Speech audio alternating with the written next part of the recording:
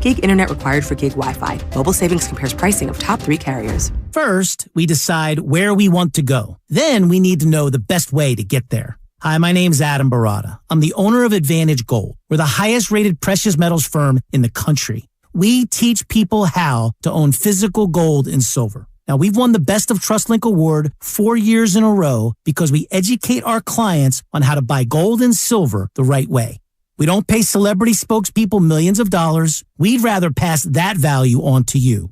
Call 800-900-8000 and speak with one of our experts. We'll send you a free gold kit along with my latest #1 national best-selling book, The Great Devaluation. Call 800-900-8000. That's 800-900-8000. Get the best information, the best process, the best service, the best value. Call Advantage Gold at 800-900-8000. Call 800-900-8000. Advantage Gold is not an investment advisor or a tax advisor. Consult with your financial advisor before investing. Kirby is your driveway mechanic. They bring the shop to you with brake replacements, oil changes, washes, and so much more. Get $50 off your first oil change with code OIL50 at Kirby.com. That's CURBEE.com and use code OIL50. Boxer & Gerson, Northern California's premier workers' compensation law firm, helping injured workers get their lives back for over 40 years. The rain is back today. Fremont, high 58. Weather brought to you by Pfizer and BioNTech. This winter, there are new COVID-19 booster shots designed to help protect against recent Omicron variants. Schedule your updated COVID-19 booster dose at vaccines.gov. It's time to wake up with a nice cup of morning roast. Featuring Fillmore's finest, Monte Hill. The pride of the Excelsior, Joe Butcher Boy Shasky. Take him out!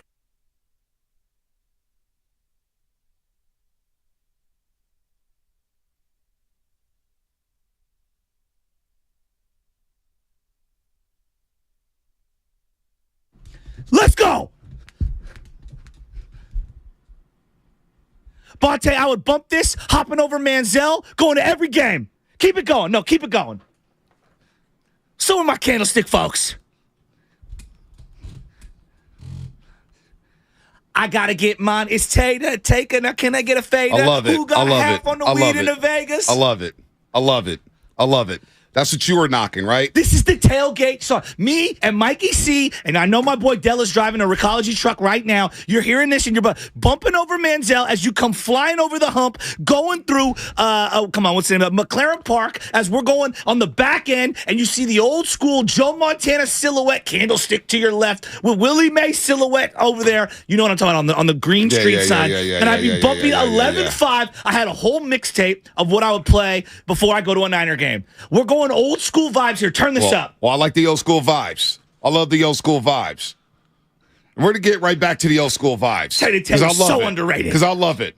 But when I get ready for a game, give it to me. I got to get crunk. Oh, yeah? I got to get loose. This is like, I'm flowing with it. I'm feeling good. It's like I'm going to a party or something, right? I'm about to mac on the chick or whatnot. 11-5's in the house. You know what I mean? I love it. The 11-5 logo. The 11-5 logo's sick. It's all-time classic.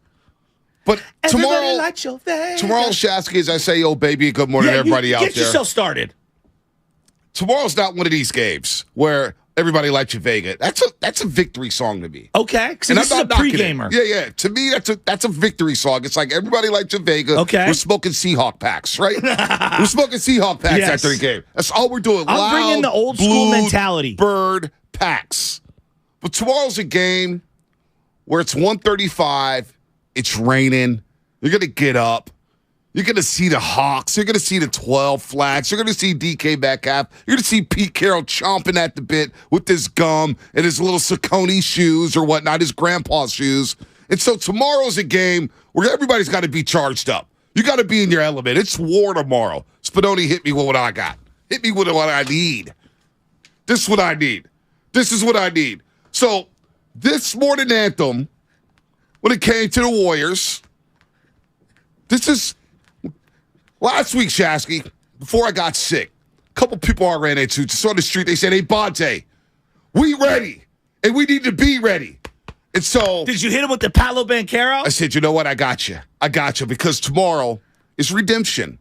It's the journey from what happened last season. Remember walking out of SoFi Stadium and how you felt and how you thought, we may not get back to this point next season. You didn't know if you would. You had a new quarterback taking the reins. Keep going. Quarterback gets hurt in week 2. You go back to old, reliable Jimmy Garoppolo, and all of a sudden, you got Brock Purdy. And Brock Purdy, is he ready? Is Deebo Samuel ready? Is this 49er fan base ready for another freaking journey into January? Hopefully that ends in February. What's up, everybody? Morning Roast here on the Frisco Friday. It's Niner Hawks, man. You brought up what else can we redemption? say? Guess what I'm putting on? Because I wanted to wear the sweatshirt for my boy Michi. By the way, can I say something about the sweatshirt? Yeah. The thing is dipped in sauce. This is one of the hardest sweatshirts I've ever seen. The thing is what? Michi L Customs on IG. Now, let me see the logos on the side. Bro, it's bedazzled. I don't even. I mean, you got Bang Bang Niner Gang. You got Super Bowl. You got Super Bowl patches. You got glitter all over it. Old school shiny. logo. I love the old school logo. The Bang Bang old school. You got the Super Bowl patches. By the way, Super Bowl patches. Custom Super Bowl logos, we need those back. Yes. We need those back. Yeah, individualized. Okay, you brought up redemption. I did. After I take this sweatshirt, because I'm already sweating right through it. Yeah, you're too You know I'm wearing it. Let's go. You know I'm wearing it. I'll never forget the moment his career ended, basically, which is sad, even though I got so much respect for him. On that play, where Seahawks fans were throwing things at my man. One of the greatest individual defensive seasons I've ever seen. This guy gave his heart, soul, blood, sweat, and tears as I throw up a 53 Navarro Bowman jersey. You talk about redemption, I don't know, I'm not saying the fans should do it. I'm talking about I want to win so bad to redeem that loss in the NFC Championship and game. You know what? And I don't know if it does, because that was a trip to the Super Bowl. This will be a trip to the second round. But it will alleviate the pain that we all felt that night in 2014 in January when the Seahawks beat the 49ers on that tip pass by Richard Sherman. But when you think back to how last season ended, Shasky, January 30th is when we walked out of SoFi Stadium. Heads were bowed. It was a long walk back to the car. You're thinking to yourself, how the hell did they lose that football game? How did that day end the way it did? When you think about the Mafia breakfast, you think about the way to the stadium, you think about the tailgating, you think about the crowd roaring when Cincinnati beat Kansas City right before the game. It was the incredible. Niners came out of there. It was 50-50. My dad eating all of our chicken nuggets. I mean, it was unbelievable. In that moment, it felt like, are the Niners ever going to get over the hump? Well, as we start this next journey through the postseason, because the playoffs are here, we're not talking about who's quarterbacking next season. I don't care. We're not talking about who's traded in the offseason. I don't give a damn what the Bears are going to do with the number 1 pick. I don't care. I am locked in on 1:35 kickoff at Levi Stadium. And by the way, Vern Glenn, KPIX, sent out the photo yesterday, and I stared at it for about 5 minutes. The red paint in the end zone with that field. That field looked better than a Rose Bowl at Levi Stadium. That turf, it looks so damn good, Shasky. Full disclosure, the old school logo, like this helmet, you see this helmet. Yeah. I love this. I think this should be at the middle of the field, agree. me personally. I agree. And I think the SF logo, as much as I like the one that has a little bit of gold in it, I prefer the one that you have right now with just the black outline. Just the black outline. No gold in it. I also love, and this is going to sound really weird, you guys, I love 2 logos that I don't think a lot of people do. Forget the shield, the NFL shield. I love the NFC logo. Oh, yeah. It's classic. The other one I really like, the National League logo in baseball. Okay. I live for that one. I don't know why. I love how in the NFC and the NFC playoffs you get that N logo, that NFC logo in the end zone with the stars inside the end. Yes. And the AFC's got their stars. Yes. They've got their red logo. Yes. I love that on the football field. I used to love the NFL logo at midfield, but I love the Niners helmet, or now they have the SF there. I would rather them go back to the helmet with the helmet. two-bar face mask, just like that. Yep. Just like that at the 50-yard line. I'm with you. And you get the NFC. Sometimes you would have the NFC logo at each 35-yard line right there. You know what I'm talking about? You. So anyway, we're fired up here. 888-957-9570. We're gonna have our keys to the game. We're gonna get a weather report, and we're gonna just talk this out. How are the Niners gonna do this? Is this the start of a Super Bowl run? Because Shasky, when 135 kicks off tomorrow, we don't want to see this team lose until next season. Can I ask a question? What's that? Sincerely, in the last, let's say, since Bill Walsh retired. Yep. Bochy, Kerr, I mean, these guys are legends. One's a 3-time World Series champion. One's a 4-time NBA champion. Why do I feel like we might elevate Shanahan above all of them if he wins 1 Super Bowl? Above Seifert? No. I'm saying since Walsh retired, I do think he might get elevated because of what Seifert inherited. I think the average fan might say, hey, that first one, I don't know. That was Bill Walsh's Super Bowl. Right? Which I don't believe is fair. I don't think that's fair. I think that's disrespectful to Seifert. I hold Seifert in high regard. Right. And I just feel like even one Super Bowl might elevate him, which is crazy to say. And I'm not disrespecting Bochy because, Bochy's my guy. I love Boch so much. And I know there's other coaches we could throw in there. Harbaugh did a great job. Dusty was awesome. Like, there's been a lot of great guys.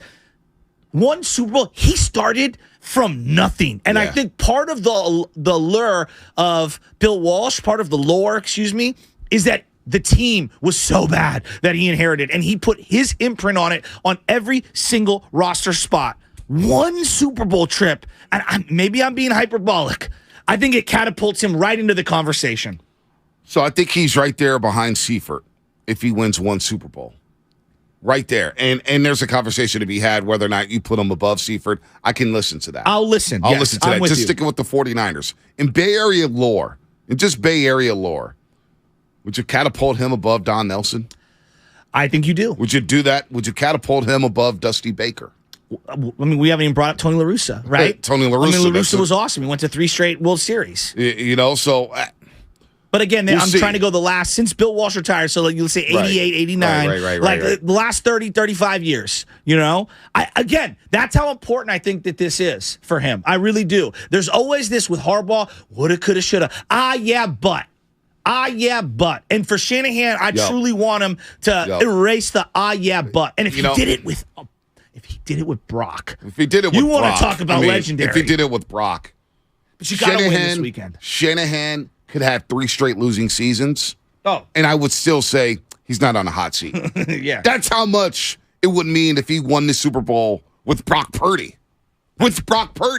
I mean, I still can't believe Doug Peterson got pushed out. And I know he got in a fight with the owner. Right. But thinking about what he did and now seeing what he's doing with Jacksonville, I think a lot of people are going to have buyer's remorse if they ever move off of someone like a Doug Peterson who did what he did when he did it with that quarterback, who we all saw was mediocre. Yep, no doubt. So, we could talk about legendary stuff. We got to get through Seahawks. I know. We got to get through the Seahawks. I know, I'm getting ahead of myself. It's the wild card round. There's a long way to go before we start talking about Glendale, Arizona. Glendale, Arizona is a long, long, long way away.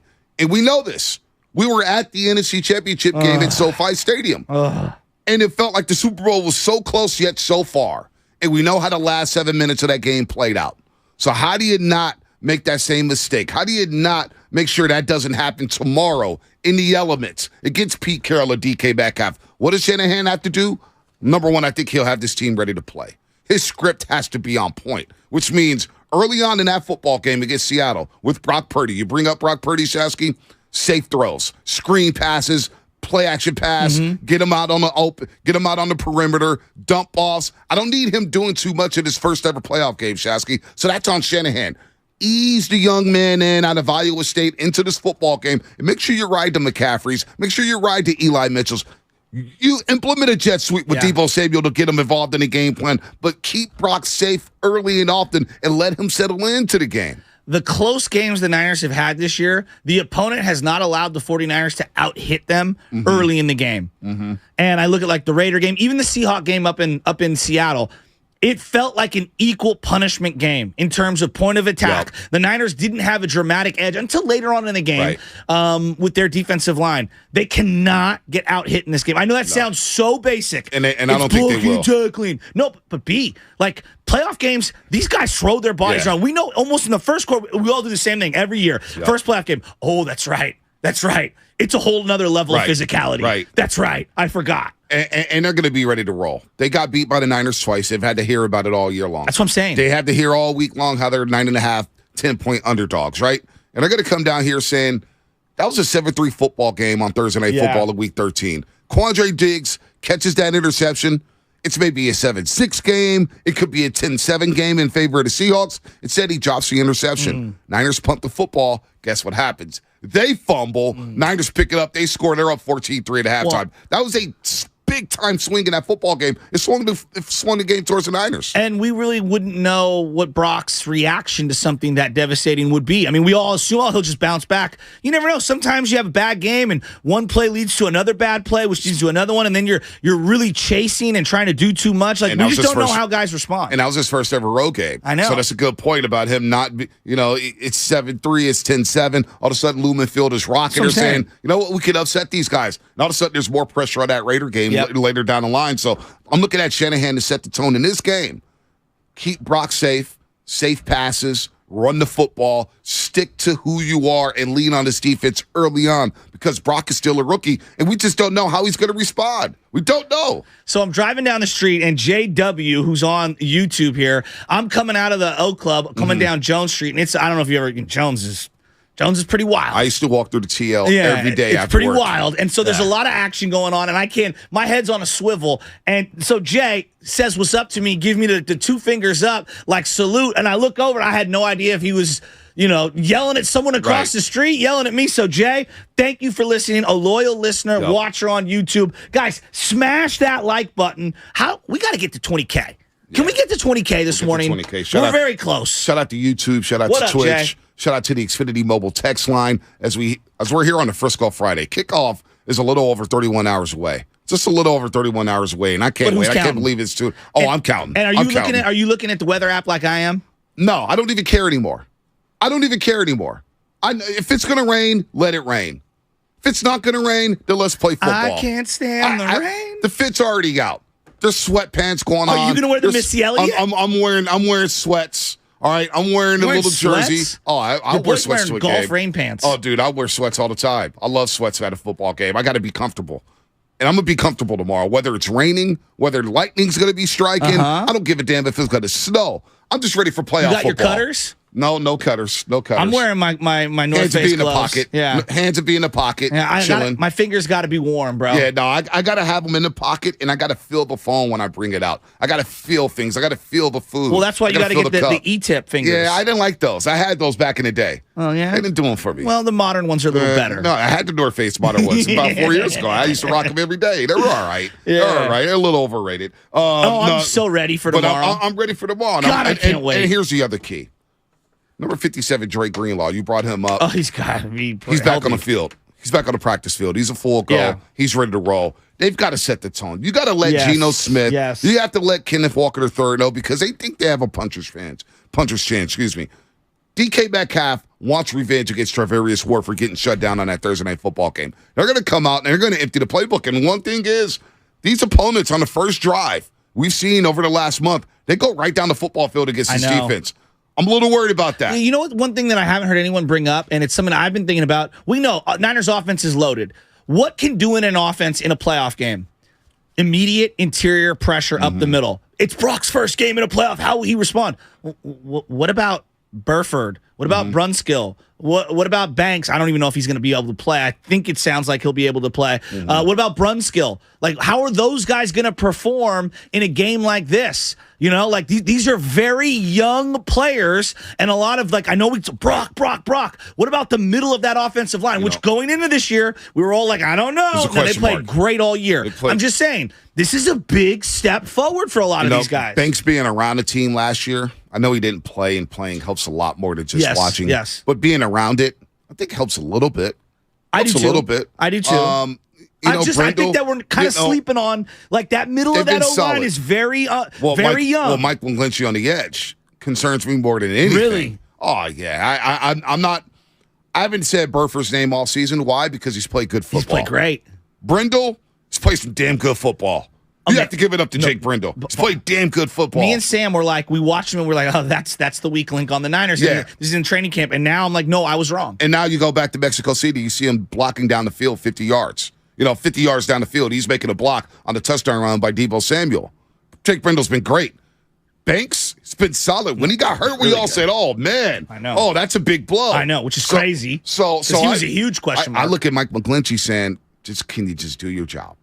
Can you do your job? Can you block? Who's the X factor on offense or defense, Niner fans? I'll let you know on the other side. 888-957-9570. X factors, keys to the game. Brock Purdy's first ever playoff game. How How fired up are you? Are you going to go to the game? I know there's some watch parties going on. I'll shout out some watch parties in a second. If you can't make the game at Levi's Stadium, watch party Willard, yeah, no doubt. But I'm not sure he's going to invite the roasters. I'm not sure him and the roasters get along. Anyway, we're going to do much more. Alex in Atlanta, again, he bought a Morning Roast t-shirt. Did you buy yours? Get yours at 957thegameshop.com. What's coming up on the game, sponsored by calhope.org and Department of Health Care Services.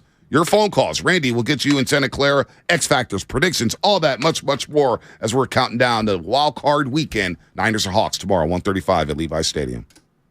Life is uncertain. It's okay to feel stressed, anxious, worried, or frustrated. CalHope can help. Access CalHope's free and secure mental health resources. Call 833-317-4673 or live chat at calhope.org. It's a Football Friday on 95.7 The Game. Ayuk wide open. He's got it for the touchdown. Brought to you by Zenni, the official eyewear of the San Francisco 49ers. Shop from over 3,000 styles at 80% off retail prices. Exclusively at Zenni.com.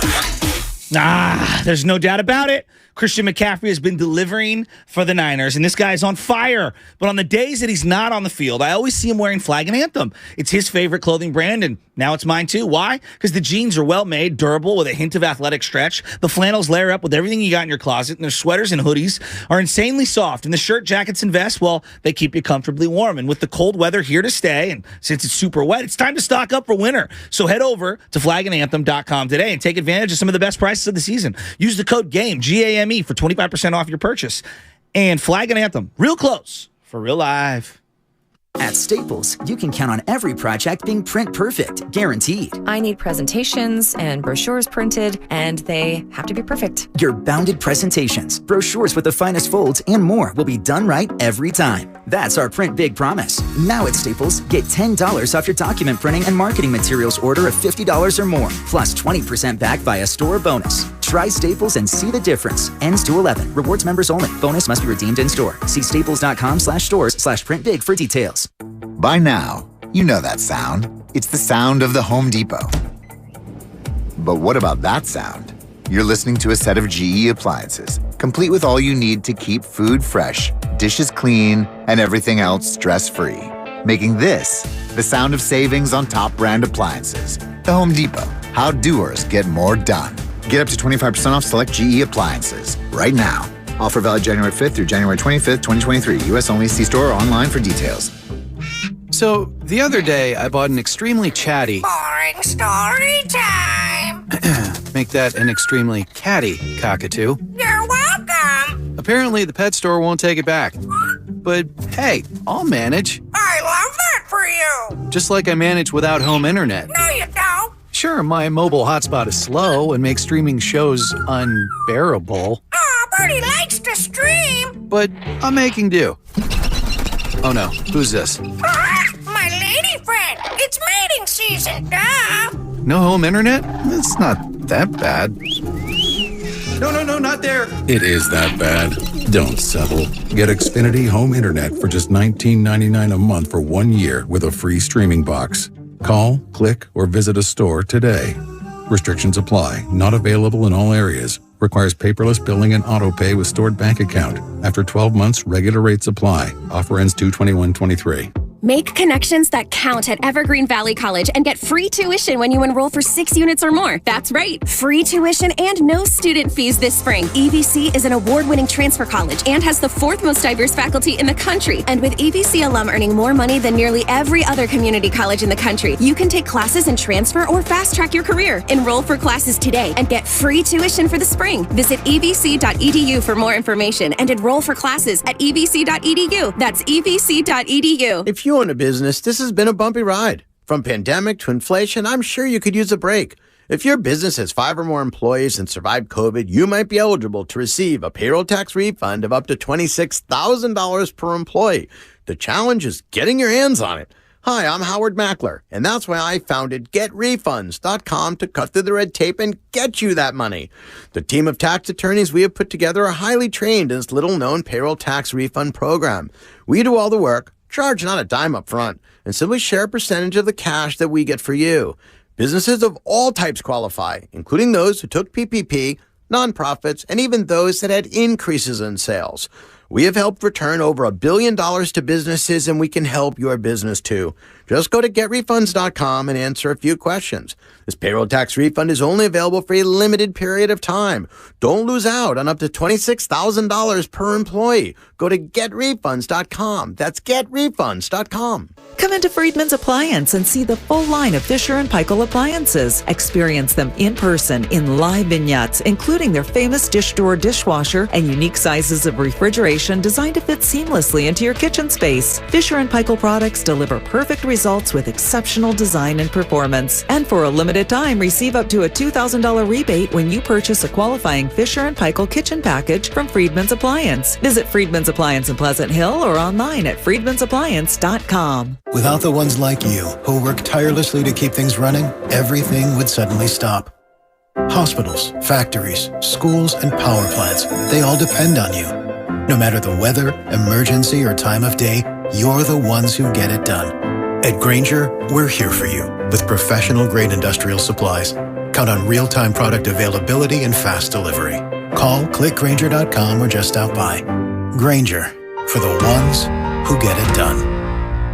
I wanted to know why some people who get COVID-19 get it so bad. I found out it may be because they have a high risk factor, such as heart disease, diabetes, being overweight, smoking, and asthma.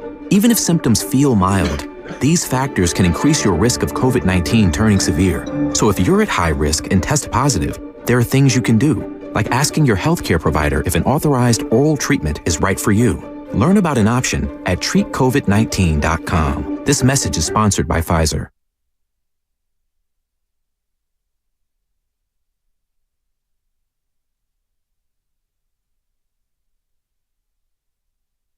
Come on, man. You got Larry June in the building. You listen to the Morning Roast, and we're doing numbers, man. Good job, Morning Roast. Sock it to me. Hey. Yee! What's up, Larry June? As I look at the Xfinity mobile text line 510, talking about X factors. Hufanga not over pursuing and getting burned will be an X factor, along with Lenore not getting burned on the corner. Cannot give up big plays to Seattle. I totally agree. DK Metcalf could take a 10-yard slant and go 90 yards to the house. He's that good. Tyler Lockett could go out there and catch a 20-yard pass and go 80 yards to the house. So they've got some home run hitters, no doubt about that, 510. Hufanga over pursuing, not keeping his eyes in the backfield. Where's your eyes at, Hufanga? Where's your eyes? Look at me. Yeah, don't be picking in the backfield. Is this Radnich or what is this? I don't know. It's the Road to Glendale, brought to you by Barra West Credit Union, working for you today, tomorrow, and together. Jeremy Fowler, 7:30. Jessica Birch from upstairs at KCBS is going to give us a weather update at 8:30. People want to know about the rain. What would the track look like? KPIX. No, she's KPIX. I thought it was KCBS. I think she works for both, though, guys. I think she works for both. Okay, I was told KCBS, but KPIX. Yeah, I think they she does stole both. Langford. That's all we know. So there you go. Yeah, well, I thought it was going to be Langford giving us the weather report. I'm nice guy. How is nice guy doing? He's tweeting a lot these days. Is he? He's not getting Is enough he a touches. reporter? He may not be getting enough touches upstairs. I'm saying every time I look at Twitter, He's got the guru-itis? Dude, what's the guru-itis? Well, Explain. sometimes he thinks he doesn't get enough touches, and I don't blame him. You know, since we're here, we're going to get to Randy in just a second. I mean this because I love him. I was listening to the beginning of Steiny and Ghouls in the car. Steiny was like, was this before? Okay, I'll keep going. No, don't bring that up. There's no need. Steiny was talking about the changeover. He's like, Willard controls the changeover. He determines whether or not we go the full segment or if we get out early. Oh, so he's the ball hog. He's the ball hog. He does it during both changeovers. I look at Willard, I'm like, all right, Willard, I'm packed up, ready to go at 9:10. And he's like, all right, well, I want to throw this one at you guys before you leave. And then, of course, you take the bait, and we're here till 9:26. But Steiny was bringing up, like, But the irony of that, before you continue, is that he wants me to engage, but then doesn't want to argue with me. Right. No, I'm not here to argue, fellas. Not with anybody. No pushback whatsoever. Well, wait a minute. Like, when you rattle the cage of the lion, you got to know what's going to end up happening. Here's the thing with changeover. It's story time with Willard. He has a story. It takes you from 9 o'clock to 9:07. Me and Mark Wahlberg. It's about a 7-minute story, and I'm thinking to Me and myself, Bucky Brooks. boy, my ADD is really kicking air right now, man. I'm trying Me to and stay. Rich Hornberger. I can barely listen to you for 30 seconds. I didn't listen to Willard for 7 minutes. Story time around a campfire. Anyway, Steiny was talking about like being in the Marshmallow A chair. Mark? Oh, we love you. So Steiny's talking about like, I spend about 2.5 hours in the A chair. Willard spends about 3. And if you look at Bonte from 6 to 9:30, he spends 3.5 hours in the A chair, by far the most. And I'm thinking to myself, damn, I didn't get a raise. Wait a minute, I'm spending the most time in the A chair. Willard spending 3 hours, and then Steiny just 2.5. I didn't get on a Steiny program where I'm in the A chair for about 2:45, 3 hours. Well, my pushback to Steiny would be like, you probably asked the most of your producer. Oh.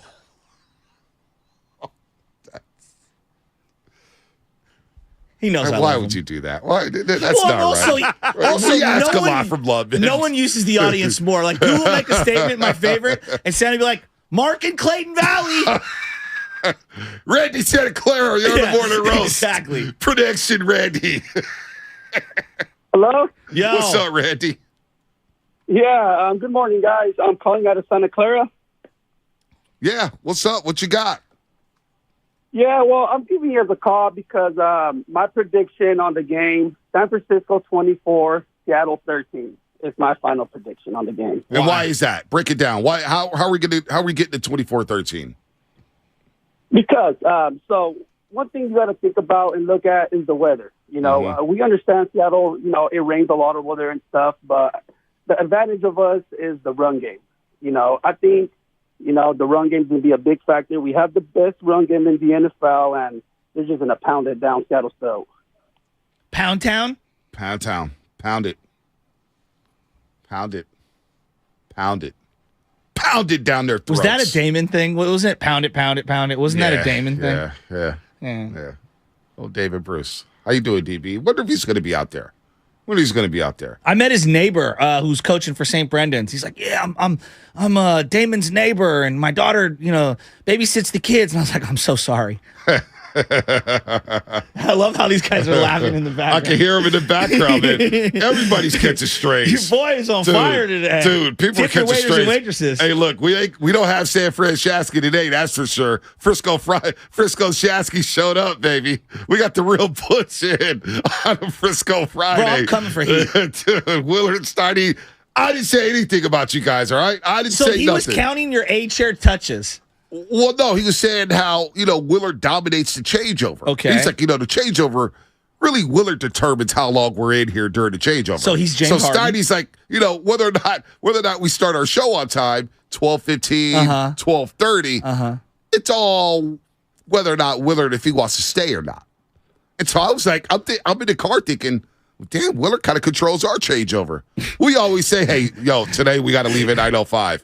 And then next thing you know, it's 9:26, and I'm reading the sponsor going out to break, thinking, how the hell did that happen? Oh, because Mark Willard likes to ball hog and tell stories. And then, before you guys leave, one more thing. We're going to throw this out there to the audience.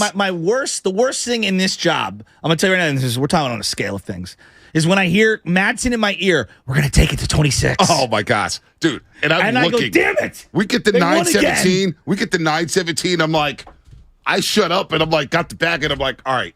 We got 3 minutes to get the hell up out of here. And then somebody says something, and then I just see Spinoni, take it to 26. So this is what we need from here on out.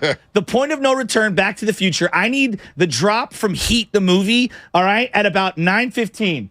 You got to be able to drop everything you have, not one thing that you love, and just split. Whatever that drop is, it's somewhere on there. Pacino and De Niro, one of the conversations, they're sitting at the coffee at the diner. You remember that one? It's like the first ever scene between the two of them where they're actually in the same picture. I want that. We got to pull that up, and that's what we're going to play at 9:15 so we get the hell on out of here. Well, by the way, Andrew McCutcheon returning to the Pittsburgh Pirates for a one-year deal with a news dump. He's going to go tutor O'Neal Cruz and Bryant. Keyshawn, what is it? Keyshawn Bryant? Yeah. Brian Kershawn. Yeah, I think it's Kershawn, isn't it? Yeah. Isn't it Kershawn? Key Brian Hayes? Key Brian Hayes. Key Brian Hayes. Oh, Key Brian Hayes. And then they also have the number 1 overall pick this year. Yeah, that's. I would say so. Well, and Brian, We're acting like Brian Reynolds is like Mickey Mantle. Like, the amount of He would people, be on this Giants team, though. No, he would not. But the amount of people who want to trade for Brian Reynolds he's closer to Denard Span than he is Mickey Mantle. Who are we kidding? It was Jack Cust. Jack Cust. Wow. Jack Cust, number 32, right? He's the left-handed Darren Ruff. Oh, man. Am I wrong? That is a good comp. Changeover should be rebranded as Storytime with Willard. It is like Storytime with Willard. Former NFL player, former baseball player, former scout. Why we got to do this? I'm not doing anything. Let's move on, man. What's coming up on the case? Sponsored by Zinni, the official eyewear of the San Francisco 49ers. You know the Niners are back in the playoffs, so Zinni's back in the picture. Oh, all day. No doubt about it. Shop from over 3,000 styles at 80% off retail prices exclusively at Zinni.com. You still have your Zinnis from a couple years ago? Oh, yeah. Somewhere? You don't even know where they're at, huh? I gave them away. Oh, okay. I had some 49er brand new ones I gave to some kids. All right, that's good. That's good. Give them to my nieces, All right. you know. X Factors tomorrow. We got an X Factor about Hufanga. You got X Factors. I got X Factors. Seahawks Niners tomorrow. And we need some more Frisco anthems. Yeah, we need Frisco. Yeah, you work on that. I got one coming up. Frisco anthem? Just no different ones. Like anthems that we used to play going to when it's a big game. What are the anthems that you play to get yourself hyped up? Yeah. I like that. What song do you need? What song do you need to get you going? I got one. Don't even have to be a Frisco. It doesn't even have to be a Frisco song. Could be some R&B. Could be, Darrell. Ain't nobody listening to Keith Sweat to get fired up. I was like, Darrell, what did you listen to going into a game? He's like, dude, I should play that R&B. It relaxes me. Sometimes I need that. I'll play some R&B. Not for an NFL game. Dude, sometimes for an NFL game, I need to be relaxed. I get it for Darrell against, Orlando on a Tuesday night. This is the damn Hawks and Pete Carroll, and it's the playoffs. Shasky, if I want to play some Janet Jackson on the way down, I'm kidding. Hey, Rhythm Nation is one of my sister's favorite. She bumped that tape till it literally broke. Dude, come on. Put some respect on JJ. What was the other one? 1840, 1854, or 1804, something. Anyway, all right, we're going to break. We'll be right back. It's a Football Friday on 95.7 The Game. This one is juggle pick. There goes Hufanga. Brought to you by John Vai's Bay Area Houses. Thinking of selling your home but don't want to deal with repairs, cleaning, realtors, photos, and showings? With John Vai's BayAreaHouses.com. You don't have to do any repairs or pay any commissions. Visit John Vai's BayAreaHouses.com. The other day, I bought a cockatoo. Hello! He's a handful, but I'll manage. Just like I manage without home internet. Sure, my mobile hotspot is slow and makes streaming shows unbearable, but I'm making do. Oh no, who's this? It's mating season. No home internet? It's not that bad. Don't settle. Get Xfinity Home Internet for just $19.99 a month for 1 year with a free streaming box. Call, click, or visit a store today. Restrictions apply. Not available in all areas. Requires paperless billing and auto pay with stored bank account. After 12 months, regular rates apply. Offer ends 2/21/23. At the UPS store, we know this upcoming holiday is when things can get busy for small business owners. Exactly. My to-do list and I don't take days off. That's why you can count on us to be open and ready to help with every small business need, whether it's packing and shipping or if it's just to check your mailbox. That's almost everything on my to-do list. My list and I can take the day off. Your local, the everything to help you be unstoppable store. The UPS store. Be unstoppable. The UPS store locations are independently owned. Product services, pricing, and hours may vary. See Center for details. If your resolutions include more energy, stamina, fire in the bedroom, or losing weight once and for all, listen up. Thousands of proactive patients have met or exceeded these goals with the caring team at Balanced Medical Solutions, the Bay Area's premier vitality clinic dedicated to helping all patients enjoy long, healthy lives full of energy, vigor, and sexual satisfaction. Until the end of the month, mention this station to get an evaluation with comprehensive labs, including hormone tests for only $69. Call now 510-679-3300 or visit balancedmedicalsolutions.com. Johnny Mosley here with your Friday Toyota Tahoe report. While Mother Nature is still making up her mind, load up the Toyota and get on the road because the weekend is better in the mountains. Thanks, Johnny. We're expecting rain this morning, turning into snow later in the afternoon as temperatures drop. Snowfall will continue through the night with 3 to 5 inches of snow expected. This report has been brought to you by your local Toyota dealers. Check out Toyota's full lineup of mountain-ready all-wheel drive vehicles. Toyota, let's go places. Hey, what's up? Mark Willard here for the Game Time app, the absolute best way to find your way into the hottest games, concerts, and events in your area at the last minute. My son actually turned me on to the Game Time app. He used it to get into a Padres-Giants game in San Diego this year. He's 15. He was like, Dad, I can get into this game tomorrow for like $15. I told him, you should do it. The Game Time app offers amazing last-minute deals on tickets, and with the NFL playoffs right around the corner, the Game Time app is where you'll want to be. But it's not only pro sports. I was looking at the app today to find Louis C.K. tickets. Ed Sheeran is coming to town. All the events, all in one spot with great deals. Game Time is the fastest growing ticketing app in the nation, and with these deals, it is no surprise. So download the Game Time app, enter your email, and redeem code THEGAME for $20 off your first purchase. Terms apply. Once again, enter your email and redeem code THEGAME for $20 off. Download Game Time today. Last-minute tickets, lowest price, guaranteed. I bet you folks are glad to be done with your shopping. Hopefully, all your gifts went well. But there's one last store to visit, this time just for yourself. Your chance to get one of the top-rated Samsung, LG, or Sony TVs at a crazy low price. Where? At Video Only's year-end clearance sale. A great way to end the year. If you don't check out these deals at Video Only, you'll be sorry. Investing is confusing. Dawn raids, triple witching hour, candlesticks, crown jewels, bears, bulls, bear hugs, blue chips. It's one big word salad of uncertainty. Fortunately, Fremont Bank now has incredible rates on their savings accounts and CDs. And while savings accounts and CDs may not be known for their great rates at your current bank, at Fremont Bank, you can get great rates from a great local bank. To learn more, stop in or visit us online. We'll explain it all in plain language. Fremont Bank, serving the Bay Area since 1964. Member FDIC. Every week, Damon and Rattle go inside the 49ers locker room.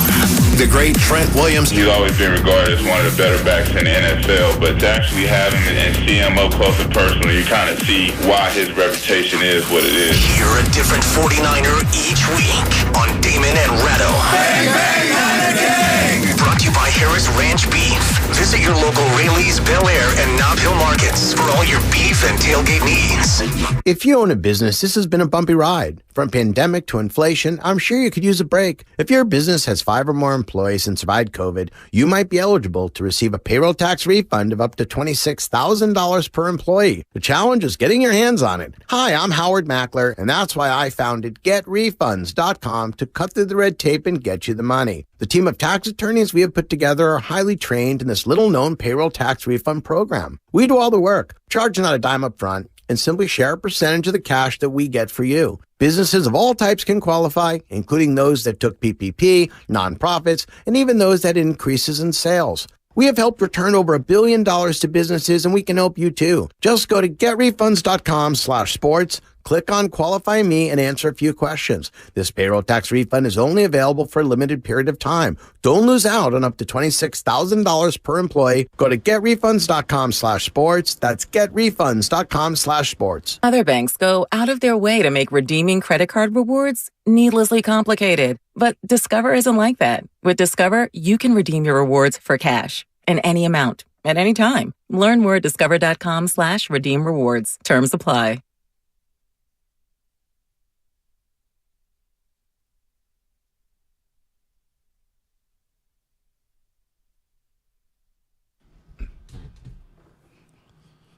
The Morning Roast is live on YouTube right now. Take it away, Bonte. All right, Steph, keep the beat up, Spadoni. Keep the beat up. Come on! Keep the beat up. You're a Wall Street hustler? Keep the beat up a little bit. This is Filmo. So I got to do this. Let that beat ride, drop it, fade it just a little bit. Because one of the most iconic plays in this rivalry happened up in Seattle. Our boy P. Willie. This is going to get you fired up, Shasky. Over center, going to throw. Has time, goes for the end zone. Ball deflected. Niners pick it up off the deflection. Patrick Willis back up the right sideline. Beats one man. Gets by Hasselbeck. Needs a block. He's down to the 40, the 35. Can he run fast enough? 20, 15, 10, 5. Touchdown, 49ers. Oh, what a bonanza. 85 yards deflected. Interception, touchdown for Patrick Willis. Great Starkey on the call. One of the more iconic plays in that rivalry. Patrick Willis is coming out party up in Seattle. The breakaway speed, the juke move. This is what's happening right now. This is what's happening right now with Niners and Hawks. Who's going to make their signature play tomorrow? Who's going to be the next 49er or Seahawk to make their signature play? Drake Greenlaw's had a couple of them against Seattle. Is Brock Purdy going to make a signature? George Kittle? Nobody's talking about George Kittle this week. How about the back end of this secondary? Hufanga, Charvarius Ward, obviously Diamondor Lenore, Gibson. I think this is a big game for the secondary. Couple of pass interferences. Couple of missteps. Couple of breakups. Couple of interceptions. Total different game. Wouldn't you agree? Absolutely. A big-time game. Turnovers in playoff games will have you bowing out in the first round. It'd have you one and done. I'm looking at, everybody's bringing up the secondary, and nobody's talked much about George Kittle this week. Did you see him last night? He was tweeting about PG&E and his power being off. For X amount of days in a row. Wow. Yeah. I wonder it's been happening a lot. Around Westboro, power was out. Yeah. Folks over there dealing with that Westboro Square where they have the Phil's Coffee, the Bonchon wings. You ever had Bonchon wings? Oh, yeah. They hit hard. Yeah, but anyway, the people who live over there, residents who live over there, lost a little bit of power all week long, too. So George Kittle losing his power. Hopefully he gets some power restored. But the power against the Seahawks the last 2 times out for George Kittle, he's been dynamic. Yeah. Just dynamic. 13 catches, over 274 yards, 4 touchdowns. He's been a problem. And now you add in Deebo Samuel to the lineup. We always talk about tone setters, right? And Patrick Willis was a tone setter. You heard the highlight. Patrick Willis set a tone. The jersey you're wearing right now, Navarro Bowman, 53, he set a tone. Bo's one of my favorite players of all time. Drake Greenlaw sets tones. Fred Warner Jr. sets tones. But we talk about George Kittle, especially in 2019, when he gets the ball early and often, and he's breaking tackles, and he's getting first downs, and he's getting this little first down. I love that. It's a tone setter. Yeah. It's a physicality. It's a mentality. When he spikes those touchdowns, there's something about that. It's got a Brent Jones feel to it for me. No doubt. The guy that I'm going to keep going back to, my X factor on offense, it's without a question, it's Deebo Samuel. You won a game up on Thursday night where it was way closer than we wanted. The offense felt a little, in comparison to the other weeks, a little stagnant. Obviously, the familiarity of the opponent factors into that. They just missed that dynamic playmaker on the edges, on the screen game, on the jet sweep game, down the field, in the middle of the field. They need somebody to free up Ayuk, free up Kittle, and I think having Deebo on the field, as well as Christian McCaffrey, I think we're going to see the full arsenal on display. Let me ask you this. Do the Niners need a big Deebo game to win this Saturday? No, they just need him on the field because he is so – if you forget about Deebo, you give him one-on-one, he's running right through you. Like, he's one of those kind of players. And so I think that you have to account for him on the field. And when you had Christian McCaffrey and Kittle and Ayuk, that's you're loaded. When you add Deebo, I know. Now it's pick your poison. And they haven't seen Deebo, Kittle, CMC on the field at once. My favorite part about the old Niners was that you didn't know where they were going to go. They'd spread it around. We go to Brent, we'll go to Ricky, we'll go to Roger Craig before that, we'll go to Taylor, we'll go to whoever, Rice. right? Yeah, Guys are going to be open all down the field. And I think the beauty of where they are now is like it could be a Kittle episode. This is when the Warriors were great. It's a Clay episode, it's a Steph, it's a Dre, it's a Durant. Like, what episodes are going to be tonight? I think Deebo is due for a huge playoff push. They've been kind of waiting him on ice all year. This may not be the year for Deebo, though, in the postseason. Because he had a big one last year. I don't think you can win a Super Bowl without Deebo. I'm with you there. I don't think you can win one without Deebo. However, I think he's prime time. However, last year was the postseason of Deebo Samuel. He carried that offense. No doubt. He scored a touchdown every single, or except the Green Bay game, but he made the signature plays in the Green Bay game. The quick slants, running out of the backfield. The Dallas game, of course, that great handoff out of the gun run. The NFC Championship game where he gave the Niners a 17-7 lead, or tied the game up with a big-time run. Deebo Samuel had a monster postseason a season ago. Has George Kittle had a big-time postseason yet? This is the NFC Championship game, he had a couple of huge plays, especially right before halftime. He had the touchdown catch. Yes. He's had some big plays. Green Bay just couldn't guard him. They ran the ball so much in that first run. And then last year, it just felt like they had to have him as an inline blocker because of some of the woes on the offensive line. And when Trent Williams hurt his ankle, I think that really screwed up George Kittle's effectiveness. And let's call it what it is. Jimmy missed Kittle on a bunch of plays. So first play of the NFC Championship game last year, or the first series, it was third down. Third snap, he's wide open. It could have been 6. So you got that, right? You got the misses in Super Bowl 54. For whatever reason, Jimmy and George Kittle couldn't get on the same page. George Kittle's running wide open. His biggest impact in the postseason so far as a blocker is a blocker. Yes. You think about the audio against Minnesota where they run the ball 12 straight times, and he's like, hey, let's keep running the ball. Let's keep running the ball. Let's keep running the ball. His biggest postseason play was negated. It was before halftime in the Super Bowl against Kansas City when Jimmy threw, I think, the greatest throw of his 49er career, and they got the OPI. So he got the OPI there. He got the OPI.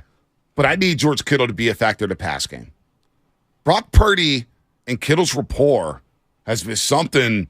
I mean, 7 touchdowns in the last 4 weeks. I know. And the toe tapping and the stuff near the sideline, that's the most impressive to me. High putting the football, the deep route, the deep shot against Washington, the big play against Washington, the 2 touchdowns against Seattle, the tight end screen, the middle screen there.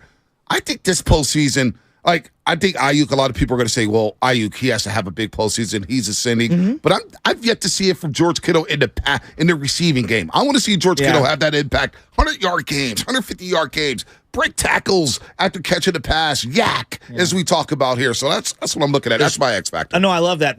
I think that the biggest under-the-radar thing for this game and just their whole postseason, the field goal game and the punt return game. You know, like Ray McLeod has been pretty good this year. He's been pretty good. Me, personally, I have PTSD from all punt returners in 49er playoff history. I just do. And last year, they were the much maligned special teams. They were so bad, and they came through with the huge time play to Jordan Willis to block that punt. It was just all time. But if we're being honest here, I really like him. Robbie Gould scares me, especially in conditions like this.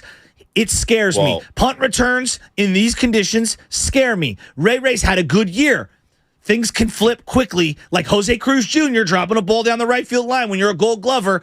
Things can change quickly in these postseason games, and every return, every field goal attempt is magnified. I just worry about special teams because things happen in these games. Well, Robbie Gould did miss a kick week 13 against Seattle. And Seattle thought they had a punch or shot after that. Right. He could have nailed. He could have iced the game against the Raiders. He could have iced Perfect the game. conditions. It would have been 24-6. Seattle has no shot. Instead, they go down the field. It's 21-13. It's like, if they get another stop, they may have a shot. You bring up the Raiders game. To win it in regulation, now you got to go to overtime. Now in overtime, you have to get a stop. You get a turnover, and you win the game there with a chip shot field goal. Let's just hope it doesn't come down to a Robbie Gould field goal kick. I don't want it to come down to kicks. Don't. Because that would be, I don't even want to put it out there. I don't want to manifest this or anything like that. But say Robbie Gould. He goes out there and he misses a kick. It costs you a ball game. It would be the last kick he ever makes as a 49er. I guarantee you that. Maybe in the NFL. Maybe in the NFL. Maybe. I mean, Mike Kofer, to this day, is remembered for most Niner fans by missing field goals in the playoffs. We call him Mike Choker. This segment is presented by John By's Bay Area Houses. Thinking of selling your house but don't want to deal with repairs, cleaning, realtors, photos, and showings? With John By's BayAreaHouses.com, you don't have to do any repairs or pay any commissions. Visit John By's BayAreaHouses.com. That is John By's BayAreaHouses.com. Let's go to Les up in Sacramento. 888-957-9570. What is your X factor for tomorrow? What is your X factor? Les, what's going on? Les. Hello. What's up, Les? Okay, there we go. Hey, what's happening? Hey, so check it out, fellas. You know, growing up a Niners fan, I'm 46 years old. You know, I got some butterflies in my stomach every year when, we go to the playoffs. But the thing that's encouraging this year is that the X factor in this game and in the rest of the playoffs on the road to the Super Bowl is McCaffrey, because we finally have what we faced years ago, and that's Marshall Faulk. We have that guy. When it's 3rd and 3, he can get 3rd and 4. When it's 3rd and 5, he can get 6 yards out of it. Y'all remember when Lee Woodall would make those tackles, and it's like, he got that yard.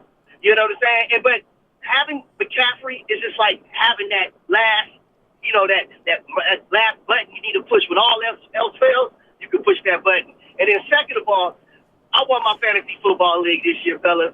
That's another reason why we're going to be successful. And y'all can ask Guru about that one. Other than that, keep that energy coming this morning. I don't even need my cup of coffee listening to y'all. Let's go. Wow, Les. And he took a shot at Guru. Great call. A big shot at Guru in the fantasy league.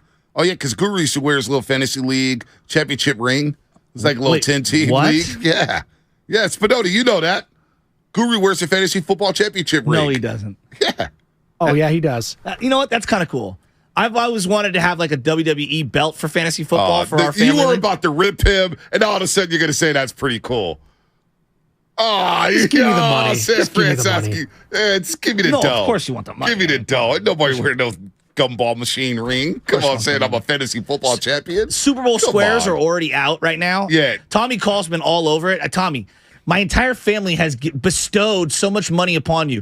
Kick your boy down a little. Get that cut. So, you know how we There's talk about $500 square, by the way. So listen. We always discuss, are you replying to text messages? How many text messages do you have on read, unread, emails that you don't answer? So Tommy Call, I guess he sent me something Monday with the Super Bowl squares. He sent me photos. Super Bowl squares, big dog. I got squares if you're interested.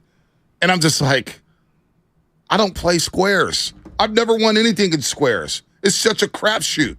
Michelle put down some money on the squares. Did you? Yeah, well, we're like, family together. Yeah. And my dad was the only one who's like, I want to pick where my square is. I'm like, it's such a randomness. Like, get out of here, Dad. Yeah, Tommy Call. I'm not doing the squares. It's too much money.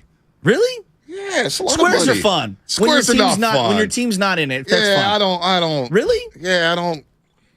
I guess. I don't know. Maybe I'm different. You are definitely different. Yeah, it's never been a fan of the squares. Okay. So sorry, Tommy Call. I haven't replied because I'm still thinking about whether or not I want to do it. $500 squares. That's big time. So you got to spend $500. Yeah, and Crow comes at me with Crojan out there. So he goes, let's go halves on one. So you have to pay $500 for. So you have for one the entire square. Yeah. Full of. It's all $500. Yeah, that's the big boy pot. Tommy Call's rolling in money now, huh? Well, I mean, I don't want to put his business on the street. He's doing well. He married well? Yeah, I don't know about that. I love Amanda, though. She's a sweetheart. I love Amanda. Making a lot of brisket these days, I see that. Yeah, he does. So he also covers the Warriors? Oh, yeah. Tommy Call. I love Tommy Call, man.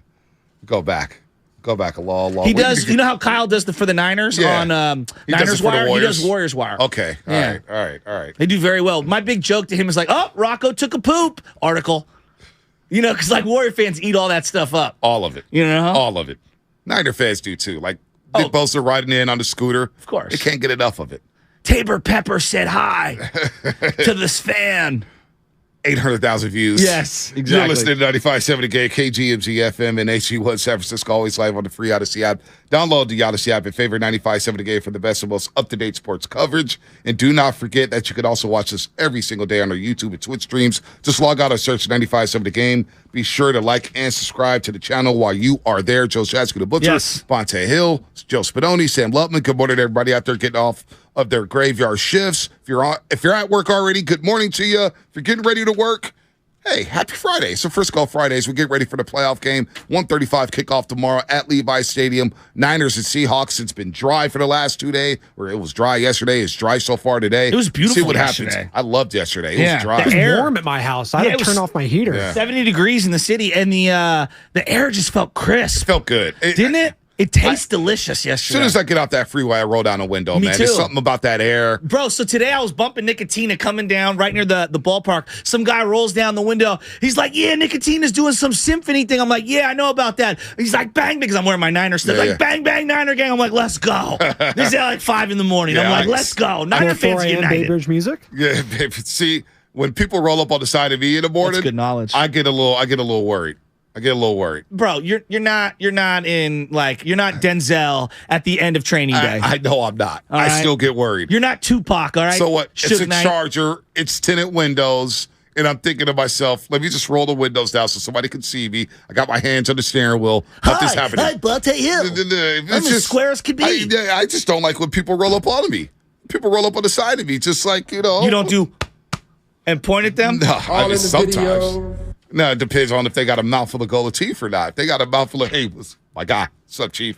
What's up, boss man? What's my favorite thing in the world, and I can't wait for it, is when Saturday comes around. I used to love it at Candlestick, where you'd come down, I'd go up and over Manziel, I'd come down San Bruno, take that left at San Bruno at the bottom near Phillips Saliburton, and then I'd hang that right like I was going toward the stadium, all right?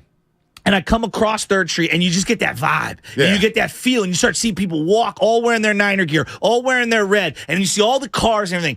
I can't wait until Saturday morning as I drive on down and I hit up the, Great America Parkway? Yes, and I hang that right, and then I come up and over the freeway, looping over to the left. You start seeing the flags. Yes, and I see everybody walking, and I see all them dorky Seahawks fans. I just became a Hawks fan 6 years ago fans. Hawk fans are arrogant. They're the worst. They remind me of Oregon Duck fans. In brand new jerseys. They remind me of Oregon Duck fans, where it's just like, they think they've won everything.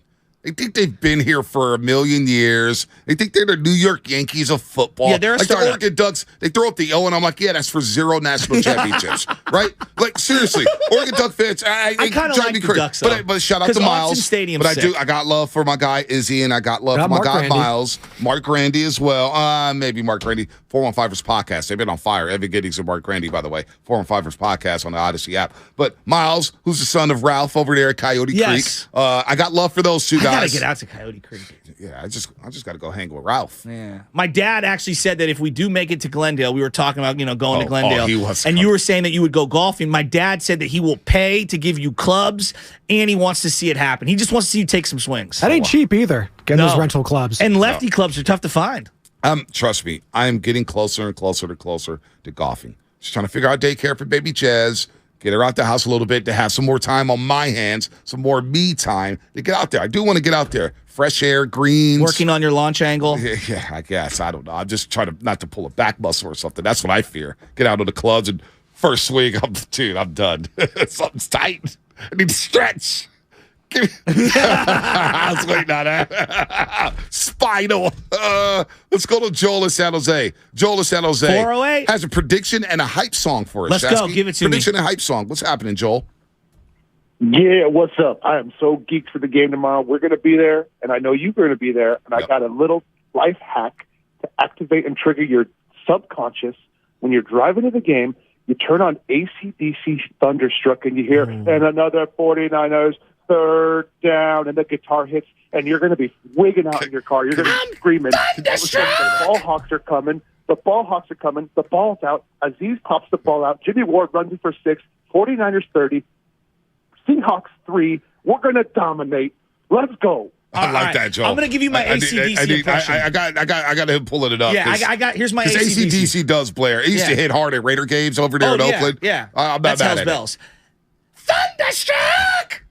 Oh, yeah, this You is. gotta hit it. Oh, this is AC/DC? Come on. When they do the third down? Yes. So this comes on and Baby Chaz starts moving ahead, right? And everybody, gets up. And there's this one guy who's at the bottom of section 227. Bald white guy. He gets up and looks at everybody. And he just waves it up. And I look at him and he looks and he goes, get your ass up. And do you get up? I get up.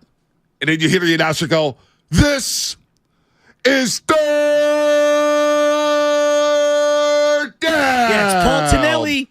Shout out St. Ignatius. That's Tonelli on that mic? Yeah, you didn't know that? I had no clue that was him. Yeah, it used to be Bob Sarlot. It's been Tonelli for I didn't know that was Tonelli. Yeah. No wonder he's up there parading around in the press box all the time. He's always at Glen he's Eagles. always up there with Bluford, the former coach at SI, former football coach. Yeah, remember Blue? Wait, turn the music back up. I want to. You've been thunderstruck. You got to have the voice like that. You can't just do thunderstruck. You got to change your voice. I like that.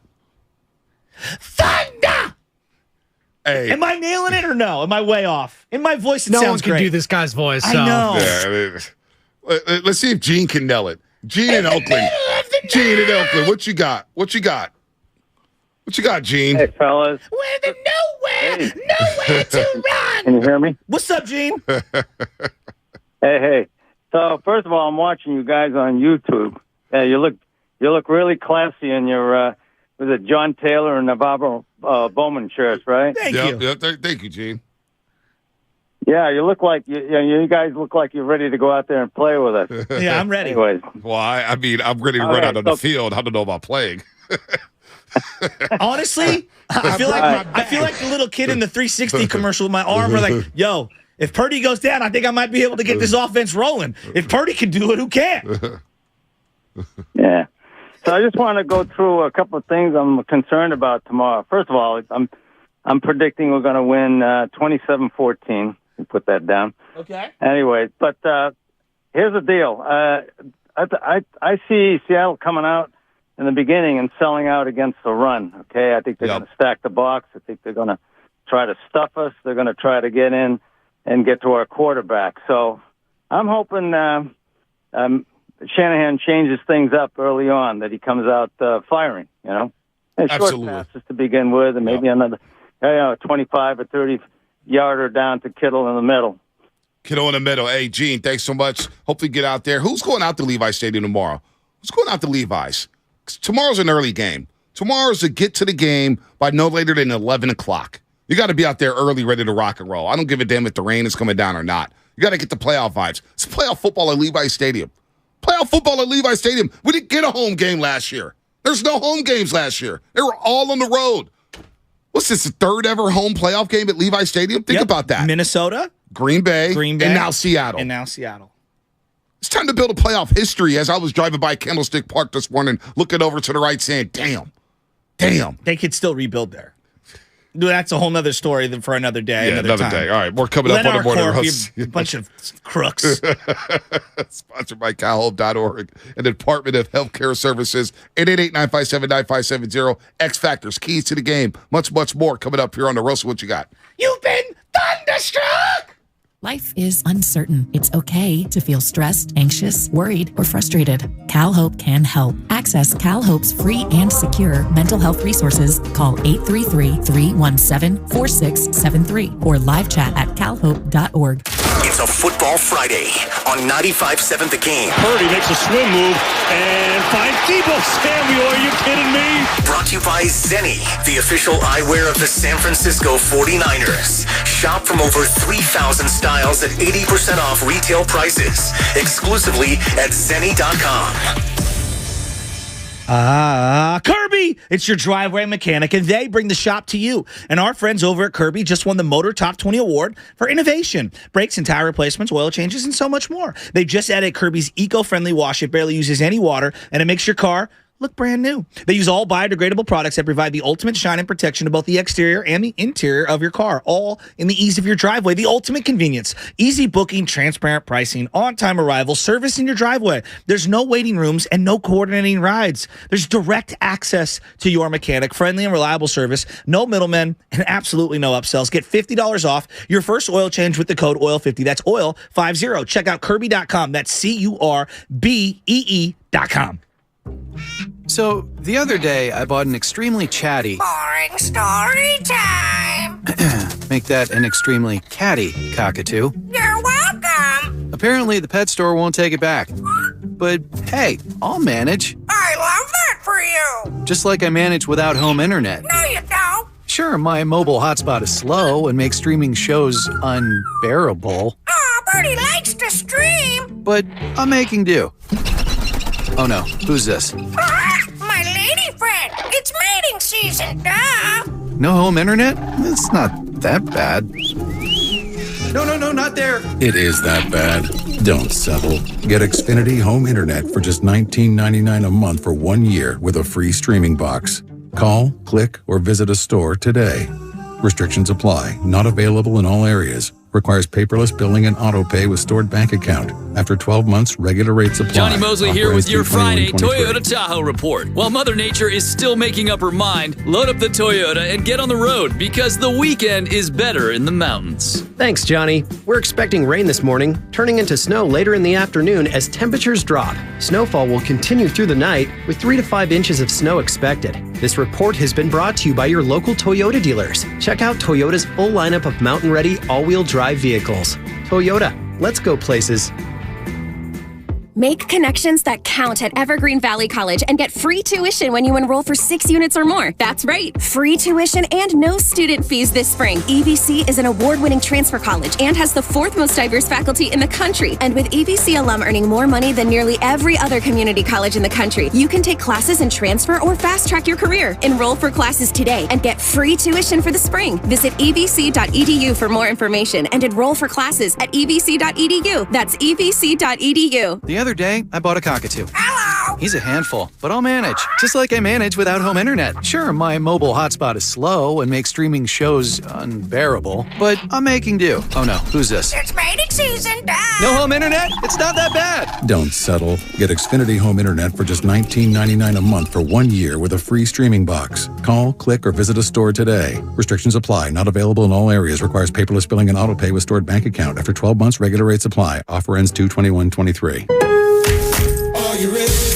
Bonus days are back for pros at Lowe's. You earn points and save when you buy the top pro brands you trust, like DeWalt. Right now, you can save $100 on the powerful DeWalt 8¼ carbide tipped portable table saw. Was $399, now just $299. Join today and shop bonus days, only at Lowe's. Bonus points calculated before taxes and fees after applicable discounts, if any. Valid through 1/20. Subject to change while supplies last. Visit Lowes.com/MVPs bonus points for details. As a Walgreens pharmacist, I talk with people all the time about little tips and tricks for filling their Medicare prescriptions. Like taking advantage of Walgreens 90-day refills to save them a trip. Or using Refill by Scan, which is super easy and right on your phone. And for anybody worried about prescription costs, I say, hey, we got you, with low-cost copays on many medications. Let's talk about making things easier. Walgreens is here. Fill your way and save at walgreens.com/Medicare. See pharmacists for restrictions and exclusions. Get in zone, AutoZone. Welcome to AutoZone. What are you working on today? Starting trouble. No one likes that. We'll get you set up for some stronger starts. You might just need a fresh charge, and we'll take care of that free of charge. But if it is time for a new battery, we've got replacement batteries that'll fit your needs, starting at just $79.99.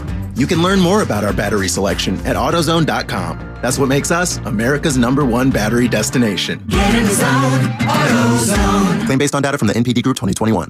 This is Steve Kerr, and you're listening to the Morning Roast on 95.7 The Game.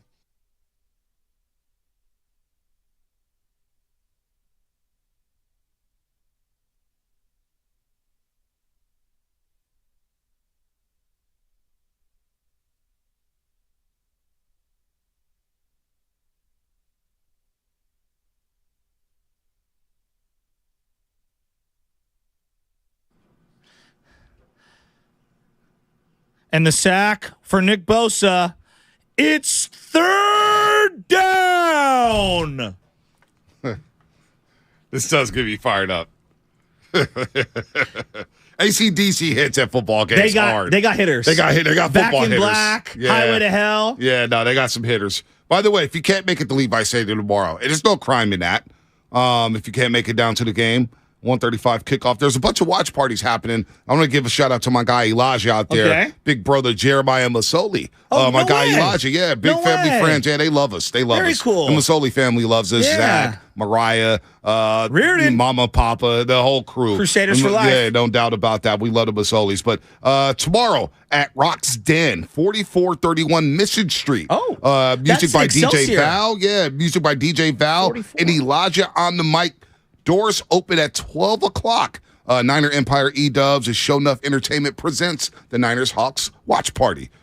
4431 Mission Street at Rock's Den. Bro, that's shout out to right down the Elijah. street from my parents' house. Yeah, there you go. Excelsior. Hey, Elijah's Let's going to go. be in the building. Shout out to Elijah out there. 4431? Yep, 4431 Mission Street. Huh. Rock's Den. Rock's Den. That must be, is that an old something else? Because I know sure. That's your my hood. barber used to be right there. And So then, much has changed in the city, yeah, Shasky. Kumakai and all the little different coffee shops right there. Yeah. Shout out that corridor. There you go. There you go. And Elijah's the gonna be out Calabria there. Brothers. Go get yourself a Yep. sandwich. Go see what's up with my boy Mike. There you go. Mission Street. Can't go wrong. Bunch of food options out there.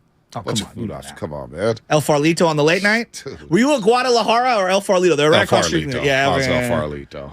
My But you dad know- goes to Guadalajara. What's the one on He's 19th? the guy that gets a prawn. Is it Taqueria Cancun? Yeah. That one's I think open it's late night too. 20th. That one's Yeah. open late night. That's a sleeper. Yeah. That's a sleeper Well, the because 24th Street El Farolito is classic. I think it's El classic. Faro. Yeah, it's classic, but the line is long, and Yeah, you're like, it you know is. what? I don't feel like It is waiting. good, though. Let me go to Cancun. Yeah. And flavors. They kind of grill their tortilla for their burrito. You know where they like grill it instead of steam it? Oh yeah. Yeah. No, I love it. Damn, now you got me wanting to. Might have to make a trip down there next few days. If you could only have one burrito for the rest of your life, what would it be? Oh, don't do that to me. Don't do that to me. Because there's so many great ones.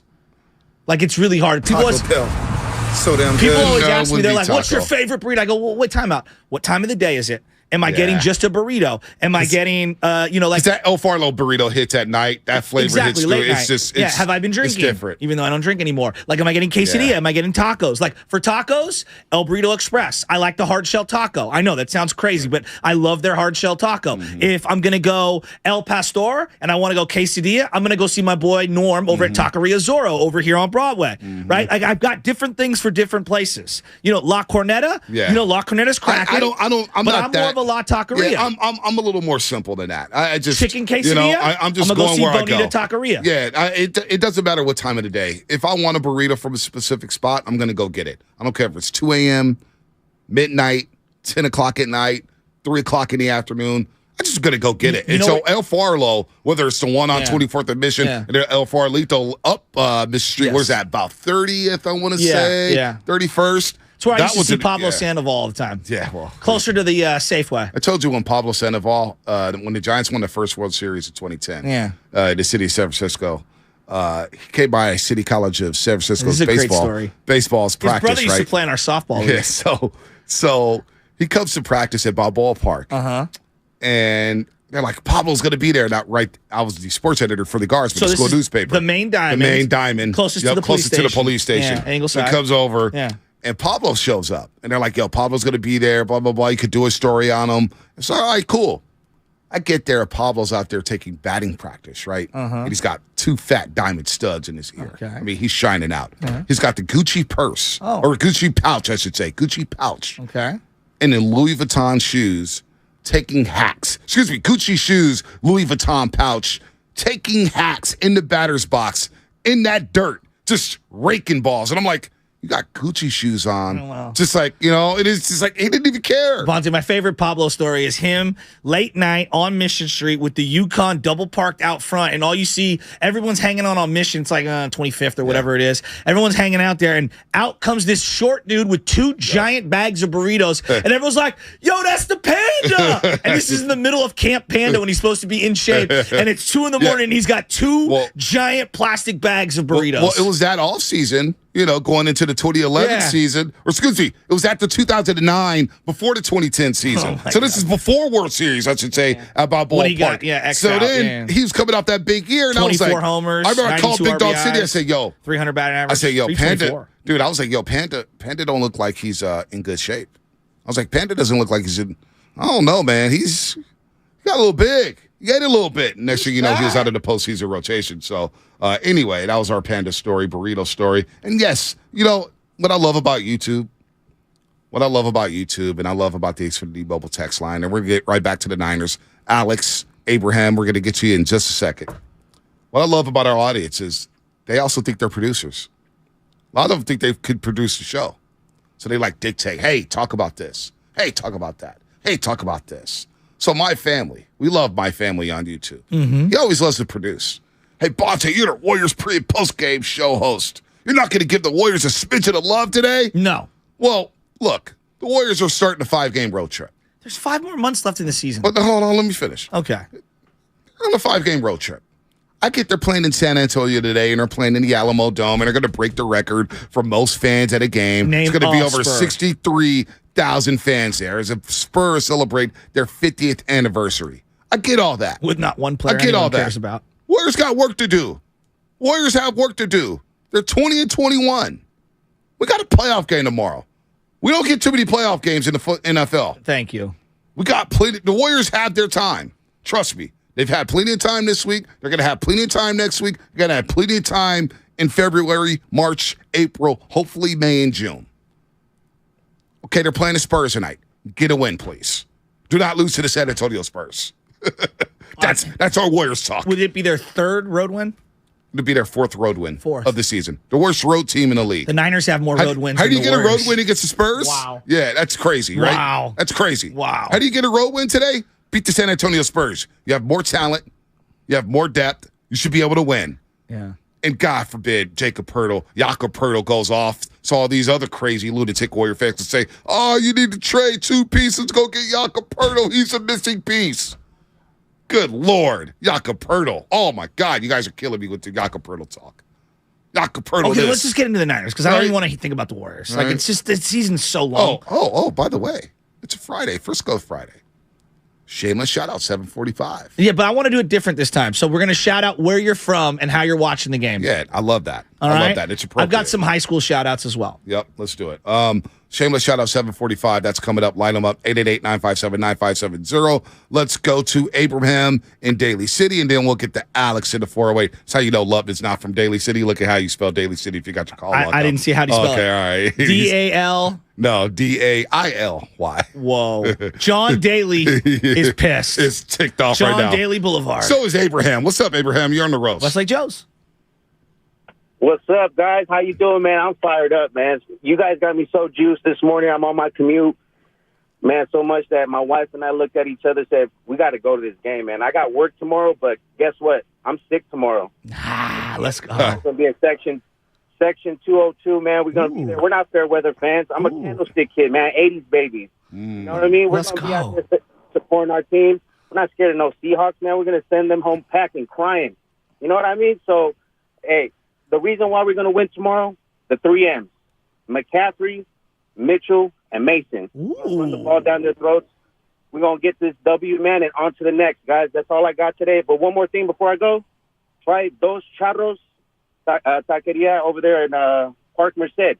Oh, okay. For a burrito with Al Pastor. Really? Write that down. Dos Charros. Yeah. Right there, Park Merced, Al Pastor, delicious burritos, man. Yeah, I love El Pastor. Yeah, I judge a place on their El Pastor. Elroy's, by the way, up in the 707 is another spot that I love. I like that 3 M's. I do too. McCaffrey, Mitchell, and Mason. I do. M&M's. You know what 3M is? They make like Scotch tape and things like that. Yeah. I was thinking something and else. like the 3M, you also do, they do the double-sided tape. What were you going to go? No, I'm not going to go there. M&M's. Can we call them M&M's, or does it have to? Because it's M and M's. It's not bad. It's not bad. They got to lose their self tomorrow, right? Just one shot, one opportunity. Wow. Thanks, Nate Dogg. Till you collapse. Lose yourself. Yeah, lose yourself. I know. Yeah. I know. Gotta lose yourself. Alex 408. What's happening? Spaghetti all up on your. Mom's Spaghetti, man. He has a place in Detroit now. He does. Yeah, I saw that. Is it any good? Emmy Spaghetti's pretty bomb in the city. It's open. I gotta have homemade spaghetti. I don't like if my mom doesn't make the spaghetti. I don't want the What spaghetti. about fast food spaghetti too? I'm not a fan. Italian food, it can't be fast food. You Very gotta have picky. pizza. People can mess up spaghetti. If it's not my mom's spaghetti, I don't want it. You've never had Emmy Spaghetti? It's a Emmy Spaghetti Shack or whatever in the Mission. It's pretty bomb. They serve 40 ounces and 32 ounces too when you get in there. No, I'm not joking. It's a killer spot. The meatballs and the spaghetti are next level. I bet it is good. But for me, I gotta have that homemade spaghetti. No, I got you. I gotta have that homemade. Alex in the 408. What's happening? You're on the roast. Hey, good morning, fellas. How are you guys doing today? I'm great. Good. Yeah, excited for tomorrow. I will be out there as Let's well. go. My aunt gave me a wedding gift, so I'm excited. I was like, best gift ever, Mm-hmm. I was the one that caught you guys last year with the Mavericks. Remember, I'm that Mavericks fan, so I'm inviting you guys out to that tailgate that I promised you tomorrow. Oh, you're the Mavericks fan. Oh, you're the Luka Doncic fan? Yes, sir. So you're the one. You're the one in the Bay Area. So I want to invite you guys out. We'll be right there. What poll? Poll 10. Poll 10. Oh, yeah, my boys over there, the Bolognas, they're all over there. So I'll be in that area. Check me out. I'll be over there. I'll see you in the morning. Yeah, definitely. Like I said, my boy Robert's going to hook it up for us. And I'll give you guys a shout out on Instagram so you can hit me up. Let's go. Absolutely. Sounds Hit me up. No All doubt. right, let's go Niners, baby. No doubt. Let's go. Brina on Twitter. Bonteo, not trying to produce the show, but I'm hoping to hear from Mark Willard catching strays earlier for Butcher Boy. I wasn't even the one hitting. You were talking about ball you hogging. threw strays first. Stop ducking the smoke. All right. Stop ducking the smoke. By the way, this segment is presented by Zenni, the official eyewear of the San Francisco 49ers. Shop from over. That's where it ends. Shout out YouTube, Twitch, Xfinity mobile text line as well. Here, let me grab the old sheet so we can finish that read. We can't do Zenni like that, man. All right, shop from over 3,000 styles at 80% off retail prices exclusively at Zenni.com. It is the Friday morning mail-in. What is your keys to the games, X factors, all that good stuff? Let me ask you this, Shasky, as we look at the playoff landscape overall. AFC, NFC, Niners, Chiefs, whatever. If I gave you, I'm going to just throw some names out there at you. Shanahan, Patrick Mahomes, Josh Allen, Dak Prescott, Philadelphia.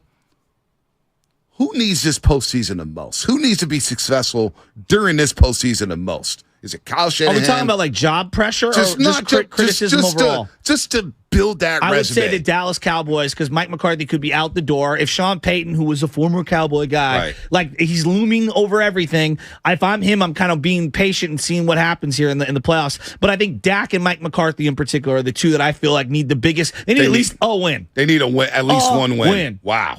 In my estimation. Okay. Because I would blow out McCarthy if he doesn't win this. Yes. You can't lose in the playoffs back-to-back years, one and done. No, you can't. You can't. Not with that talent. The Road to Glendale brought to you by Mary West Credit Union, working for you today, tomorrow, and together. Shameless shout-outs, 15 minutes. Line them up, 888-957-9570. That's 888-957-9570. Shameless shout-outs. Where you're watching the game at, where you're from. Are you going to the game? We want to hear from you coming up in 15 minutes. But first, let's go to ESPN's Jeremy Fowler. Does a great job covering the league. Jeremy, welcome back to the Morning Roast with Joe Shasky, the Butcher, and Bonte Hill. And Jeremy, I was just asking Shasky, who needs this postseason the most out of all these players, whether it's Josh Allen, whether it's Joe Burrow and the Cincinnati Bengals, whether it's Mahomes and Andy Reid to get that second Lombardi, whether it's Kyle Shanahan to finally get that championship as a head coach of the 49ers, who are you looking at this postseason saying, you know what, they can gain so much from a successful run in this postseason? Well, great to be with you guys. And I heard you talking about Dallas. I mean, certainly they are under the most pressure. There's a feeling league-wide that Mike McCarthy needs to get this win. Because that would be 3 years without a playoff victory, if not. And in Dallas right now, with Jerry Jones getting up there in age, that probably won't get it done.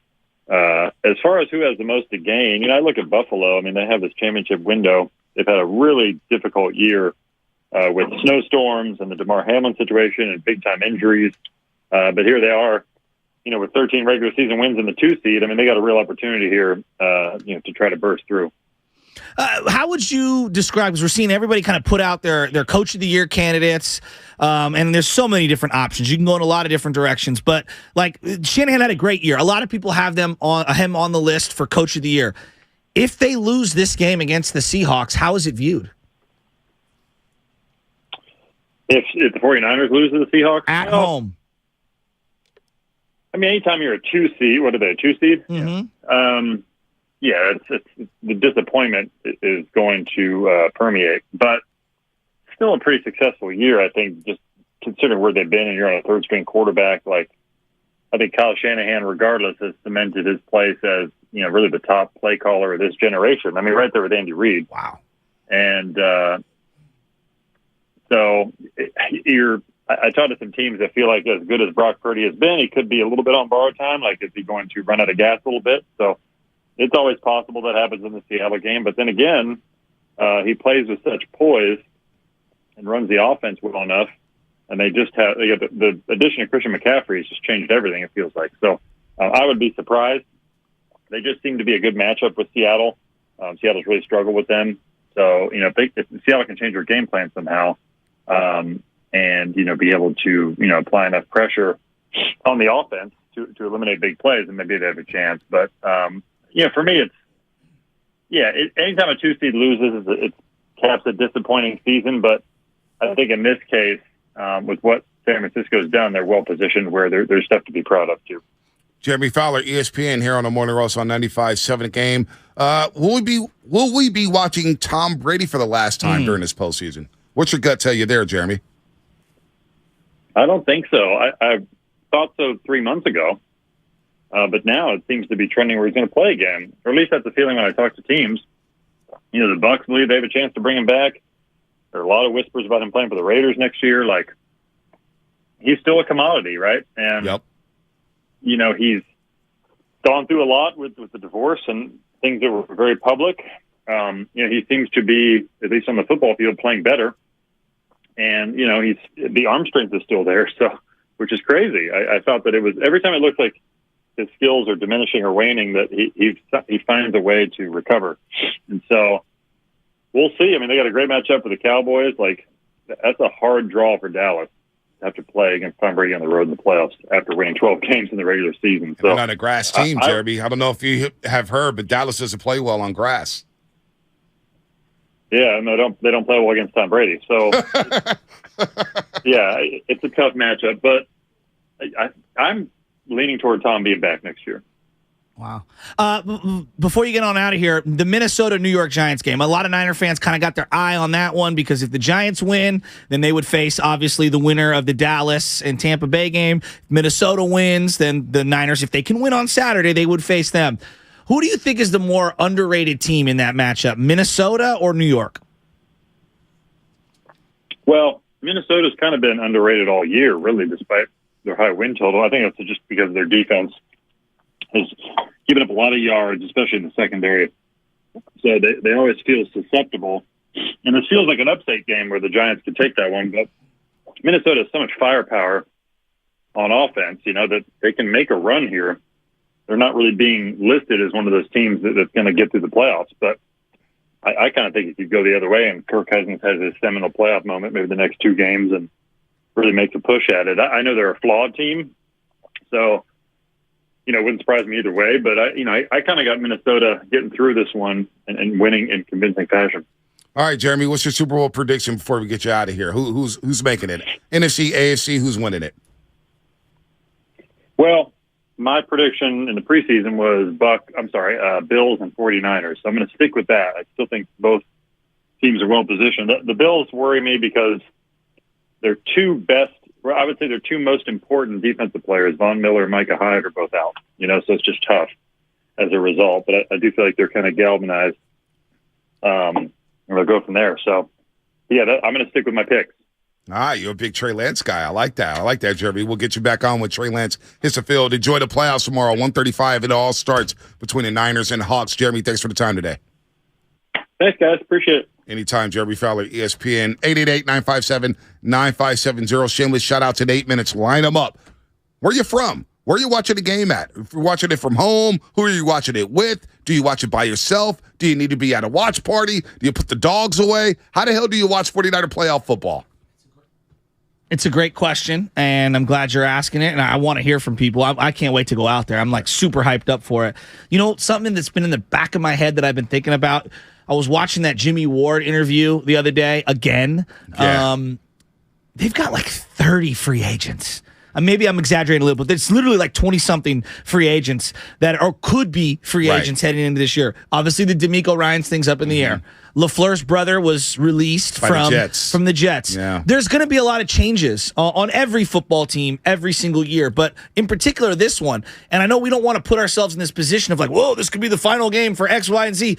But really, there could be dramatic changes on this team if they don't win this game. We don't know if Ebukam's going to be back, right? We don't know what they're going to do with Kinlaw. What they're going to do with Al-Shair's Armstead. Final probably Al-Shair. Probably. You talk about Gibson Jr. at free safety. May not be back. Yeah. Emmanuel Mosley coming off that ACL injury. Yeah. He's going to get paid this offseason. Yeah. I miss Emmanuel Mosley. So there's going to be some turnover. Mike McGlinchey could be his last few games at right tackle for the 49ers, or do they re-sign him? Well, they have to rework the McCaffrey deal at some point. At least you would have believed that they would have to rework the McCaffrey deal at some point. Obviously, there's the Jimmy Garoppolo thing. Is he going to be on the sidelines? Is he going to be in the booth? I haven't even seen him in the suite, sidelines, nothing. I would like to see him on the field. Right. I mean, Trey's been up in the but I think he was because if you're compromised physically, I think you have to be crutches. You got to be in the box. Yeah, you got to be up top. Right. Yeah. So he had the glasses on last week. Did you notice that? I did see that. Yeah. Trey's swagged out, man. Trey's drippy. Yeah, Trey's swagged out. Got a lot to do this offseason. Yeah, he's got a lot. No doubt about that. Oh, you got the Nick Bosa deal, Danker. Nick Bosa is going to get paid. And I think they should keep Armstead, but you never know. Armstead's played some good football. Yeah, I mean, you just never know. Really good football. Is this Javon Kinlaw's final term with the Niners? I've been thinking about him in the defensive tackle spot. There's a lot. There's a lot going on. Did you know this? My boy Harry Beresin. Shout out to Harry, who did not make the playoffs in the SF Players Club. He has yet to win a championship in this league. This league's been going on for over 20 plus years. He has not won one championship. But shout out to Harry and Rose. Acting like you're Belichick of this league. I'm not the Belichick, but I got one. I am the Bill Cowher. So you're the Doc Mike Rivers? McCarthy. I'm the Mike McCarthy of this league? No, I'm the Mike McCarthy of this league. Oh, yeah, you won one years ago on the back of Aaron Rodgers. No, come on, you got to be Andy Reid. You're competing. No, You're competing. You know what? I am the Andy Reid because I just won it 4 years ago. You've with lost Patrick Mahomes as my quarterback. In the championship game multiple times when you should have won? I've only been in one championship game in this league. I've lost in the Usually semifinals. getting your money back, round. though, if you're getting there. Yeah, I mean, other leagues, Big Dog just won the league in the Frisco Bosses for the first time ever. I've got 4 championships in that league. Oh. I've been trying to get that one for the thumb. I've lost 2 championship games since. Anyway, since 2011, you sidetracked me. Everybody want to be a boss. No one wants to be a foot soldier. No, but why would you want to? In the words of Tony Soprano. Yeah, why would you? Who doesn't want to be a boss? Harry Bears this. Since 2011, the Niners are 7-0 in the wild card or divisional rounds of the NFL playoffs. Wow. I don't know how much bearing that has on this game, but doesn't have a lot of bearing on this game whatsoever. But since 2011, but the Niners they at least get to the NFC Championship game. Using that same logic, the Niners went on a huge win streak at the end of the '87 year, and then got beaten the first game that they played in against the Minnesota Vikings. Anything can happen in these playoff games, right? You know, Dallas was on fire last year, and the Niners went in there and smacked them around. You know, as a wild card team, anything can happen. Yeah, line them up, 888-957-9570. We'll start to take calls here for shameless shout-outs coming up in 4 minutes. Where are you from? Where are you watching the game? Niners, Hawks tomorrow, wild card round, 1:35 kickoff. 1:35 kickoff, it is supposed to rain. We're going to get a weather update from Jessica Birch from KPIX coming up at 8:30. Weather report, she's going to pop in here for 5 minutes and do her thing. What the hell is going on at Levi Stadium tomorrow? An in-person? I think that's in person, right? If I'm not mistaken, does she come downstairs? Oh, she's going to call it from upstairs. How about you just get on the elevator? Just get right here. Are you her agent? I'm just simply reporting what I was told. Can we get her through Zoom from upstairs? That would be so cool to get her through Zoom upstairs.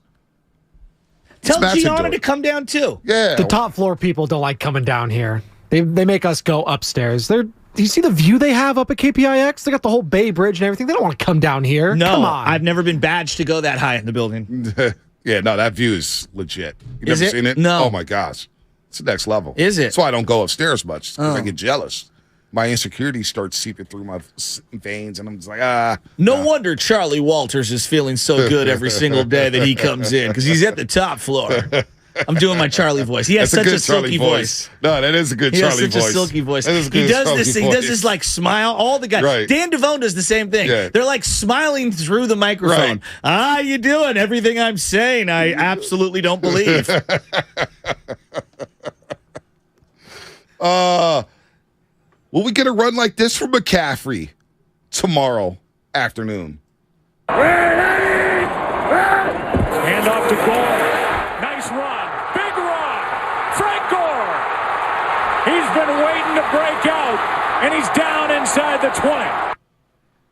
Oh. What was that from? What game? This guy's pretty good. 2014 season. The year they lost in Seattle in the NFC Championship game. They won that game. Season. 2014 2013, January, yeah, 2014 they NFC lost Championship. Thanksgiving turkey on the 50. Yeah. So 2013, 2014 NFC Championship game in Seattle. But that was the game late in the year in December at Candlestick Park. Niners won 19-17. That was the game we were referencing earlier this week when I was telling you it was cold as hell, that game. Cold. Second to last game ever at Candlestick. Yeah. Bowman destroyed Russell Wilson on like the third play of the game. It was like 35 degrees out there. Yeah. Now, Navarro Bowman, I get these plays mixed up. Because you've referenced this. I've heard a lot of people reference this play where he blows up Russell Wilson on the third play of the game. Yeah. It was where Russ was rolling out right on the first drive of the game, and I want to say it was a third down play. The Thursday night game they had against Russell Wilson at Candlestick Park when the Niners won 13-6, Bowman had a very similar play. On the sideline. Russell Wilson rolled out to the right, and Bowman blew him up. Yeah. That's why it always confuses me because I'm like, wait, Bowman blew him up a few times on a similar action where Russell Wilson rolls out to the right, play action pass, looking downfield, and Bowman beeline, boom, got him, blows him up. So, happened multiple times. Turkey on the 50. Where were you? I was in the East Bay watching that game with a bunch of Raider fans, and they were just clowning. They were? Oh, they were clowning. And I remember You weren't in the industry at that point, were you? In the media industry? I was interning at camp. I'm pretending like that even matters. I'm just curious. I was low man on the totem pole. Let me Gotcha. just say that. And so I remember the Snapchat days. I used to Snapchat. Oh, yeah. And I was so irate about that game because that basically felt like the end of Harbaugh. Yeah, agreed. And Sherman's disrespect. and the turkey juice just dropping on the Niners sent the logo. tweet out that night, Sent the tweet out on the scoreboard saying, this is I'm sorry, faithful. This is disappointing. That's right. I'm blah, sorry, blah, blah. faithful. Yeah. And so I remember I was on the Bay Bridge and there was a bunch of traffic and I'm sitting there. I'm just getting frustrated. I opened up the Snapchat and I just go irate. And I just blast everybody in 49ers red and gold. Just blast them. This is an embarrassment. How could you do that? Thanksgiving Day, you let these guys eat turkey out of 50. Richard Sherman smiling. Oh, I was down bad. I was down bad that night. Where were you at? I was at the Michelle's family side of the house. We were all sitting down in the downstairs basement about to eat dinner, and I was just so devastated. So devastated. And I remember sitting off to the side as I was eating, everybody else at the table, and my wife was so mad at me for watching the Niner game while that Thanksgiving game was going on. That was she was terrible. not happy. That was terrible. Yeah, that was just awful. Yeah, now that cold game, 2013 December, 2014 NFC Championship. I remember that was the first time I had used one of those packs, that 2013 game. The little hand warmers? Yeah, where you break it and then you like shake it and then it like warms up your hands. I just had my hands in the pocket. It was cold. It was a cold one. It was a cold one. Why is it when it's like 30 degrees in San Francisco, it's colder than like 15 degrees in Tahoe? I don't know. Good question. We could ask Jessica Birch, 8:30. She's going to give us a weather report. With that said, I'm excited about this weather report. Shameless shout-outs. Let's go. I'm excited about a weather report. Yeah, I'm a shameless, horrible human being. Your chance to shamelessly shout out whoever or whatever you want. I need to shout out somebody. I forget their names. They would know who I am if they're listening. It's time for shameless shout-outs on the morning.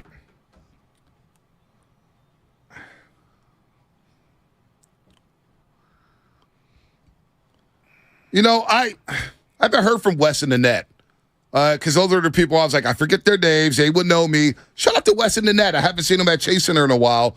Shout them out. Hopefully their holiday is going well. Hopefully they had a good new year. That's who I'm going to shout out to start the day. What about you, Shasky? I'm going to shout out the St. Ignatius boys basketball team for putting it on Sacred Heart and winning the Bruce Mahoney game, not the series, the game. I believe they were up 2-1. I don't know what ended up happening in the soccer matches, but St. Ignatius boys basketball and our friend Steal of a friend, friend of the show, steal the ball. 12 baby. points as a freshman, hitting a couple threes. First ever post-game interview. Was so proud of the kid answering those questions. It's hyped. He's smiling. The hair is all spiky. Steal the ball looks like a grown man. I can't believe he's a freshman in high school St. already. Brandon's finest. Shout out to the LeBaws, Justin, Layla. We're proud of your son. We're proud of you guys being great parents as well. Lubman, what you got? What you got, Lubman?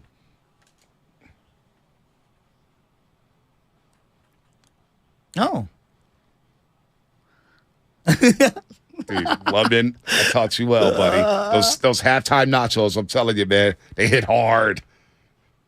Oh, yes. They bring out the tenders. They bring out, dude, they got the omelet bar. Oh, my God. Oh, you know what? I got to get back up there because they got the crab meat. They got bacon bits. Time out. Are you using your normal credential to go up in there? Or is there special playoff credentials?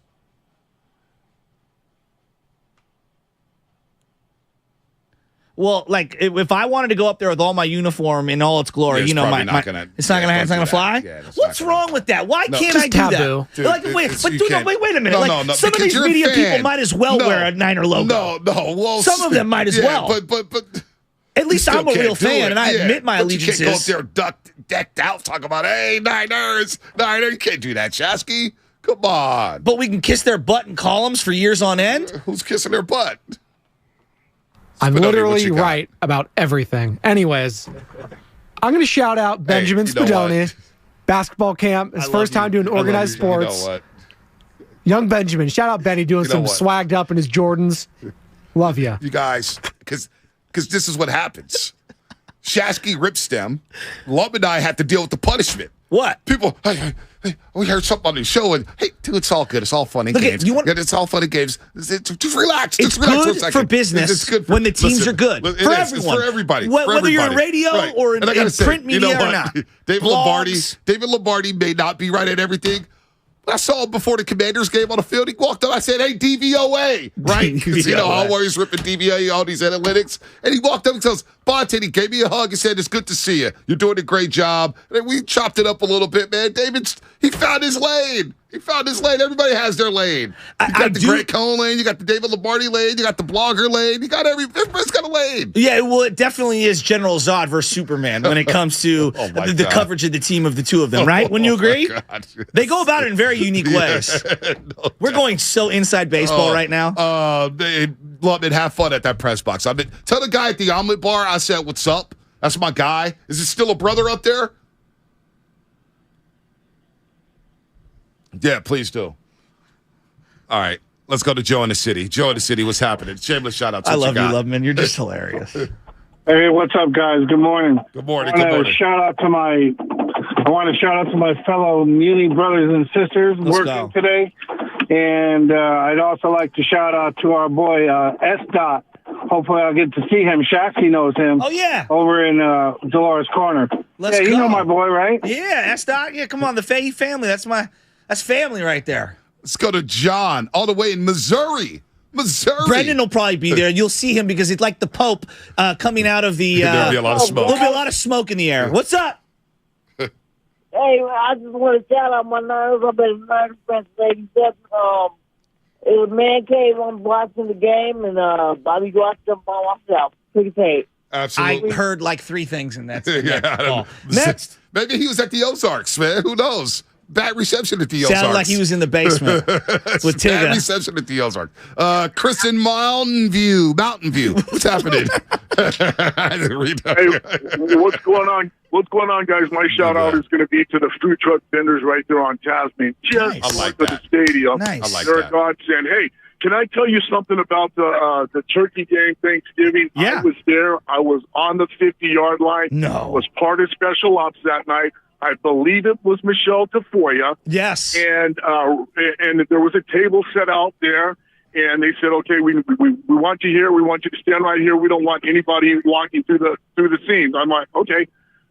Russ is there at the table. He's eating the turkey. They're doing all of that. Rich comes walking up from the sideline, says something, winks at Russell, and then grabs the platter, and he said, "F this," with a smile. He goes, "I'm going to take this and share it with my teammates in the locker room." That's exactly what he said. Wow. And then after the interview, Russ comes walking straight to me. I'm about 10 feet away, extends his hand out. He's got the turkey leg, a football under one arm, and he shakes my hand, looks me straight in the face, and he says, "Thank you." And I'm like, "Russ, what for?" He goes, "It's Thanksgiving. You're away from your family. You had to be out here because of us."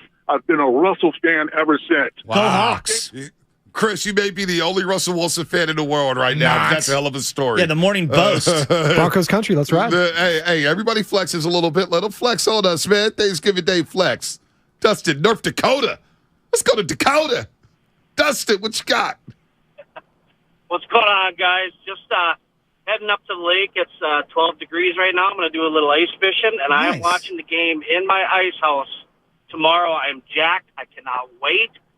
Just want to see them blow up the Seahawks. So, can you explain what an ice house is? Yeah, I was going to ask the same question. We're from is San there Francisco. electricity? Yeah. Like, explain this. Ice Castle. So if you look them up, Ice Castle, it's a trailer. You pull up, you drop it down on the ice. I drill my holes and I fish. Huh. Wow. Interesting. Interesting. It's the thing to do in Nodak. Oh, I'm looking at it right now. Wow. I like that. Wow. All right. This looks like one of them RVs I see on Park Merced Boulevard parked all over the place. No, you see all those Shout out RVs? Myrna. Hey, Myrna, why don't you do something for the district and clean up how disgusting Park Merced is right now? It's dangerous. I feel bad for all the kids that are walking by there because there's a bunch of RVs ready to rob you. Frisco Shasky turned it into Salty Shasky here on a Frisco Friday. Dude, because they dump all of their garbage right on the street. It's disgusting. Don't you want your community clean? Alejandro to San Francisco. Alejandro, what's happening? Hey, what's up, Bonte and Joe? I want to give a shout-out to my daughter. She's in kindergartner, and she just got a leadership award this week. Oh, nice. Shout out my daughter. Shout out to your daughter, Shout man. out to your Leadership daughter. award. Good job Yeah, out there. that's really cool. Good job. Good job. Absolutely. Absolutely. Shout out to everybody on YouTube. There's a lot of text messages from the Xfinity mobile text line.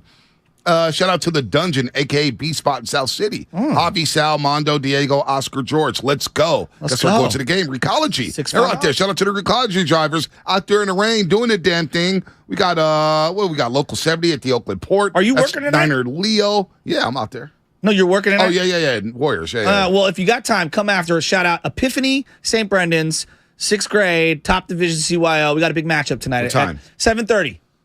I will probably not make it. Yeah. People want you there. Game starts at 5:30. Tony Matucci wants you there. Game will be over at 8 o'clock. Post game will probably go to about 9 o'clock. Be about 9:10 when I leave the studio. Injury report time. It's time for the injury report. That really hurt. Brought to you by Boxer & Gerson, Northern California's premier workers' compensation law firm, helping injured workers get their lives back for over 40 years. Hey, let Tony, what's his last name? Matucci. The Tooch family. Is he Italian? Is that Italian? I would assume they are. Yeah. Joe, Tony, the whole fam. Tell Tony I'll make one up. Tell him to hit me up. Hit me on the bat line. Okay. I'll make one of those games. The Epiphany games are always bloodbaths on Friday nights. You going? I'm coaching. Oh, you're coaching. God. It's a championship game? No, it's just regular season. If you lose this game, are you going to be on the hot seat? With the parents? Mutiny? Break. The injury report should have a Warriors one. Because that's you see their injury report. Kuminga is practicing, though, by the way. As for the 49ers tomorrow, for the Seahawks, Drake Greenlaw was back on the practice field. Among several players to participate in Wednesday's practice after missing or being limited on Tuesday. Greenlaw is expected to suit up tomorrow. He set the tone that Thursday nighter. Drake Greenlaw everywhere. What a season for him. The only players who were not able to participate in practice were Aubrey Thomas and Jimmy Garoppolo. We'll see if Jimmy Garoppolo comes back at any point during this postseason. That was the injury report brought to you by Boxer & Gerson, Northern California's premier workers' compensation law firm, helping get your workers get their lives back for over 40 years. This segment is presented by John By's Bay Area Houses. Thinking of selling your house, but don't want to do it? Repairs, cleaning, realtors, photos, and showings. With John By's Bay Area Houses.com, you don't have to do any more repairs or pay any commissions. Visit John By's Bay Area Houses.com. It's been nice. Bye. It's a football Friday on 95.7 The Game. Third down and 9. Bosa. The sack. Brought to you by John By's Bay Area Houses. Thinking of selling your home but don't want to deal with repairs, cleaning, realtors, photos, and showings? With John By's Bay Area Houses.com. You don't have to do any repairs or pay any commissions. Visit John By's Bay Area Houses.com. No doubt about it. Christian McCaffrey has been delivering for the Niners, and this weekend, you know he's going to be on fire. But on the few days where he's not on the field, I always see him wearing Flag and Anthem. It's his favorite clothing brand, and now it's mine too. Why? Well, because the jeans are really well made, and they're durable with a hint of athletic stretch. The flannels, well, they layer up with everything I've got in my closet, and their sweaters and hoodies are insanely soft. The shirt, jackets, and vests, they keep me comfortably warm when I leave at 4:30 in the morning from my house. And with the cold weather here to stay, it's time for you to stock up for winter. So head over to flagandanthem.com today and take advantage of some of the best prices of the season. Use the code GAME, G-A-M-E, for 25% off your purchase. Flag and Anthem, real clothes for real life. Are you ready to boost your game at work, explode with energy at the gym, and really hit one out of the park in the bedroom? Balanced Medical Solutions has your back with the best solutions for ED, PE, weight gain, and chronic fatigue. Join thousands of Bay Area men who have said goodbye to low testosterone, low energy, and low libido who now feel like world champs. Mention this station until the end of the month to get a medical evaluation with labs, including hormone tests, for only $69. Call today and get a win. 510-679-3300 or visit balancedmedicalsolutions.com. Every small business owner knows business happens everywhere. The office, the warehouse, or on the road. And no matter where it takes you, there's one solution to help your business thrive. Comcast Business Complete Connectivity. It's the largest, fastest, reliable network with advanced gig speed Wi-Fi and cyber threat protection in one solution. Get started for just $49.99 a month. Plus, add Comcast Business Mobile and you can save up to 60% a year on your wireless bill. And ask how to get up to a $750 prepaid card. Flight 291 is now aboard.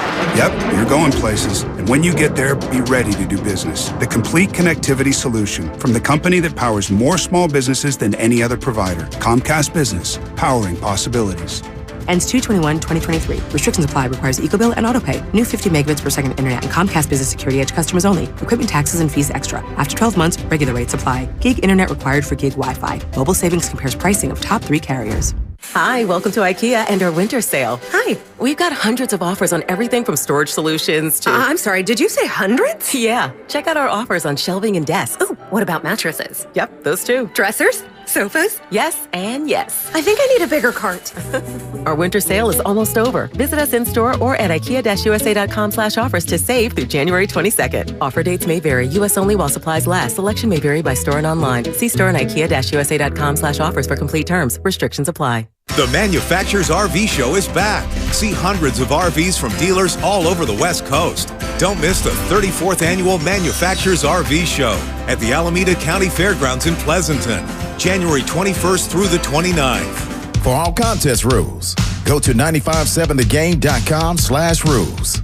Welcome to No Mercy, hosted by yours truly, Stephen A. Smith. For the first time in my career, I have complete, unadulterated freedom to say my piece on a whole host of different topics: news, politics, pop culture, social justice. Look for my podcast on big topics making headlines across the country, as well as unfiltered conversations with celebrities like Charlamagne the God, Jake Paul, Dana White, Snoop Dogg, and more. Listen to No Mercy, spelled K-N-O-W, Mercy. My presentation of Cadence 13 and Odyssey Studio, available now on the Odyssey app or wherever you get your podcasts. Get in zone, AutoZone. Welcome to AutoZone. What are you working on today?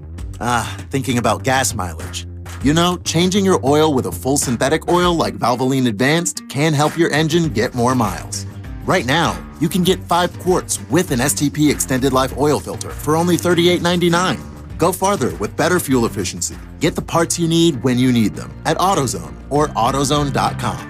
Get in zone, AutoZone. Restrictions apply. Meet Joe A, Hi. Joe B, Hello. and Joe C. What's up? 3 everyday Joes perfecting their banking with Chase. Joe A is locking his lost debit card with the Chase mobile app. Joe B is cruising toward his new ride with Autosave. And Joe C's Chase banker is helping him budget to go back to school. Tools that help protect, support for what's next. One bank that puts you in control. Visit chase.com/checking. Chase, make more of what's yours. Chase mobile app is available for select mobile devices. Messaging and data rates may apply. JP Morgan Chase Bank, N.A. member FDIC. Get in zone, AutoZone. Welcome to AutoZone. What are you working on today? Thinking about gas mileage.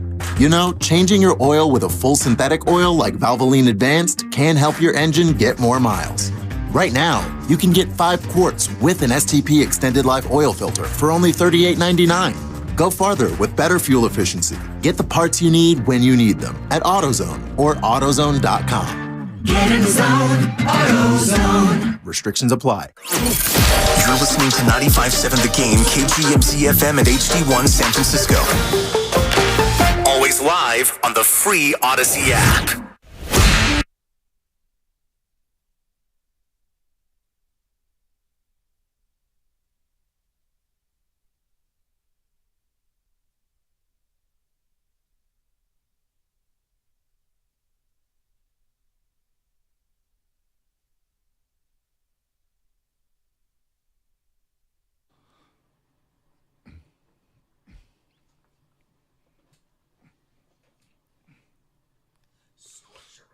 Torture like Dora, more than a player. Call me the enforcer. Run with Torture after the torment, more dormant, more spit, more corners getting bent. To the extent you won't shut your... Oh, my God. Quinn killed this one. San Quinn, very underrated. Shout out to San Quinn. Man, this was a banger. Trice, deuce, quadruple. Fody came Come on. Fody hopped on and just lit it up. Good morning to everybody out there as we say, oh, baby, here on a Frisco Friday. We're getting ready for... Oh, I see. God, this song is just... It's hard. Come on. It's hard. This is the type of song that I drive to. When I'm like, it just locks you in and you just think about war. Because tomorrow on that football field, when that ball gets kicked off... No play. Them boys is fools up in me. So I heard heard through the grapevine, Aesop Winston. Oh, yeah. He plays for the Hawks. Yeah, he plays for City College San Francisco. Yeah, wide receiver. Wide receiver. He's up there in Sarah? Seattle now. Did he go to Sarah High? I think he was Sarah High at one point. I'm not sure. Maybe if he I'm went to wrong. Sarah. Yeah, no, you could be right. I thought it was Peninsula. Speaking of Sarah, by the way, 650-Xfinity Mobile Text Line. Shout out to Sarah High School basketball. Matt Bonds head to the De La Salle Sarah football game in the fall with their son Anthony, who wants to be a broadcaster and a writer or whatnot. He's a senior at Sarah. Thanks for taking the time to talk with us, Bonte. We love you guys on the Morning Roast. They listen all the time. And you know, one of the things Anthony said, and his mother said, thank you, Chasky, for taking the Giants to task. Nobody does it. Really? You guys took them to task, and we love it. We love it. You also do this, too, 925. Shout out to Chasky for throwing strays all day. They throwing his heads up like Iguodala after he fouls. What did I do? I didn't say nothing. He said it. Palms up. Points the finger at me quick, and I get all the heat. So I saw the back signal out. I threw the back signal out for somebody. Song. Yeah, that Quinn song. I got goosebumps. But Aesop, yeah, Sarah grad, huh? Sarah grad. See? But anyway, you know, members of the Hawks were like, this damn defense of the 49ers, they're like gnats. They're just everywhere. They're stinging you from every direction. They're pursuing to the football, just smacking you all around. And that's what I need tomorrow. I need the defense on the field first. Mm-hmm. I need Fred Warner looking at the end zone saying, get your ass up, stand up, let's go. And I need Greenlaw flying around, hitting his helmet like this, like he does before every game, and go out there and just lay wood. Lay hat all day long. And then just let Brock Purdy ease into the football game. And that's on Shanahan. Brock, I got you. Just follow me here. Follow me. We're going to be good. Bonte, I was looking at 49er head coach playoff wins. This run, if Shanahan can win a couple games, he's passing Harbaugh. Oh, no doubt. I mean, this is year 6. This is third run. I know. I'm just saying, like, it's as great as the Harbaugh era was and everything, like, he's now done it, and you know, with different versions of his team. It felt like that Harbaugh team, although it changed dramatically from 13 to from 11, to 2013. Right.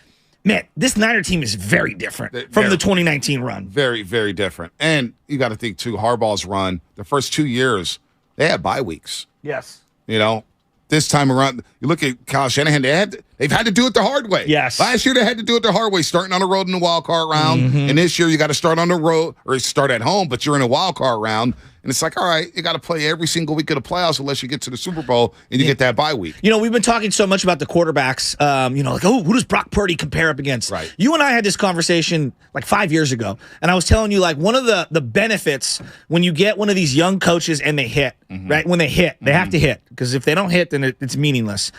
But, like, if you go for 5 years, you look up and you're like, wow, like, not only like I'm looking into the future and I'm saying this guy who's in his early 40s could coach for another 10 or 15 years. You start to look around, you're like, he's got so much more experience than a lot of his counterparts. Philadelphia, Nick Sirianni, he's got the one playoff game. Right? Think of how battle-tested the staff is for the Niners with Shanahan at the helm. Yeah, D'Amico, Chris Kosaric, they've been here all. They've got Forster, who's coaching the offensive line run game coordinator. Now, Pete Carroll, I think, has been to 10 playoffs. I think it's 10 out of the 13 years or whatever it is. Like, we give him a lot of credit. Outside of Pete, name me a guy in the NFC who has a better playoff history than Shanahan. Well, no, and this is a conversation we had a couple months ago. When the Niners started this run, we were talking about Jimmy and Kyle, right? And we said, how many quarterbacks would you take over Jimmy Garoppolo if you threw Tom Brady to the side? Yeah. How many coaches would you take over Kyle Shanahan in the NFC when you look at the playoff teams? Mike McCarthy, nobody's taking Mike McCarthy. No one. And he has and give Mike McCarthy credit, he has a lot of playoff experience. He could maybe match Shanahan's playoff experience, and he does have the one Super Bowl. You have to give him that. No matter what, you could say Rodgers and you could say defense, Charles Woodson. McCarthy has the Super Bowl. Yes. He's got his own. But he's also got a litany of one and dones. No doubt. But a litany. He has a Super Bowl. And he has a street named after him in Green Bay, Wisconsin. Yeah, well, because of that Super Bowl. There's only like 7 streets, but I get it. But he got one of them. Yeah. He got one of the 7. There are people with streets named after him that I disagree with. But, hey, he has one of 7 streets in Green Bay. No, I get that. I hear you. So he's the one guy I'm just saying who could maybe match Shanahan in terms of experience in the postseason. But he's had a lot of failures. Todd Bowles. No one trusts Nobody trusts Todd Bowles, right? Nobody trusts him. Brian Daboll, his first ever playoff game as a head coach. Exactly. Doesn't have that experience, right? Sirianni, who I referenced. O'Connell up there at Kevin O'Connell. O'Connell. Yeah. Kevin O'Connell, whatever the hell his name is. Ex-quarterback. No experience. None. But he was on the staff with the Rams or whatnot. For sure. But he hasn't had the experience. So to your point about Shanahan, That's why when we had this conversation a couple months ago, it's not many guys you would take over Shanahan in the NFC, and now you probably wouldn't take anybody. Well, now I think it's also appropriate. So, like, just for people that are driving around right now, Seifert had 10 wins as a 49er head coach in the playoffs. Bill Walsh had 10 wins as a 49er coach in the playoffs. That's it. Third person, it is. But they also didn't have the extra rounds. Yeah, it's a little different now, and it's been expanded. But Harbaugh had 5 wins. 5-3 in the playoffs. 5 wins. Shanahan right now is 4-2. If he wins on Sunday with his third-string quarterback, he will tie Jim Harbaugh. Yeah. It's pretty impressive. It is impressive. And like part of the lore of Harbaugh is he did it with Cap and Alex Smith. Even though they didn't win the big one. For Shanahan to do this in the time, it's kind of appropriate if he can win on Sunday against Pete, the guy who knocked out Harbaugh, and with his third-string quarterback. It's pretty incredible. Hear me out here. And some people are going to listen. They're going to hear what I'm saying. And we got to call I'd on like the to line. hear what you have to say. Yeah, let's hear it. Some people are going to scoff at what I say. But this is a postseason run where I believe Shanahan's playing with house money because of the third-string quarterback. There's a meat shield there? Do they get an excuse if they lose to the Seahawks? No, not at all. They have the better defense. They have the better talent. To me, they can't lose this game. They can't lose this game. Yeah, you got to win this one. But in a way, Shanahan is saying, if I could get this team to the NFC Championship with Brock Purdy, sky's the limit. I can do no wrong. Yeah. I can do no wrong. So all the playoff shortcomings he's had, I think he could do no wrong here. With that said, I want to see Shanahan do something I didn't see last year in the postseason. Okay. And that was have that killer instinct. When it's time to put away a football team. And we've seen it in the regular season. Okay. The Dallas game. You're running the ball on 3rd and 13. I get it, Jimmy. You don't trust him or whatnot. That ball needs to be in the air. You need to get a first down. Yeah. Dallas should not have had the ball at the end of the game. No. Whatsoever. No. They should not have had the football. No. The Rams game, we know how conservative they got. Yeah. We know what happened there on 4th the 4th and 1 where they ran Trent know, across on the motion play after running it the week before. And he's hobbled. Just not good. Oh, and they didn't go for it on 4th down. That's what it was. They punted the ball on 4th down. Yeah. Had that killer instinct. And that's the one thing that I want to see from Shanahan tomorrow. Yeah. I want to see it from him next week if they get past Seattle. Develop that killer instinct in the postseason because that's been the one thing that's knocked them. The Super Bowl 54 not having a killer instinct in the first half, not having a killer instinct against the New England Patriots in the Super Bowl. Have that killer. That's what I want to see this postseason. I think he could do that with Brock Purdy. Yeah, this feels like, and we said this heading into the year of Shanahan. Hey, your hand-selected quarterback and blah, blah, blah, blah. So many things have gone wrong, and yet so many more things have gone right this year, and I think it goes back to him. Can you name, I said Seifert and Walsh, and obviously we have Harbaugh and Shanahan. Can you name anyone else in 49er history as a head coach who has a playoff victory? There's 2 other guys. Dick Nolan's got to be one. Yep. And can you name the other one who we haven't referenced yet? Mariucci. Look at you. Mariucci gets a lot of throw a lot of shade to Mooch. I know Mooch had his shortcomings, but they won some big playoff games. I know they did. Big playoff games. But are you a little surprised there's only that many? No, I'm not. Yeah, I'm not in either. our lifetime, no. Not. Yeah. We know what's that. Did this Erickson? Yeah, no, come on. I thought when we won that first game against the Bears in 03, when he came in, we won 40-something to 7. I was like, we're going to the playoffs. Listen, we're all hyped up, right? We came in hyped up. You just heard San Quinn. I threw the bat signal out there yesterday to a special caller. Who's that? Because he does something to this fan base. He does something to these airwaves. Is it a bully with fully? he might as well be a bully. It's Juice in Fremont. Juice. That's what I'm talking about. Let's go. What's up, my brothers? Long time no talk, Juice. Give me 1 minute to spiel a little something, man. Right now, wherever you're at, if you're a Niner fan, if you're on the road, going to work, or in the car at home, what we need that energy from all the young, old, child, man, woman. That energy from the Empire to step it up. Now, there's a saying that goes, if you want peace, you have to go to war. And this year is no different from years past. This year, our team will be going to battle to finally to add that number 6, all right, to the 5 that we already got. Now, I get it. Yeah, the Coach Shanahan, like Bonte says, he needs to step it up, needs that killer instinct to get over the hump. And I understand that McCaffrey, he needs a nice postseason because he didn't do much in Carolina. He didn't have that much opportunity. But there's a saying that goes, the offense sells tickets and defense wins you championship. There's been great defensive players that this league has seen. We've seen Deion Sanders, Rich White, Ray Lewis, Ed Reed. But I feel Bosa is the key. He's the one that sets the tone. He's the one that the defense feeds after.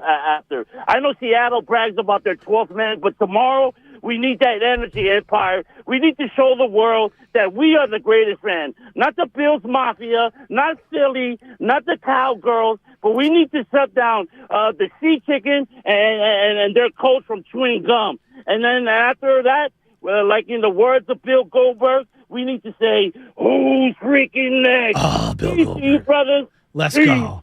Bill Goldberg used to get me fired up. Yeah. When he'd come out, and then he'd spear somebody. Yeah, no, the spear. He used to spit water too or something. Oh, dude, he was so sweet. He was, Triple H with the spitting water. That was that was Triple H. All right, we got my wrestlers. Yeah, I'm not the wrestling guy. Goldberg was okay. Give me Goldberg's music at some point. I was a little after my time. You weren't into WCW? Goldberg? Wasn't he WWF? No, well, when they got acquired, he came back. He had hurt his neck. Gotcha. Yeah. I don't remember him in WCW. Yeah. I don't remember him. That was during the Monday Night Wars. Okay. Yeah. So late 90s, early 2000s. Because NWO got a little out there, right? They started adding everybody to NWO. It became too much. Then there was the Wolfpack versus the like Chavo Guerrero NWO version. It was very odd. Wasn't it good to hear from Juice? It was. It's the happiest he's ever been. He's calm. I know. This is getting me fired up, actually. Dude, I love this.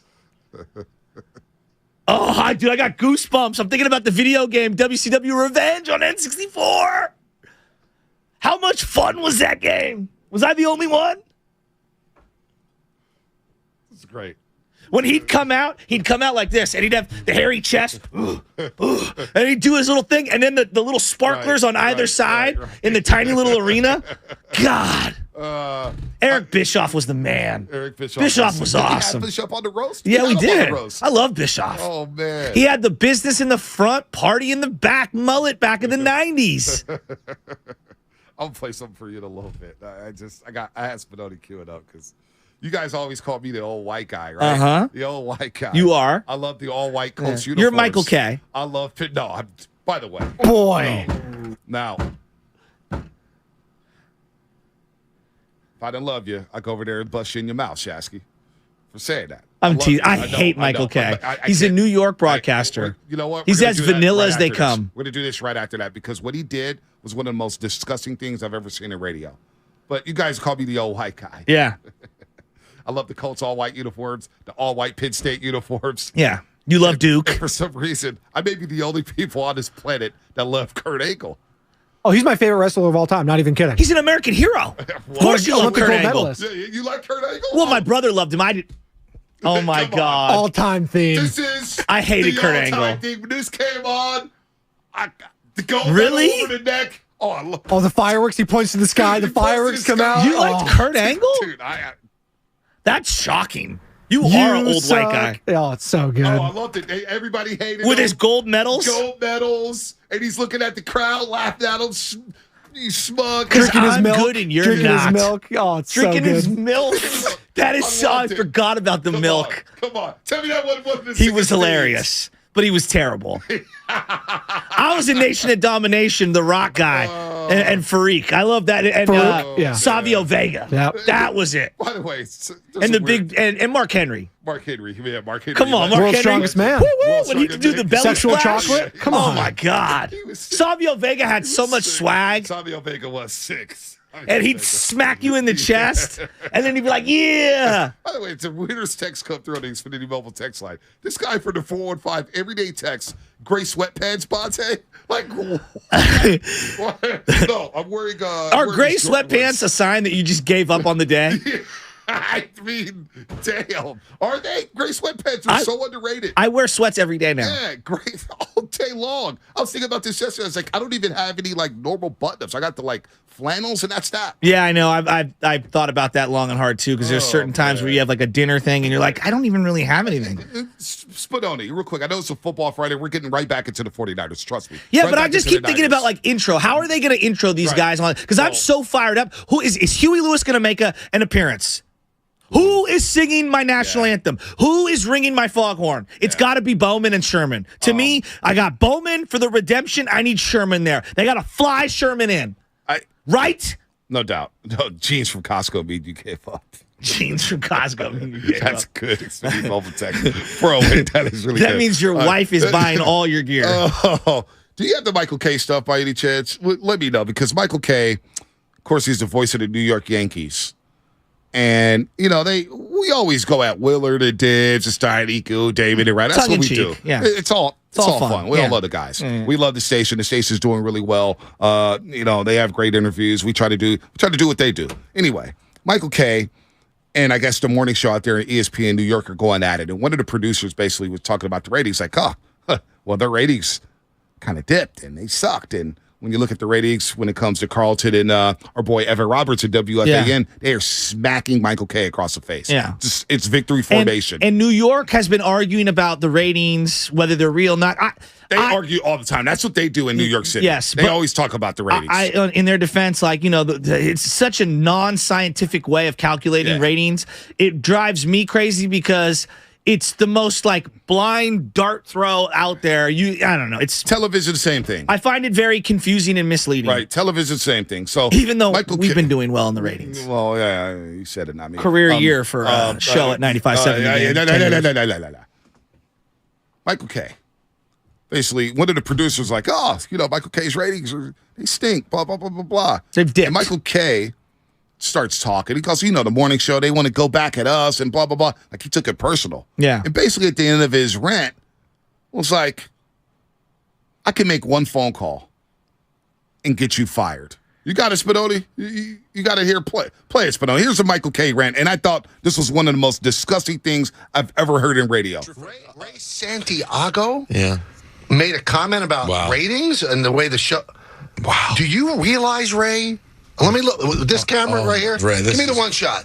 Do you realize, Ray, that all I'd have to do... Oh, no. All I would have to do is make one phone call, and you would be on the unemployment line. Oh, my... You have the nerve to say something like that about this show? One phone call, which I am considering making, and you will be fired. Do you realize that? Oh, my God. So, and here's another thing. Management that's listening... I am never talking about that show again. If that's what that guy's going to do, I have no use. Let them do what they do. We'll do what we do. But remember, Ray, I am really, really sitting on the fence right now about getting you canned. Oh, I mean, Michael Kay, that is vanilla extract, to the fullest. Not only that, but to say something like that, to try to abuse your power saying, I'll get this guy fired. First of all, who thinks like that? If I say, for example, we got into it with Sam Lubman, in our minds, we're not saying, hey, Matt, he could get rid of this guy. We're going to get you fired if you disrespect us one more. No. We're going to work with you to get you better. But as a former producer, Shasky, as a former producer, and I know what it's like to be in Lubman's chair, in the Santiago's chair, who Michael Kay was talking about, Spinoni's chair, that is the most, it's so disgusting. I don't even have the words to explain how far out I'm on Michael Kay. I'm so out on him. If you're on a job site, the equivalent, the way he's talking, is a journeyman or a foreman coming onto the site saying that some apprentice, they want to get that guy ran out of the union. That's basically what he's the equivalent is. Saying, you cross me and you're out. done. You're done. And we've all met that bully. That kid probably makes $15 an hour. That's what I'm saying. And he's grinding his ass off to try to make a name for himself and having some fun. He's having some fun on the radio. Hey, man, your ratings, blah, blah, blah. All right, maybe you take him to the side outside of work don't ever do that again. But you don't go on the airway saying, I'll make one phone call, and I'm thinking about making that one phone call, and your job is gone. I've never heard anything like that. Who does that? I never understood the appeal to Michael Kay. So arrogant. I don't get it. Now I'm all the way out on him. All the way out on him. You know what we say when you hear something like that? What's that? The game don't wait. The game's passed him by. He's just, I look at him like the VHS or the fax machine. It's disgusting. I couldn't believe he said something like that. I'm so out on him. Anyway, David Bruce agrees. The Penn State All Whites, best uniforms in sports, just here to kick your ass, not look pretty. I'm the white guy. When was the last time Penn State did anything significant? They just beat Utah to Rose Bowl. Oh, wow. They beat Reese, a career college quarterback who's probably 38 years old. You know he's going back to Utah? Of course he is. He made a promo video. Of course he is. Never graduate. Of course he is. Cameron Rising. Rising for the Utah Utes. All right, we got Fast Five coming up. 888-957-9570. Michael K. That was embarrassing, Chaz. That really bothered me. To say that about a guy that's like us talking to Kyle Matson and saying, hey, Matson, oh, you said you didn't like our show today? I'm going to make one call. You're out of here. I mean, it's ridiculous. Come on, man. It's ridiculous. What are you doing? I know, it's ridiculous. What are you doing? Especially when you can't bend over and tie your own shoelaces, Michael K. Right. Insecurity. To the fullest. Anyway, 888-957-9570. Fast Five coming up. Fast Five. What's your keys? What's your X factors? How you watching the game? Niners Hawks tomorrow. We've broken down everything. I want to hear from the 408, the 707, the 925, the 415, and the 650. 510. Where you at? And that's coming up, brought to you by Zenni, the official eyewear of the San Francisco 49ers. Shop from over 3,000 styles at 80% off retail prices exclusively at Zenni.com. It's a Football Friday on 95.7 The Game. Ayuk wide open. He's got it for the touchdown. Brought to you by Zenni, the official eyewear of the San Francisco 49ers. Shop from over 3,000 styles at 80% off retail prices exclusively at Zenni.com. Richard, let me ask you the final play. Hey, it's Joe Shasky here to talk about tax and crypto attorneys and accountants at Kugelman Law. You've probably heard by now the IRS is receiving $80 billion to increase enforcement and audits of individuals and small business owners. If that news worries you, if you have years of unfiled tax returns, or you are already receiving notices from the IRS or the Franchise Tax Board, then you need to contact Kugelman Law at sftaxteam.com. I know the team at Kugelman Law. I've met with them, and I know how approachable and down-to-earth they are, even when discussing major tax problems. They strive to provide effective and efficient resolutions to all your tax or crypto needs while offering straightforward and transparent pricing. So visit sftaxteam.com to schedule your consultation today to get a fair and honest assessment of your tax or crypto issues. That's sftaxteam.com. Alexander Kugelman, Managing Attorney, 21 Tamil Vista Boulevard, Suite 202, Corte Madera, California, 94925. This paid endorsement does not constitute a guarantee or prediction of results. So, the other day, I bought an extremely chatty... Boring story time. Make that an extremely catty cockatoo. You're welcome. Apparently, the pet store won't take it back. But, hey, I'll manage. I love that for you. Just like I manage without home internet. No, you don't. Sure, my mobile hotspot is slow and makes streaming shows unbearable. Aw, Bertie likes to stream. But I'm making do. Oh no, who's this? My lady friend. It's mating season, duh. No home internet? It's not that bad. No, not there. It is that bad. Don't settle. Get Xfinity Home Internet for just $19.99 a month for 1 year with a free streaming box. Call, click, or visit a store today. Restrictions apply. Not available in all areas. Requires paperless billing and auto pay with stored bank account. After 12 months, regular rates apply. Offer ends 2/21/23. Hi, welcome to IKEA and our winter sale. Hi, we've got hundreds of offers on everything from storage solutions to... I'm sorry, did you say hundreds? Yeah, check out our offers on shelving and desks. Ooh, what about mattresses? Yep, those too. Dressers? Sofas? Yes, and yes. I think I need a bigger cart.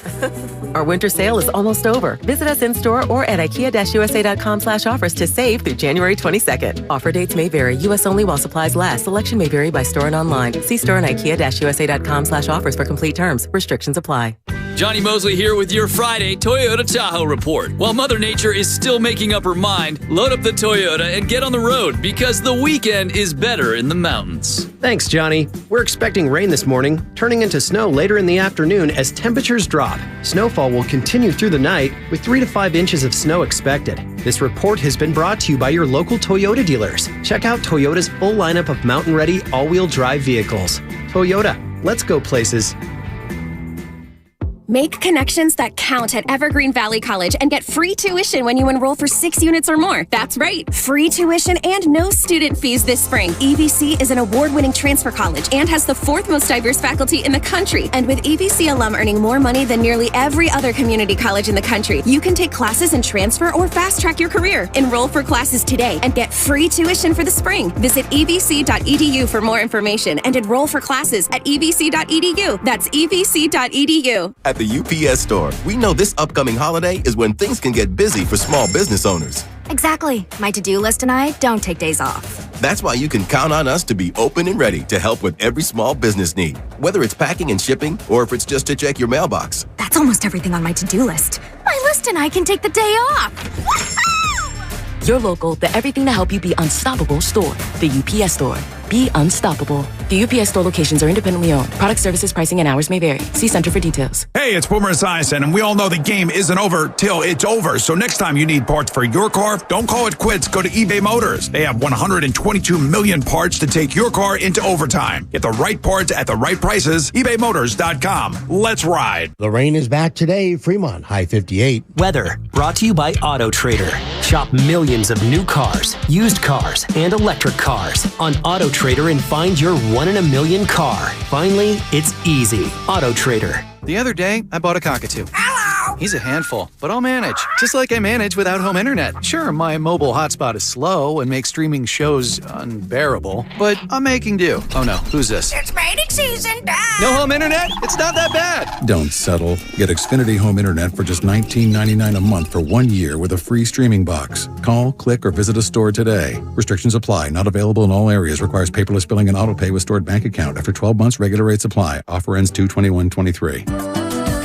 For adults with moderate to severe plaque psoriasis who are candidates for systemic or phototherapy, now there's Skyrizi, Risankizumab Riza, a prescription-only 150 milligram injection. With Skyrizi, 3 out of 4 people achieve 90% clear skin at 4 months, and Skyrizi is just 4 doses a year after 2 starter doses. Nothing in me go hand in hand. Nothing on my skin, that's my new plan. Nothing is every day. Don't use if allergic to Skyrizi. Serious allergic reactions and an increased risk of infections or a lower ability to fight them may occur. Before treatment, your doctor should check for infection and tuberculosis. Tell your doctor if you have an infection or symptoms, such as fever, sweats, chills, muscle aches, or cough, or if you plan to or recently received a vaccine. With Skyrizi, you could achieve 90% clearer skin. Ask your doctor about the #1 dermatologist prescribed biologic in psoriasis and visit skyrizi.com or call 1-866-SKYRIZI to learn more.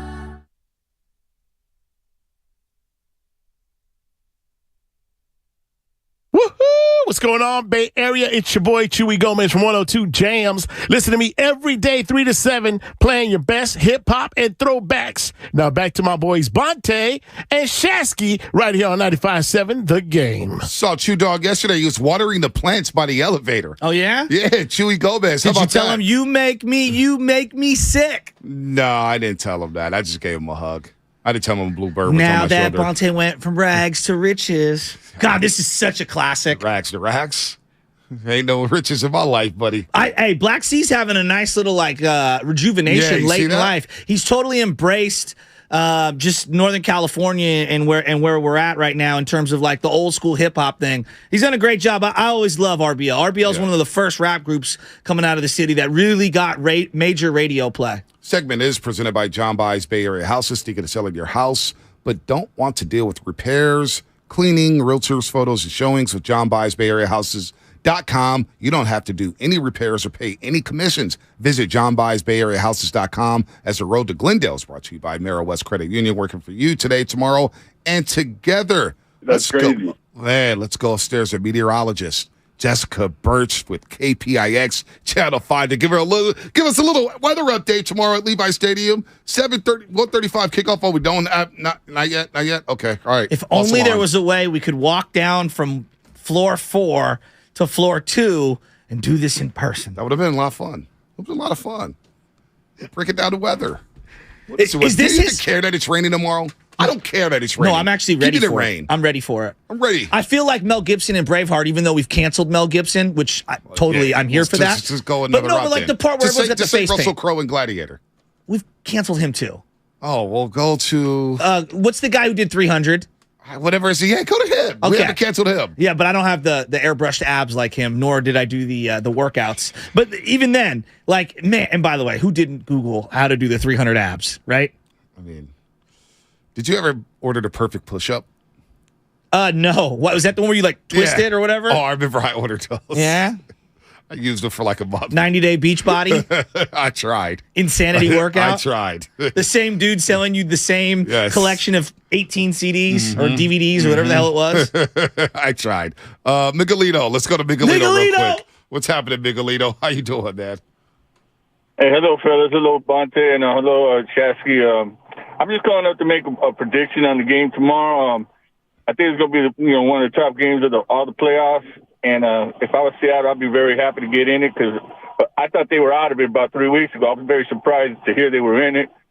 But I think the score is going to be like 24-24, and it's going to go into overtime. Oh. And my subconscious keeps popping Geno Smith in there. I don't know why, but, You got the Seahawks winning. I hope to do this. You think the Seahawks are going to win? Are you a Raider fan? No, I'm a 49er fan, but I don't think the Seattle's going to win. Not at all. Oh, boy. But I would take the points, though. Yeah, the points, it's too many points. Yeah, no For doubt. the weather, it's too many points. I agree All with right, that. let's go upstairs. Meteorologist Jessica Birch, KPIX Channel 5, does a hell of a job breaking down the weather. She's on the morning roast. We wish we could see her in person, or we're an elevator away. But you know what? Sometimes the key cards don't work. Jessica, good morning. Welcome to the morning roast. Joe Shasky, the My butcher. key card doesn't Bonte work. Hill. Yeah, my key card only works up to level 2. We can't get upstairs. They to the allow big me boy. in the basement like I'm Milton in Office Space. I'll have my people talk to your people. We'll figure it out. Yeah, seriously. Tell Gianna to hook us up or something, man. What's up, Jessica? You're right. Tomorrow's going to be a crazy day. And do you mind me just getting straight into the forecast right now? Yeah, let's do it. What can we expect? Can we expect rain during the game?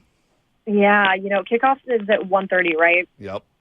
We're expecting kickoff temperatures to be in the upper 50s. So no matter what, dress warm. It's going to be chilly tomorrow. But I will say this. Tomorrow is it's the true opportunity for fans to say whether or not they're true fans or not, because we're dealing with rainy and windy conditions all throughout the morning hours tomorrow. It's going to be very intimidating in the early morning hours. You're going to look out your window when you wake up for Saturday and think to yourself, ooh, today is not a good day for a game. But here's the good news. Even though it's heavy rain all throughout the morning hours, it starts tapering off around 11 a.m.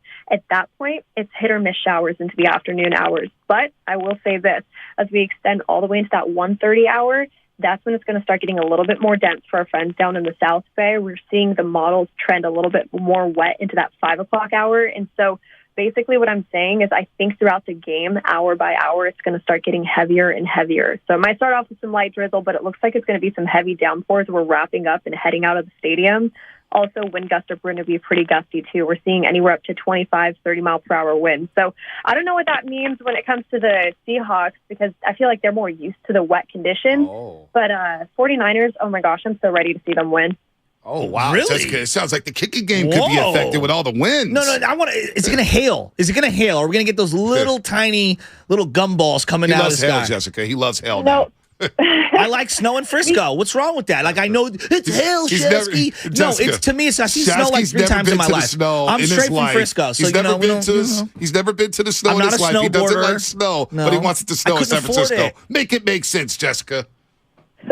Now, I will say this. We do have a chance of seeing some thunderstorms tomorrow, especially if we head into the afternoon hours. I won't break down the science right now because I'm going to nerd out too much, but I will say this. As we extend into the afternoon, there's a better chance of seeing thunderstorm activity, and there is a chance to hail with thunderstorms. So, Wait, you're telling me we could be thunderstruck? Oh, my God. I want to say, I'm not going to repeat what you said, but potentially, yes. Oh, my God. Potentially. Give me the Michael Irvin. Oh, my Potentially. God. So when will the rain be hit the hardest during the game? my God. 135 to 140. game? Yeah, during the game. When will it hit the hardest? Taking a look at the models right now, it looks around that 3 o'clock, 4 o'clock hour. That's when some of the heavier stuff's going to start sweeping throughout the peninsula and off into the South Bay. Really around 5 o'clock. But, I mean, the game, when is it going to be wrapping up? 4:30 to 5. I plan. Then I think it's going to be light drizzle for the most part as it starts, and some heavier rain as we're wrapping up. But I really think the 49ers have a good chance. The rain's not going to be the issue. I feel like the winds are going to be worse than anything. Okay, so a couple quick things. Number one, when I'm walking out doing an Instagram live video with B as we're coming down the ramp, it'll be lightly drizzling. So I should maybe bring some sort of an umbrella for the camera, for the phone, for all that. Is what you're saying? Oh. Yeah, be ready for some light drizzle at least. All right, let's go to pregame. So you say the skies are going to open up. God's going to look down on my 49ers and bless them. How's my tailgating experience going to be? You know, like I said, hit or miss showers all throughout the morning hours and into the afternoon. So it might get a little wet, but, you know, this is what I'm saying. A true fan is going to be out there regardless. So just dress properly, stay warm. Like I said, kickoff time around 1:30. It's upper 50s with some windy conditions. So I just wish it was dry at this point. So sweatpants is okay. Nice little puff coat. I'm wearing rain pants. Beanie. Doggy. I'm not wearing rain pants. I wouldn't wear sweats. Yeah. Is that okay, Jessica? I'd be wearing sweats tomorrow too. Yeah, definitely. Thank you, Jessica. All right, last one.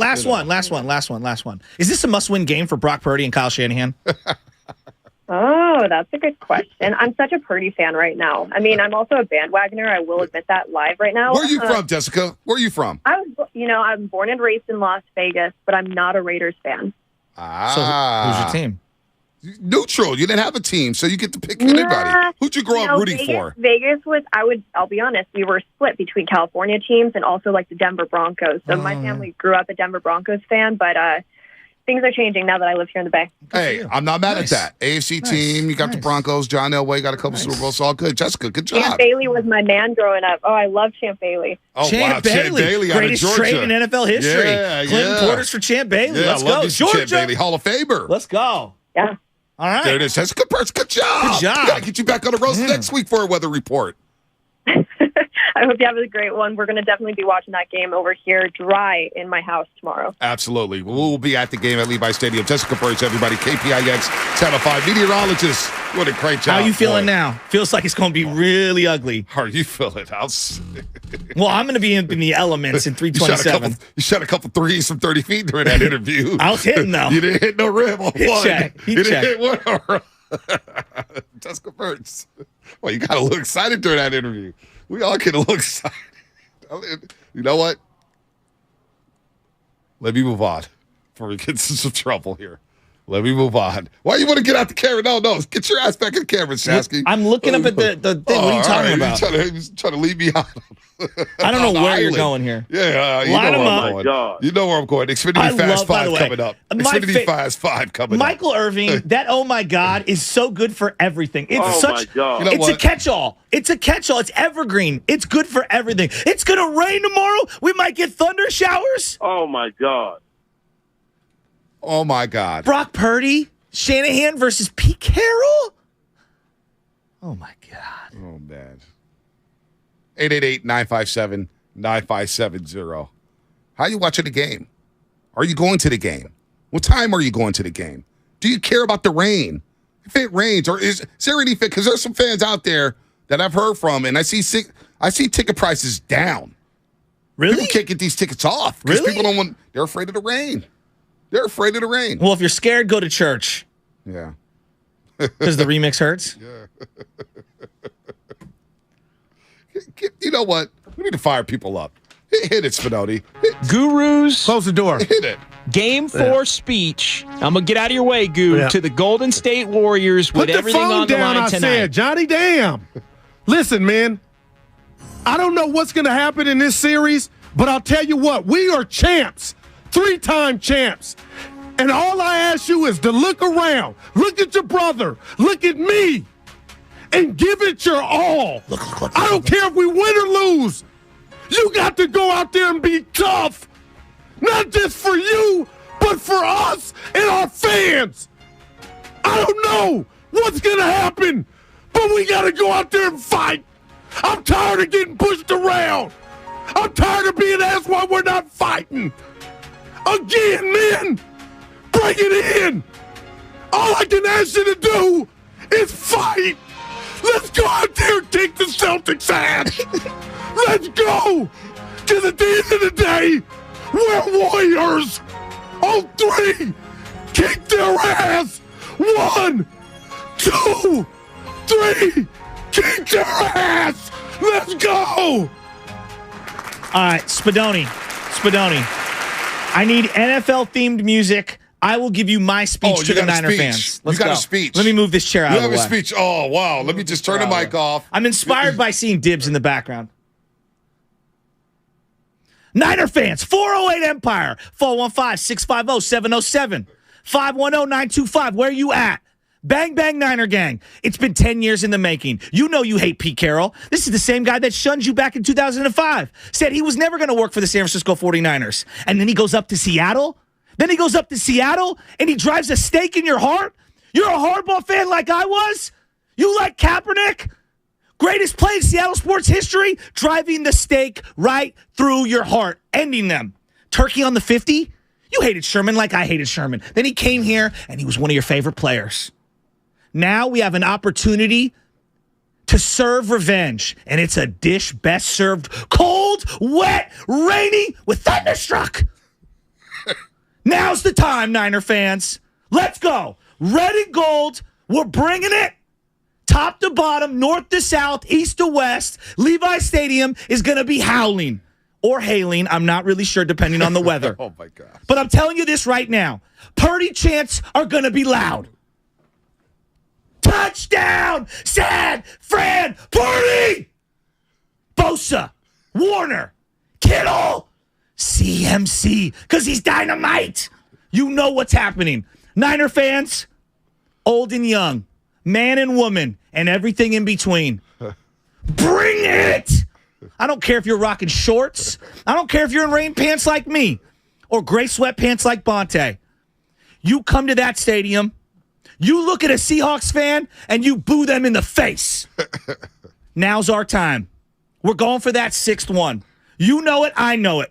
And the road goes through Seattle, right through Pete Carroll's nose. Let's go. Where you at, Niner fans?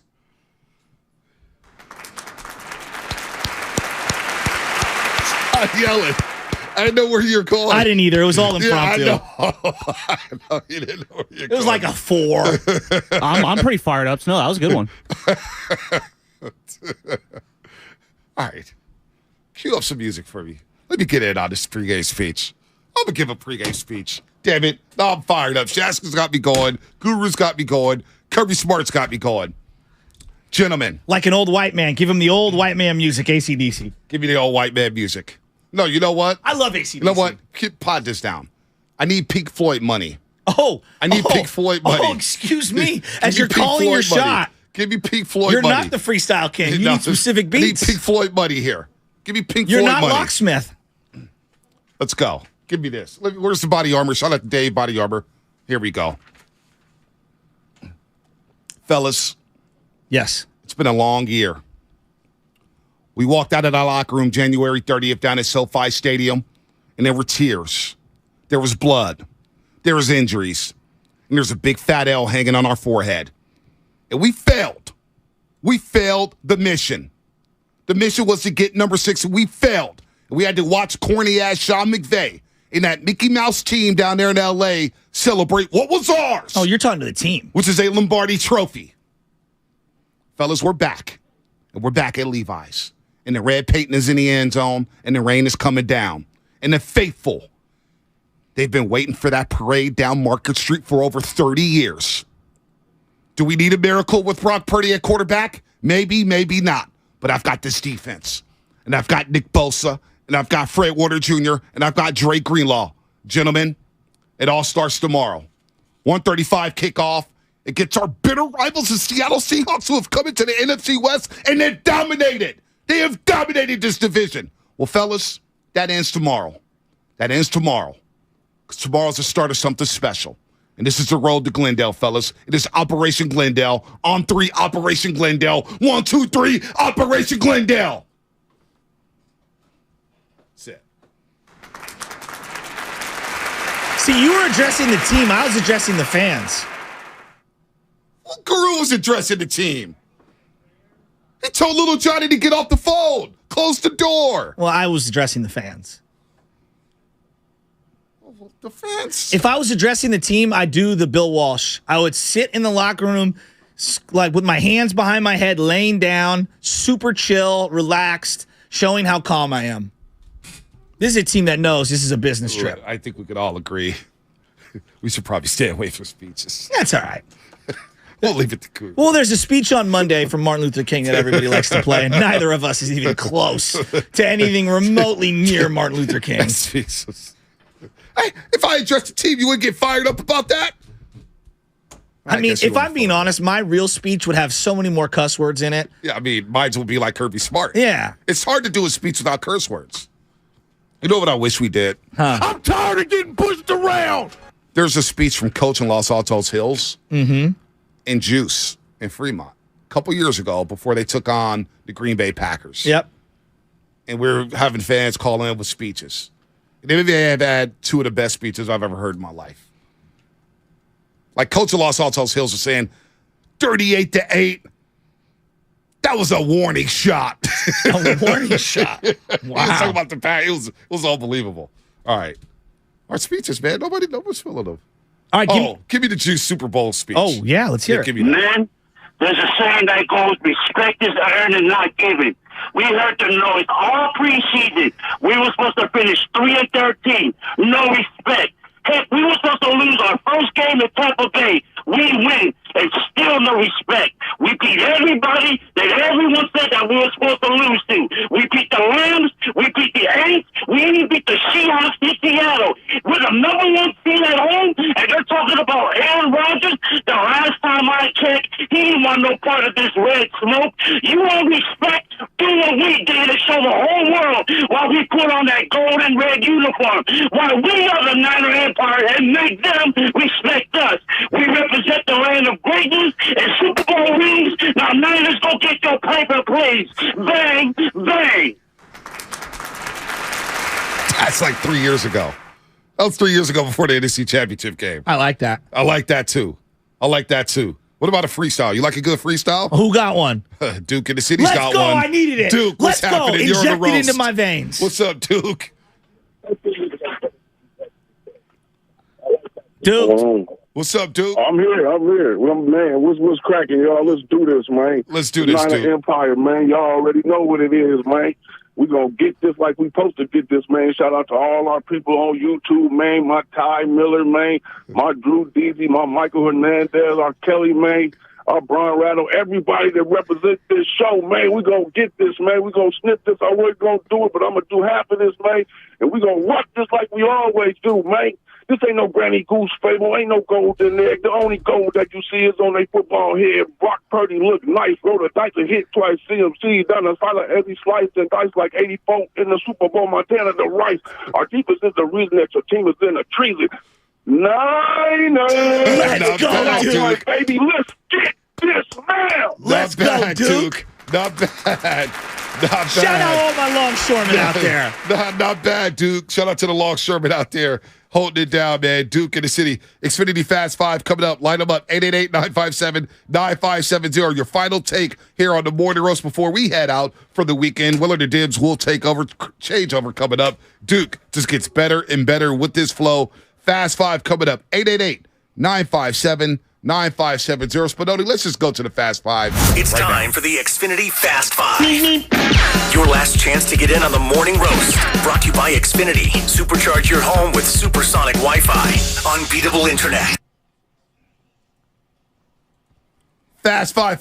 What you got, Shasky? A shout out right now, Guru, saying that we forgot to bring him up in a softball conversation from multiple days ago. And then he sends me a GIF of Sammy Sosa hitting bombs saying, "This is me."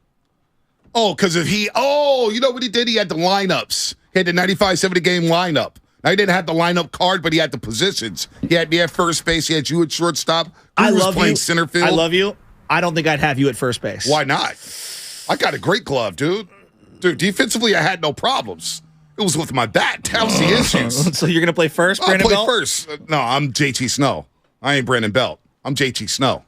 You're going to run the ball over to the pitcher and just hand it to him? I'm JT Snow. I got a cannon. Okay. Could you get the ball to first base? Shortstop. Oh, yes. Without throwing your shoulder out? Belt. God forbid you throw 3 balls to first base, so you don't come up with an injury. Let me just tell you this. I'm in the best shape of my life, adult life. Dude, you can't run out the batter's box without straining the hamstring. Hey, I'm feeling good. By the way, I'm going to tell you about that foot thing as we go, to liquid hot magma here. I put insoles into lots of my shoes. Game changer. Game changer. You gelling, bro?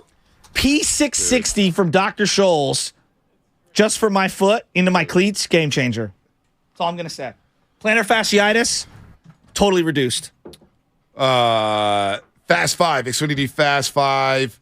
Your last chance to get in on the roast, brought to you by Xfinity. Supercharge your home with supersonic Wi-Fi, unbeatable internet, only from Xfinity. 510, Xfinity mobile text line. Ed Reed's halftime speech at Miami is the greatest. It is. Love you guys. 415, but this is a train wreck. Make it stop. I agree. We're going to make it stop. Dibs is already in the building. Antonio in Oakland. What's happening? Fast 5. What you got? It's me, Antonio. Hey, man, I can't wait for tomorrow, man. I think we're going to win by at least 2 touchdowns. You know what I'm saying? We got to be physical with their receivers, especially DK Metcalf. And, we're going to run it down their throat. And Pete the Cheat, man, he's going to chew that gum. He's going to choke on it tomorrow at the end of the game. And I'll be in the building. Let's go. There. Let's go. By the way, 510. Y'all want Niner freestyles? You need to get Richmond's own locksmith on the line. Yeah, he's living in L.A. though right now. Is he? Yeah. It's not fair if he does a freestyle because he's an actual rapper. Well, yeah, and I'm sure that he practiced some of the bars in the freestyle. I'm not going to say that. I'm not going to do that. Well, no, because it's so good. It's so good it can't be off the top of the dome. Why? If you watch his Uber ones where he's driving the car, like I'm not taking anything away. It's phenomenal. It's clearly one take and it's incredible. I'm saying like there's just no way. Some of it had to have been written. It's too perfect. A lot of people are nominating, and I mean Jonathan. that of how good he is. I hear you. I'm not trying. I like him. Walk it back. Walk it back. You're doing a good job walking it back. Frontline had hitters. Xfinity mobile text line 510. We're here and they're there. Jonathan's speech back in 2019 for the NFC Championship when he said, "We're here and they're there." It's like, all right, let's go, Jonathan. Let's go. We're here and they're there. Kirby Smart. Now, the streets are saying Kirby Smart's speech was from weeks before that game against LSU. Yeah, doesn't matter. It doesn't matter. Yeah, it's still when you have a speech like that, you don't lose football games. Kirby's at some golf event for the senior tour right now, and boy, I'm so glad that his swing is significantly worse than I thought it was because I have a chance now of maybe making the senior tour as a pro-am guy. There you go. 415. Let's put the rat on the table. Guru has a Michelangelo of pregame speeches. You guys are a bunch of Ninja Turtles. I could agree with that. Guru is the GOAT when it comes to speeches. Absolutely. And that was Fast 5 brought to you by Xfinity. Supercharge your home with supersonic Wi-Fi. Unbeatable internet only from Xfinity. Willard and Dibs in the building here on the Frisco Friday. What's happening, boys? We made it in. Yeah, Willard and Dibs made it in. Mark was navigating some North Bay quandaries. No just to problems. Get here. No problems. Yeah, got here with at least 11 seconds to spare. And that's the beauty of doing morning show, and I did it for like 17, 18 years, that, you leave your house at whatever, 3:48, 4:02, whatever it is, and even if there are calamities, well, I mean, Mr. No Show Prep over here, but yeah, the King breezes in. Well, no, he doesn't breeze in. They lift him up and carry him in. Yeah, and one of those rickshaws. Yeah. Bonte Hill on a rickshaw. There you go. Coming in at 6:00.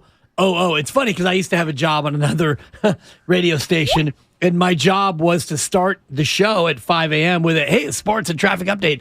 There'd be times when I would be running in at 4:59:55, and like my sounder would be playing, and I'd be like, "Wow, the Giants last night! Well, quite a game! Great way to start your year. Load sound. Did you ever have to do the turn the mic off to take a breath because you're panting? Because I did the exact same thing. You running up the stairs. And the, Diamondbacks, quite a game.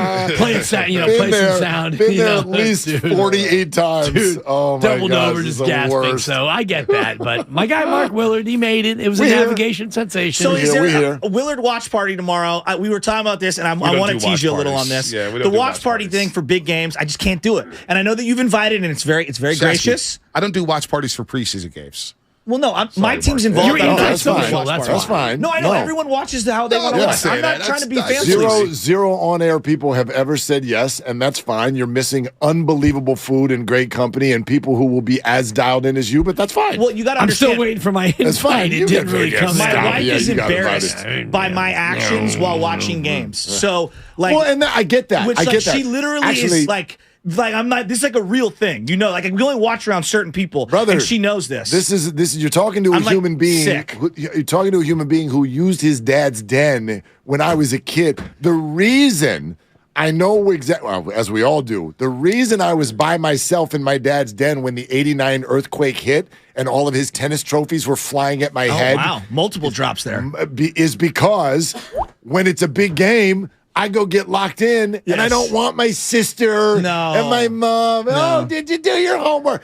Get out of here. I'm locked the heck in. Mom, the meatloaf. Very, very careful about who gets invited. And by the way, so the audience knows, none of y'all got invited this time. There's no the watch party tomorrow is going to be quaint. It's going to be small. It has been highly selective. Oh, nice. In terms of who is going to be led into this situation. Yeah. Is Guru invited? No, none of y'all were invited Guru will tomorrow. tell you he's coming, and then Well, that's how Guru invites go people there. to his party Don't too. go there. Yeah. I'm I'm right. I'm not. He I'm knows I still. love him. I'm still waiting for my invite to his party. But anyway, no, it's all good. He It's all invited good. all of us to his kid's graduation party, and it was I Google mapped did. it. It was He did 107 invite- miles yes. away. I mean, listen, I'd have gone to the game like you guys tomorrow if I had tickets. I don't have tickets. you went to a lot of games this year. No, Just I the road can't. games? I can't. Oh, I thought you went to a couple. Yeah, I home went games. to a couple road games. I went to 2 home games. He went to 2 road games. I'm gonna Are end you up- going on Saturday? No, I can't make So it. you're forcing me into a massive drip drop here. I can't go to Sunday games because I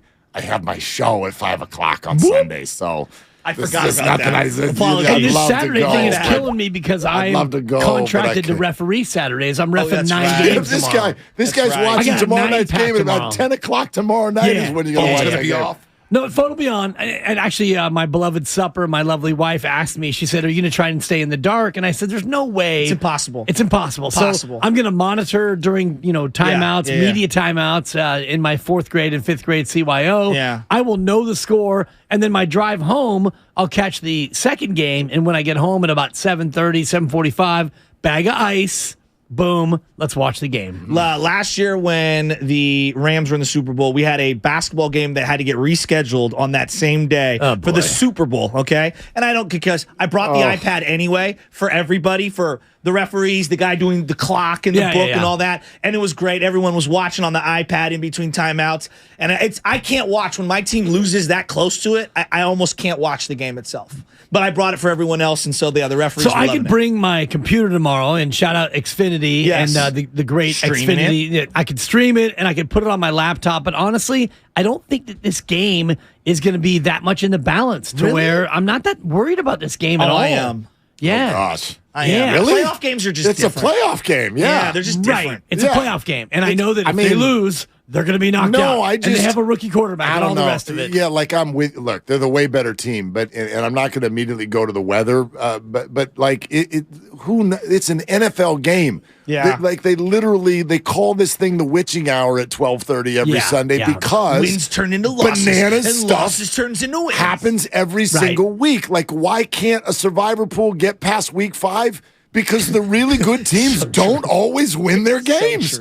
So like. I don't know. That's an interesting comment because I am like stress turned all the way up. And I feel like if they lose tomorrow this morning. one, like we were talking about, and everyone, we're gonna win. I get that. Yeah.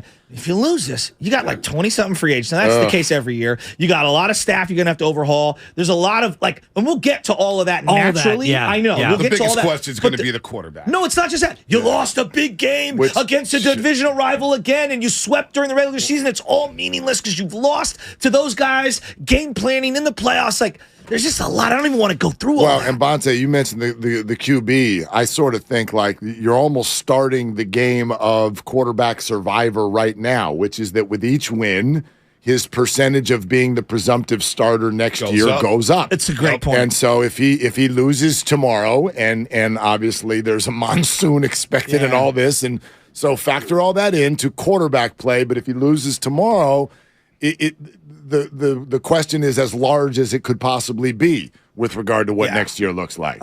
Anybody concerned about Purdy tomorrow? First playoff game ever? No, like this is Geno Smith's first playoff game ever, too. Yeah, no I'm doubt. more worried about the interior of the O-line, which we haven't talked about. Brendel, Banks, Burford. I think Banks is back this week. Banks is back. Right. As unproven as Purdy is in the playoffs, so is that line. And like losing the point of attack is something I think all of us like. Do we just assume we're going to run the ball? But does Seattle have anybody on that side of the football? No, Shelby Harris, is he scary? You know who I'm concerned about, and I hate to put this out there in terms of like, Ray on special teams. Oh, gosh, he's going to fumble. Special teams. I'm not saying he's going to go Kyle Williams. I'm with you. Ray McLeod has been unbelievable. He's been sketch, but he's also been explosive. No, he's been the best returner great since Ted Ginn Jr. Correct. While simultaneously scaring the crap out of me. And that's what I'm saying. On a wet field, Ray McLeod in a game where there's going to be a lot of punts. But how I'm many concerned times, about a Ray ball security. How many times has he actually fumbled this year? I know we're scared about it all the time. He's only fumbled a couple times. times. End around, he fumbled on an end around, and then he juggled a couple of balls. It's juggling, baby. And he gets cracked. Go ahead, baby. Well, yeah, he's a special teamer. I know. Right, he's punt returners. They all get cracked. That's the deal. I don't really concern myself with the interior of the offensive line. They've been solid all year. Ray McLeod, we'll see. David Akers, he's more Robbie Gold. Wow.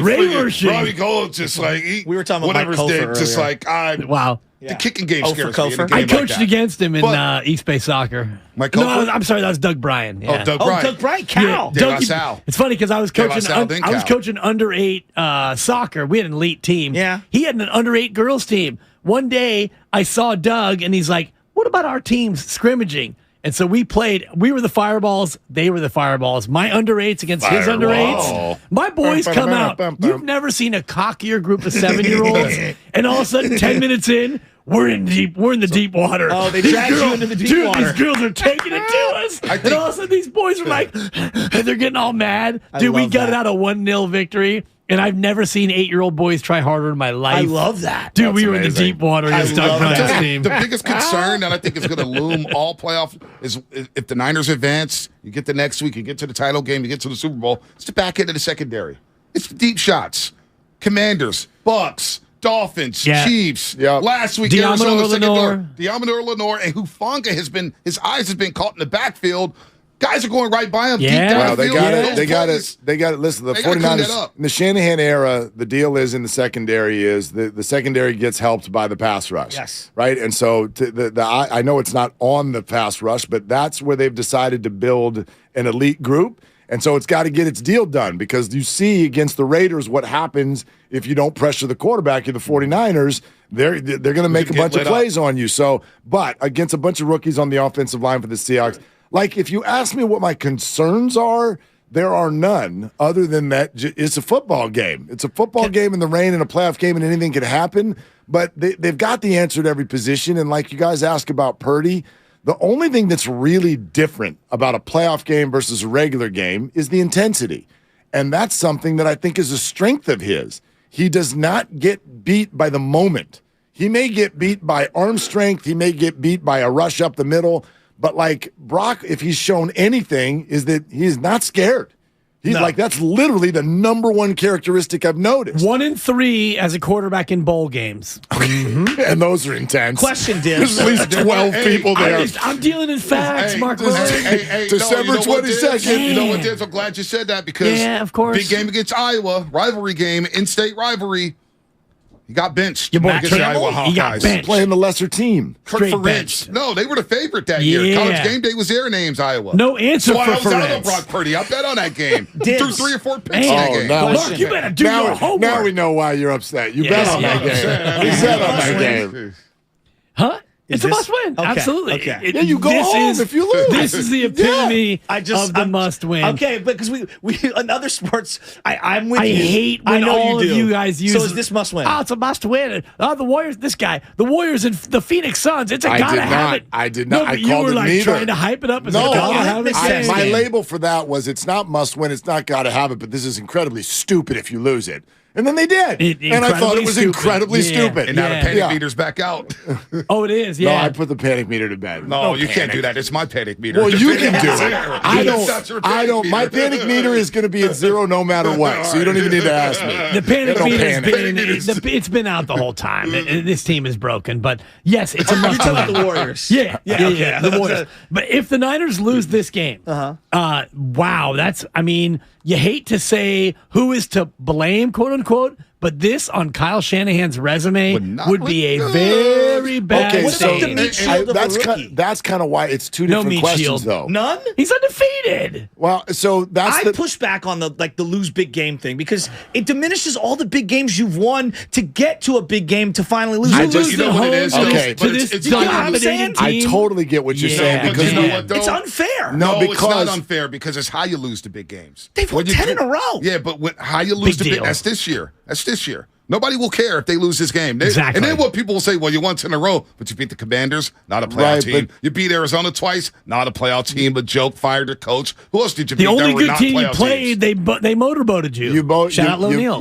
you both have a point based on perspective, but here's Joe why Mike Williams out for the Chargers. He's out. Yeah, so Brandon Staley should be out Can I too. trade Justin Herbert in our league? Dude, I told you guys that was Unbelievable. so dumb. It's so dumb. You and I saw the same thing. So anyway, though, to the point that you're saying, when we do that to players, and historically we've watched how many times it's been a faux point. Yeah. We do this to players, and it inherently means that you are putting all your eggs into an incredibly small sample. To say that somebody is good for 16 games, 162 games or whatever, and then you're like, and then the Yankees did this to Aaron Judge last year. Yes. Oh, all of a sudden you stink Yeah. in one game. In a 3-game series. It's like, calm down. Exactly. Barry Bonds can't play in the postseason. Exactly. Then he owned the Angels. Peyton Manning can't play in the postseason. 2 Super Bowls.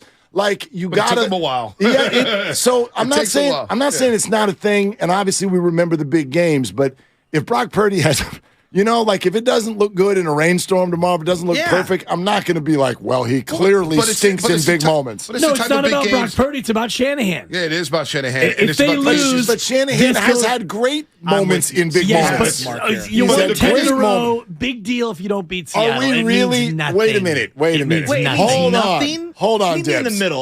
Look me in the eye. A little Look something. me in the You eye, lose Dibs. as the 2 seed Dibs. at home to a Seattle team that's a 10-point underdog. Dibs. I mean, You're Walsh setting did yourself that to the up. Vikings. They And he were the almost got number one fired. seed. They were the number one seed. They lost to a Viking team that no one wanted to lose. After this year, you're going to put out in the public before the game even happens.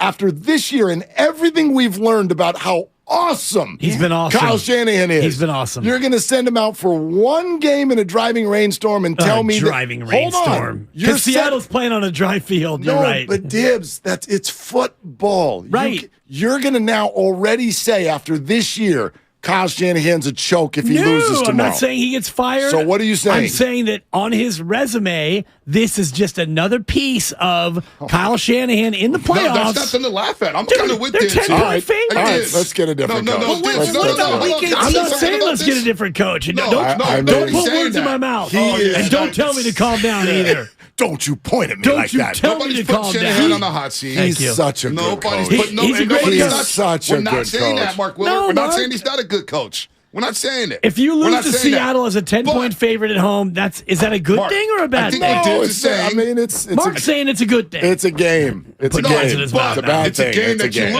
lose, and it looks bad on the resume because Yeah. of the big games that you Yeah. lost. Super Bowl 54. What do we always say about Super Bowl 54?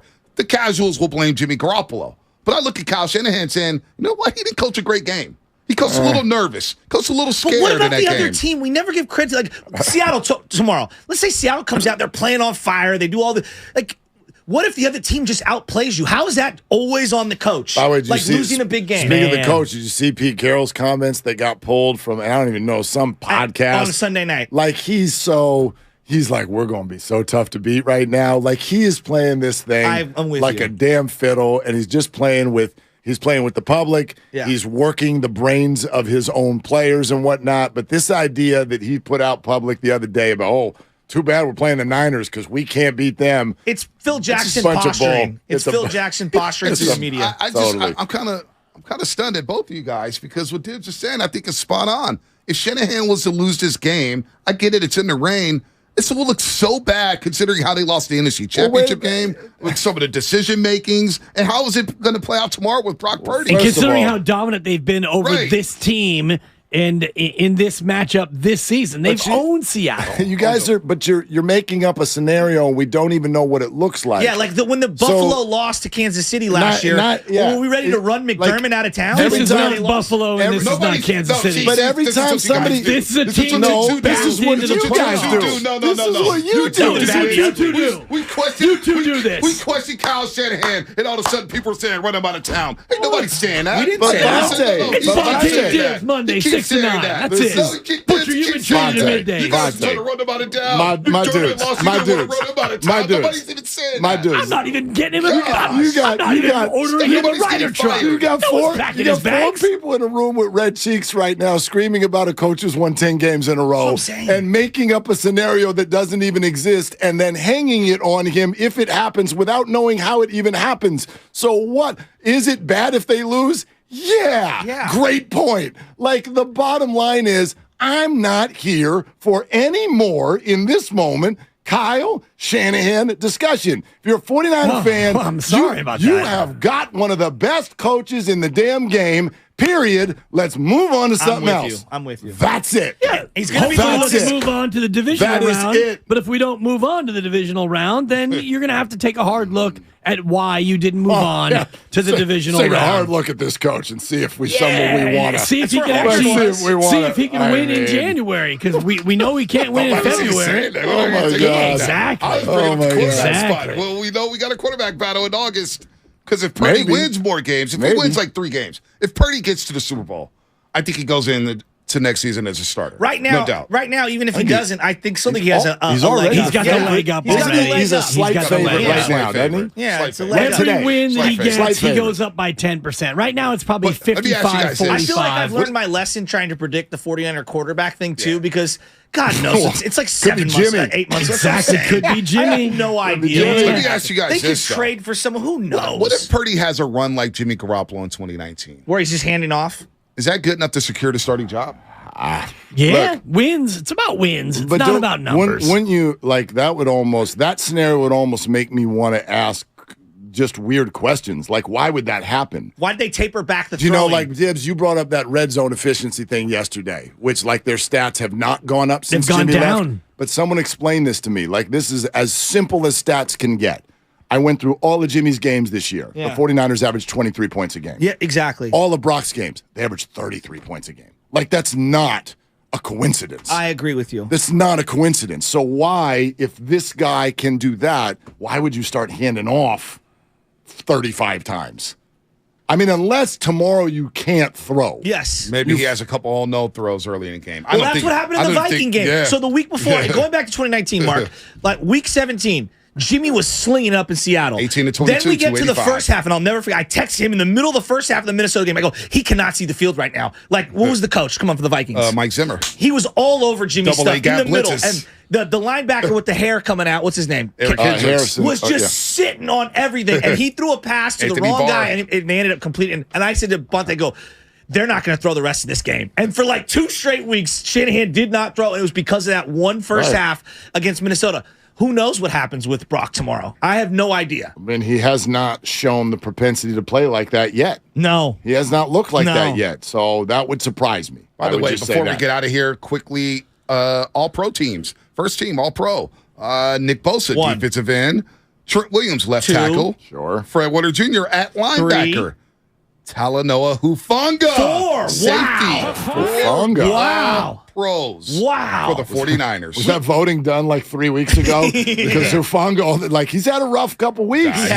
He's my biggest worry. He's had a rough couple weeks. Worry. Him and Lenore is my worry. He was not good in that Raider game. By the way, Quinnen Williams, first team All-Pro for the New York Jets. I'm still winning that Bosa bet.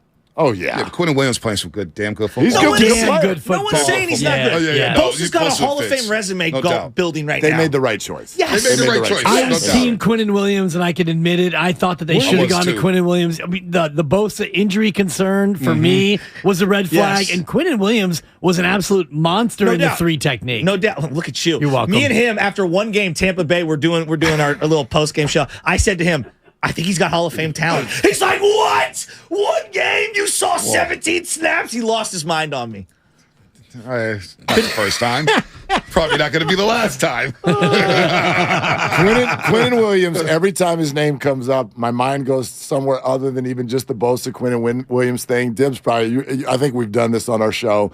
If you want to have a belly laugh today, go get the video of Quinnen Williams leading into the national championship game against Kyler Murray.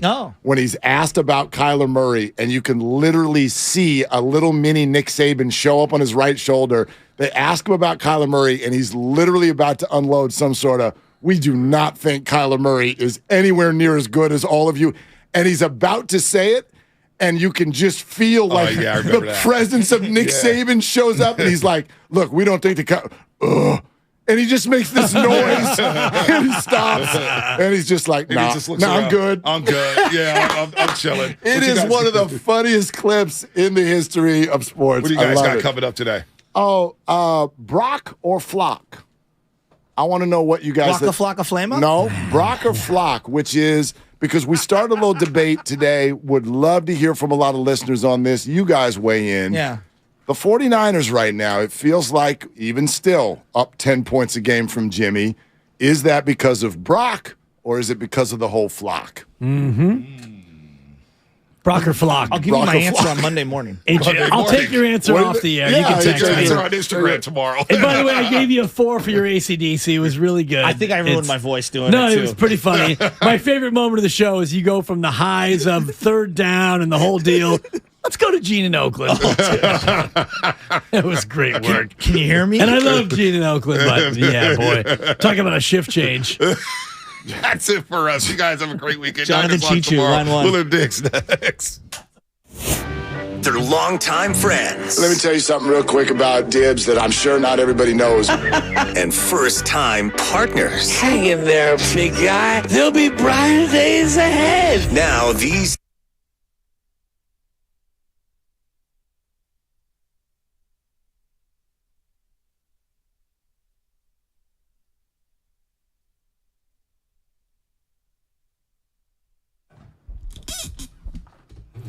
Yeah, Brock or Flock. 888-957-9570. Let's have some fun today on this. No, I love that. Let's get ready for the game, right? Here we go. And listen, I'm not scared. It's not an excuse. And I know that fans, because we get so fired up about football, like some of you fans might be digging the idea that it's supposed to rain sideways tomorrow. You're like, yeah, absolutely. I'm hard. I got a hood. And you're going to be like, I'll stand out in this. I'm kind of bummed for everybody. Like, we would wait all the way to get to this whole thing, and you're going to be drenched. Look, take it from somebody who was outside at Soldier Field this year. Fine. I was fine. Yeah, I had one of them. I had one of them. Weren't you like a soaked slicker for 24 hours? Dude, I'm telling you, for those of you who weren't here with us at that time, SOF wet. The shoes that I wore at Soldier Field, that was on a Sunday, and I flew back that night. So the shoes had to be on what felt like a 3-mile walk from Soldier Field back to downtown Chicago after the game, then shower, pack up, get everything into a suitcase while it's soaking wet, then fly home, take it out, try to air those shoes out. Dibs, it was Thursday before they were dry. It was Thursday before those shoes were dry. So it's a thing. And it does change the game in this way. It's not about, it's an equalizer or it's an excuse. It's none of those things. To me, what it does is it ups the importance of the first half. Here's why. What you don't want to do when there's weather, and you saw it in Chicago, you don't want to be behind. That's the deal. It makes it very hard to come back. So the 49ers, for me, this changes the intensity of the first quarter, if you will. The second quarter, you do not want to fall behind, and then one of those T-storms hits, and then all of a sudden, we're up to 15 and 20-mile-an-hour gusts with a rookie quarterback and a double-digit deficit. That's the situation the 49ers have got to stay out of. So do you change the way you go about it in terms of the coin toss? Because Kyle Shanahan loves to defer. He loves to get the ball to start that third quarter, and I don't think that he will change his approach because of the weather. And if you look at the hourly forecast, it's rain from, the whole time. It's Thunderstorms come at 4 o'clock, so you might get some heavier wind later in the game, but it's going to be sloppy. And I do think that weather is a little bit of an equalizing factor in this game. Not necessarily that the Niners can't play in the rain and Seattle can play in the rain, but the possibility of a turnover goes up in bad weather. But for them too.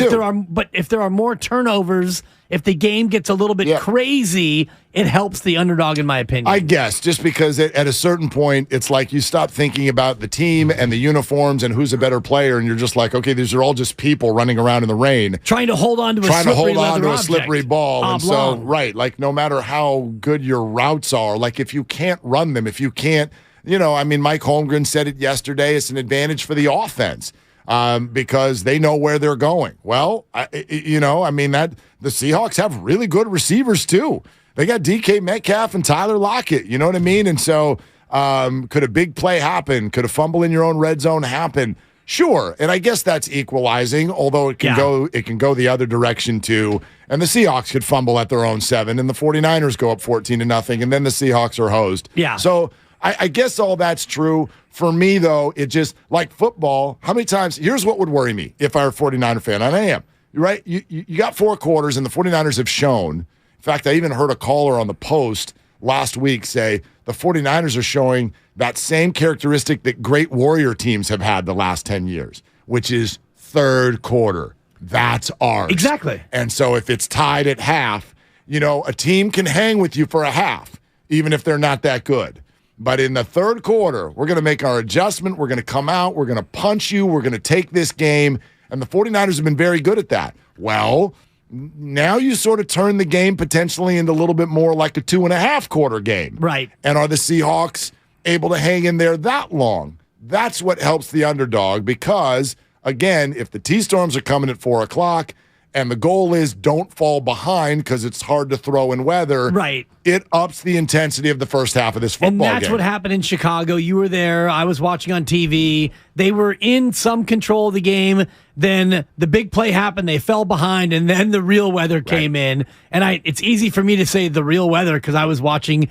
I think I was under a blanket. I might have been under 2 blankets with my 2-week-old baby, by the way. Yep. I was in my own little cozy cocoon of new parenthood. Well, I was thinking about you out there, and I'm like, oh, my God, now it's really raining, and the Niners were down. And I was thinking about you because every time I would be getting hit in the face and my wallet was literally almost about to disintegrate, it was so wet in my pocket, I just can, you know what?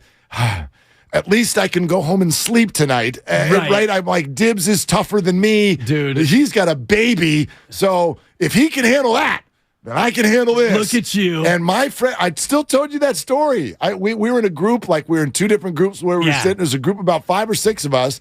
And when it was evident that the 49ers were not going to win, the whole group was like, let's roll. Let's get to dry ground. And I turned and looked at them, and they all ran for under the concessions. And I'm like, wimps, I'm not going anywhere. Yeah. And one other friend looked at me and goes, you're right. And we stood right there, and we took it. And good for you. Took it from the Bears fans. We took it from the weather. You went all that way to go to a game against the Bears at Soldier Field. I'm never going to be at Soldier Field again. No one will be. Exactly. Gonna be gone. It's going to be gone. I think when we look at this game, and we're going to get into it all throughout the show, we have great guests, your calls, 888-957-9570. When I think about pressure, the pressure is on Kyle Shanahan more than it is Brock Purdy.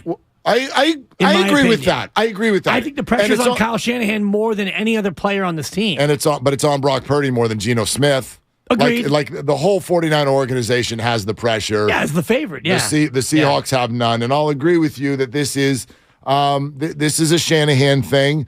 But you also wonder, for instance, if you are, as you call him, a laminated play sheet. Oh, I love that thing. How much of it can you use if it's driving rain sideways? Like, that's the other sort of equalizer is, does it take away some of what you want to go do? So, all fair questions. So glad you're with us on YouTube and Twitch on the chat. As Dibs mentioned, 888-957-9570 and the Xfinity mobile text line. Rocking and rolling as well. It is a football Friday. Jeff Hostetler is joining us in 34 minutes. Backup quarterbacks winning the Super Bowl. We'll see if he's still got his mustache. That's going to be my first question. Nice. Okay.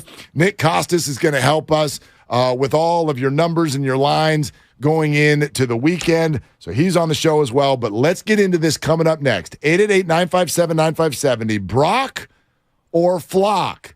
This 49er streak, is it because more of Brock or is it because of the whole flock, the entire roster? We started that debate yesterday. We continue it today. It's all sponsored by calhope.org. And tune into Warriors Live 95.7 The Game, presented by Xfinity. Supercharge your home with supersonic Wi-Fi, unbeatable internet, only from Xfinity. The Warriors in San Antonio tonight.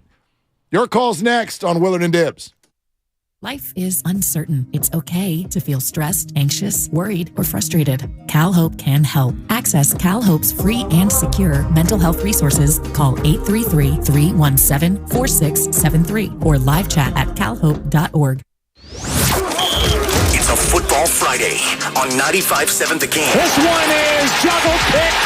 There goes Hufanga. Brought to you by John Vai's Bay Area Houses. Thinking of selling your home but don't want to deal with repairs, cleaning, realtors, photos, and showings? With John Vai's BayAreaHouses.com. You don't have to do any repairs or pay any commissions. Visit John Vai's BayAreaHouses.com. Hi, welcome to IKEA and our winter sale. Hi. We've got hundreds of offers on everything from storage solutions to... I'm sorry, did you say hundreds? Yeah. Check out our offers on shelving and desks. Oh, what about mattresses? Yep, those too. Dressers? Sofas? Yes and yes. I think I need a bigger cart. Our winter sale is almost over. Visit us in-store or at IKEA-USA.com/offers to save through January 22nd. Offer dates may vary. U.S. only while supplies last. Selection may vary by store and online. See store and IKEA-USA.com/offers for complete terms. Restrictions apply. Kirby is your driveway mechanic. They bring the shop to you with brake replacements, oil changes, washes, and so much more. Get $50 off your first oil change with code OIL50 at Kirby.com. That's CURBEE.com and use code OIL50. 1877 Cards for Kids. KARS Cards for Kids. 1877 Cards for Kids. Donate your card today. 1877 Cars for Kids. KARS Cars for Kids. 1877 Cars for Kids. Donate your car today. With car prices at an all-time high, our donors are now getting highest receipts ever. Donate at carsforkids.org and your car can be picked up tomorrow. 1877 Cars for Kids. KARS Cars for Kids. 1877 Cars for Kids. Donate your car today. Now accepting donations of land, homes, buildings, or any kind of real estate. It's not easy being the one everyone counts on to keep your operation running, no matter the weather or supply chain hiccup. But we get you, Raymond in Buffalo, Maria in Miami, and Jules in Troy, taking control of everything that's under your control. At Grainger, we're here for you with high-quality supplies for every industry, plus real-time product availability and access to experts ready to help. Call, click Grainger.com, or just stop by. Grainger, for the ones who get it done. Let me guess. Unknown caller? You could reduce the number of unwanted calls and emails with online privacy protection. The latest innovation from Discover will help regularly remove your personal info, like your name and address, from 10 popular people search websites that could sell your data. And we'll do it for free. Activate in the Discover app. See terms and learn more at discover.com/online privacy protection. Get in zone, AutoZone. Welcome to AutoZone. What are you working on today? Thinking about gas mileage. You know, changing your oil with a full synthetic oil like Valvoline Advanced can help your engine get more miles. Right now, you can get 5 quarts with an STP Extended Life Oil Filter for only $38.99. Go farther with better fuel efficiency. Get the parts you need when you need them at AutoZone or AutoZone.com. Get in the zone, AutoZone. Restrictions apply. I had a nighttime routine for my frequent heartburn. I would drink milk, I would sleep upright with more pillows, but that painful burning stayed. So I made Prilosec OTC part of my morning routine. With just 1 pill in the morning, Prilosec OTC prevents excess acid production, blocking heartburn day and night. Now I have a new nighttime routine. I call it sleeping. One pill, 24 hours, zero heartburn. With Prilosec OTC. It's possible while taking Prilosec OTC. Use as directed for 14 days to treat frequent heartburn, not for immediate relief.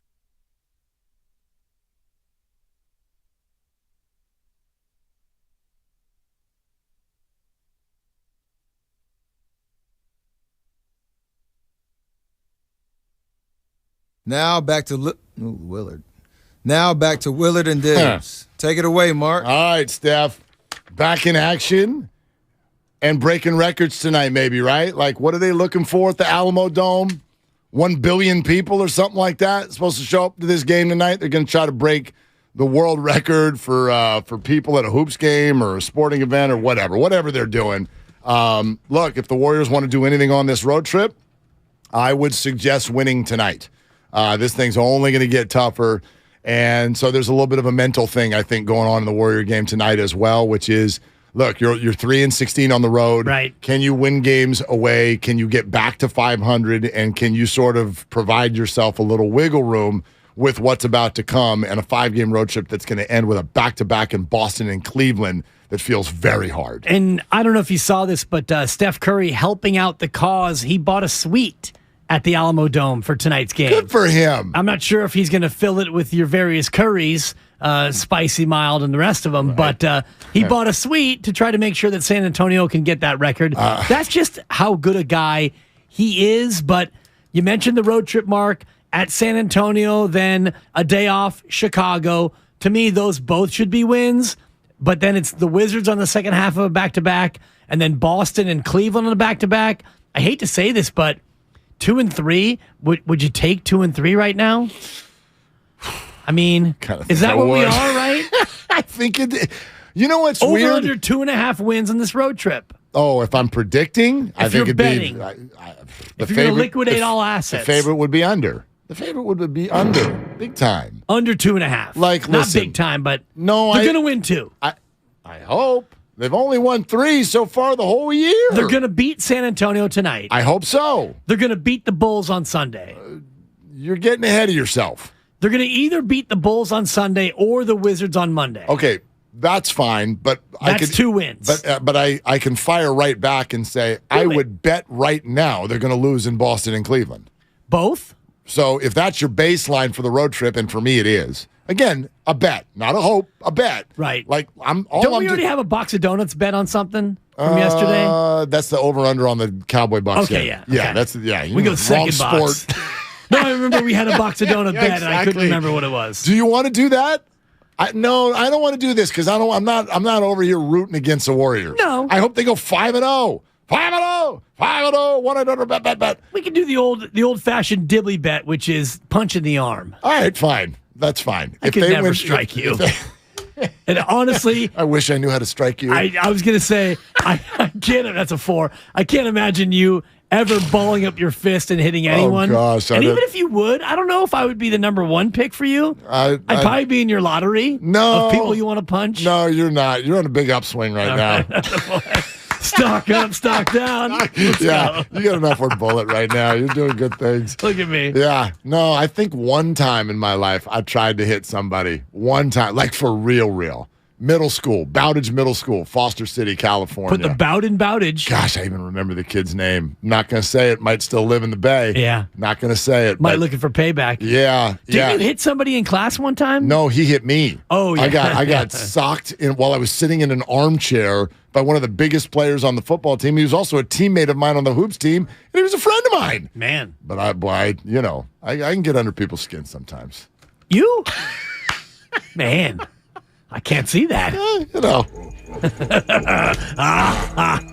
High school version of me. High school version of me. Yeah. As we I got a mouth. Let's put it that way. Kyle Shanahan is 4-2 in the playoffs as a head coach in the National Football League. If you lose to Seattle and you fall to 4-3, I think that and again, this is not me saying fire Kyle right now. Kyle's a made man. He's a great coach, and I love that laminated play sheet. If you lose to Seattle, I don't care what the weather is, as a double-digit or darn near favorite in this spot, that is a really, really bad mark on his resume. Okay, so that's all I'm saying. You're extending the conversation we're having on the changeover, and let's do that. Because you pitted Bonte and I against you and Joe, and it felt uncomfortable. Well, actually, as much as I love Bonte, I think that we were pitted against you guys, actually, but it doesn't matter. The point is this. If you want to say, like, to me, it's kind of it's a simple thing to say. Losing bad, winning good. If the Niners lose, that's not good. Thank you. Yeah, you're right. You're right. The problem is, for me, is when the word resume got used, I was triggered because I don't want to hear anymore about Kyle's resume because it makes it feel like you're heading down the road, not to fire him, but you're heading down the road of calling him a choke job. You're heading down the road of this ridiculous narrative that's been built through the years about Kyle Shanahan that he, A, can't win the big game, or B, loses big leads in the fourth. We hang the dang Super Bowl around his neck, and he wasn't even the coach. He was the offensive coordinator for a team who watched another team score 30 points in a quarter and a half and were mad at the OC. Like, that's weird. So the bottom line for me is this. I'll go with you and say, sure, if you lose a game as a 10-point favorite, that's bad. However, I'm just currently not available for the party that wants to get food and drinks and discuss Kyle's resume and that he's overrated and he's a genius and he can't win the big one. It's not even about firing him. It's about these labels that people want to use when they get frustrated. The Niners were to lose tomorrow. That would be frustrating. There is nothing to discuss about the head coach of the 49ers. There's nothing to see here. They've got one of the best, and that will be true no matter what happens tomorrow. No matter what. Yes, he's one of the best coaches in the game. If they lose, and already, Mark, there are only 7 coaches in the history of the league who have won more playoff games without winning a Super Bowl. So he becomes... Oh, the can't win the big one guy. Well, and if they lose this game, even if they win a couple of playoff games and they don't win the Super Bowl, he climbs that list. And these are not things that I'm using to disparage him. He's a great coach. He's a top 5 coach in the league. He's an offensive genius. He's got a long-term deal, and he's not going anywhere, and thank God he's not going anywhere. For the first time since Jim Harbaugh, they have a real one at the helm of the San Francisco 49ers. Yep. I'm not saying that any of that is untrue. All I am saying is that until he wins a Super Bowl, he becomes Marv Levy. He becomes Dan Reeves, John Fox, Chuck Knox. These are all coaches with more playoff wins without the big one. Great coaches. Yeah. All of them. All of them. By the way, like Uncle Looney, one of our faithful here on YouTube, what's wrong with being critical when it's warranted? Here's my response. It's not warranted. We'll see. Is that clear? See. Okay. No, your opinion. You're right. My opinion. It's not warranted, and it's never been warranted.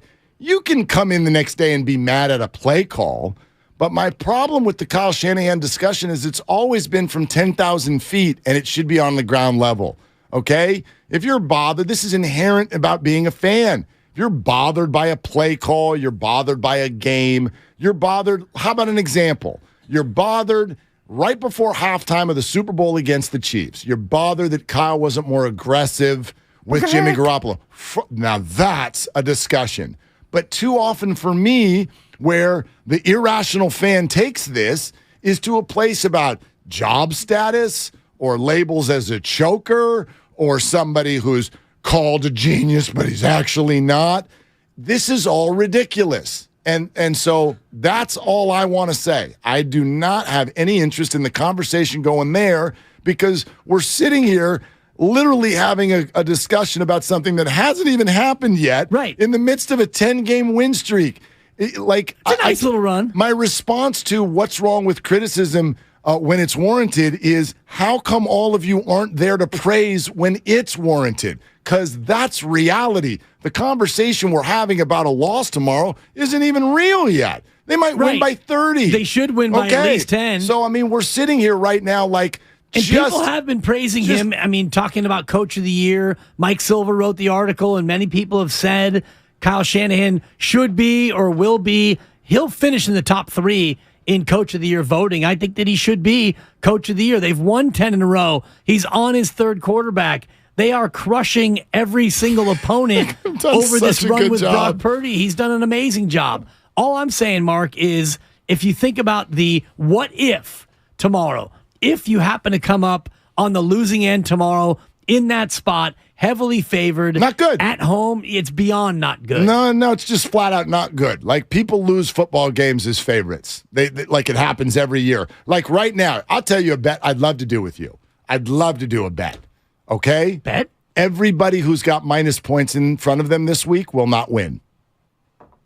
There's going to be an upset. Of course. I mean, that's... What do you mean, of course? Why, of course? Because we talked about it yesterday. Underdogs against the spread, 65% since 2017. Win outright. No, I get that. Win outright. But you look... Okay, let's talk about the double-digit or near double-digit favorites. Is either one of them going to lose? Well, there's 3 of them. Right. If you add in, and I guess, I don't know. Buffalo. What's the Bengals spread right now?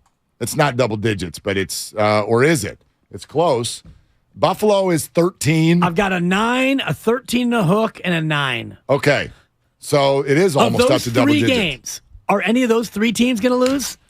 Now, that's a bet I'd take. Maybe. I wouldn't bet that. Yeah, of course. Probably not, but it wouldn't shock me.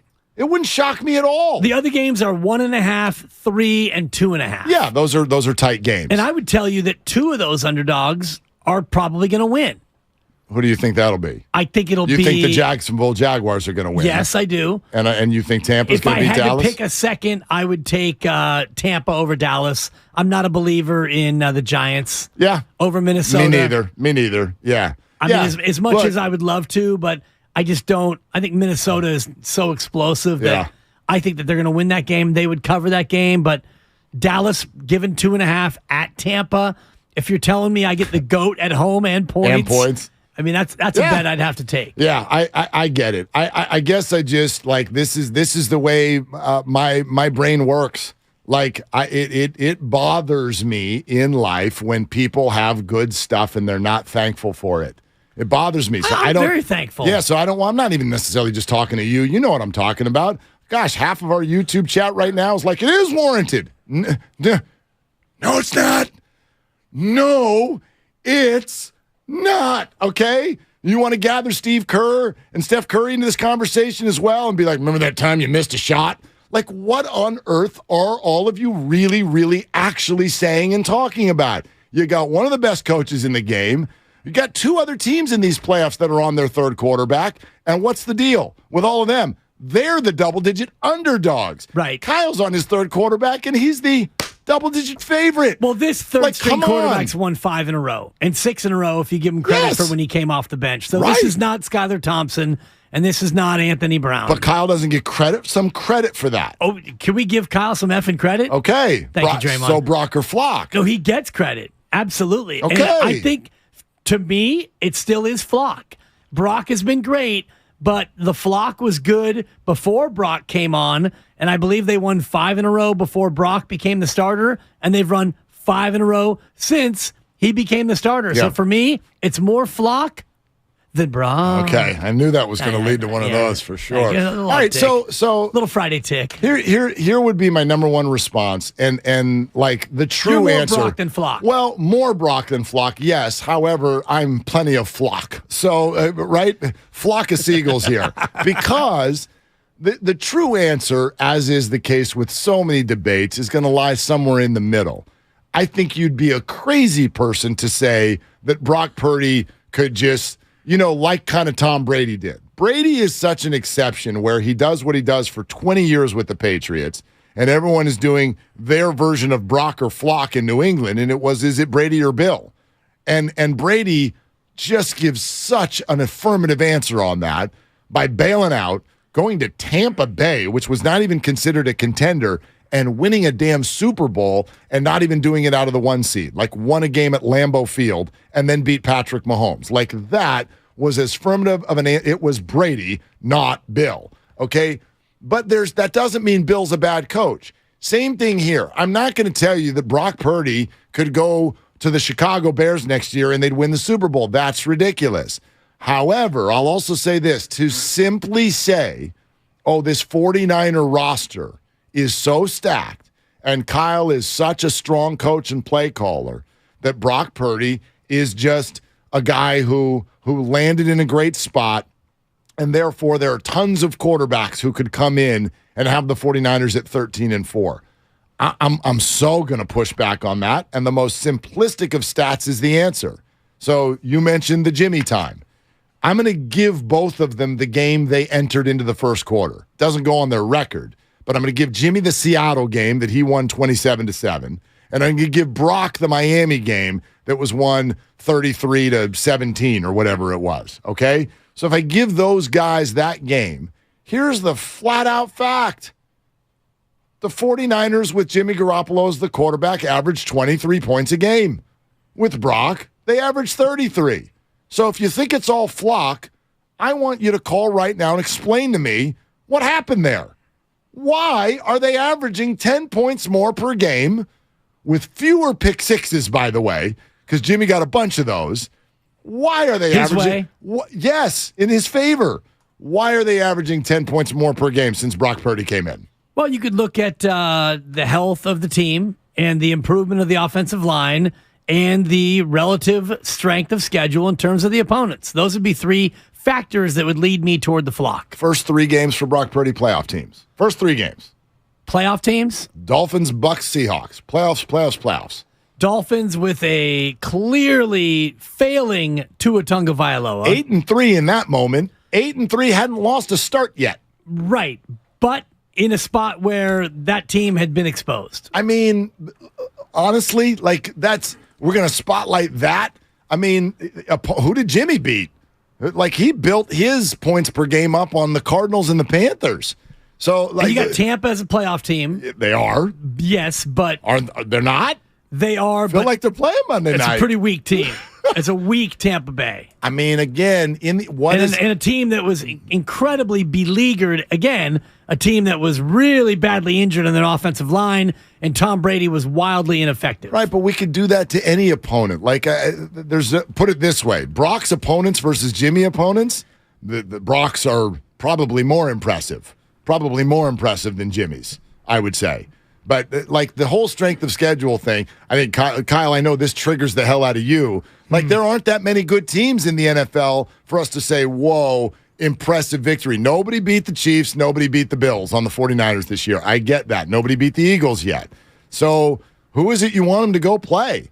The guy has played 6 games. He's won them all, and they've averaged 33.5 points a game. I would say this in the flock argument. I think I land on your side here, Mark, but to Dibbs' point, the Niners have started turning the ball over defensively a lot, which helps out on offense. You talk about the 33 points against the Dolphins. Good point. They got 7 of those on a defensive touchdown. Against the Seahawks, they scored 21. They get a late first half turnover that Charvarius Ward takes inside the 5.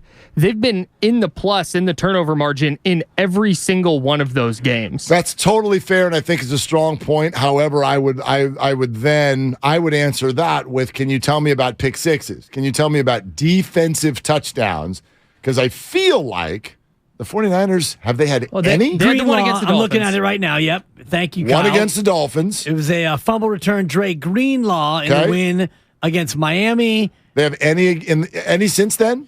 I'm looking at the touchdown log, and I'm seeing Samuel, Purdy, McCaffrey, Ayuk, McCaffrey, Kittle, McLeod, Ray. Yep. That was a Brock Purdy. Exactly. That was a Shanahan touchdown. That was a Garoppolo. Kittle, McCaffrey, Ayuk, Kittle. God, this Kittle guy, where did he come from? Yeah. Oh, by the way. Jimmy's supposed to be his best friend. Exhibit C, George Kittle. What happened when Brock Purdy showed up? He turned into Kelsey again. He's supposed to be best friends with Jimmy Garoppolo, and yet Jimmy won't throw him the damn football? So, what happened?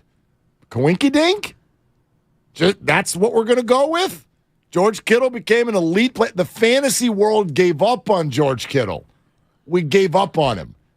And, oh, by the way, take it from someone who got knocked out of his playoffs because of George Kittle in the Seattle game. Got knocked out. because the 4 guy went crazy. touchdowns from Jimmy. Thank you.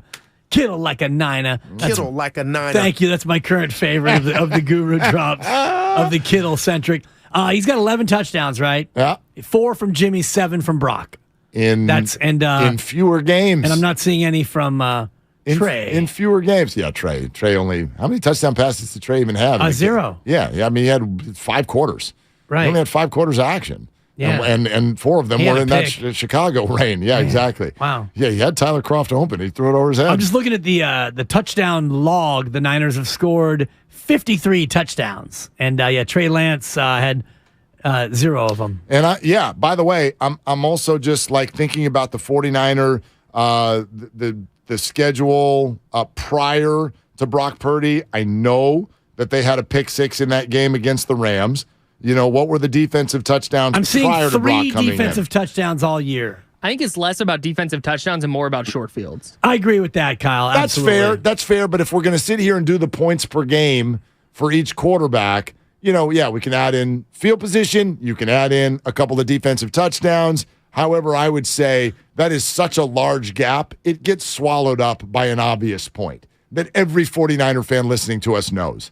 Offenses look better when Brock got in. Yeah, absolutely. Yeah. And that's got to be a thing. A click better, that's for a sure. thing. So there's some Brock here, not just flock. There's some some flock. Brock, absolutely. But part of the flock, too, I think, is an offensive line that has gelled and played better in the second half of the year than it did in the first half of the year. And it's, what Kyle's saying about the defense putting the offense in a great position as well. Yeah. So, like, if I were to give this a percentage, as far Brock as flock breakdown? Yeah, exactly. Like, the flock is a constant. It's a good roster. It has been all year. It has been for a number of years. McCaffrey arriving really, I think, sent it into the stratosphere, at least offensively. But Jimmy had a handful of starts with Christian, won them all. And except for the Kansas City game, which wasn't a full Christian game. But as we know, once Christian became the starter, they're 10-0. That's not an accident. That's a big, actually, point in the favor of flock. So I'm going to give the flock 40, and I'm going to give Brock 60. Just spotlighting these 6 games and why they're suddenly averaging over 30 points a game. Flock 40, Brock 60. I'd go the other way, which I'm glad you had that breakdown, which, 60-40. I would go 60% flock, and part of that is, the fact that McCaffrey has really become a major part of this offense. Eli Mitchell is back, Debo is back, and the rest of it. Yep. Flock you. How about that? How about that from you, especially? McCaffrey more TD passes than Brock Purdy. You did? All right. Jeff Hostetler and his mustache and his Super Bowl ring will all they're all going to be on here next. The road to Glendale begins now. Brought to you by West Credit Union, working for you today, tomorrow, together. Plus, get geared up for the playoffs with our 95.7 The Game shop, our store, the relevant T-shirts, DPOY shirts, merch from every show. Let's go. The playoffs are here. 95.7thegameshop.com. Hostetler next. Your calls around the corner as well on Willard and Dibs. It's a Football Friday on 95.7 The Game. Purdy makes a swim move and finds Debo Samuel. Are you kidding me? Brought to you by Zenni, the official eyewear of the San Francisco 49ers. Shop from over 3,000 styles at 80% off retail prices. Exclusively at Zenni.com. So, the other day, I bought an extremely chatty... Boring story time! Make that an extremely catty cockatoo. You're welcome! Apparently, the pet store won't take it back. But, hey, I'll manage. I love that for you! Just like I manage without home internet. No, you don't! Sure, my mobile hotspot is slow and makes streaming shows unbearable. Aw, Birdie likes to stream! But I'm making do. Oh no, who's this? My lady friend! It's mating season, duh! No home internet? It's not that bad. No, not there. It is that bad. Don't settle. Get Xfinity Home Internet for just $19.99 a month for 1 year with a free streaming box. Call, click, or visit a store today. Restrictions apply. Not available in all areas. Requires paperless billing and auto pay with stored bank account. After 12 months, regular rates apply. Offer ends 2/21/23. It's not easy being the one everyone counts on to keep your operation running, no matter the weather or supply chain hiccup. But we get you, Raymond in Buffalo, Maria in Miami, and Jules in Troy, taking control of everything that's under your control. At Grainger, we're here for you with high-quality supplies for every industry, plus real-time product availability and access to experts ready to help. Call, click Grainger.com, or just stop by. Grainger, for the ones who get it done. Let me guess. Unknown caller? You could reduce the number of unwanted calls and emails with online privacy protection. The latest innovation from Discover will help regularly remove your personal info, like your name and address, from 10 popular people search websites that could sell your data. And we'll do it for free. Activate in the Discover app. See terms and learn more at discover.com/online privacy protection. I bet you folks are glad to be done with your shopping. Hopefully, all your gifts went well. But there's one last store to visit, this time just for yourself. Your chance to get one of the top-rated Samsung, LG, or Sony TVs at a crazy low price. Where? At Video Only's year-end clearance sale. A great way to end the year. If you don't check out these deals at Video Only, you'll be sorry. Come into Friedman's Appliance and see the full line of Fisher & Paykel appliances. Experience them in person in live vignettes, including their famous dish drawer dishwasher and unique sizes of refrigeration designed to fit seamlessly into your kitchen space. Fisher & Paykel products deliver perfect results with exceptional design and performance. And for a limited time, receive up to a $2,000 rebate when you purchase a qualifying Fisher & Paykel kitchen package from Friedman's Appliance. Visit Friedman's Appliance in Pleasant Hill or online at friedmansappliance.com. Johnny Mosley here with your Friday Toyota Tahoe report. While Mother Nature is still making up her mind, load up the Toyota and get on the road because the weekend is better in the mountains. Thanks, Johnny. We're expecting rain this morning, turning into snow later in the afternoon as temperatures drop. Snowfall will continue through the night with 3 to 5 inches of snow expected. This report has been brought to you by your local Toyota dealers. Check out Toyota's full lineup of mountain-ready all-wheel drive vehicles. Toyota, let's go places. Make connections that count at Evergreen Valley College and get free tuition when you enroll for 6 units or more. That's right, free tuition and no student fees this spring. EVC is an award-winning transfer college and has the 4th most diverse faculty in the country. And with EVC alum earning more money than nearly every other community college in the country, you can take classes and transfer or fast-track your career. Enroll for classes today and get free tuition for the spring. Visit evc.edu for more information and enroll for classes at evc.edu. That's evc.edu. So, you've unwrapped a new device this year. Don't forget to take your favorite stations and podcasts with you. No matter where you go. With the Odyssey app. Stream the music and shows you love on your phone, tablet, laptop, smart speaker, and more. Create an account to save your favorites across devices. And jump back to the moments that matter most with Rewind. Your favorite local listening. Available when and how you want. Download the Odyssey app today to get started.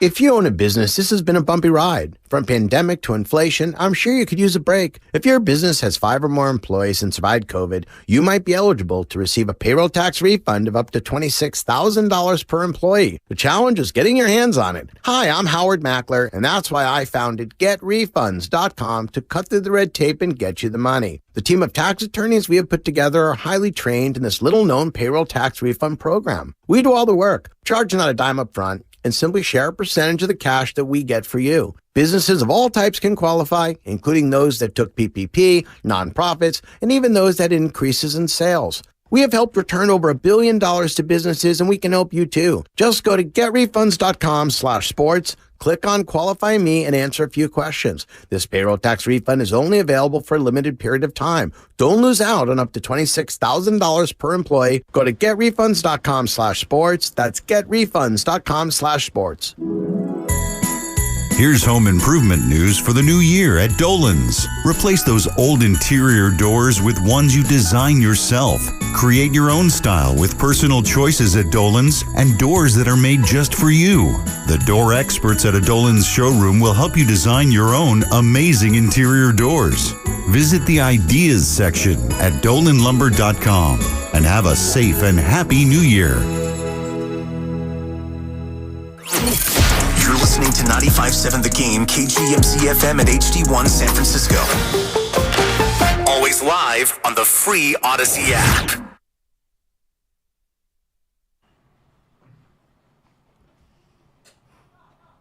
Now, back to Will and Dibby on 95.7 The Game. All right, Warriors tonight, Niners tomorrow. We're all over it right here on 95.7 The Game all day long. Brock or Flock, that's actually sort of the basis of one of the things we're going to talk to our next guest about. I'm excited about this here.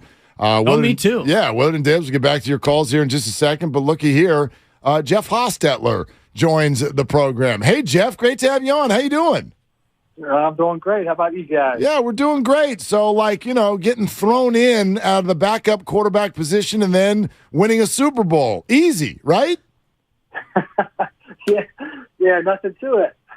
Yeah, I mean, it's almost like history is telling, and I'm sure you would have some thoughts or some insight on this. The fan base is looking at this going, look, we see a really good team. We see someone who's playing well at quarterback, but history's telling us this isn't allowed. You're not allowed to be a third-string quarterback and run through the playoffs. You're not allowed to be Mr. Irrelevant. You're not allowed to be a rookie and do all this. What do you say to that fan? Well, actually, he's doing it, so that stuff goes out the window, and now he's sitting there just trying to do the same thing he's done the last 4 or 5 games, and that's do his job. He's a pretty accurate thrower, and he's got a great demeanor, disposition for the position. So, I think he knows that he's surrounded by a lot of talent, and he knows that he just needs to get the ball into the guys' hands and allow them to make plays. And this just isn't all about him. He's got a lot of guys around him that have to do their job for them to be successful.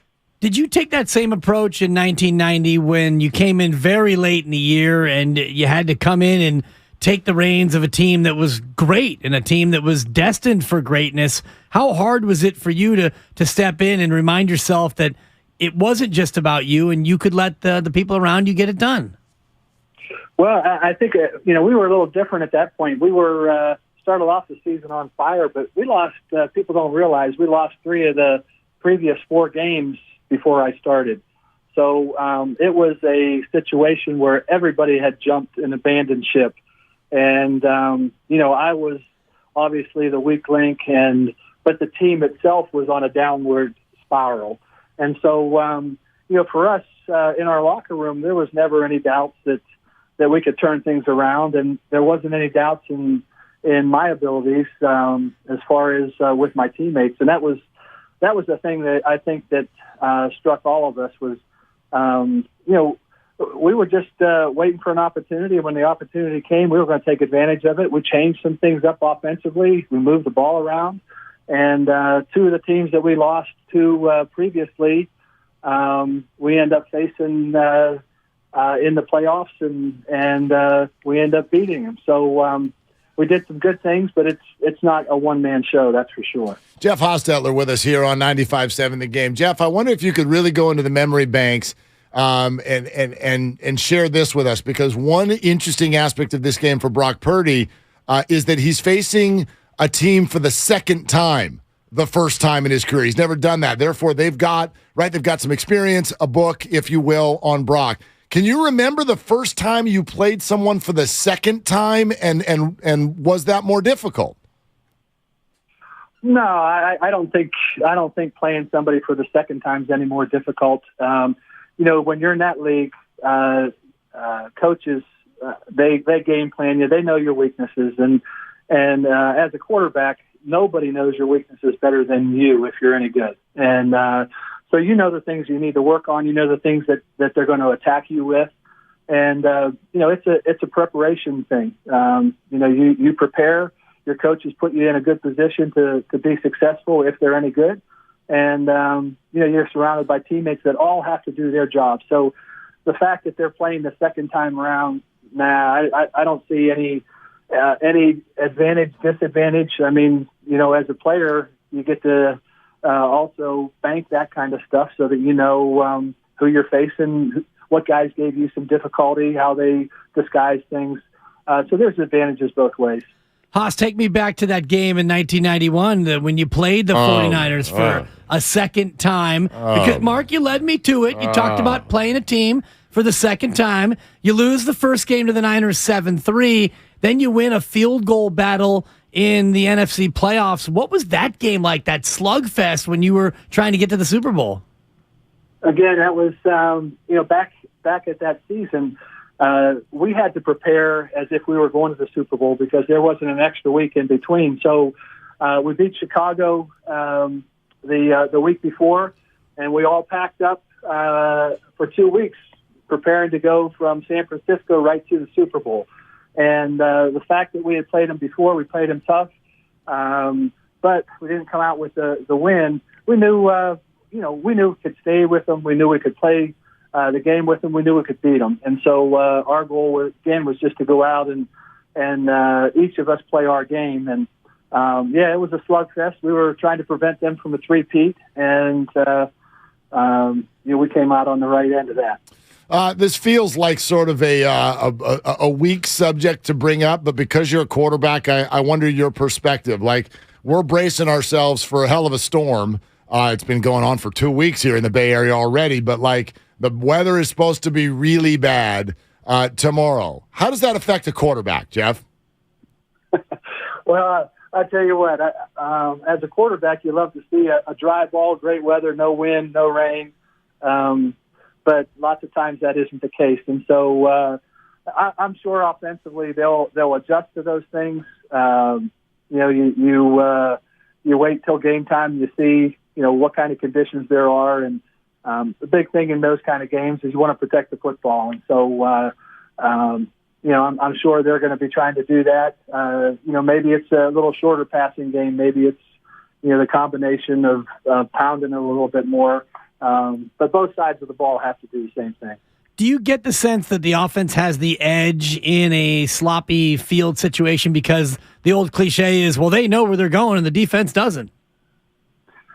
I don't know. I to be honest with you, I feel like it's just the opposite. I think the defense has a little advantage of it because it's just much more difficult to get the ball where you want it to go if the weather is really bad. So, you look at that, you don't know who has the advantage.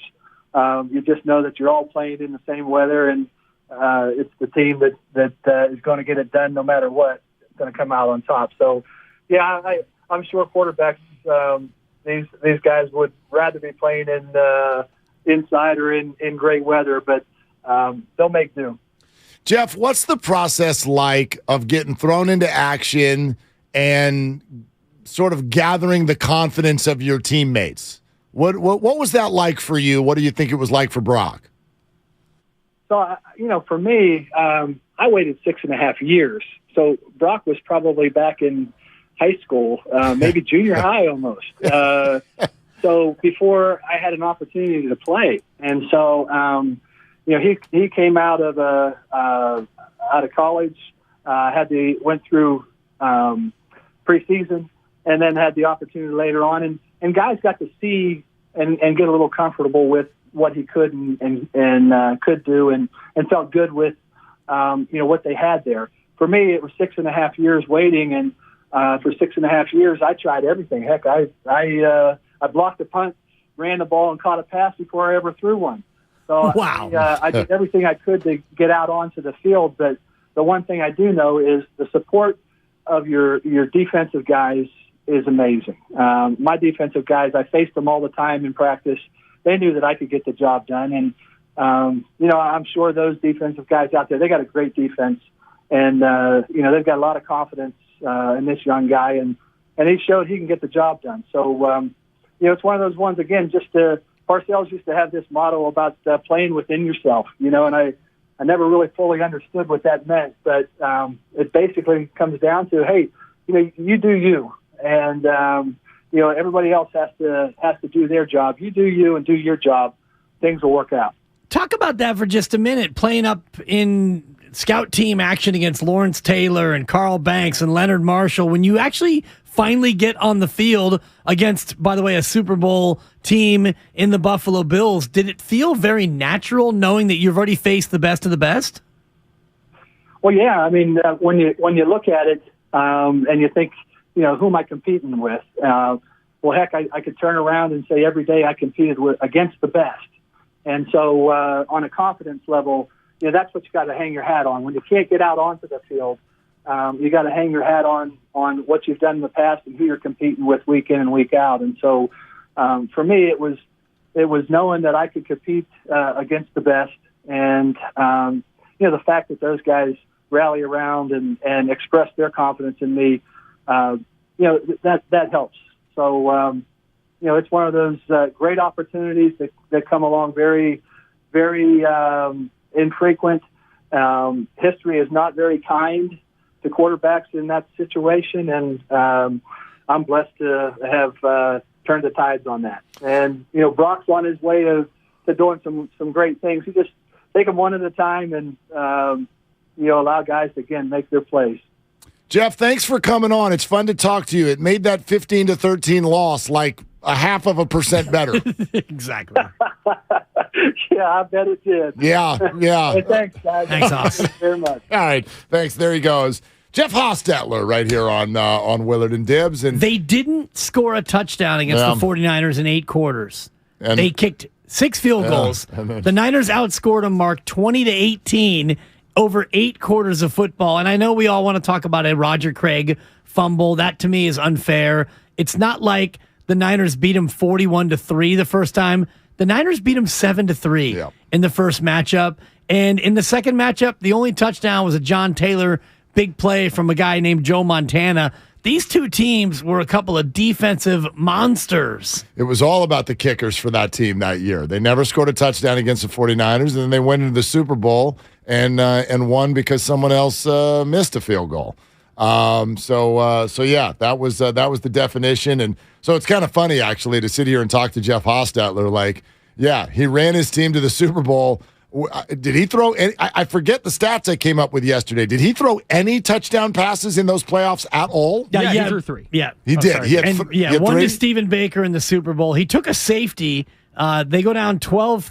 Did he run out the back of the end zone? He probably got crunched by Bruce Smith or Darryl Talley. If you look at the rosters of the Bills and the Giants in that Super Bowl, and even the Niners, the defense they had. Oh, gosh. Those are some crazy defenses. Seriously. Which is why I wanted to ask him about the scout team, because Brock Purdy and the way he's come out and played so well, think about what he's gone up against in practice as the scout team quarterback. It's very similar. Although I wonder about that. I mean, it goes to the D'Amico Ryans comment that we played yesterday, which is that, and maybe it calms you down or maybe it's a bunch of BS. I'm not sure which, but he insinuates for sure that the Niner defense the last 3 weeks maybe hasn't looked quite its best because as soon as they clinched the division against Seattle, they maybe lost a little bit of their juice, lost a little bit of their motivation and fire because what was really on the line, the 2 seed, the 3 seed, the 1 seed, they're confident that they can win in any of those and out of any of those positions. So it kind of puts it in that direction. Like, hey, the defense is now going to suddenly rally back. So think about the point you're making. We hear that, Brock Purdy goes up against this team. Well, not really. They don't even hit you. Like, I mean, they're playing in practice. Right. They're playing hard, but I don't know. If I were a quarterback, I would not consider it, I actually went against this defense if that defense is not even allowed to touch you. Yes, but you are going up against them in terms of the coverage and the pass rush that you're going to see. While they're not going to hit you, you're still going to throw under some sort of duress, and you're going to go against the coverage, especially the back 7, the 2 linebackers and the 5 in the secondary if you're running against the nickel package and the like. So I do think that you can tell by the way the defense responded when Brock Purdy came out and played that first post game where all the defensive players are like, Big Chalk Brock, we saw you at the chalkboard, Brock. We love you. Yep. He definitely earned some respect on the practice field from this defense. No doubt. And then got whatever respect he, didn't have or any questions marks about it with the way he walked into a 7-3 deficit against Miami and played. And he's been fantastic. There's been moments where it's like, ooh, that's a little wobbly. Oh, that was an interception that was dropped. But man, the decision making, the lack of fear, the preparation, the command of everybody on the field, the plan that looks like it's being executed. I don't know what else can be said about what Brock Purdy has done, which is why when we have the conversation about Brock or Flock, like these 6 games and why the 49ers are averaging over 33 points a game, who gets the credit? Is it Brock or is it the whole flock? And sure, we split it into a pie a little bit because it's both. There's no way you can give it all to one side of that. But it's been different. It's obviously been different the second he came in. And in our wildest dreams, when he walked out there in Miami or against Miami, there's no way anybody could have thought that it was going to look like this. Right. And even if you want to go further back to July, whenever the date was that Nate Sudfeld got signed to a $2 million guaranteed deal to be Trey Lance's backup is what it was at the time. So your quarterback depth chart, if you want to go back to, I don't even know, June, whenever he signed, it was Lance, Sudfeld, maybe Brock Purdy if he could stick. Jimmy Garoppolo was an afterthought. And then by the time camp breaks, Sudfeld is gone. Brock Purdy beat him out. Wow, that's a condemnation on Nate Sudfeld. The guy's a veteran, and yet you got beat out by Mr. Irrelevant. What a joke. God hope that this guy never sees the field because we're in trouble if you got to go to Brock Purdy. You go Lance Garoppolo Purdy, and now here we are in January, and it's Purdy and Josh Johnson is your QB depth chart? It's crazy. I don't even know who your third QB would be right now. Is it Juszczyk? Debo. I don't know. Wildcat Debo? Is I don't know. it Juszczyk? You do all kinds of stuff. Trent Williams and just run it straight up the gut of the big fella? That'd be amazing. I'd pay to see that. Just a QB sneak every time. Yeah. Just Kyle. put Kyle Shanahan in. Like, he knows where he wants to put the ball. Just He throws the ball. Yeah. Put Pete Carroll in. He loves to throw the ball all over the field. In Kyle, not in this game. Is it Kyle Juszczyk, though, Kyle? Yeah, that's the typically emergency emergency QB. third. Yeah, I think that's right. Okay. Yeah. So who knows? Who knows? Well, I know. Hopefully, we don't obviously end up seeing that. But I remember when Purdy's name would come up at the beginning of the year because of the Jimmy dynamic, and it was like should Purdy be the backup, and then it was when Trey gets hurt and Jimmy goes in. Remember, has the horrible game against Denver, and Purdy's name would get thrown around, but invariably, that conversation would always end this way. People would go, look, if this conversation gets to that, well, then the season's over. So why are we even having that conversation? I think I asked you back in August, over under Purdy starts, and I put it at a half. Under. You took the under. Of course. I only put the line at a half thinking that, Trey Lance, and they're going to be so humming that maybe you give him a start in week 18 because you've already clinched and you want to throw the rook a bone. Little did we know he would start 5 games, he would win 5 games, and he's your playoff starter, for God's sake. So let me take that point and now reapply it to tomorrow's game and your assessment that if the 49ers lose it, this is some sort of massive whack to the knees of Kyle Shanahan. Like, sure, that's bad. Like, not a massive whack. Well, you never listen. I don't want to put words in your mouth, but don't you do it? Don't tell me to calm down either. I might. Yeah, I might. You can. Well, if you get hot. But anyway. By the way, just real quick, before you drive your point home, let me come at you with this. Since the Seahawks won in 2010 as a double-digit underdog, you remember they were home, the Beastquake game. They were 10-point dogs against New Orleans. Against New Orleans. They won it outright. Since then, double-digit underdogs are 1-12 straight up in the postseason. Gosh, so there's 13 double-digit underdogs in a span of about 13 years. Going into this year. You usually only get one of them per year. And we have 2 this weekend. Well, technically. So I think up to the minute. Miami is a double-digit. I think there's only one because the Niners aren't. I think the Niners are at 9.5. Oh, actually down to 9 according to ESPN. Yeah, both numbers went flying down. I've got it at 9.5.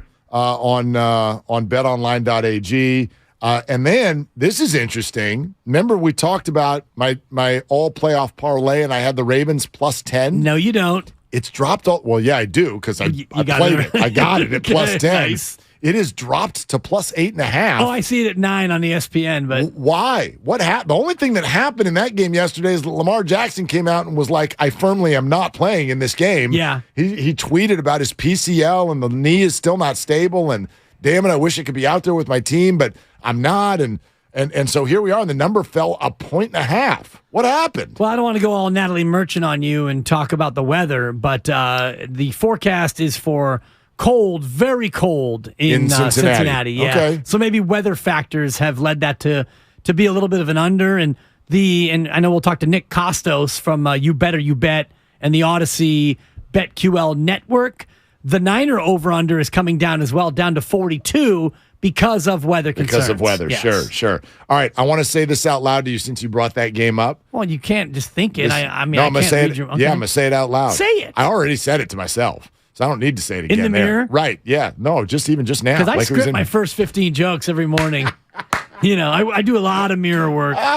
Brush the teeth. I got a couple of zingers for Mark. Boy, wait till you. Amazing. Yeah. Script my first 15 plays. Got to. Yeah, well, there's some hosts that script all their plays. But anyway. Rack that guy. Thank you. But I just want to say, and this is going to sound like a hedge. It's not a hedge. Because I'm not calling it outright. Thank you.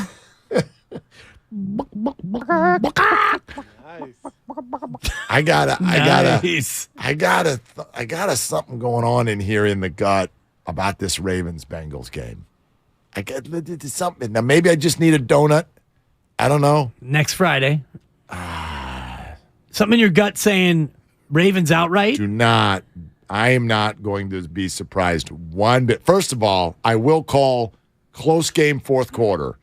And give me the kicker, by the way, that I rely on more in that game. McPherson? No, Tucker. No, you're right. Give me Tucker. McPherson's good, though. He's good, but he has weird games where he's not. He's had a few games where it's like, dude, he's just missing everything. Fantasy trash this year. Right, exactly. Like, he can be a good kicker, but he's been wobbly. Give me Tucker. Justin for Tucker, sure. the source of the biggest one-up in the history of 95.7 The Game. Wait, tell me the story. I was on with Jim Kozimor during the pandemic, and I was talking about Justin Tucker and how, he's a noted opera singer. And before I can even get through the line, Kozimor goes, "Oh, he's also a rapper." It's like, Koz, I was just talking about it. He completely just Say, I'm sorry, sir. Kozimor, dude, the one-upmanship was so you unbelievable. just shut your yap. I had to shut my yapper. Now, and that got so controversial, he had to leave town. Shout out Tennessee. So, that's what happened there. Anyway, I think it's going to be a very close game, and you will color me not shocked at all. Baltimore, someone is getting upset this weekend that no one sees coming. This is not rock chalk Jayhawk, okay? We're not doing that in these NFL playoffs. With the weather, with the offensive line of the Cincinnati Bengals, to me, a problem. I also think do you believe in karma at all? No. I'm not really big into it either, but there's something about the Bengals and the way they ended up, because they went from Monday with the Damar Hamlin thing, and by Saturday they were Captain Whiner about the whole thing. And a coin flip, and even though they got gifted the division. Yeah. I thought they came out of that looking horrible. Not looking horrible, but I did. Looking less great than they did in the moment when Zach Taylor was credited for canceling the game. Yeah, all NFL teams, I thought they, obviously most of them didn't have a thing to say at all. But of everything that happened that week, I thought the Bengals looked the worst. And so maybe this is just me kind of throwing my emotions at them. Maybe. But they're going down. They're going down at some point. Not this weekend, though. Well, they're not going to Buffalo and winning the following week, in my opinion.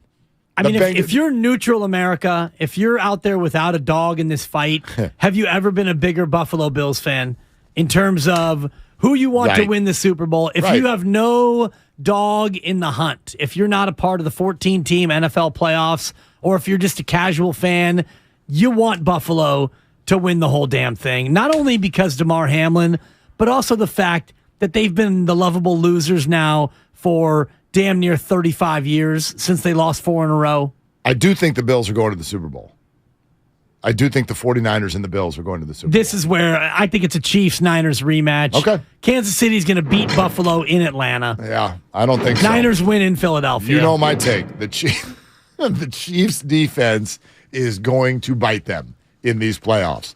They'll be lucky to get to that game against Buffalo. We'll see. Yeah, we'll see. That's We'll big see. talker, Betty Crocker. Yeah, damn right it is. Bet the over Bills Chiefs, by the way. You can't set that number high enough. Right, that's Georgia. Indoor? That's Georgia versus Ohio State. Seriously. Yeah, for In Georgia, sure. too. Yeah, and it is. Right, good point. Thank you. Road to Glendale begins now, brought to you by Merrill West Credit Union, working for you today, tomorrow, together. How about the 95.7 The Game shop.com play on your end? Relevant t-shirts, DPOY shirts, and merch from all our shows. Get all ready to go at 95.7thegameshop.com. Your call's next. Brock or Flock? 888-957-9570 is the number. This is Willard and Dibs. It's a Football Friday on 95.7 The Game. They're down at 9.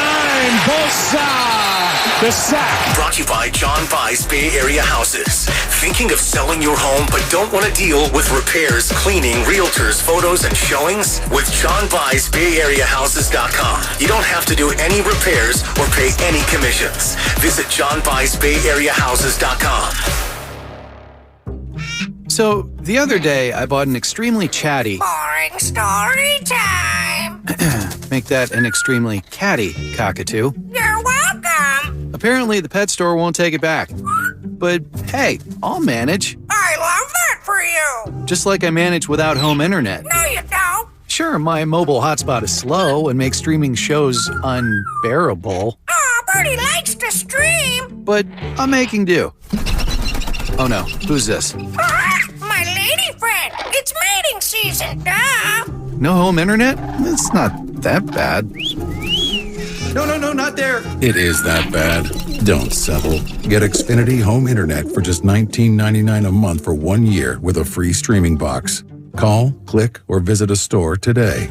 Restrictions apply. Not available in all areas. Requires paperless billing and auto pay with stored bank account. After 12 months, regular rates apply. Offer ends 2/21/23. Join us at Odyssey as we all do our one thing. Together, millions of things for our planet. Don't forget about the environment when making New Year's resolutions. This year, resolve to recycle more. Recycle paper, bottles, and cans. Reuse paper and plastic bags. And get a reusable bag for groceries. Recycle old clothes by donating them to charity. And recycle old electronics like TVs, computers, and cell phones at appropriate e-waste facilities. When we each share our one thing, it becomes 100 things, 1,000 things, 1,000,000 things for our planet. What's your one thing?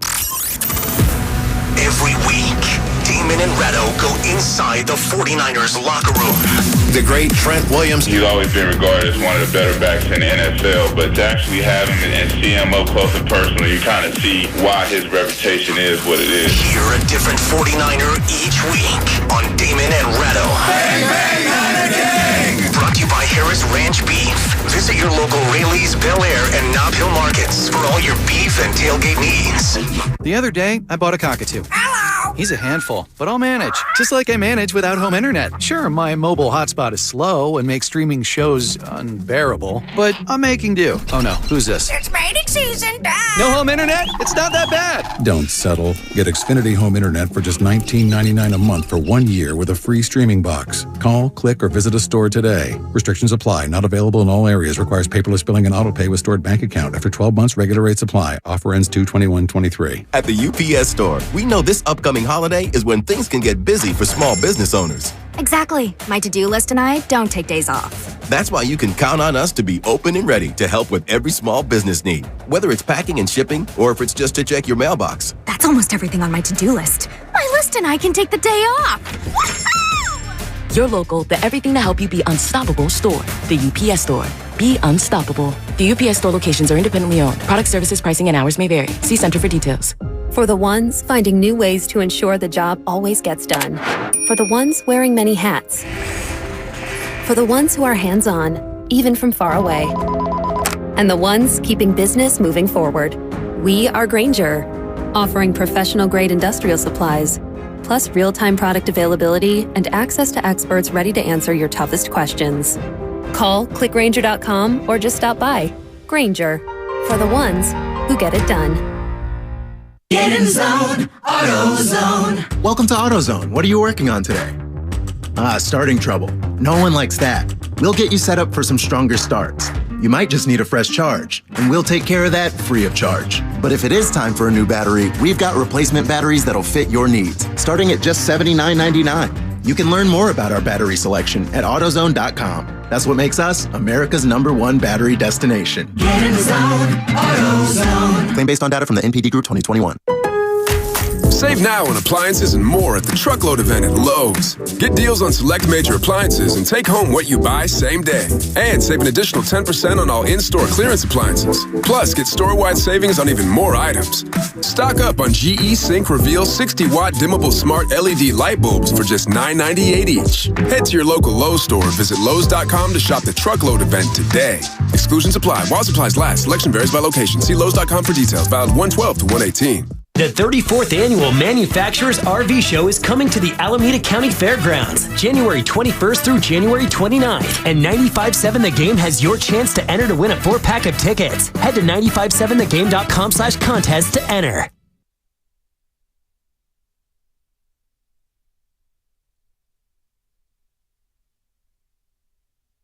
This is James Wiseman. And now back to Willard and Dibbs. All right. Kyle just jumped in here. He's trying to steal my show. Well, no, it was actually a building block on what you brought up. Oh, come on in, Kyle. So, my tune has changed. You he made that brought comment. breakfast burritos today, so great. He's got mad love. Great job, Kyle. I said no because I just ate the burrito that I brought for lunch. I'm like, we can't do 2 burritos by 10:30 in the morning. That's even a lot for me. 2 burritos inside my stomach. Yeah. Is too much. 2 in, 2 out is the way that goes too. I can do 2 burritos in a day, not 2 by 10:30. Okay, that's a lot for me. Thank you. Totally. So, you brought up that thing that won the record of teams that are a double-digit underdog in the playoffs. What was it since 2010? They're 1-12. I believe so. Yeah. Okay. Yeah. So he comes in here and goes, "So, hot shot." Yeah, I say that. Do you know what the one game was where the double-digit Thank you, underdog Spadoni. won the game? Normally you wait for the cue, but I like it. Now, with you looking at that those stats, do you know what the game was? No, I closed that window. Okay, so I can neither of us reopen know. it. I sat here and I tried to think about it. Last 13 years, a double-digit underdog that won a playoff game. And my mind is scrambled. Like, the first game I guessed, I go, I think this was pre-2010. But I'm like, Dirty Birds, Jamal Anderson, Falcons over the Vikings. That was pre-2010. Tom Brady was a big underdog against the Chiefs, but it wasn't double digits. And he wins the Super Bowl. I can't think of it. You got any guesses? I got no guess, Mark. You got nothing? I got nothing, Mark. What about something that involved Mark Sanchez and the Jets? No. No? Negative. I'm out. I got no clue. Hang on. Yeah. I'm just going team by team and trying to think of somebody, something, somewhere. Nope. I don't have it. Nope. What was it? So my first guess was Bengals Chiefs last year, but no, the Bengals were 7-point dogs in that AFC title game. Okay. But then I thought the Tennessee Titans stink, and they've won some playoff games. So I checked. It was the 2019 playoffs. Titans at the number 1 seed Baltimore Ravens, and they beat them 28-12 as 10-point dogs. Are you ready for this? I have zero recollection of that game whatsoever. I feel that like was the night the Niners beat the Vikings. the Titans should be in the AFC North because to me it's just all the same thing. I even joked that when we go to Vegas for the Raiders 49ers game a couple of weeks ago, the Sunday night game was the Steelers and the Ravens, right? And I'm no joke now. I said to Christy, she's like, well, what's the spread? Whatever. I go, it doesn't matter what the spread is on this game. I go, the final score is going to be 16-13. I just can't tell you which one of them is going to win. Right. I have no clue who's going to win, but the final score is going to be 16-13 because it always is. That's what the AFC North does. They get together, someone scores 16, the other team scores 13, and then they go home. Final score, 16-13. Steelers upset the Ravens, I think. Did I have that right? Did the Steelers win that? Whatever. It was 16-13. 16-13. So the Titans, for me, kind of fit in that bucket. They're like an AFC North team, and those teams get together and beat each other up, and I have no idea week to week what the spread is, why it matters, who should be favored, who's actually better. Yeah. It might be why I feel the way I do about this Ravens-Bengals game. I'm like, that division spits out weird defensive struggle field goal battles. And I know that Cincinnati is the more dynamic team by far. I know the Ravens are starting QB3. But especially if you tell me there's weather in Cincinnati, which could sort of bring down the whole Burrow, Jamar Chase, T. Higgins action, that game's going to be tight. That game's going to be tight. I would think so if it or were. It could be 35-0. I could be wrong. Lamar Jackson, yes. I'm not. With Baltimore in the spot that they're in, and, Cincinnati is playing with a chip on its shoulder. And Cincinnati, since week 4, has been one of the best teams in the National Football League. No doubt. They had Buffalo by the short hairs in the game that now never actually existed. I think that in a normal circumstance, Mark, I would lean your way and I would agree with you. But I look at Cincinnati, and Cincinnati, Buffalo, and Kansas City might be the 3 best teams in football. Apologies to the Niners and the Philadelphia Eagles. Cincinnati, though, is right there on par with Buffalo in Kansas City. Baltimore with a third-string quarterback, you've got no shot in this ball game. I'm not a fan of your Baltimore +9. We're off your on quaint little Baltimore +9. We're off on a major tangent, but let me throw something at you. Throw it. Okay, let me throw something at you, especially with the idea of weather coming into play. I will reject your idea that the Cincinnati Bengals might be the 3rd best team in the NFL. I flatly and clearly believe they're 5th. I definitely think the Eagles, I know the 49ers are better than the Cincinnati Bengals. But if you're going to look into some numbers, what do we say when there's weather games? Who's got the edge? Run game, right? You're going to want to run the ball. All right. These two teams just played each other last week. Cincinnati more motivated than Buffalo, by the way. Who threw for more yards? Cincinnati or Baltimore?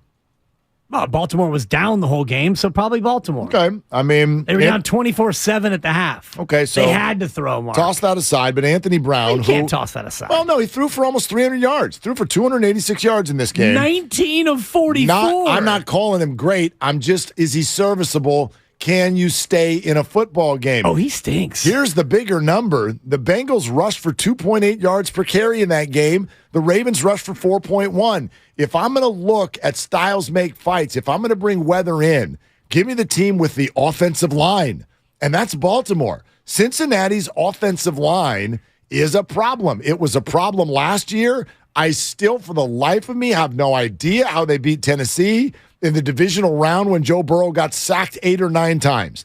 I have no clue how they won that football game and ended up in the Super Bowl. They're very good, Dibs. They're very good. But they are not Buffalo. They are not Kansas City. They are not San Francisco. They're not Philadelphia because the offensive line is the heartbeat of a football team, and theirs is weak. And I think that is the reason I would put them as the 5 seed, and it's the reason I'm scared about them this weekend. They've won 8 in a row. Yes, they're good. No, they're good. You're trying to talk your way into a comfortability I talked to with this Baltimore +9 this was bet 3 days ago. No, I get it, Mark. I'm just, and I don't understand from whence this is coming. And you talk about the passing yards of one Anthony Brown, 19 of 44. He was terrible. A QBR of 6.1. That he had 2 interceptions. He was not very good. No, Cincinnati got up early, and they basically put that game into second gear. So if you want to, I watched that game. They did not. They're up 24-7. Right, and then we're hanging on for dear life in the fourth quarter because that game was never a 1-score game. Au contraire, it got to within 27-16. That's as close as Baltimore got. It was a 1-score game when it kicked off, and it was 0-0. You're right. Yeah, You're exactly. Right. Yeah, exactly. My fault. Take that. My fault. Yeah.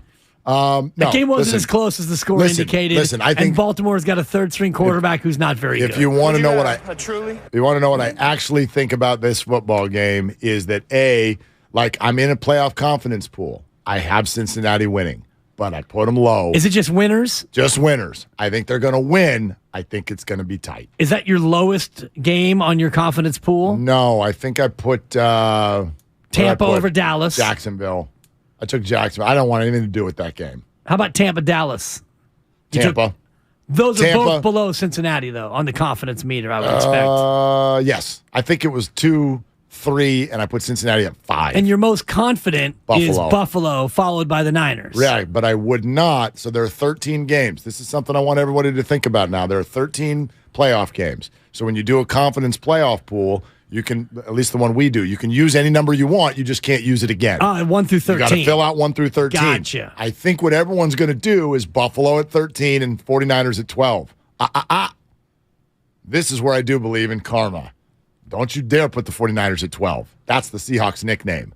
I want nothing to do look at you. with the number 12 and this football game. So the mysticism's getting to you. Lucky 11. My favorite number is 10. You can use either one of those. Keep the Niners out your mouth and out the number 12 because that's just bad juju. So you would use your high confidence number, obviously, this weekend, because if we look ahead to next weekend, I don't know if there will be a double-digit favorite in any of those games.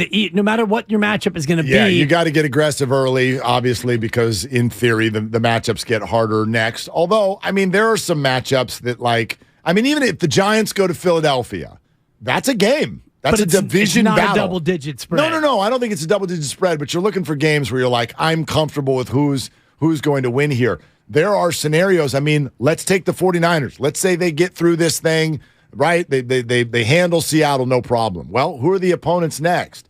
It's either Minnesota, Tampa, or Dallas. Now, if it's Dallas, just because it's Dallas, and they at a certain points of this season, they looked like the third best team in the NFC, you'd look at that and go, okay, I want to half step how confident I am. And they'd be coming off a road win. But if the 49ers are playing Minnesota or Tampa, they crush those teams. I would have full confidence. We put that at 12. Both of those would be about 7-point spreads. Again, neither one of them would be double digits. No. Double digits. The only is one done. that might be double digits would be Kansas City going up against Miami. If Miami beats Buffalo, right, and Miami goes to Kansas City with Skylar Thompson, if they somehow beat Buffalo, but even that, I don't even know if it would be a 10-point spread. Bridgewater might be back. Tua might be back. I have no idea. Yeah, you got no idea what happens if Miami somehow moves on. That would be wild. Yeah. Skylar Thompson does not look ready for this smoke, if you will. Who looks best of the backup quarterbacks? Anthony Brown or Skylar Thompson? I'm taking Brock Purdy out of it. Yeah. Who looks better? You know what? I mean, I just think I'll take Anthony Brown because of continuity. How many starts in a row will he have? Is this his third or fourth start in a row? This will be his third start in a row. Okay, and Brown? No, I guess I'm wrong on that. I'm wrong on that. It's his second game all year. He played on December 11th against Pittsburgh. Huntley came back in. Yeah. Okay. He got his one start and he went 19 of 44. Right. With a quarterback rating of 46. No, look, Baltimore, right? He looks a lot like Huntley did to me. They look the same. But Skylar Thompson, I still take Anthony Brown because Skylar, I think, and I'm just doing this from memory also, it feels like he's turned the ball over a lot more. I know Anthony threw 2 picks last week, but Skylar Thompson plus Skylar to me is going against a better team. He's going against Buffalo. For sure. Yeah. But no, neither of them are in good spot. They're both big dogs for a damn reason. Absolutely. All right. 888-957-9570. We've been talking about Brock or Flock. What percentage do you give of the 49ers' recent play to Brock Purdy versus how much you give to just the entire roster? This conversation really got started for me at the very, very beginning of this week when Steiny made the comment that the 49ers are the only team in the NFL. They're basically signaling they're the only team who can say quarterback is not our most important player. And as I was driving around, I'm like, I do not agree with that at all. And actually, I sort of feel like I can prove this. I get the point that Christian McCaffrey is a big old deal, and so are a bunch of other people, from Trent Williams to Nick Bosa and beyond, even if you want to bring up the coach. But if I asked any of you, if I asked any of you, and you got to include who would come in to fill in. If there's one player who you could protect from injury in these playoffs, who would it be? And to me, Brock Purdy. Yeah, not me. Really? Not me. Who yeah. would it be? Probably if I had to go ahead of Brock Purdy, Trent Williams would be probably first and foremost if I had to protect him. Daniel Brunskill's been incredible. He's played all 5 spots on the O-line, and he comes in at left tackle. But if Trent Williams is not in there, it changes everything about what Kyle Shanahan does in that laminated play sheet. If you don't have Trent Williams, but you have Brock Purdy, you change the way you call the game based on not having Trent Williams. There are a bunch of guys who change the game. Nick Bosa changes the game. I think Debo changes the way you call plays. Hell, Christian McCaffrey and Eli Mitchell, if they're both available, changes the play calling. I'd put McCaffrey ahead of Brock Purdy. Trent Williams missed 3 games earlier this year. The Niners went 2-1. How was the offense, though? I mean, they scored 24 against the Rams and 37 against the Panthers. Right. I mean, bad teams. Sure. Although the Rams weren't that bad then. They weren't that bad then. They were that bad. We just didn't know how bad. No, they were like Cooper Kupp was playing. You can't stop Cooper Coop. Do you know what I mean? Stafford was still healthy, to your point. I just think you're not wrong. Like, Bosa changes the pass rush in a major way. Trent Williams changes the protection in a major way. But I think you can function. Of course you can function. You're not going to play with just 10 guys. No, but you can function in a way that you I'd rather play with 10 guys and get penalized up and down the field. My man, I watched Hoosiers was on at bedtime the other night. Good. I'm just like, oh, this is going to rock me to sleep. And there was Gene Hackman with 4 players on the floor. My team's on the floor. Hey, coach, you need one more. I said my team's on the floor. We're going with 4. Yeah. Beautiful. But no, you're not. That movie used to be among my all-time favorites. Well, it used to be. Because it's got the single worst romantic love scene in movie history. You just go to the restroom when he kisses her. You just go to the restroom. The Gene Hackman, Barbara Hershey makeout session. It's a little I mean, did we need that in the story? Well, love it. We're going to run the picket fence. Great.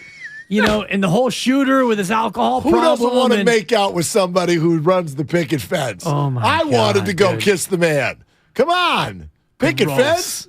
I mean, I'm sorry, but Jimmy Chitwood, I think it's about time I started playing basketball. Great. By the way, Jimmy Chitwood shoots 97% in that movie. He missed one shot. He missed one shot, and it was only to build the drama. And by the way, how many years ago was Hoosiers? Why is everybody doing that little left foot jump shot thing? What is that thing where you kick your right leg out and do the way that I'm like, basketball was never played like that. What is this, 1802? What are you doing? It was set in the 50s before we had jumpers. 1986. Did they shoot the ball like that? Absolutely. In the 50s? Yeah, you kicked out your leg. No, but I know the guys in the NBA kick out their legs, but Shout that's out not Draymond. They're not kicking out their legs to draw a foul. They're doing like a little bunny hop when they're shooting the ball. You did that? But people did that in the 50s? You were here. What was it like, Debs? Oh, boy, the old peach basket era. No, you had to do that for extra oomph because you couldn't jump in those Chuck Taylors.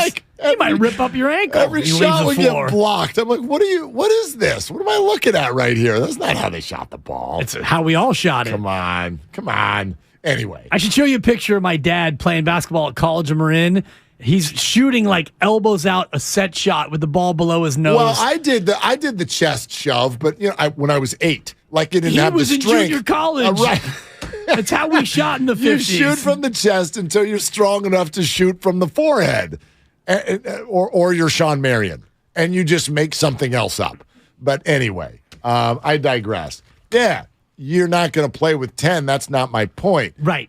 You're not functioning with Josh Johnson, a quarterback, in my opinion, the way you would function with Dan Brunskill at left tackle. Interesting question. Hopefully we don't have to find out. But amen. I think that if you had Josh Johnson, if Brock Purdy's unable to go, but you've got everyone else, I would feel more confident than if I had Brock Purdy and I didn't have Trent Williams at left tackle. I hear you. And again, we talked to an odds maker earlier this week who said absolutely the line movement would be the most if it were Brock Purdy who were out, and I'm still going to be stuck on what I think sort of overwhelms all the intricacies of the point. We talked about the other team turning it over in the red zone and all of these things. The bottom line is when Jimmy Garoppolo was quarterbacking this team, they averaged 23 a game. Brock Purdy has come in, and since then they're averaging 33 a game. It's pretty damning evidence that, and again, I don't mean it to be damning. You said damning, and it's your guy, too. I can't believe you turn on Jimmy like that. No, Brock's better. Brock's better. Man, Mark. He's not? You're Captain Save a Jimmy G. Not anymore. Filmo Mike. You done turned on Jimmy G. Anymore. That's right. Brandon Belt's gone. So's Jimmy G. But Brandon Belt? It's crazy. It is. Belt? Yep. The key to the Filmo Mike is he can't even get it out. By the way, so okay, quick. Brandon Belt, you know what I'm saying? Give it a beat. That's all, folks. Porky Pig. Seriously. Captain Save a Jimmy G. Yeah. Listen, hey, Brandon Belt. I love that, man. 30 seconds on this, because by the way, you know what Farhan did yesterday? Ooh. Another trade? Nope. He talked. Oh, he talked. Not in public. Yeah. Talked to all the beat writers. In front of the beat writers? I don't know if they're face-to-face or on No, it's phone an important distinction. I don't know. I just know that he talked to them. They all have quotes. Put your questions in the comments. Come on. In the Zoom chat Totally. window. He confirmed that when the thing fell. Thank you, Drew Down. When it all fell through with the Mets, they went back and tried to get Correa. Didn't get him.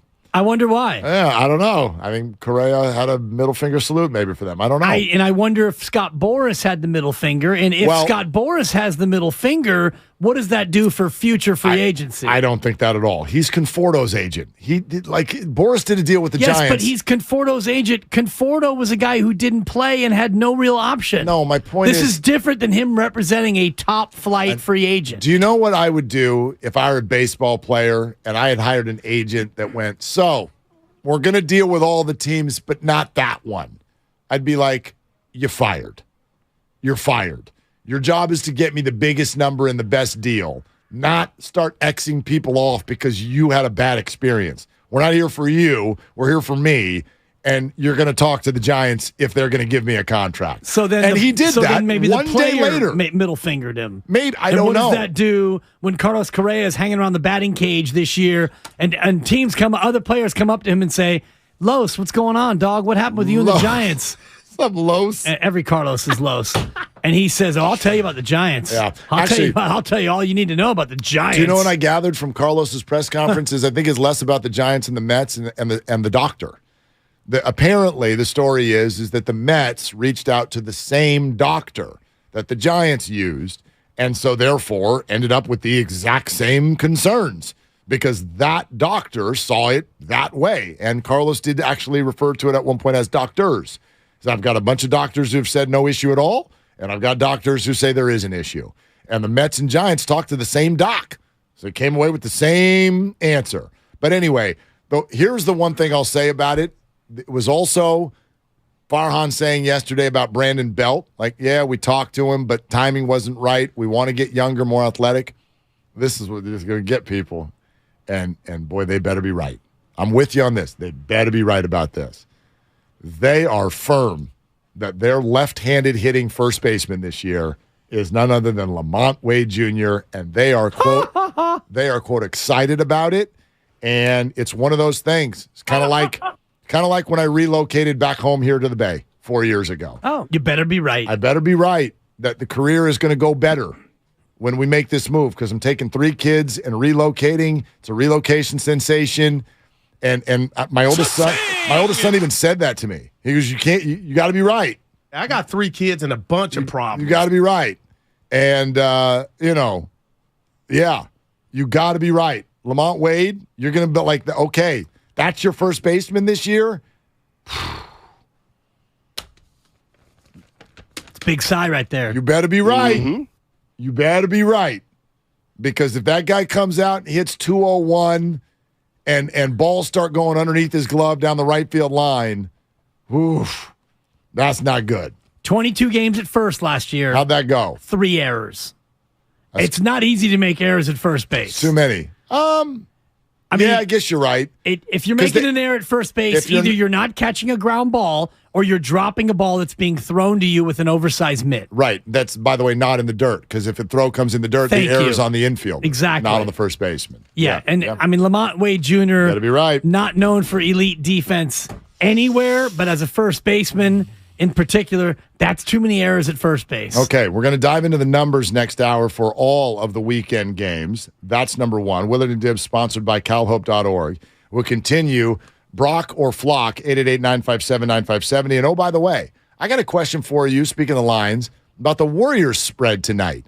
And you can hear that game, as always, right here on 95.7 The Game. Tune into Warriors Live on 95.7 The Game, presented by Xfinity. Supercharge your home with supersonic Wi-Fi, unbeatable internet only from Xfinity. This is Willard and Dibs. Life is uncertain. It's okay to feel stressed, anxious, worried, or frustrated. CalHope can help. Access CalHope's free and secure mental health resources. Call 833-317-4673 or live chat at calhope.org. It's a Football Friday on 95.7 The Game. Ayuk wide open. He's got it for the touchdown. Brought to you by Zenni, the official eyewear of the San Francisco 49ers. Shop from over 3,000 styles at 80% off retail prices. Exclusively at Zenni.com. Does your heart long to wander? To encounter colorful creatures from the deep blue sea? And amazing animals from the Amazon and beyond? Feed your wild heart. Travel the world right here in San Francisco. Make your reservation to the California Academy of Sciences at calacademy.org. Explore Wanderwoods, our new outdoor playscape, now open. What is the most random thing you are afraid of? I am terrified of getting a paper cut on my eyeball. That is pretty random.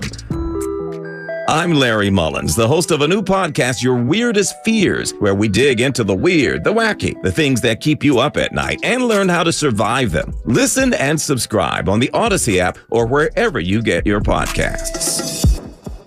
Hey, I'm Andy. If you don't know me, it's probably because I'm not famous. But I did start a men's grooming company called Harry's. The idea for Harry's came out of a frustrating experience I had buying razor blades. Most brands were overpriced, overdesigned, and out of touch. At Harry's, our approach is simple. Here's our secret. We make sharp, durable blades and sell them at honest prices for as low as $2 each. We care about quality so much that we do some crazy things, like buy a world-class German blade factory. Obsessing over every detail means we're confident in offering a 100% quality guarantee. Millions of guys have already made the switch to Harry's, so thank you if you're one of them. And if you're not, we hope you give us a try with this special offer. Get a Harry's starter set with a 5-blade razor, weighted handle, shave gel, and a travel cover, all for just $3 plus free shipping. Just go to harrys.com and enter code FRIEND at checkout. That's harrys.com, code FRIEND. Enjoy. When back to the office means back in traffic, Blocking the 3 right lanes, multiple emergency crews on the scene. you can rely on your Northern California Honda Dealers Traffic Center. On the shoulder now, so that's good. Traffic is getting by. From your traffic leader, KCBS. First, we decide where we want to go. Then we need to know the best way to get there. Hi, my name's Adam Barata. I'm the owner of Advantage Gold. We're the highest rated precious metals firm in the country. We teach people how to own physical gold and silver. Now, we've won the Best of TrustLink Award 4 years in a row because we educate our clients on how to buy gold and silver the right way.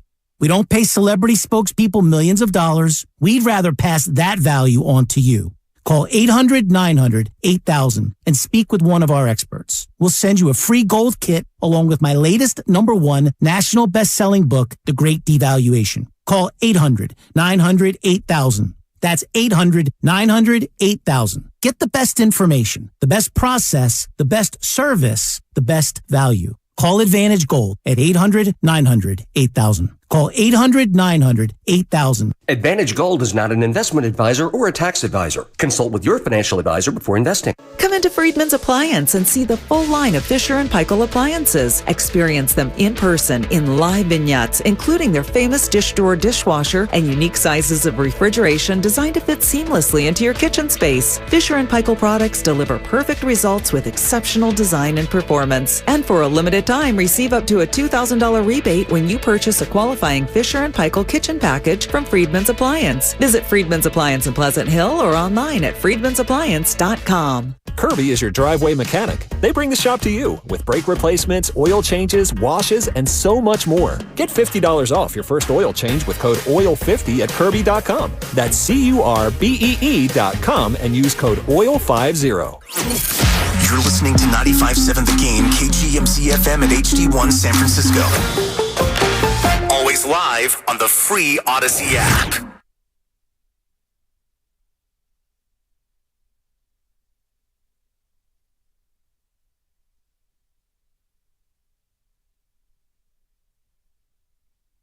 Now, back to Will and Dibby on 95.7 The Game. All right. We have undersold the Mike Williams story. We. Thank you. As a show. We'll get to that coming up in a little bit because not only is Mike Williams out, there's a little bit more to say on that story. And so we'll do that coming up in just a little bit. But we're going to get in here with Nick Kostos right now. I'm so stoked. Time to dive into some numbers here going into a big playoff weekend. With Nick Kostos. Absolutely. All right. So on the line, the host of You Better You Bet and Odyssey Sports Betting Insider, Nick Kostos. Insider Calls presented by BetMGM. Go check out all of the latest lines today on the BetMGM app. Also, be sure to listen to the You Better You Bet podcast for more of Nick Kostos' analysis. Just search You Bet wherever you find your podcast. Hey, Nick, what's cooking? What's going on, guys? Great time to be alive as a sports fan. Super wild card weekend awaits in the NFL. Niners playing tomorrow. Gotta love it. Lau, we're all excited, and I know we want to go into the Niners-Seahawks game at length, but just as a quick aside, because we've been going randomly back and forth about this a little bit over the last hour, this Ravens-Bengals game is fascinating to me. Line moved, it seemed like, from about 10 yesterday down to 8.5, plus the division rivalry of this whole thing, and whether I love the Ravens in this game, but you tell me what's going on here and what's behind that line movement. Yeah, so sure. So obviously, like the first movement up, obviously up through 7 was because Lamar Jackson's not going to play in this game. Like there's no chance he plays. So now it's either Tyler Huntley or Anthony Brown, and we saw Anthony Brown last weekend against Cincinnati, and it was not great. So I think we're going to be dealing with two different sets of point spreads here, guys, depending on who the Ravens quarterback ends up being. I think it's going to be Tyler Huntley. Literally in the last 60 minutes, Huntley telling the media in Baltimore that he's going to be a game-time decision. Those are his words. Like, he actually said that verbatim, that he will be a game-time decision. The betting market right now kind of tells you, with the line sitting right now, Cincinnati -9, that it is going to be Tyler Huntley as the quarterback. So what we try and do as handicappers, like what I will do at the beginning of the week, and I had to do this for the Miami game also, is you kind of sit down and you say, okay, what are my range of like point spreads that I think it should be? And like for you, the listener, the people listening to this, like you don't have to do this. Why we do it on the show. You listen to You Better You Bet. We do this so you don't have to. Where if Lamar was going to be the quarterback, Bengals -4.5 in the game. If it's Huntley, more than 7 but less than 10. If it's Anthony Brown, more than 10. So the line is currently Cincinnati -9. This is a Tyler Huntley number. This is not an Anthony Brown number. So if we get announcement, guys, coming up on Sunday that it is going to be Tyler Huntley, and that is my expectation, that Huntley will start in this game, I actually think the Ravens are a valuable bet here at +9. Not from a numbers perspective, but just because the familiarity with these two teams. They obviously played last weekend. John Harbaugh is a terrific head coach. I know Zach Taylor went to the Super Bowl last year. Anyone with a brain would take John Harbaugh over Zach Taylor. The Ravens rested starters last week, including J.K. Dobbins and Mark Andrews, so those guys should be good to go 100% for this game. And I think Baltimore can keep this game close. I don't think the Ravens can win if they're up late. I think Burrow comes back and wins the game for Cincinnati. So I do think the Bengals will win, but I do like Baltimore to cover. But let's just wait to make sure it's going to be Tyler Huntley. That is my expectation for Sunday night. That's great analysis, and I think the Buffalo-Miami line is reflective of the Skylar Thompson factor as well. I know the Teddy Bridgewater and the Tagovailoa numbers were different as well. If you were to take your best bet of a side or a total for these 6 games, what would it be, Nick? Oh, man, just one bet for any of Just one, Nick, for the people? Yeah, I'll give you a... this one sucks. Like, I hate to do this. I like the Cowboys on Monday night against Tom Brady and the Buccaneers. And, like, it's not a bet that's going to make me feel good. We have had a lot of guests on You Better You Bet this week, pro bettors, former players. Like, hey, who do you guys like in the game? Everyone likes Tampa in the game. So, for me, the way that I handicap games, I feel like the point spread of this game is wrong. And I know there are people listening that are probably like, well, you know, Dak's throwing all these picks, and it's Tom Brady, and the Bucs are at home, and I understand that. And I'm not saying that I'm definitely right with me liking Dallas in the game, but what I will say is I actually think the point spread's wrong here. Like, I think the point spread needs to be Dallas -3. It's -2.5. Now, we have known, guys, for about like 6 weeks that this was going to be the matchup on Wild Card Weekend, right? Dallas was going to be, unless the Eagles completely collapsed, Dallas was going to be the 5 seed. Tampa or the NFC South winner was going to be the worst division winner, going to be the 4 seed. So, like, I've been projecting point spreads for this potential matchup for like 6 weeks. This got as high as Dallas -5.5. And I know the Cowboys were not great to end the season, lost to Washington last week. For me, they're getting dinged too much in the market right now. So I'll lay the 2.5 with Dallas on Monday night. May God have mercy on my soul. We'll see how it goes. That's how we all feel when we bet Dallas. No doubt. Or make any bet for that matter. Nick Kostos is with us here on Willard and Dibs. Okay, before we get to some of the other games, let's do a dive on the 49ers and Seahawks. Right now, sitting at 9.5, opened at 10. We know there's weather. Where do you see the value in this one? Yeah, so how is the weather there right now, guys? You guys had a bunch of rain. Yeah, it's raining right now, and it is supposed to rain even harder tomorrow. Yeah, so I took 10 with Seattle earlier in the week. I just felt like the point spread was a smidge too high.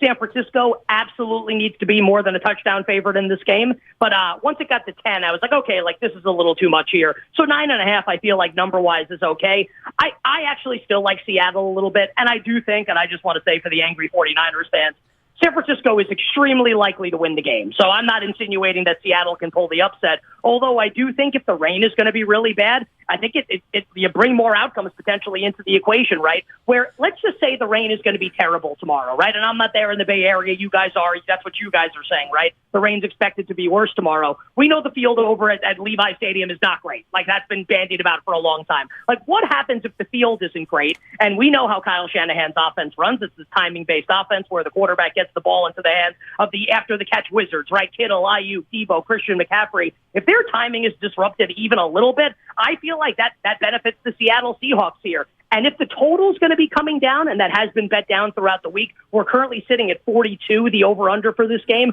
Like, the underdog inherently has to become more valuable with the point spread this big if the total is going to keep dropping with the amount of points going to be scored in the game. So I'll bet Seattle here. I do think the Niners will win the game and advance to the divisional round, but betting-wise here, it's Seattle or nothing. When you're looking at props for these games, player props in particular, what do you normally look at in terms of action where you feel like you've got an edge? Yeah, so I think like with anytime touchdowns and like yardage props are a little bit of a different proposition. Anytime touchdowns for me, like I'm not looking to lay big favorites to score touchdowns. I'm more looking for, okay, how do I see a game script playing out? Do I think that there's a chance that at the end of a game in a blowout, like a third-string running back is going to be getting action and we can bet him at a good price? Like looking at, there are stats, websites that will track these sort of statistics with red zone targets where maybe a guy's gotten a bunch of red zone targets but hasn't scored in a couple of weeks. You get a depressed price as a result. Those are the ways that I generally like to play the anytime touchdowns. Yardage will be more like on-field handicaps. And I think this is a great like line of distinction to draw between like betting the point spread of a game generally has very little to do with like what you think is going to happen on the field. Like that's what the point spread is for. It's all factored in. That becomes more of like a number thing. Whereas prop bets like, hey, I think this receiver is going to have a huge game because the cornerback he's going against is garbage. Like that's where you can be like, okay, here's my on-field handicap. And I think this is going to happen as a result of the matchup. So I'll give you one for tomorrow. With Mike Williams being ruled out by that because of that idiot Brandon Staley and what he pulled last week against the Broncos, Keenan Allen is going to absolutely eat in this game. I like Josh Palmer a little bit also. Palmer will fill in on the outside for Mike Williams. He had a couple good games this year while Williams was out, but Keenan Allen is going to be a target monster in this game for Justin Herbert. I believe his yardage prop sitting at about 75.5. For me, that's an easy over. Not that it's a lock that it's going to win, but I really like that on-field matchup, especially with Mike Williams out. Well, by the way, while we're on that game, can you take us through what happened this week? Because it opened as Jags +2. Then it seemed to fly all the way down in some places to almost a pick 'em, but definitely down to +1. Then it fired back up to go in the other direction to +2.5, and now we have the Williams news that he's out. What's been going on in that game this week?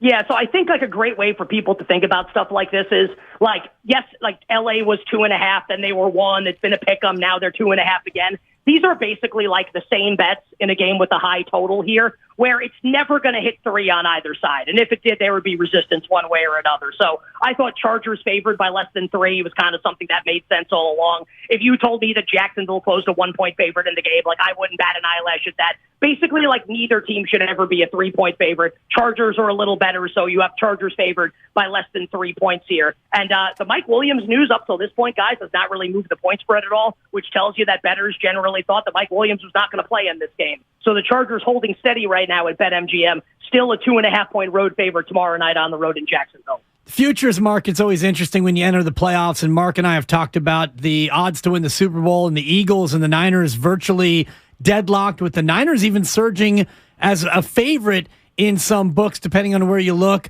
What do you think about the Eagles versus the Niners in terms of Super Bowl odds as we sit right now? Yeah, so Philadelphia would obviously host San Francisco in any game, so the Eagles would get a bump because of that for home field advantage. I think on a neutral field, if you knew that Jalen Hurts was going to be 100%, and Hurts did play Week 18 this past Sunday against the Giants and said after the game that he basically wasn't at 100%. So if we're going to assume that Jalen Hurts is fully healthy and good to go for a potential NFC Championship game against the Niners, you'd probably see a point spread, I would say, of probably Eagles -2.5, Eagles -3, I think is probably what makes sense. So if it were San Francisco, the Niners would be favored, right? That's favored because Philly would host the game. I think the two teams are pretty equal. I guess I would give a slight edge to Philly just because of the playoff experience at the quarterback position. But I guess by that point, Purdy would have won 2 games, right, to get to the NFC Championship game. I honestly think it's flip a coin. The two teams are incredibly close. I think the betting market would be very stable in that game. We would get the opening point spread would come out and stay there, basically not moving the entire week. I think it's really a bet your opinion situation. I think I would probably bet the Eagles, but I'm willing to be swayed if and when Brock Purdy looks awesome in the next couple games leading up to Championship Sunday. Nick, great stuff. On your way out the door, why are the Warriors -9 against anybody on the road when they've only won 3 road games all year? Well, let me. I can tell you right now. Yeah, -9 in San Antonio tonight. Well, the Spurs are terrible, so that would be right. number one. On the road, so are the Warriors. Yeah, let's see here. I'm just trying to see who's out for. Oh yeah, and San Antonio doesn't really have a lot of players out here. Actually, I think San Antonio is going to be at full strength tonight. Yeah, that's a pretty interesting contrarian play. I think you make a great point. We've talked about that on the show. That generally NBA champions, the profile of a team, you're at least 50% on the road. The Warriors have obviously not been that. Now they can obviously pick up their level of play with Curry back in the lineup now. But I actually kind of like that look by you guys with San Antonio to cover the spread tonight. Golden State likely to win, but maybe San Antonio does get the cover. I actually like that thought a lot. Yeah, interesting stuff. Hey, Nick, great to have you going into a monster weekend. Thank you. Can I hit you guys with one other Please. betting information? Please. Bonus Costos. So BetMGM, among other sports books, actually has this market open right now, which is right now you can bet Super Bowl MVP, who you think is going to win MVP. So I placed a couple of these bets yesterday, and a number of them were on San Francisco 49ers. So if you guys hosting the show or the listeners, if you guys think the Niners can win the Super Bowl, and I'm sure everyone thinks that, right? Of course. Now, it's not like the Bills, where if the Bills win, Josh Allen's probably going to win MVP. Or Mahomes wins, Chiefs win, Mahomes wins MVP. If the Niners win the Super Bowl, this could easily be a non-quarterback, a non-Brock Purdy player. So, Christian McCaffrey's number is really interesting. Nick Bosa is 50-1 at BetMGM.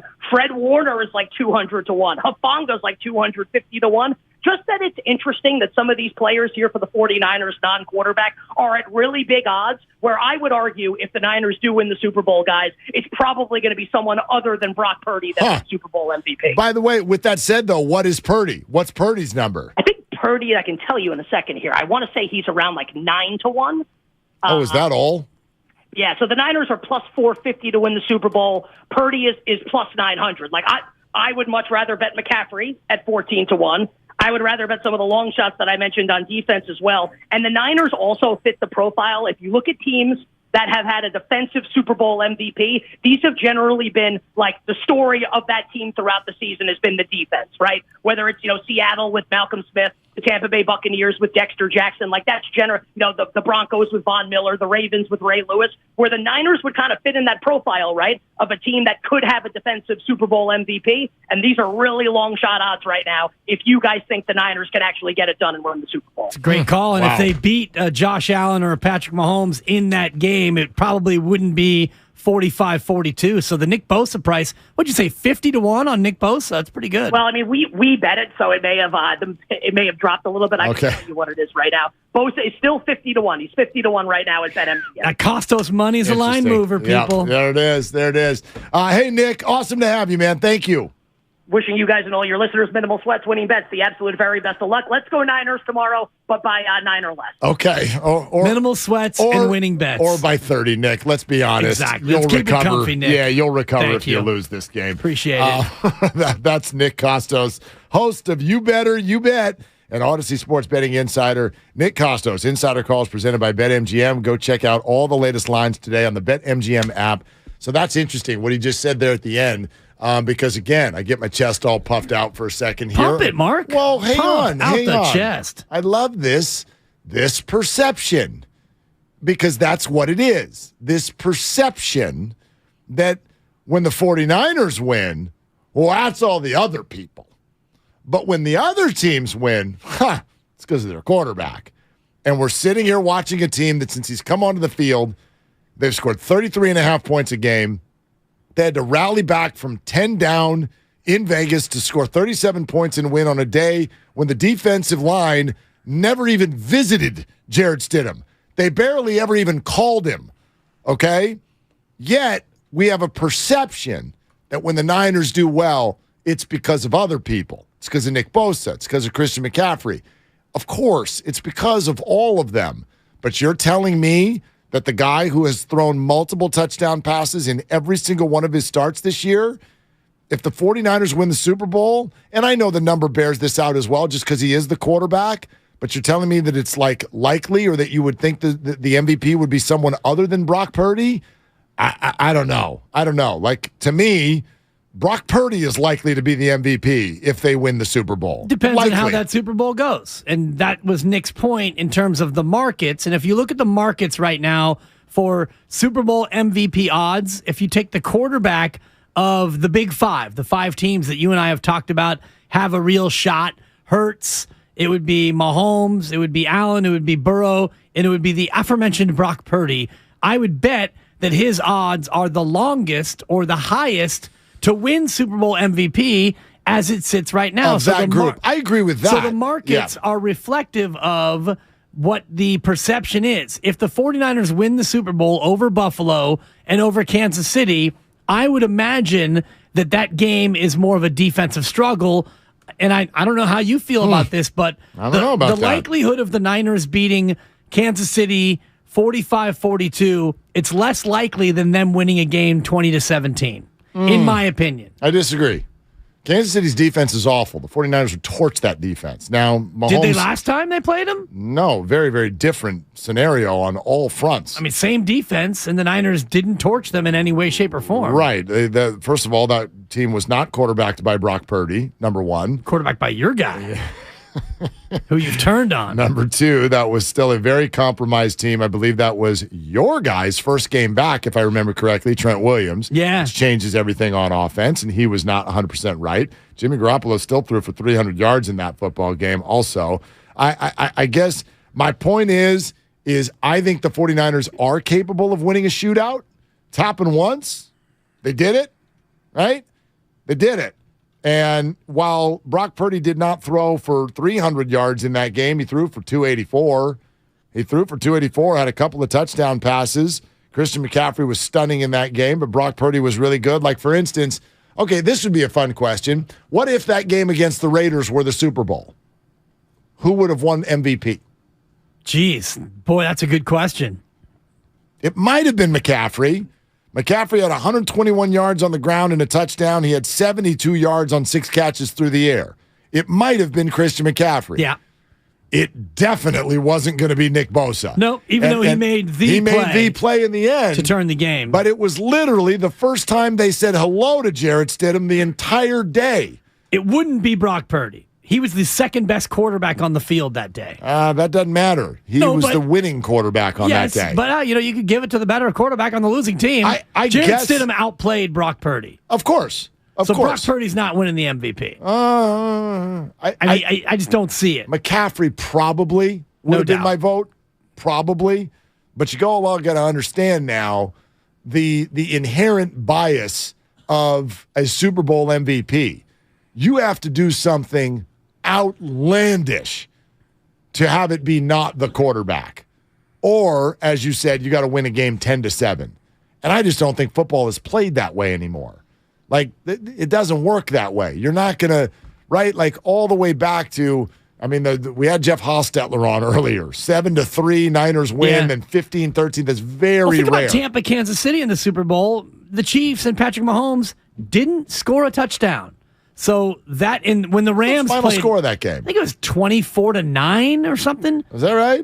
Yeah. I don't believe the Chiefs scored a touchdown. And when the Rams lost the Super Bowl with my guy, hang in there, big guy, there'll be brighter days ahead. They didn't score a touchdown in that game. Yeah, but that was I would contend that even that game was already outside the window of quote unquote the new NFL.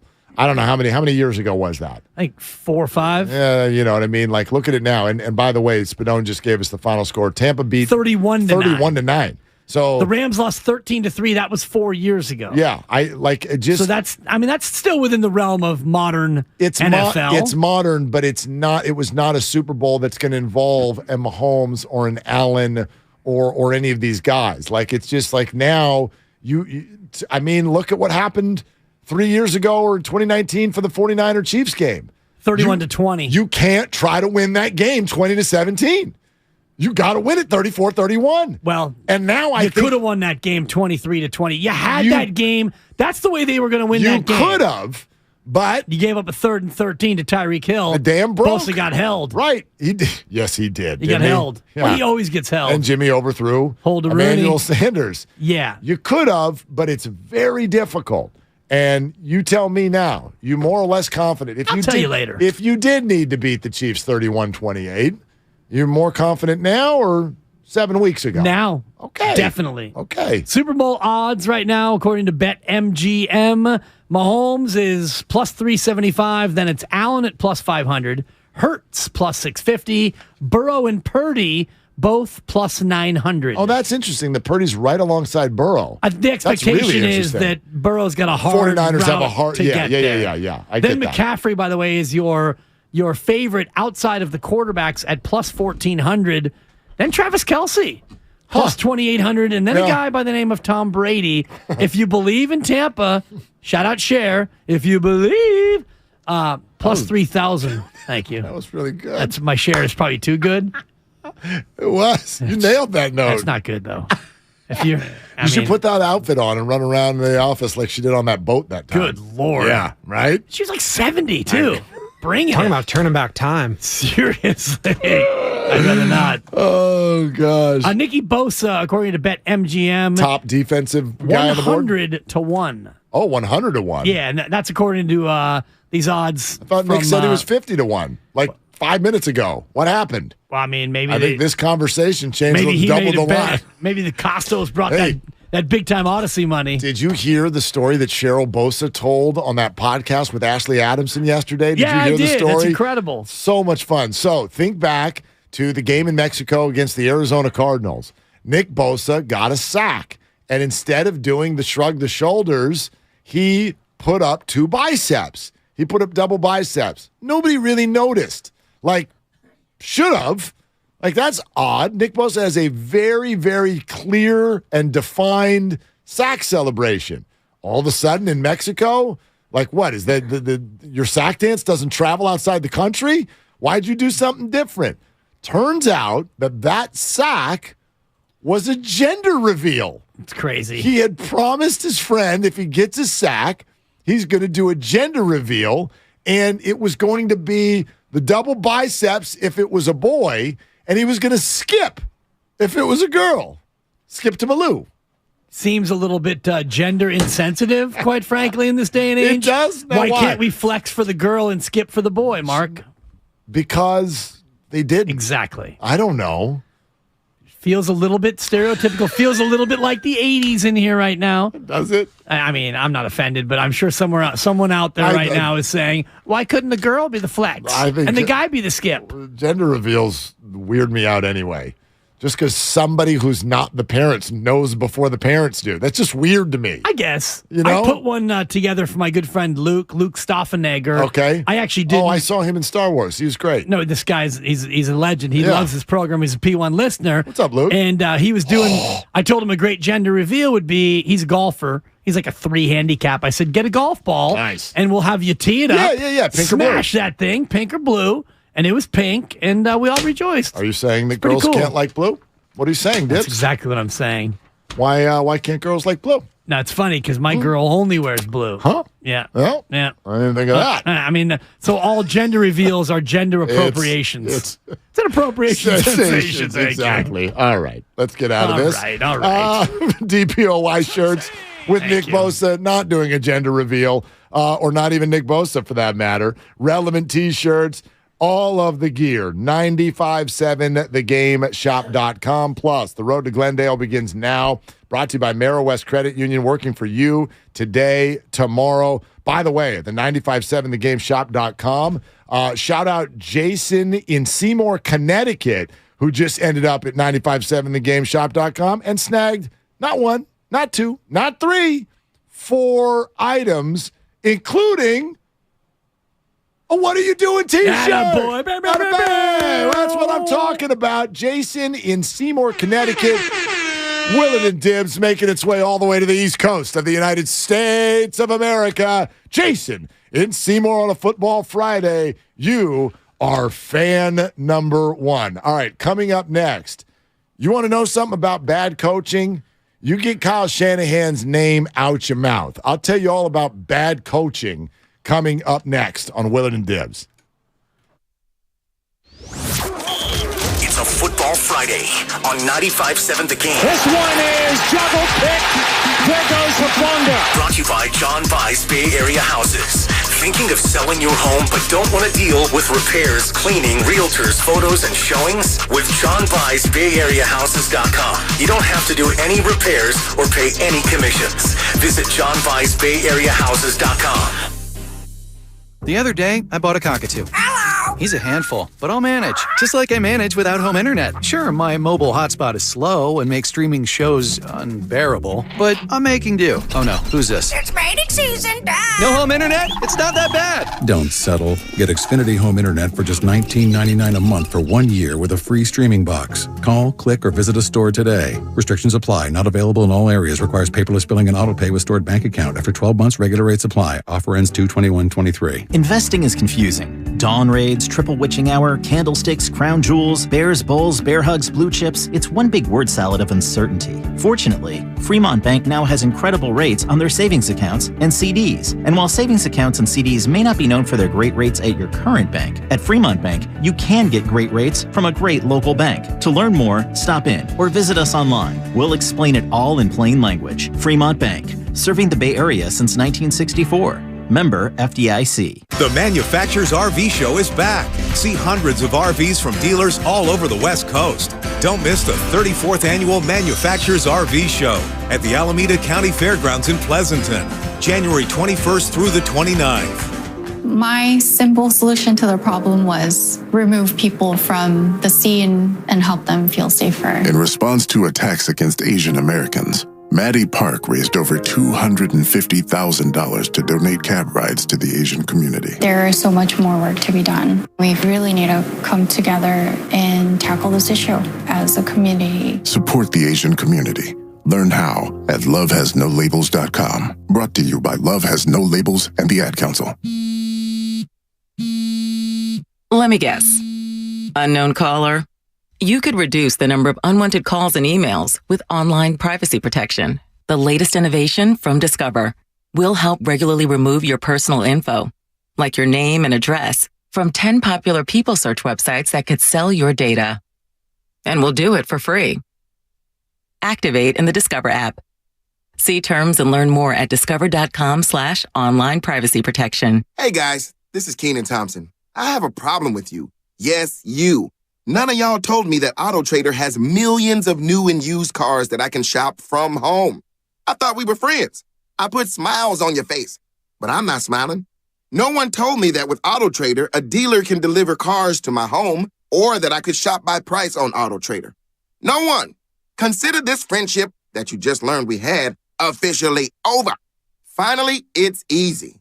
AutoTrader. When temperatures drop, COVID-19 cases may rise. So, if you test positive and are at high risk, act fast. Even if your symptoms feel mild, ask your provider if an authorized oral treatment could be right for you. Visit treatcovid19.com. Sponsored by Pfizer.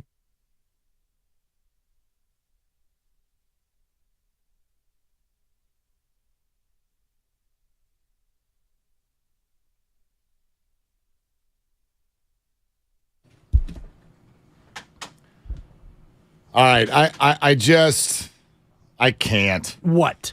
The whole Chargers organization. So, gosh, this team finds a way to mess things up no matter what they've got going on. They had a game last weekend that was, well, I guess it wasn't a must-win. It actually was the least important game of any playoff team in terms of you win and you're the 5 seed, you lose and fall all the way down to the 5 seed. Yeah, thanks, Brandon. So, hey, Brandon Staley, what are you doing? Thank you. Yeah, man. Seriously. The 4 Chargers fans that are still left want to know. Here's another thing, Chargers. Yeah. Stop messing with us. This crap all week. Oh, Williams is sitting out practice today, but he's questionable. We'll see if he can play this weekend. Hey, Bruce sources. Here comes Adam Schefter 2 hours ago. 2 hours ago, Adam Schefter. Chargers wide receiver Mike Williams suffered a broken back. Spinal. He suffered a fracture in his damn back last week. My back. I knew it was coming. Spinal.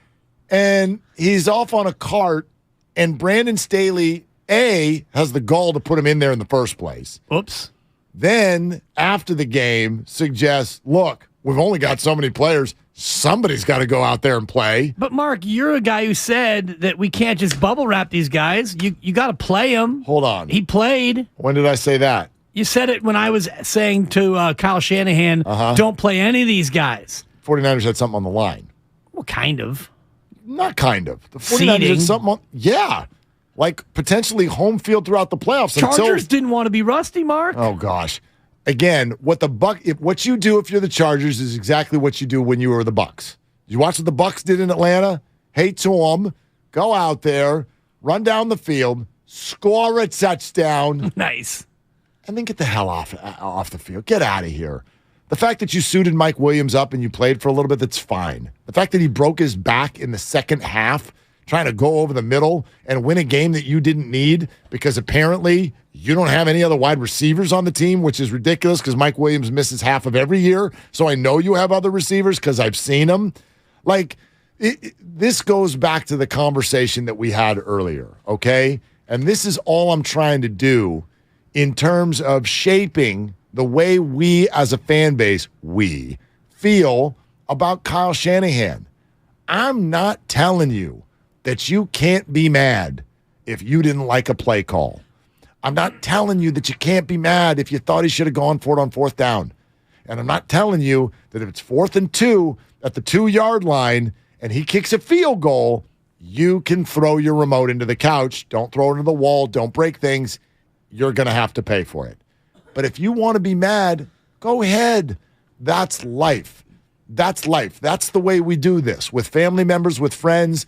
In a given moment and on a given day, you get upset and you disagree with things. But you don't disown them. You don't disown them because they're amazing. They're your family and they're your friends. And this is the NFL coaching version of that. The conversation has always gotten too big. At the beginning of the year, he's blamed for people's injuries. His job status was being put in question. And even now to this minute, We still get texts and comments calling him Trash-a-Han, which isn't even funny. It's actually pretty funny. It's really not. Like, it's not close enough to Shan. It's not funny when they've won 10 in a row. Right. I mean, it's... But Shanahan, Trash-a-Han. It should be Trash Canahan, quite frankly. That's much better. Thank you. That's much better. 25 years in the business. Next time when you want to do a pun, consult Dibs and Kyle. We've got the two best in the business sitting right here. Okay? When you win 10 in a row, those jokes don't land. Like for crying when you're 1 in 10, out loud. It actually works. It works. Such a good coach. And you're all forgetting what Niner football was like before he got here. We and remember. It's wild. It's wild. You lose to Seattle at home. Go to bed every we're gonna night. Have a different conversation. Go to bed every night. Have a bowl of cereal. Put some knees on the ground and go, I'm really glad Kyle Shanahan's coach of this team. He's one of the best in the game. You're saying we should pray and thank God for Kyle Shanahan? No, just Is that thank what Kyle. It's come to? Just thank Kyle. Jesus. Or just thank the unit. I don't thank whoever you want. Just be, I'm thankful. Just be thankful. He's such a good coach, and it's shown. You've never seen one player on the 49ers say anything other than that's my dude, that's the coach, that is this. We ride with him. Thanks, Kyle. What happens if they lose 11-10, Mark? To Seattle. I mean, then what? We come in Monday and thank the Lord for Kyle Shanahan. No, they went 2 for 14 on third down. No. The question is for you because first of all, once again, we head into non-reality zone and have a conversation about because they can't possibly lose 11-10. Well, actually, I'd say yes. They can't possibly lose 11-10. It's happened before. Not with this quarterback in the regular season. Not in this health, and not against this opponent, and not in this stadium. It's not likely. Of course not. But even if they did, Dibs, the question is not to me, what would I say? Question is to you. You want to be frustrated? Sure. Definitely. You want to suddenly say, not a good coach? Then you're, in my opinion, anyone who would say that is ridiculous. I don't know if it has to be as cut and dry as not a good coach, but you could look at, and again, this is hypothetical, and I don't believe we're going to have this conversation. And even if they go to the Super Bowl and he coaches in the Super Bowl like he did the last time he coached in the Super Bowl, forget Atlanta. I don't blame a coordinator for what happens. And if you want to go back and look at that game, he gets way more blame than he should for the way that thing unraveled when he was the coordinator in Atlanta. But you look at the way he called plays against Kansas City, and there are some spots where he's open for criticism. Totally. And if you come out and lose a home playoff game where you're 9.5 point favorites, you are open to criticism. Sure. Doesn't mean he's going to get fired. Of course he won't. No, but doesn't mean he's not a great coach. But what it does mean is you look at his resume and you see a playoff. It's pretty good. Pretty good. But if you lose in this spot, the resume is not as good as it would be had you went out and handled your business. I mean, I guess. The conversation for me just needs to be in the moment.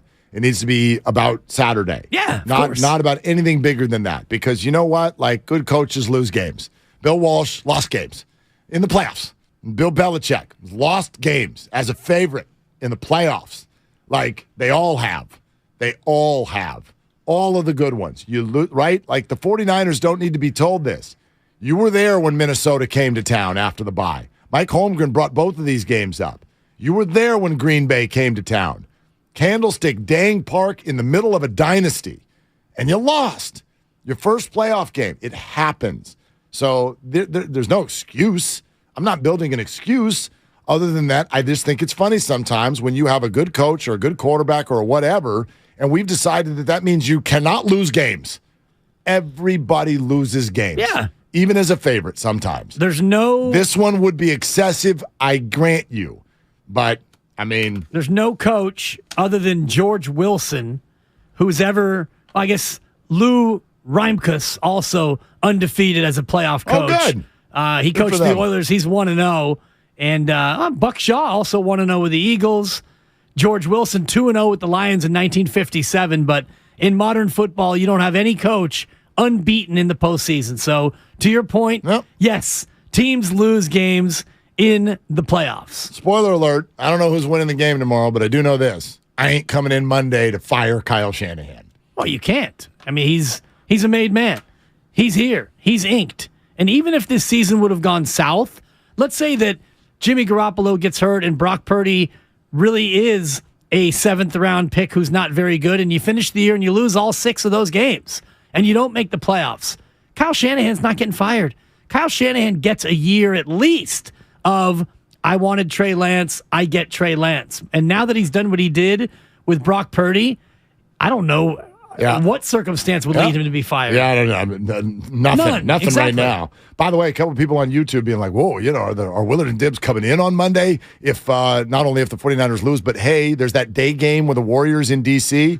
Oh, we'll be here. Oh, we're here. So let everybody know we will be live in our normal form and in our normal slot from 9 to 11.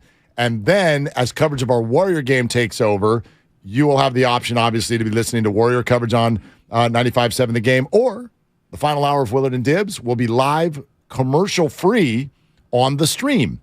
So you will have that option at your disposal come Monday. Real quick, Dan and Tracy. Hey, Dan, you're on Willard and Dibbs. What are you doing, Dan? Hey, I'm just driving. I just wanted to add something to the funny nickname that Dibbs gave Shanahan. Let's do it. What if you just take the N off of Shan and replace it with an M? Shamahan. Yeah, that's really good. It's really good. Shamahan. I like yours better. Yeah. Really not that good. Yeah, it's not that good. And then Dan, like, good effort. Good job, good effort. It's fine. It's great. I liked it. I gave him a 3. Trash Shanahan is better. Oh, he stinks. Yeah. But it's better. Yeah, Lowe used to call Ryan Tannehill Tannehan, and then that's fine. But he would not call Shanahan Shanny Hill, which I always wanted him to do. Did he call Mohamed Sanu? Sanaman Hanu. And he called Anata Nodi, his Hello former to Nada. teammate. Anata Nodi. I told you the story about being behind line at a hotel of Hello to Nada, right? Yeah. And the T-shirts that he and his whole crew were wearing, not a chance. Yeah. It's amazing. It's really I loved good. it. Yeah. All right. 888-957-9570 is the number in Steiny and Gouloom, and it's Willard and Dibbs. It's a football Friday on 95.7 The Game. Purdy makes a swim move and finds Debo Samuel. Are you kidding me? Brought to you by Zenni, the official eyewear of the San Francisco 49ers. Shop from over 3,000 styles at 80% off retail prices. Exclusively at Zenni.com. So, the other day, I bought an extremely chatty... Boring story time. Make that an extremely catty cockatoo. You're welcome. Apparently, the pet store won't take it back. But hey, I'll manage. I love that for you. Just like I manage without home internet. No, you don't. Sure, my mobile hotspot is slow and makes streaming shows unbearable. Oh, Bertie likes to stream. But I'm making do. Oh no, who's this? My lady friend. It's mating season, duh. No home internet? It's not that bad. No, not there. It is that bad. Don't settle. Get Xfinity Home Internet for just $19.99 a month for 1 year with a free streaming box. Call, click, or visit a store today.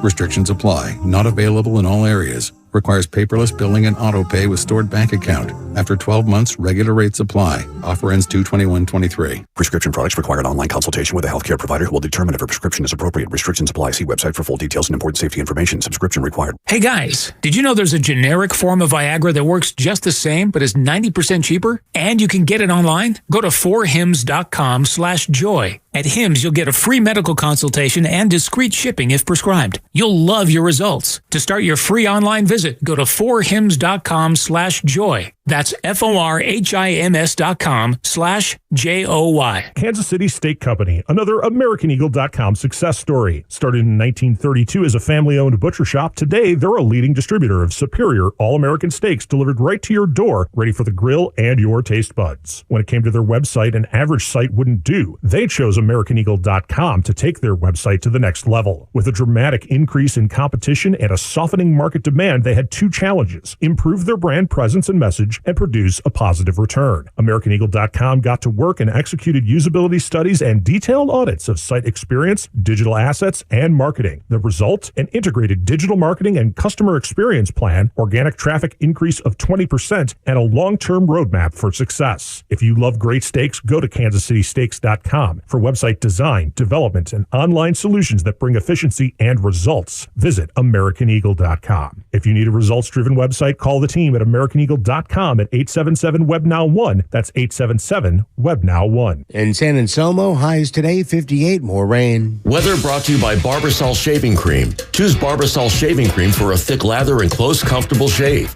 Barbasol, the American original for over 100 years. Better buy Barbasol.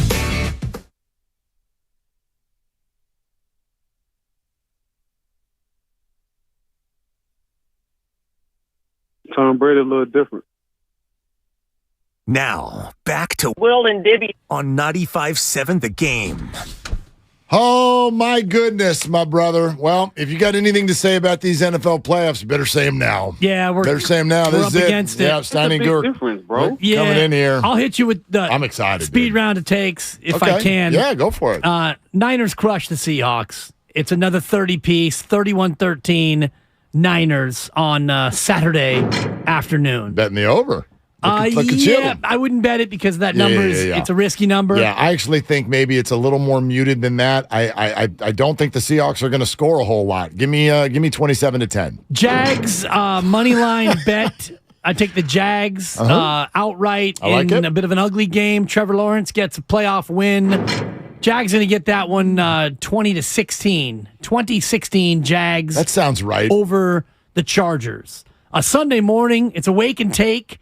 Wake and take Buffalo. They are going to hammer Miami. The emotions of Damar Hamlin combined with the crowd, the table-breaking lunatics in Western New York. Buffalo puts up a 40-piece on Miami. Sorry, Mike McDaniel. You get run out of Orchard Park. And the weather is supposed to be, while chilly, just 28 degrees right now. But clear, movable, Yes. not a lot of wind. Yeah. Josh Allen, full complement of his weaponry, if you will. 1:30 Sunday, Vikings do it again. Oops, I did it again. Another one-score victory, 23-20 in overtime. Ooh. Minnesota with an OT win. No.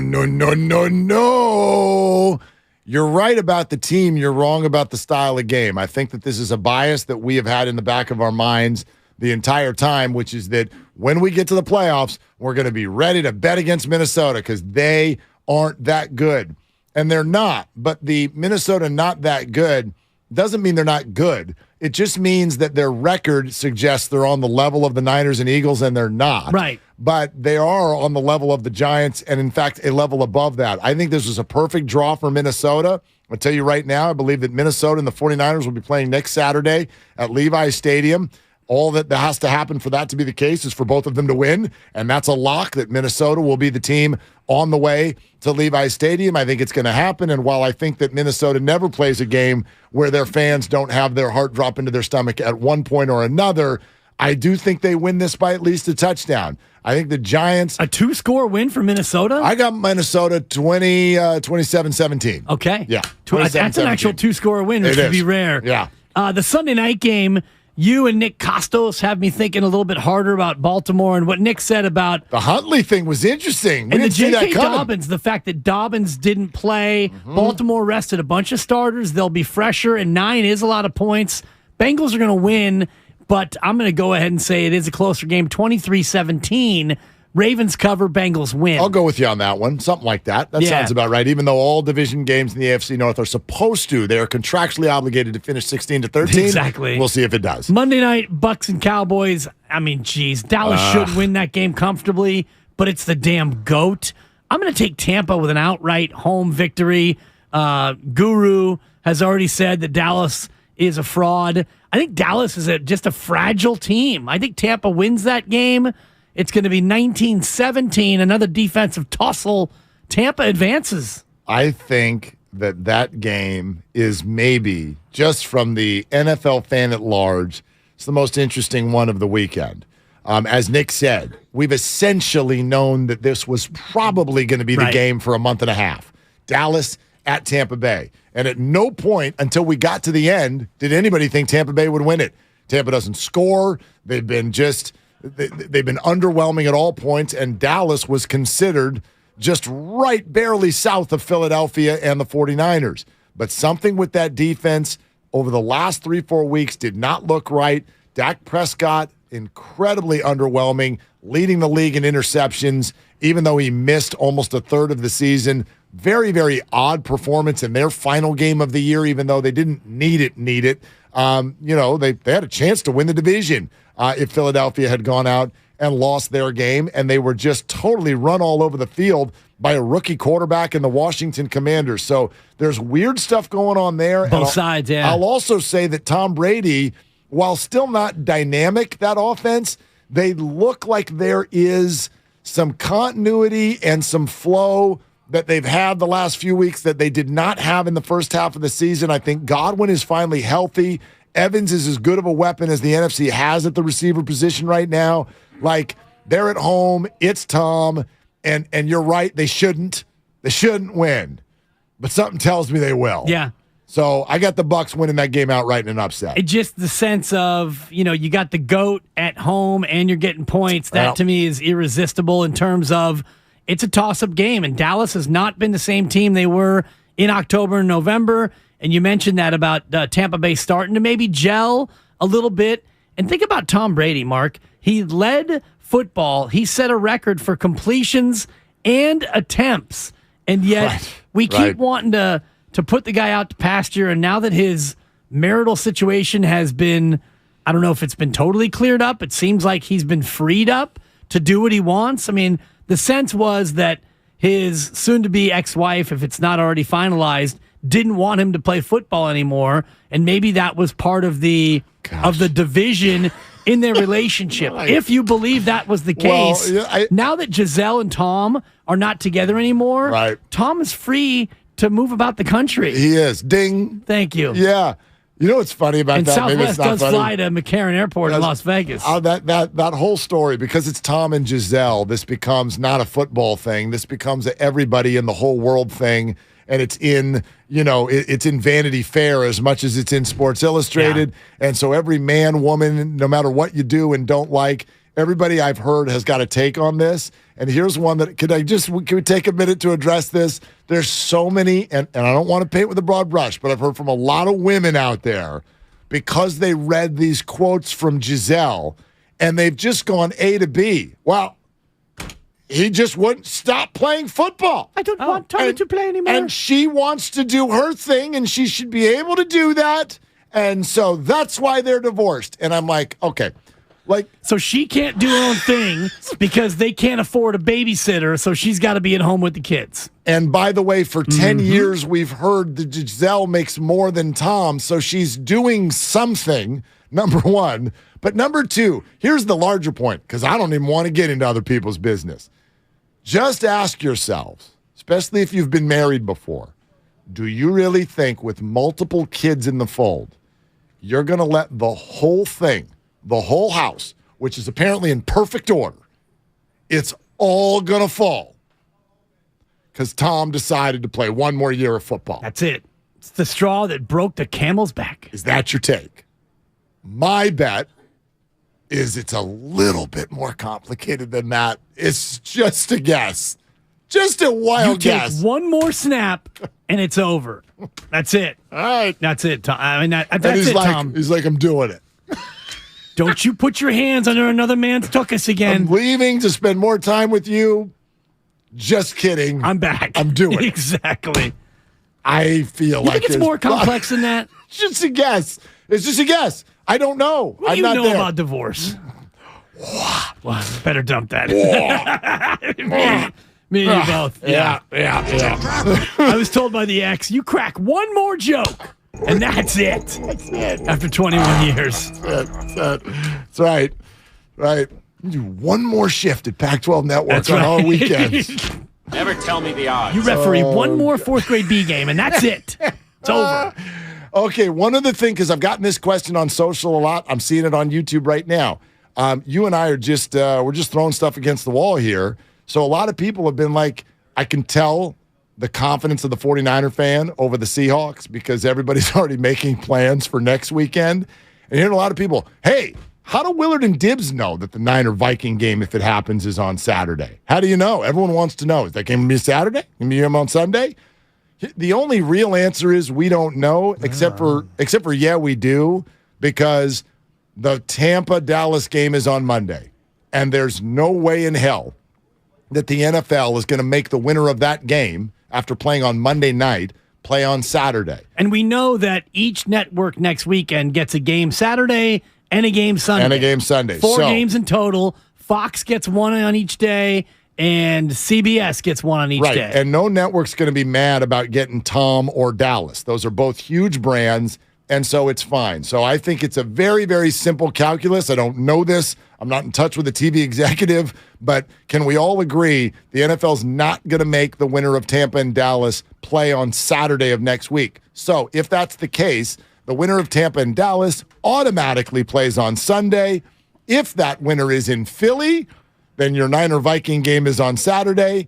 If that winner is here at Levi's Stadium, then your Niner game is going to be on Sunday. So you'll know essentially by the end of the Vikings-Giants game Sunday afternoon, let's assume the 49ers win tomorrow, you will know by the end of the Vikings-Giants game Sunday afternoon whether the Niners play on Saturday or Sunday, because if the Vikings win it, the Niners will play on Saturday, and if the Giants win it, the Niners will play on Sunday. Yes. That's my guess. No, and it's a very well-reasoned guess because, in terms of what the league will and won't do, you've got a Monday game. We know that. And so whatever team wins on Monday, they're going to play on Sunday. You can't ask them to turn around. God, no. That would be 5 days later. They would freak out. And it would be patently unfair. Totally. It's one thing to have them play on a Monday, which maybe you could say gives them a slight edge because they have an extra day to prepare going in, but on the way out, you can't take that day back and make them play Saturday. Exactly, yeah. And it's actually, again, all that had to be, the playoff expansion had to be bargained, collective bargaining agreement. And so, players, teams can't say much about it, but I'm sure Dallas and Tampa right now is probably, I bet that they didn't love that. I bet that they don't love that because when you play on Monday night, even when you play the following Sunday, every coach will tell you that's a short week. Like, you lose that rest day and all of that. So Dallas and Tampa. That's what the Niners have, though. They have a short week because they're playing Saturday off a Sunday. So they have the similar short week in terms of one less day to prepare. Right, but wouldn't you rather do that early rather than late? I mean, as the ante gets amped up here, yeah. You know what I mean? Like if you're playing the 49ers, whoever one of those teams plays the 49ers next week, the Niners got 2 more days of rest than that winner did. That's an interesting edge if the Niners do end up playing Tampa or Dallas. All right, great week, great stuff here on Willard and Dibs. And now, here come the great Steiny and Guru keeping the streak alive. I think we're at now, 27 days in a row of the Dallas Star on your chest as you walk in here. I went 3 days this week, Mark. That's it? Without wearing any paraphernalia. Really? Yeah. I get so triggered by that logo that maybe it just feels like you always have it on. That isn't true. That's not true. You wore that jacket yesterday. You had that busy sweatshirt. Your customized sweatshirt. You went 4 for 5 this week. Today is Friday, but 3 days I didn't have anything on. I had my blue pea coat on. Then I had my Warrior shirt on that said the Bay. I know what I wore, guys. But I would hate to have to go to the We got a rack YouTube to put on the table. All right, put it on. Were you listening to the morning show this morning? Like I was. Oh, they rat-a-tat-tatted you, Mark. Yeah, look at. Oh, I didn't even know that. Everybody got hit, but this is the only one to get hit, and it was Shafsky. They don't want that smoke. Bonte tried to tell him, Willard, apparently, I complain about a lack of touches on my show. It's not you give me all the touches I need. Sometimes I go Westbrook, Shafsky, and then they win, but he went in on you. Pow, pow, pow, pow. Not what I get. Oh, you take too long on your stories on the changeover. Oh. And then you'll drop who you know, who's famous, but come on. Whatever. Then he said Steiny does this to me. I say, Steiny, and the Warriors, they got great defense, right? Joe and Alameda. That was a good one. I did some on that one. That was a good one. I'm gonna look at Dibs when I say this because Shafsky! there's nobody in my life. You could be Christy, could be one of my kids, my parents, hell, my mom on my 40th birthday. Shout out Tom Willard. 40th birthday. People were asked to go around the room and say one word about me. My mom goes talkative. so listen. Don't change it. It's not untrue. However, one of the most fun things that ever happens in my life is when I get called long-winded by radio hosts. Okay, that's all we're talking Bonte about. and Joe. Bonte was trying to reel him in, Bonte, who's probably already on his way to his next job to talk more. He's the king. And Joe Shasky, these two people are going to come down someone's road. Dibs didn't get hit with for anything. being a loudmouth. I said Steiny was codependent on the producer more than any other host. He went. I didn't know what that means. I was like, oh my gosh. He ran a tat-tatted everybody. You know what you need? No, you know what you need? First of all, you need a legal ID, first of all. You're listening to 95.7 The Game, KGMZ FM and HD1 San Francisco, always live on the Odyssey app. But B, you need a little dose of the, hey, man, if they're talking about you. Okay. Little Richard. They're talking about you. Yeah. You're good. Right, You're good. You're good. Hey, I'm not a guy that brings donuts or any treats, but when I see a bowl out there and think somebody else did, I think something should be in it. So I come to the bowl today like, what do we got? That's actually a great point. And nothing was in it. What is that? There's this massive bowl out there. Like, It's got to be for popcorn. It's funny you say that. Was there something in it? That bowl actually is Steiny's water glass. Is what it is. Wow. That's why I brought the bowl out. You know, I knew it was coming. I knew it was coming. I thought Dibs was going to be a little better than that. First of all, you know I'm not better than that. You know that. And Sir Spill-A-Lot. So the streets know what went down. Well, I mean, Damon and Rattle yesterday in They never Studio said a E. name. No, but They never said a name. Water bottle. Oh my goodness. It's funny because I saw the bowl earlier and I came in because for those of you who don't know, Steiny spilled not once but twice, and he spilled so bad yesterday that he knocked the station off the air. Willard. He rendered this studio completely useless based on his nonchalance and his recklessness. So I thought, so today I come in and I'm like, what can I do from a prop comedy standpoint? And so I grab the giant bowl and I walk into the boss's office and I go, hey, look, it's Steiny's new not water bad. glass. See, that's not bad. And he goes, wow. By the way. Shout out Tim Jordan and staff, man. Dude, yes, Problem solved. I will say this, first time and hopefully forever, Steiny is in here with 2 liquid drinks, and both of them have lids. Like, thank you. You've been running around here with a pint glass like this ain't the old Ship Saloon. So, you can't just be cruising around with open containers. Fidgety, man. So yesterday, what was the bill in your email box? What? Man. Yeah. What? Yeah. Tell you the way. Some numbers flying around. The way the Supreme Court's going with workers' rights, I may have a bill for about $400,000. He's working for free. So 2:54, we get off the air, and like I always do, I crumble up my paper, and I'm going to throw it. And as I knocked over the water. Oh gosh, it was when you were already done. Yeah, we're done. Oh, it was over. Yeah. So that's the worst thing possible. If you look, it drips, and you wonder how does it get behind there into the machinery? Because it's water. Liquid. Like it's liquid. Okay, so it's like an ant. It's able to get through a crack. Now there's one issue with connecting A to B here. Okay. Here comes the big guy in Nahegian to survey what's going on. Now we're at about 2:57. I got to take a look. Damon and Ratto. No meeting yesterday. Damon and Ratto are just, they're waiting. And Nahegian goes, oh, man, there's water in there. He goes, oh, I see coffee, too. Well, I didn't spill coffee. Yesterday. Yeah. Are you literally trying to absolve yourself of responsibility? He's looking for an exoneration sensation. How about this? I already know who the coffee spilled the coffee. It was me. Oh, what? I forgot. I forgot. Hold on. It's on tape. Plausible deniability. It's on tape. We don't know where that coffee Shout came out from. It was mine. Because Bonte got me with a big old dot of coffee on the back of my sweater about 3 weeks ago. But it ago. never went this bad. We did 5 minutes on. I had a brand new white T-shirt on. I got coffee on it. It was a small coffee, part of a larger spill. Yeah, but the face he had to see Damon, I believe pre-stroke he would have went crazy. We were all mature, and I told Rattle in the bullpen he had to come back out. I go, Ray, I think I'm going to leave. He goes, That might be a good idea. Oh my God. I felt awful. But you know what? I felt bad. Let me tell you what I did do.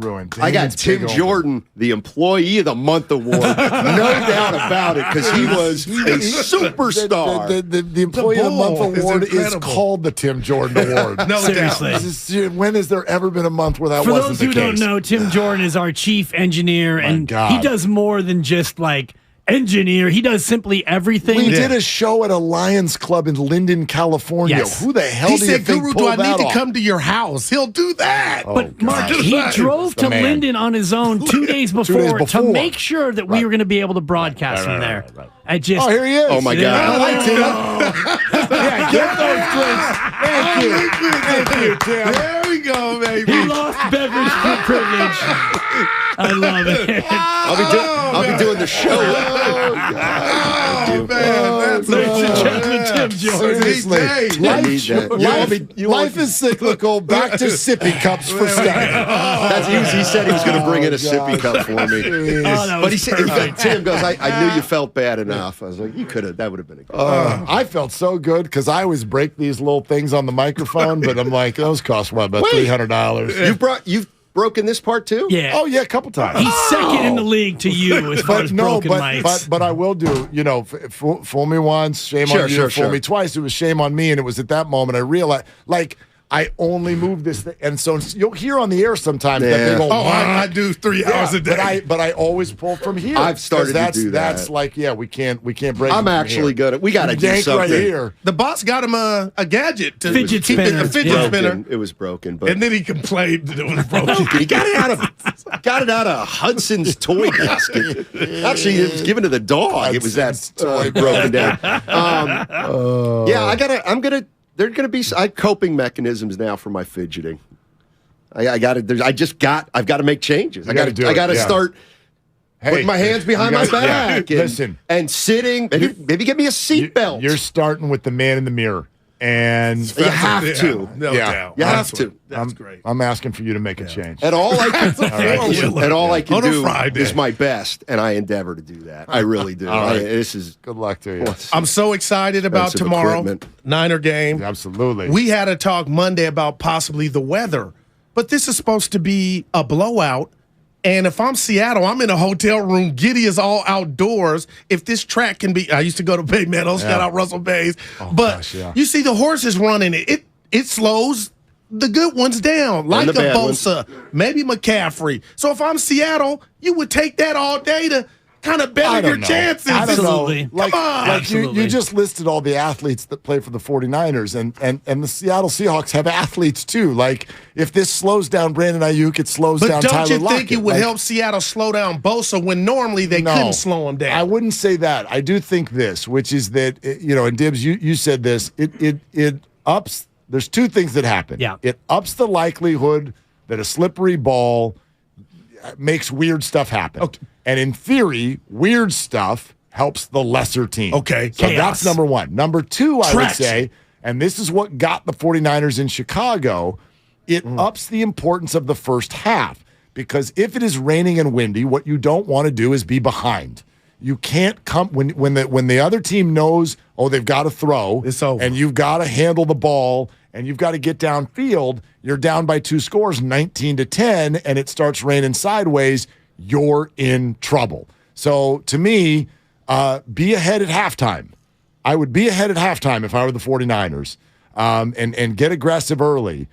Not that the weather's going to be great early, but in theory, it's only going to potentially get worse late. So I do not want the 49ers to ever have to come from behind in this game. We may be burying the lead. I was listening to the morning roast today, and they had the weather person from Jessica, right? Jessica said could be 25 to 30 mile an hour winds. And that's what makes it hard to throw. That's what makes it hard to throw. Wind is much more of a factor than rain is, because ultimately the footing. So you see it's going to be it's going to be heavy rain. All right, I'm going to have a 1-inch stud on my cleat instead of a 1/2-inch stud. Problem usually solved, but there is no cleat for the wind. There's nothing you can do about the wind, especially if you are not a big arm quarterback. And Brock Purdy is not a big arm guy. He's not going to knife the ball through the wind. No, but that said, what's the first thing you can't do in wind? Throw the ball downfield. That's why you said don't get behind. Who throws the ball downfield more? The Niners. No. Oh, Seattle does, yeah. Absolutely. Their game is much more predicated on downfield throws than the 49ers. So, I think that speaks, though, to what you said before about the lead. You don't want to go into the fourth quarter needing to throw the ball. You want to be in front. And if you're the Niners anyway, you look at what you've done better than most teams in football. It's pound the rock. So get the lead, possess the ball, make Seattle come from behind and throw it. Holmgren said yesterday the cliche that you brought up earlier in the week, which is that rain helps offense because they know where they're going and the defense needs to react. Jeff Hostetler said the exact opposite. He goes, I think that this benefits the defense because it's just so much harder to handle the ball and put it where you want to put it. And so I guess I get it from both standpoints, but the bottom line is, sure, it brings the unknown into play. The other side to it is I could easily make the case that all of these things benefit the 49ers. They have the better defense, and they throw the ball downfield less, and they run the ball better. Kenneth Walker's really good, but the 49ers run defense is elite. Yeah. But what if I throw one to Metcalf and Lenore falls down? And well, sure. They block it. They got let me play off that because the Chicago game early, if I remember it correctly, it was, I don't know the win, but it was raining. You were there, right? Yep. They got beat by two big plays, and I think one was a flat-out, missed assignment. Totally. So here's threw it on the other side of the field. 49ers are up 7-0 at halftime, and in the first half, you could move the ball. They didn't do it great. Trey Lance missed Tyler Kroft for that touchdown. They fumbled in the red zone. Deebo Samuel, first drive of the year, but they're still up 7-0. Bears could not move the ball. Then they come out early second half, get a short field goal. You're up 10-0. I thought the game was over right there. What got the Bears back into the game is the one you're remembering. Dante Pettis, total blown coverage. Justin Fields buys time. Pettis gets loose down the right sideline all by himself. Touchdown. Got the stadium going well, but you're still up. The 49ers were still up at that point. They could not move the ball. Yes, rain started to come into play, but the Bears went on 2 more scoring drives. Another bit of a blown coverage, but not the same way. I think, was that to Kmet or one of the tight ends down the middle of the field? Yeah, maybe was it was on the St. left Brown. side. St. Brown for the touchdown. St. Brown for the touchdown, and that's what gave the Bears the lead. And then still 12:45 to go in the game, right? Mark. But that's when the real weather hit. And that was the problem. Over then, the problem was you're down by 9, and it started coming down in a way where you just could not function. You couldn't even think straight. It was so crazy. Were there a bunch of 3-and-outs that game, or am I thinking of a different game? And turnovers. Because that's the other thing I was thinking about. You know, obviously you can't score on every drive, but field position. 3-and-out is a killer. You know, you go seven plays for 31 yards, but you got a punt. That is significantly better than 3-and-out. 3-and-out is huge because not only don't you move the ball, but now you've got momentum because 3-and-out's kind of hard to get now on defense. So that's the big field position game. I think the other thing, and Dibbs, you had this stat earlier this week. Here's what I would look for, and yes, rain makes this harder. If the 49ers don't turn the ball over, this thing is a walk. It is a total walk. They've lost the turnover battle 4 times this year. They're 0-4. They've turned it over 2 or more times. 2 or more times. 4 times they're 0-4. And they're 0-4 when they turn it over. They are undefeated. They're undefeated when they turn it over less than 2 times. So if I'm Kyle tomorrow, that's the whole message. It's wet, and it's ball security. If we take care of the ball, we win this game. And they showed that 21-13 game in Seattle. I know it's a different track, different stadium, but damn, Mark, you are right. It felt like they should have been up 30 points, but it kind of went down to the wire. So as much as I'm not giving Seattle a chance, I heard you guys this morning, Dibbs, it's playoff football, and anything can happen. And this weather, to me, Mark, is there's no advantages Niners weather when you got one team that I think is just predominantly way better than the other. I think the advantage is what Mark was just saying about the ground game. And I know that Kenneth Walker, 3 straight games, by the way, over 100 yards. And the Niner run defense has been a little bit more vulnerable than what we saw, but the Niners run game, having all their running backs back. And I heard the morning roast, somebody called in and called them the 3 M's. like the office who we supply got? company. McCaffrey, Mitchell, and Mason. Uh-oh. The 3M backfield. You like it, Steiny? If you can M&Ms? really, no, the 3 M's. It's the But 3 M&M's kind of works too. M and M's plural. I mean, the two Yeah, I M's, didn't make it up. And just stick to beverage control over there, and we'll handle the jokes on this side. But if you're able to pound the rock, then the weather's not really a factor. And I'm a sucker for the end zones in the saloon font. I mean, just awesome. Yeah, it's all set to go. Sometimes I got some bad traits, but I love that. And it's gonna be all because it's wet. It's gonna be all over their uniforms. That's my goal for tomorrow is that the Seahawks don't have any red on their jerseys. Any party at the Willard household?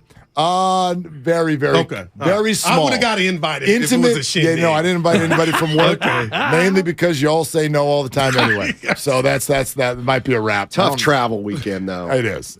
Yeah. No, I'll be in the neighborhood. I may pop over after I referee 9 games. You're welcome to. You're welcome. Well, Get the you ice got ready. Daddy do it. Speaking of which, my niece, your beautiful daughter. Oh, she has thank your you, Goo. eyes. Yeah, I appreciate that. Say, what a beautiful.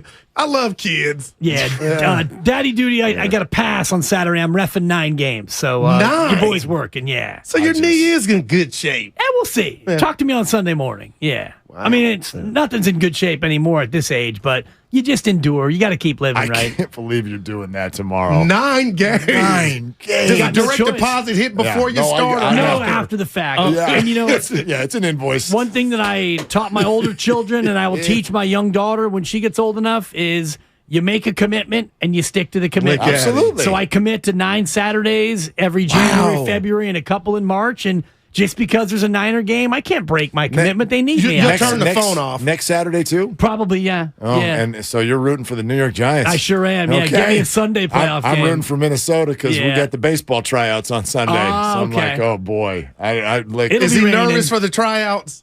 I was always more nervous for my kids. They never got cut, but if they did. No, there's no cuts. It's not like a club team. team. Talk to you, Junior. You can't be nervous. I don't even think he knows he's doing it yet. Yeah, I have to inform him first. He's 8 years old. I got it. And he's 5 tools at Willard's kid. He's tools. Young Jude. He's also lefty. Yeah. First year kid pitch. We watched the game together. The effort to become one of Farhan's relievers 30 years from now starts now. He's a lefty? He's a lefty. I put him at catcher.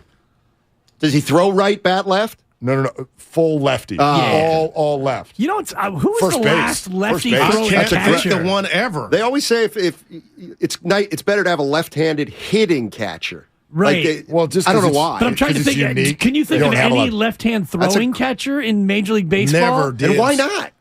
I guess because that obviously it's got something to do with stealing, right? That throw down to second. Yeah. Most of the time it's a right-handed batter. Right. So when you throw to second, you have the window. You throw to first a lot more than you throw to third.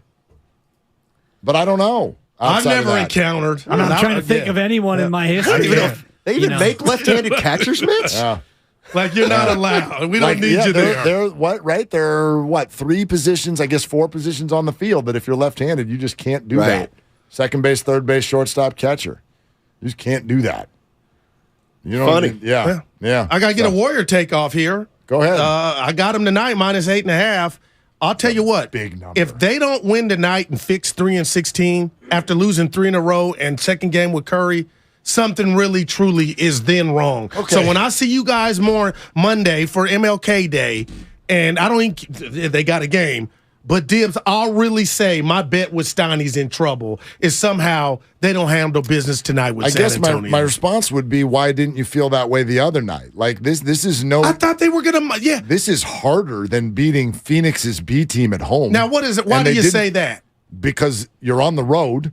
You are facing, while not a good team, a full-strength basketball team. But I think they were embarrassed that they did a no-show up into the last 3 minutes, Mark. So we're going to get what I deem the best version of the Warriors, and they get their 4th road victory. I hope so. I don't think that they get embarrassed. I mean, they lost back-to-back games to Detroit and Orlando and didn't have the fire to come out and beat Phoenix. How about you getting me nervous, Mark? No, I'm just saying. Like you should be in a perfect world. You should be right. They should beat the Spurs by 20 no matter what court they're on. But they're 3-16 on the road. How many people? 55? 65. Oh, my 65,000 tonight. Go try to get Steph 65 tonight. That's what I would try to do. No, you need a win. Yeah, that'll do it.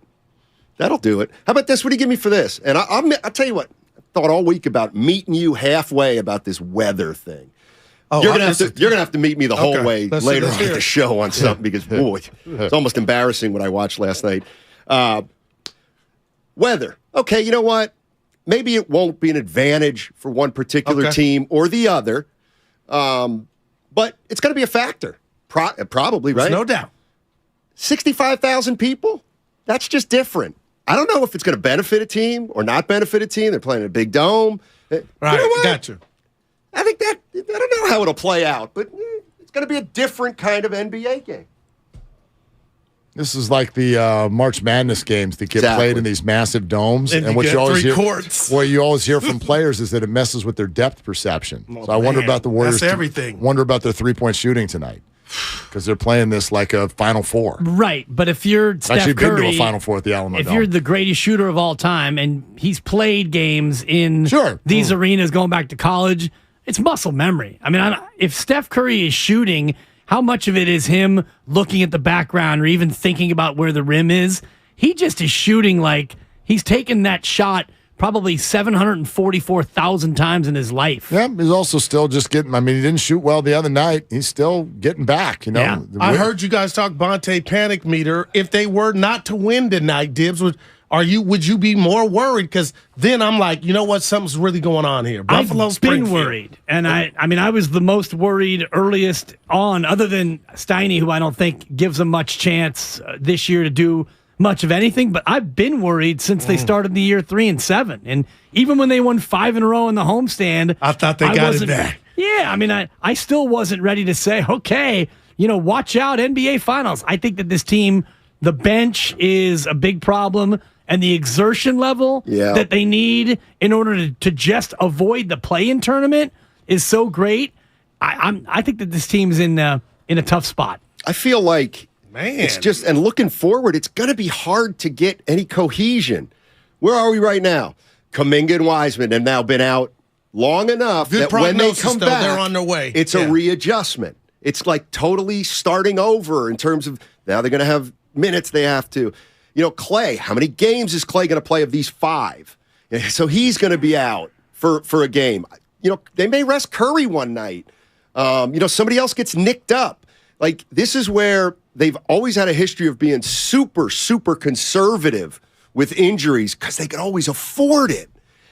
But now they're 20-21. Oh, yuck. So, the one thing I'm blown away by is NBA players, and I think players in all professional sports, they really know how far they can push it till they turn it on. And I still think the Warriors, because they have all the history they do, they all-star. They're not stressed. Yeah, I don't think they're stressed. Go ahead, they're not Mark. stressed. Keep going. And even but even if they are worried, they're like a game and a half out of 4 seeds, and they're not defending stressed. champs. Yeah, I'm with you on that. However, you said Clay will miss a game on this trip and miss 2, right? That's right. Maybe. Unless he does something he hasn't done yet. Well, remember Kirk a week or two ago back-to-backs. said it was possible he could play back-to-backs at some point. Didn't. But when he said that, I was thinking, well, why? They don't play back-to-backs in the playoffs. Exactly. So, you know what I mean? Yeah. But they have 15 back-to-backs. I mean, that's not insignificant. And at some point, they do need to. I mean, they need to win some I know. games. Yeah. I know. Games. Like, they better win some games. Yeah, they will. So, sitting here right now, but back-to-back on. What I always look for, too, is when you have a back-to-back, do you then get at least 2 games off after that? Like, Clay's not going to play a back-to-back within there's then a night off and another game. Yeah. But this is one of those. They play Sunday, Monday, and then they don't play again until Thursday. And even a little minute thing, the Monday game's an afternoon game. You're right. So they'll have even a little more time. Yeah. That's John Dickinson info right there. How about this? JD breaking down this trip. And the Sunday is an afternoon game. So it's day exactly. game. Exactly. Yeah. That's what JD was saying. He's like, okay, they're going to go to San Antonio. It's a weird environment. 65,000. Okay, then they go to Chicago. Yep. They go to Chicago, but Steiny, it's not the 48 out. It's only going to be more like 36 because they play in the afternoon. Then it's weird. They got to play another afternoon game, so it's all a little wonky. Then they go to the White House. They're going to stay overnight in Washington the night after the game. That's unusual. They're going to go to, and he's got me talked into. It is going to be a challenge. It's like more than a regular old trip. There's There's some curveballs thrown in there. Your 2-day games, a trip to the White House, and a back-to-back against the 2 best teams on the trip to end the 5-game stretch. You should be able to handle it. And a game in front of 65K. Yeah. Right. Tonight? Neither good nor bad. Set the road trip wins over under 2.5. Oh my God, over. under. Oh, I'm going over. Oh my goodness, Do you want to under. put? We can do it right now. Put, Next Friday is payday. Yeah, we can do 50 right now. You need to sit tight. You're down 2 bets. He didn't right like now. my energy on that. You know how you like? I would put it at 1.5. If they come back without 2-3 wins, something's up. Would you go over 1.5 There's wins? one tonight. I On don't the care road how trip? many people are in the house. I There's would have one gone tonight. over 1.5. Yeah. You got to give them one. You got to give them the Spurs. Now, I'm not saying they will. You got to assume they win that. I give them the give me one Spurs more. and Washington. Chicago. What about Washington? Back-to-back? That's the swing Yeah, game. you're getting one of those. Yeah. Okay.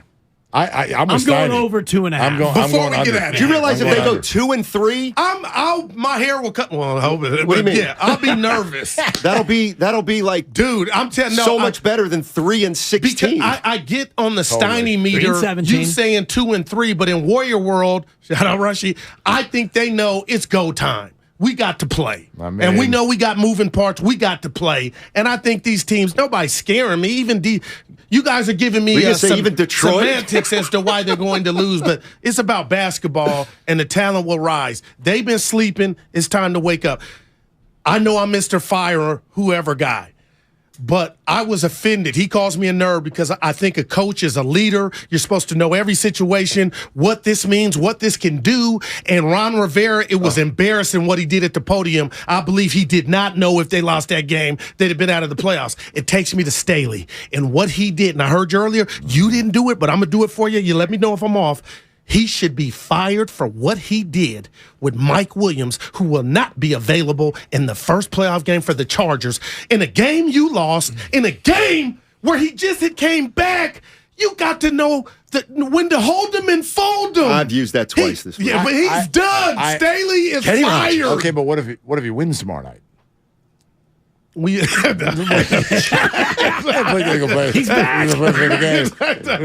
But come on, man. That's if I'm an owner, I'm like, even if we win, I'd be furious. He's out 2 to 3 weeks, allegedly. Correct. Like that is so I think bad. Schefter said they're going to have to make the Super Bowl for him to play. Okay. And Sean, what do they got to do for Staley to keep his job? I don't think Sean just Payton, to win. Sean Payton is probably watching. Payton's over all these Would coaches. be my guess. All right, here comes Steiny and Goo. It's a Football Friday on 95.7 The Game. Third down and 9. Bosa. The sack. Brought to you by John Vai's Bay Area Houses. Thinking of selling your home but don't want to deal with repairs, cleaning, realtors, photos, and showings? With John Vai's Bay Area Houses.com. You don't have to do any repairs or pay any commissions. Visit John Vai's Bay Area Houses.com. Every small business owner knows business happens everywhere. The office, the warehouse, or on the road. And no matter where it takes you, there's one solution to help your business thrive. Comcast Business Complete Connectivity. It's the largest, fastest, reliable network with advanced gig speed Wi-Fi and cyber threat protection in one solution. Get started for just $49.99 a month. Plus, add Comcast Business Mobile and you can save up to 60% a year on your wireless bill. And ask how to get up to a $750 prepaid card. Flight 291 is now boarding. Yep, you're going places. And when you get there, be ready to do business. The complete connectivity solution from the company that powers more small businesses than any other provider. Comcast Business, powering possibilities. Ends 2/21/2023. Restrictions apply. Requires EcoBill and AutoPay. New 50 megabits per second internet and Comcast Business Security Edge customers only. Equipment taxes and fees extra. After 12 months, regular rates apply. Gig internet required for gig Wi-Fi. Mobile Savings compares pricing of top 3 carriers. Shop limited time deals at the Truckload event at Lowe's, happening now. Save big on your favorites across the store. During this event, get up to 50% off select tools and accessories. Plus, find the perfect floor tile for your home for less. Get up to 50% off select styles while you can. Head to your local Lowe's store or visit Lowes.com to shop the Truckload event today. Valid 12/29 through 1/25 while supplies last. Selection varies by location. See Lowes.com for details. Discount taken at time of purchase. Ray Magliozzi here for eBay Motors. You're driving along and some nimrod cuts you off. You hit the horn. Jeez, it sounds like a goose in distress. Time to head over to eBay Motors. They have horns for every make and model, not to mention horn pads, steering wheels, wiring, and more. 122 million parts. You can even go for an upgrade. That looks like Mr. Cutoff Man needs a new seat cover. Try eBay Motors, pal. Get the right parts at the right prices. eBay Motors. Let's ride. If you own a business, this has been a bumpy ride. From pandemic to inflation, I'm sure you could use a break. If your business has 5 or more employees and survived COVID, you might be eligible to receive a payroll tax refund of up to $26,000 per employee. The challenge is getting your hands on it. Hi, I'm Howard Mackler, and that's why I founded GetRefunds.com to cut through the red tape and get you the money. The team of tax attorneys we have put together are highly trained in this little-known payroll tax refund program. We do all the work, charge not a dime up front, and simply share a percentage of the cash that we get for you. Businesses of all types can qualify, including those that took PPP, nonprofits, and even those that had increases in sales. We have helped return over $1 billion to businesses, and we can help you too. Just go to getrefunds.com/sports, click on Qualify Me, and answer a few questions. This payroll tax refund is only available for a limited period of time. Don't lose out on up to $26,000 per employee. Go to getrefunds.com/sports. That's getrefunds.com/sports. Without the ones like you, who work tirelessly to keep things running, everything would suddenly stop. Hospitals, factories, schools, and power plants, they all depend on you. No matter the weather, emergency, or time of day, you're the ones who get it done. At Grainger, we're here for you with professional-grade industrial supplies. Count on real-time product availability and fast delivery. Call, clickgrainger.com, or just stop by. Grainger, for the ones who get it done. He brings the passion. For what? I want to know now. I'm mentally invested. Don't tell me to pray and you don't say what for. He brings the perspective. Yeah, I think they both have a great point. Get off me, text line. He's truly one of a kind. That is wow. Oh, my God. And he's doing a great job. I need you to man up and say what you really want to say. Simon, you're doing a great job. And together, they're Steiny and Guru. Yeah. On 95.7 The Game. All right. What is going on, everybody? Matt Steinmetz, now the Guru Johnson. Hello, Bay Area and beyond. You're not going to believe this. Lay it on us. Okay, the show started 30 seconds ago. I'm sitting in my chair, and I'm like, you know what? It's time. It's time to try to do a segment just sitting down or just standing up. And 25 seconds in, I stood. But you know what? That's energy. You're ready to go. Game time. Let's go. We are 25 hours away from the first playoff game of this NFL season, which is the Niners in Seattle. And I don't like what I see outside. I'm not panicked for Niner fans. You're coming around on the muck and yuck of the field, though. The side. All right, if you want to do this right away? We can. You coming around that Curry's not the gets the toughest whistle in the league? Oh, no, I won that. You see Mark Cuban?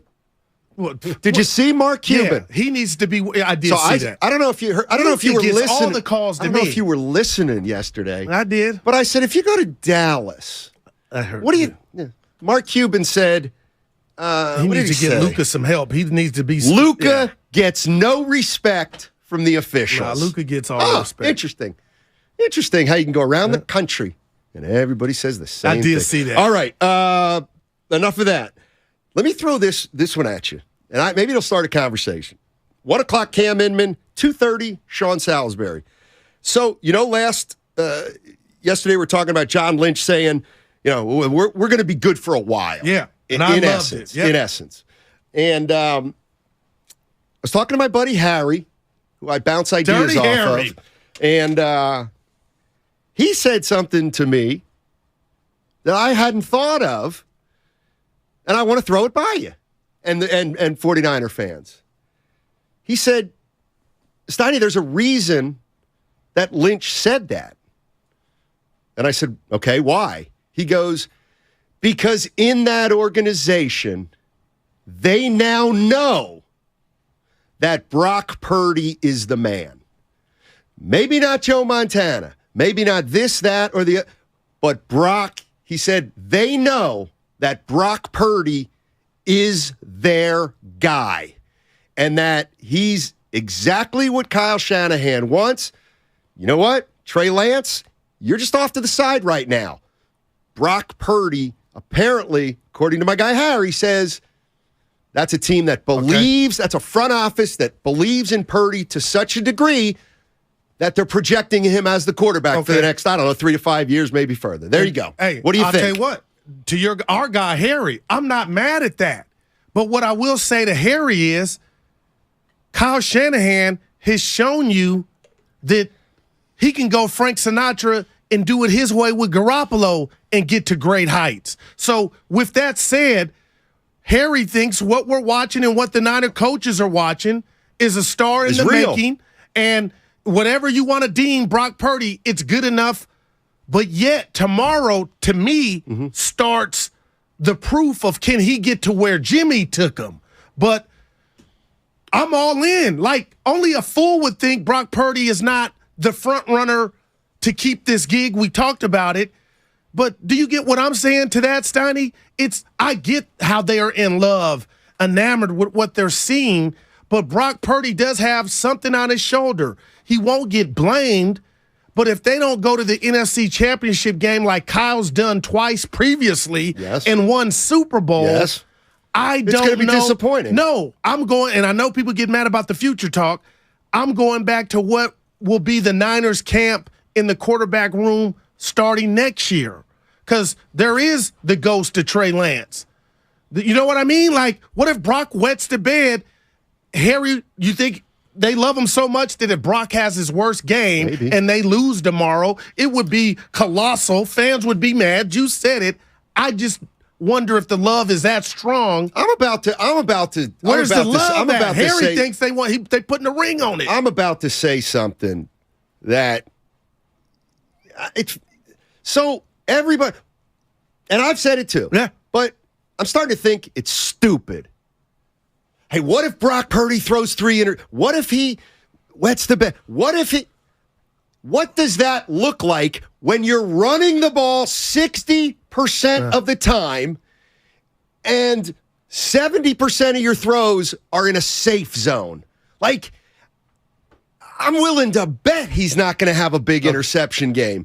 I mean, 2, obviously, he's a lot in the postseason. He ain't going to throw 3 interceptions in a game. No chance. Yeah. But that's you the way know I what, feel. Sonny? I'm not saying you're wrong, but it's like, Goo, tell me about the movie you didn't see. Tell me about the book you didn't read. And tomorrow we get to see that. But I just feel like you're selling Brock Purdy and his throws a little short, because the way a game of football works, you know this, Donnie, there's going to be 3rd and 8s, 3rd and 12. The play that he did in Vegas, little subtle play to where he voided the rush and just threw it out of bounds. We're going to be able to see stress level plays from Brock Purdy, even if they're running the ball. You know what I mean? Not really. Where those plays are going to be stamps on the game. Oh, he hit Steiny for a first down. It ain't going to be how much. It's going to be, to me, win. Why do you think the 49ers lead the league in yards after catch? Because they throw it shorter than most other teams, and they have athletes that can make a play. Yak. So you know what? 3rd and 8, it doesn't. You don't have to throw 15 yards downfield. What I'm saying is 5-yard drop back to the 15. Right. It doesn't have to be a 15-yard pass. No, it can be a 5-yard pass, and Deebo Samuel gets you 11 on the ground. Let's put the rat on the table. With Jimmy, that's where the touchdowns were coming, Steiny. Okay. These touchdowns to Kittles are 15, 20 yards. Ayuk, 12, 13 yards down the field. And what I'm saying is, if he's struggling and he throws a pick, they're not going to do that. They'll stop. They'll just go to their running game. Yeah, we'll see.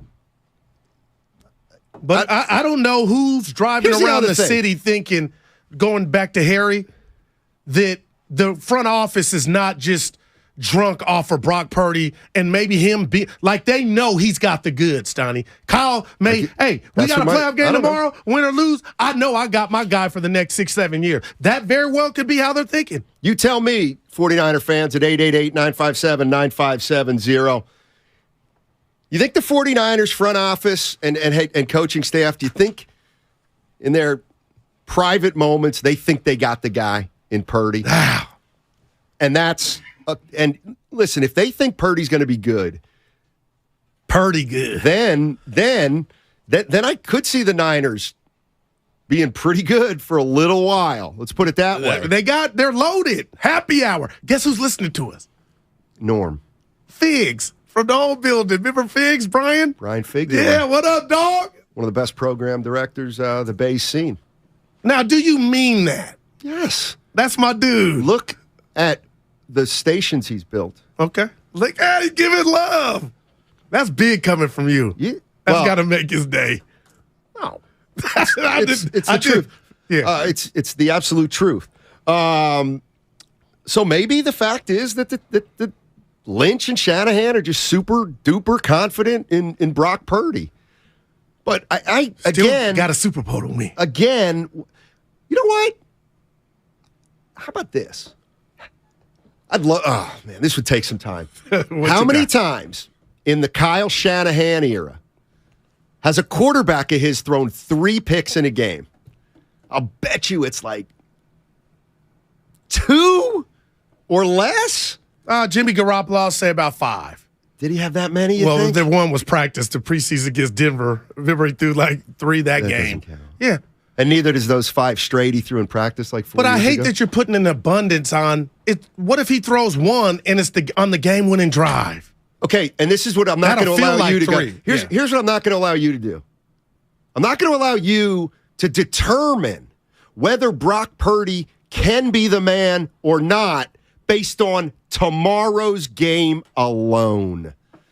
I will not allow you to do that. Well, you told me earlier this week, and I'm not doing that. He's a rookie quarterback making his playoff debut. I'm about to use your stuff on you. Stubs his toe. 2 interceptions. And I want. You know what? That's what happens. That's what happens. The rookie quarterbacks, we grow from it, we come back next year, and then we go further. Okay. Hey, That's look at you. the way it's done. I could have swore the guy sitting in your seat Monday was so sick of everybody fixated on Brock Purdy like it was a San Francisco Purdy's. It's the San Francisco 49ers. That's right. This is a team game. That's right. So that's what I'm saying. I won't come in here and be like make or break. No, it ain't the lucky break for Brock Purdy. He looks like he's got the goods. But this is a team that's favored by 10 points. I don't understand what the contradiction is. It's that you think I'm making. Brock can look good and they still lose. Okay. We're going to talk about the loss. It ain't gonna, we'll talk about Brock. You know, if he play well. No, you will come in. No, see Brock that? No, Purdy, I don't. I bet you do. I bet you do. What you do in our relationship, and it's happened since the inception of Twitter. You put the faces of people you don't know on me. No. Yeah, all that. First of all, your face. I figured it out. Your all face and your hair are beautiful. But you bring it to me. I mean, you know what? And you know what? Let me tell you this, dude. I'm growing. You think I'm not? You know what? Let me just tell you how thankful I am for you, Goo. Because I was thinking about this the other day. Cut that. I'm thinking about all the other people in their chairs. So Bonte sits here. He's got to look at Shasky. Okay, that's fine. Willard. Why am I laughing? Willard's got to look at Dan. There's a looker. You see his daughter. And then, worst of all, Damon has to look at Rattle. Oh, we know I'll take you any day of the week, my friend. I'm actually feeling good. Yeah, you absolutely should be. You absolutely should. Oh, man. Those are guys. So let me ask you this. What if I said to you, you think the 49ers are going to be pretty good for a little while? There is What's the number one reason why? Why do you think the 49ers have why do you think the 49ers are going to be the factor in the NFC in the next 4 to 6 years? Christian McCaffrey fits this system better than the best since Jerry Rice was here. I really believe that. And had you asked me this question real quick, before the addition of McCaffrey, I would have said Kyle Shanahan's system. It's McCaffrey. Fair enough. It's real, man. He is the modern-day Marshall Faulk. Who disagreed with me? Oh, it was Lowe. Lowe said LaDainian. I see more Marshall. Last time a Kyle Shanahan coached team had a quarterback throw 3 interceptions 5 years ago.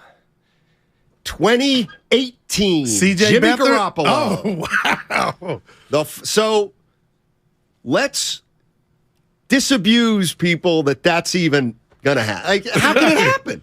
How can that's kind of my point. Yeah, when but I'm you getting run mad at you. Because I'm right? No, because he can throw one and they can steal. It could be the dagger. Like you're putting 3 on. If Joe he throws Montana, 3, they lose. Didn't Joe Montana throw 3 in the Super Bowl?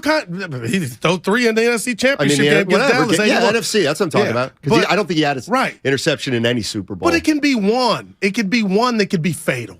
Okay, but that doesn't mean he didn't play well. Oh, all right. I mean, especially a guy who's making his debut. Well, let's take it off Brock. The Niners better win. I told you this coming in. The Niners better win this game. If they lose, it's hell to pay for me. I heard Dibs and Bonte. It was two on two. Oh. Shasky, Willard. Oh. They were like, whispering sweet nothings if they lose. They come back next year. Bonte and Dibs they went in on hell no. And I'm with them, hell no. You lose this favored by 10. What? I'm not going to say Kyle's a bad coach. I'm going to say something's going on. We need answers. They got upset if that happens. At home, when you were, why? And you've won 10 in a row. Well, let's see how it happens first. Right, okay. But it should never happen. Well, so upset should never happen. No, you know what? There should never be an upset. Not to this magnet. Okay, you know what? Brock Purdy gets hurt in the first series. All right, and what I'm if Purdy gets hurt in the first series? We got Josh Johnson. Yeah. Okay. Listen, can you see him possibly losing? That would be terrible. You got to imagine. Okay, but what does it look like? You're going extreme. Skateboarding and all this the esports. No, you are when you say, what if he throws 3? Or people say, what if he throws? He's not. So how about that? He's not throwing 3. If they were to slip up, okay, you wouldn't wherever your sofa, your buddies, wherever you're watching the game, you wouldn't be like, damn, Kyle. I mean, how close do you got to come? When are you going to ever do it? You were up 10 points with up 6 minutes left. Oh, my gosh, you're going back 5 years? In the fourth quarter last year. Do that. At what point you're just going to call them on the carpet like, hey, we know how good you are. Why are you continuously just... What? Continuously what? Throwing... See, this is... What word am I looking for? I don't know. Throwing prosperity out the window. See, you're favored. Okay. And Seattle better not win. You know it. I know what you're doing. Of course they should win the game. But my point is, if something quirky happens and they lose to Seattle, like something's wrong, like big picture, like they've been to the playoffs 3 of the last 4 years, Super Bowl, NFC title game, and then they got knocked off by Seattle. I'm going a little more in depth in those losses, like what happened in those losses. Okay, because they had the lead twice. Man, yeah. So is Kyle Shanahan still the youngest coach in the league? Or is it McVay? Or now let's go to Big J. Yeah. Big J's out in Oakland. What's up, Big J? Hey guys, happy Friday. So I definitely think that the upper management thinks that Purdy is the one. I mean, yeah. He passes the test by leaps and bounds. And I just want to do a comparison though. Think about Herbert from San Diego. You know, when he started out, he just showed everybody that he had the capability to do what he needed to do. I mean, you know, when a young quarterback comes in, you kind of wonder what's going to happen. But when they prove themselves and show that they have what it takes, you just got to go with them and have the faith that they're going to lead you to wherever you want to go. Right. Yeah. Thanks. Appreciate the call. Big J. He's the 3rd youngest coach. My guy, Kevin O'Connell's the youngest, along with Sean McVay.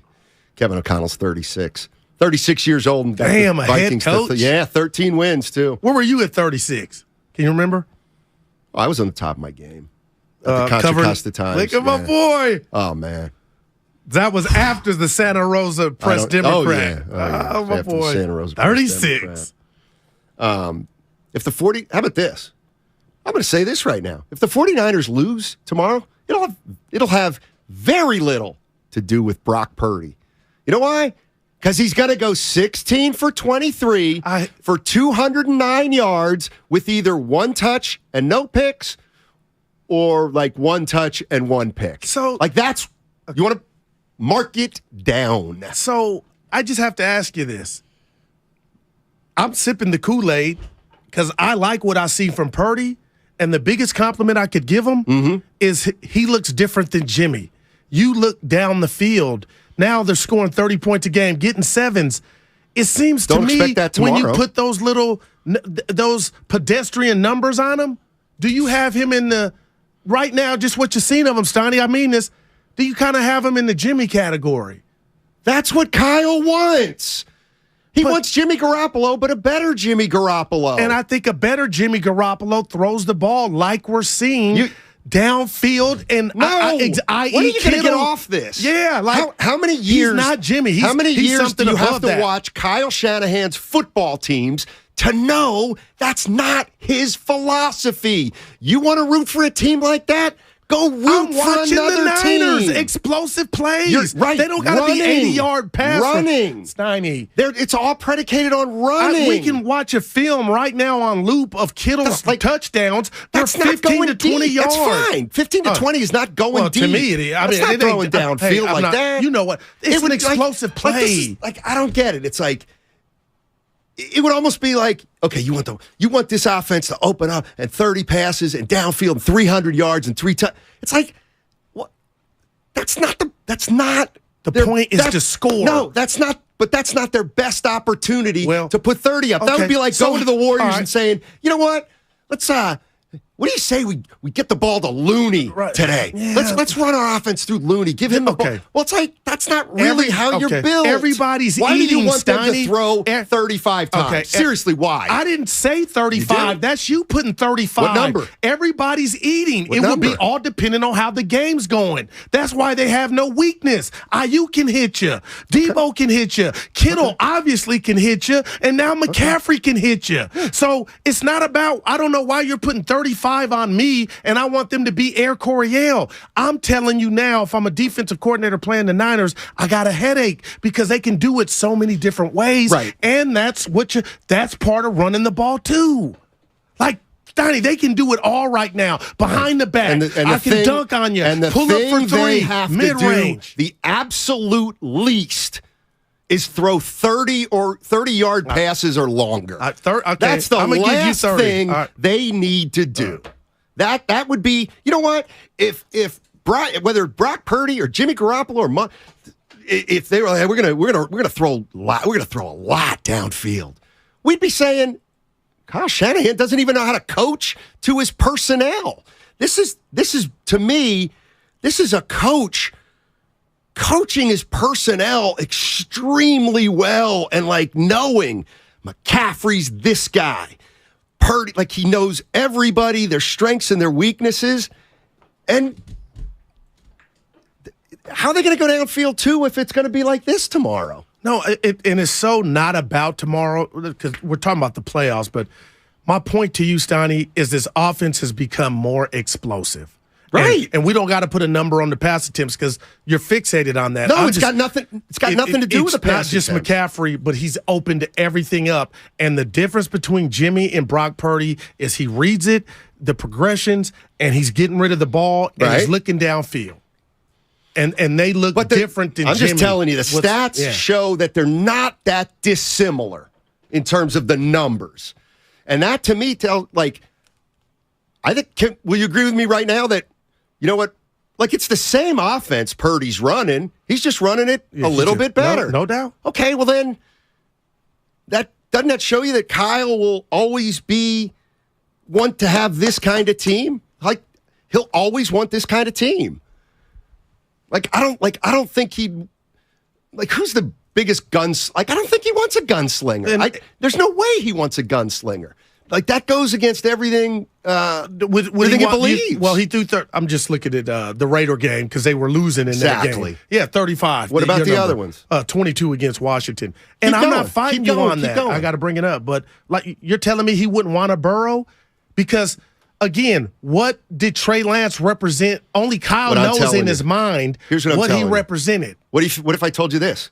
If he had Joe Burrow, I think the 49ers offense would look the same.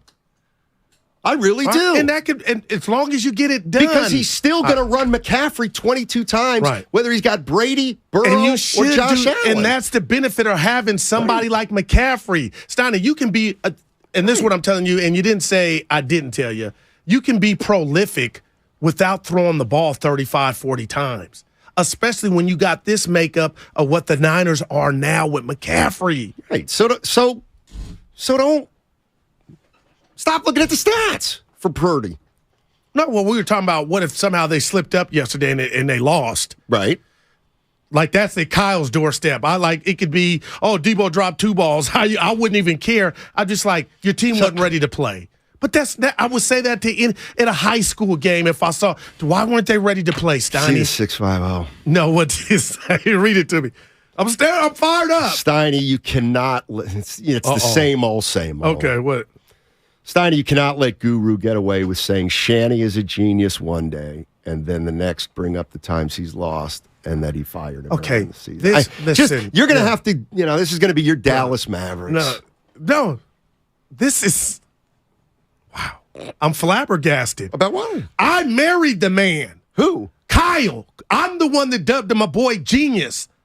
I didn't like how he treated Trey, and I said he should be fired when I came in. I was emotional. You fired him. I was emotional. You've been emotional. No. Okay. Then the 10-point leads, I got questions. God, so don't say that I come in here after every week loss and I change it. I didn't say that. I just got 10-point loss and how we treated Trey, and I took that personal.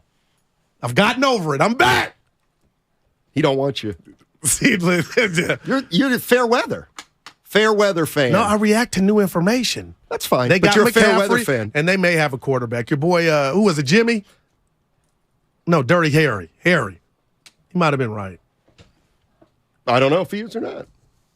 I mean, what you're seeing from Purdy, you got to be excited. Come on. Absolutely. If you're a 49er fan, there's no reason not to be excited. And I believe Kyle may know, hey, we got our quarterback.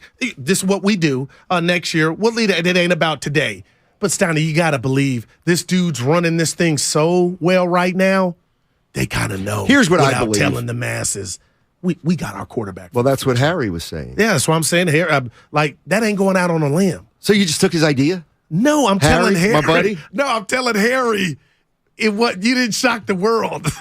Everybody's on that branch of you gotta be excited. It's like the beginning of Lynn's he was sanity. specific about when I said I'll give Harry love. No, great thought, Harry. He doesn't like you, but I got friends that don't like you. No, Big Dex. No, get this.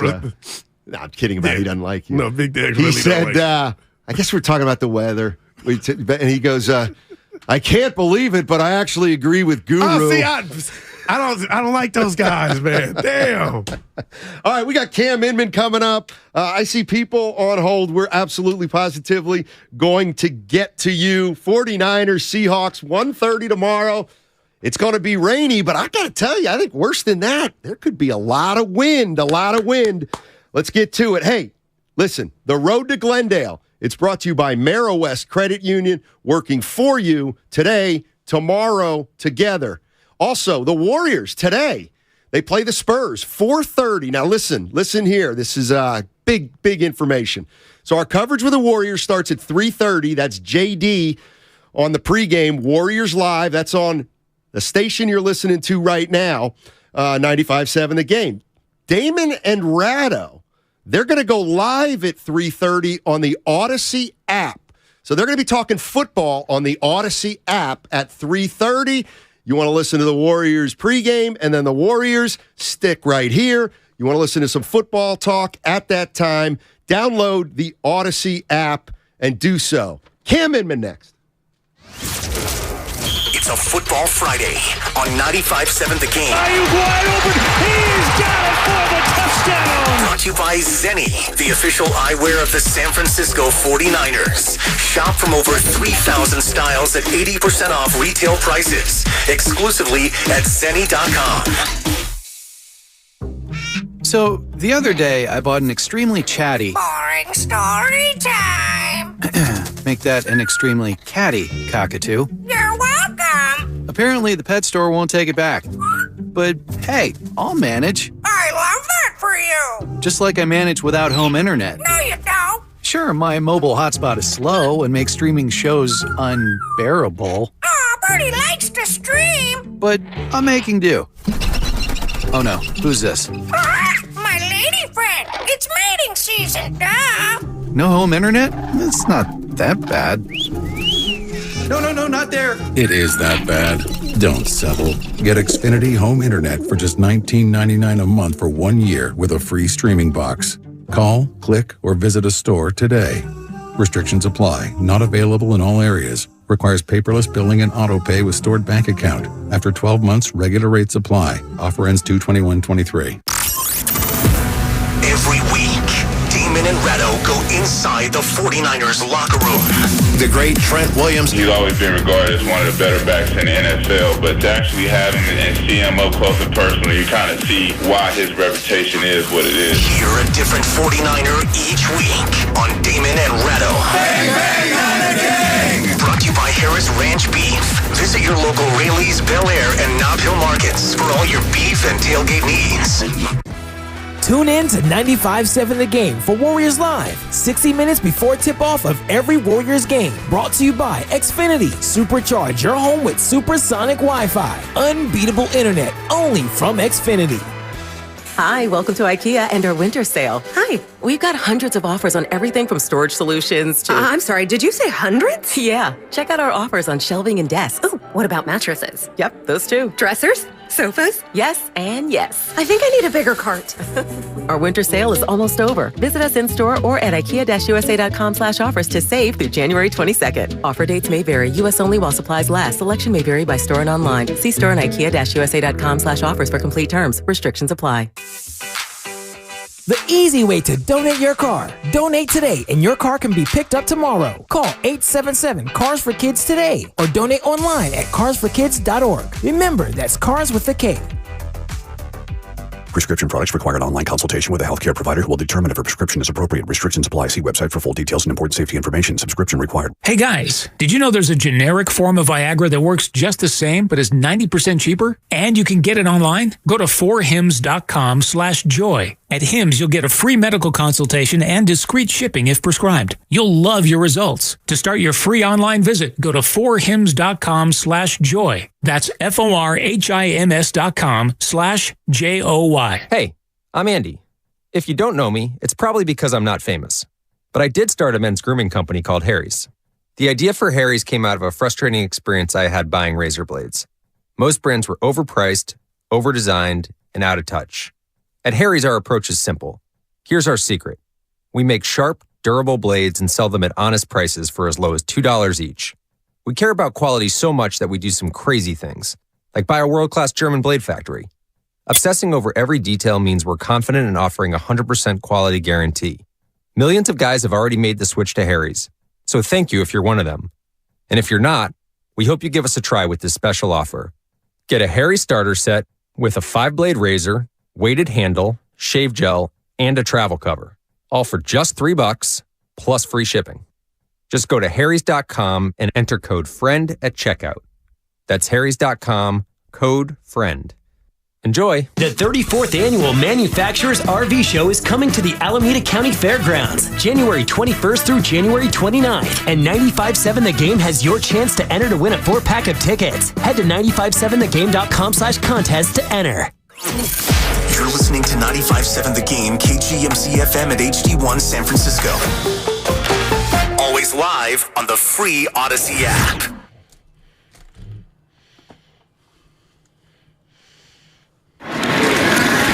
Mitchell for the end zone and in for another 49er touchdown. 2 today for Elijah Mitchell. Now, back to Steiny and Guru on 95.7 The Game. All righty, let's head out there. Cam Inman, Bay Area News Group, also 95.7 The Game's Odyssey insider, covers the San Francisco 49ers. Cam, how you doing, buddy? What's going on? Playoff eve, and ready to see the stakes climb up here for a good team. Yeah, good call. I mean, there's just nothing like the difference between regular season and playoffs. Let me just, and I don't know if this is going to be a question or not, but let's just get a conversation started. You know, it feels like everybody's fear is that, well, what if Brock Purdy goes out there and really struggles or has a bad game or is overmatched? And the more and more I think about that, Cam, I don't see it because Kyle Shanahan doesn't let that happen. And in fact, I didn't realize a 49er quarterback has not thrown 3 interceptions in a game. The last time that happened was 5 years ago. Huh. So, you know what I mean? Like, he's not going to throw 3 interceptions, if you know what I mean. Right, because after 2 interceptions, he won't be allowed to throw the ball again.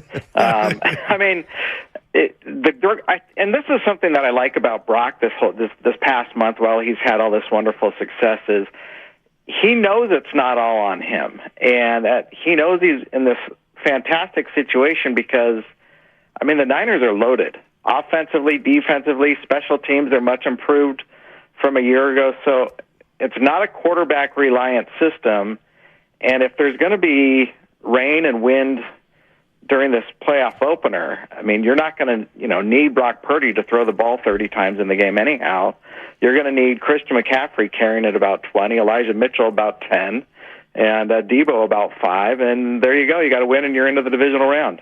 Cam, I've been telling Steiny since Monday when it was raining that, I hate to be this guy. I'm not giving Seattle a chance. I think the Niners, even if the defense gave up points, their offense is just rolling. But now I'm thinking, you know what? If I'm Seattle, I'm like, we need any advantage we can get in a crazy way.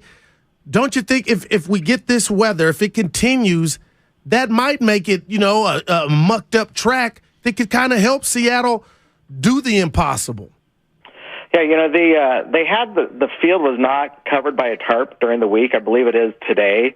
After they painted the field, the end zones red with the Sloan font that everybody loves to talk about. And so I was like, maybe it's going to be a muddy track, but I don't think so. They've done such a good job with the field. So let's talk about that for a second, because I was asking Robbie Gould about it last week, and of anybody that knows field conditions, it's Robbie. And he was saying that the 49ers field has become the best surface in the NFL, that it's the firmest, most consistent, that they do, a really good job with it. So they're not going to try to get it muddy to slow down the Seahawks because their wide receivers might be pretty good. It's going to be a good condition. Remember just when it opened in 2014 and 15, they had all those problems. Yeah, Harbaugh hated it. Yeah, you ordered everybody off the field in a public practice after like 5 minutes. Everybody's like, whoa, okay, this is. But the 49ers, to their credit and their groundskeeping credit, they figured out just what kind of base they needed under the grass. And so I think after that Super Bowl, after the 2015 season, it settled in good. So there haven't been many problems. Obviously, if it's wet, it's going to be a little bit slippery. And I think you worry more about the football. And the 49ers have gone on this 10-game win streak because they're not turning the ball over and other teams are. I thought I saw a stat that they had like a plus 16 turnover ratio in this 10-game win streak, which basically explains why they've won so well and won so dominantly and scored so many points. So the Seahawks, they turn the ball over. Geno Smith has been throwing some interceptions, and they're going to have a rookie running back carrying the rock. So, there's a good chance that those guys turn it over too. Cam Inman joining us on 95.7 The Game. He'll be at Santa Clara tomorrow when the 49ers take on the Seahawks. What about wind? We had a weather person on earlier in the show, and they said, at times between, 12 and 5, the winds might hit 25, 30 miles an hour. How does that affect each team? Well, I'd imagine it affects more just in terms of throwing the ball and especially kicking. And that just gets back to what Robbie was saying was, Levi Stadium is one of the toughest places to kick in the NFL because it has two open ends, right, where the wind can come in, flanking the Sweet Tower there. So everybody, remember Candlestick always had the swirling wind in Candlestick Park?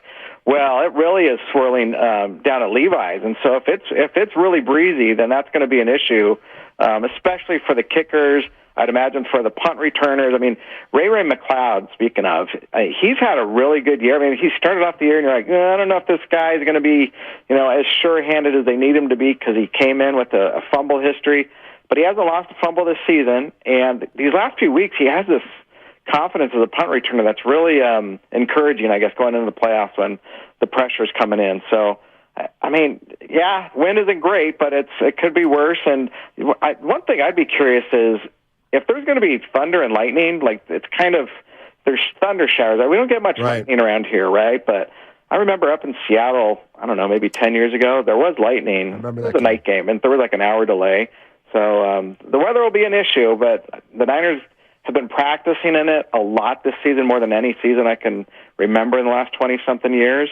And obviously they played a few rain games, and that Chicago game at the start of the year was obviously didn't go so well. Cam, I came in a couple weeks ago and I told Steiny, you know what? I just feel like the Niners secondary is getting a kind whistle in regard to, Brady to Evans, it got called back. And I believe Dalton got a long play on Hufanga. And, the Raider game, which I still haven't kind of processed. So my question is, let's say they handle business tomorrow. Moving forward to accomplish their goal, how concerned are you on the back end of the back end of the secondary with Lenore and Hufanga, who sometimes gets caught looking?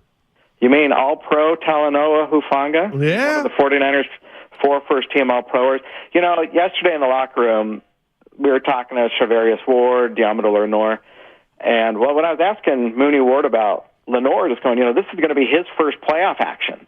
And yes, he's struggled at times this year, but he hasn't been bad. Like, get him off the field bad. He's had some growing pains, and obviously quarterbacks are going to target him, and Ward said that he's going to be expecting it, and when that opportunity comes, he has to make a play. So, and when you're talking about, some officiating helping out opponents, remember Diamador Lenore had a pick 6 against the Seattle Seahawks, and it got called back because of a ticky-tack roughing the passer penalty on Bosa. So it kind of goes both ways with that. But, yeah, I mean, it's hard to say it's the weak link, but, I mean, I guess it is because the rest of the defense is so solid.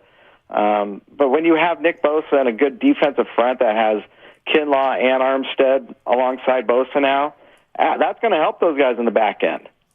Cam Inman joining us on 95.7 The Game. Dre Greenlaw likely back. Aaron Banks likely back.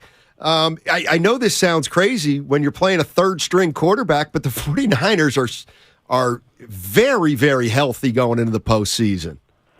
Really, really healthy. And the 3 guys that I'd actually look at also is McCaffrey, Debo, and Elijah Mitchell. You have those 3 guys help you together, and the NFL hasn't seen how the Niners want to use that multifaceted look too much, but it's an incredible option for Kyle Shanahan to move guys in and out of that backfield, and just kind of that'll help Purdy recognize which defenders are coming from where, right? So everything's set up to help the quarterback have a simpler approach with all those guys healthy, and then obviously he's got this cool connection with Kittle. And Kittle's healthy, right?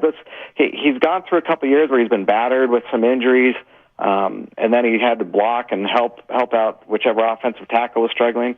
He's been flourishing here, and with I think 3 of the last 4 games he has 2 touchdown catches, and so Purdy obviously likes him as a security blanket, as he should. Now, Cam, I follow you on Twitter. I know you had a hell of a year when it came to betting these games. Let me ask you this, though. Any team not named the Niners in the NFC that scares you the most, and who do you got coming out of the AFC?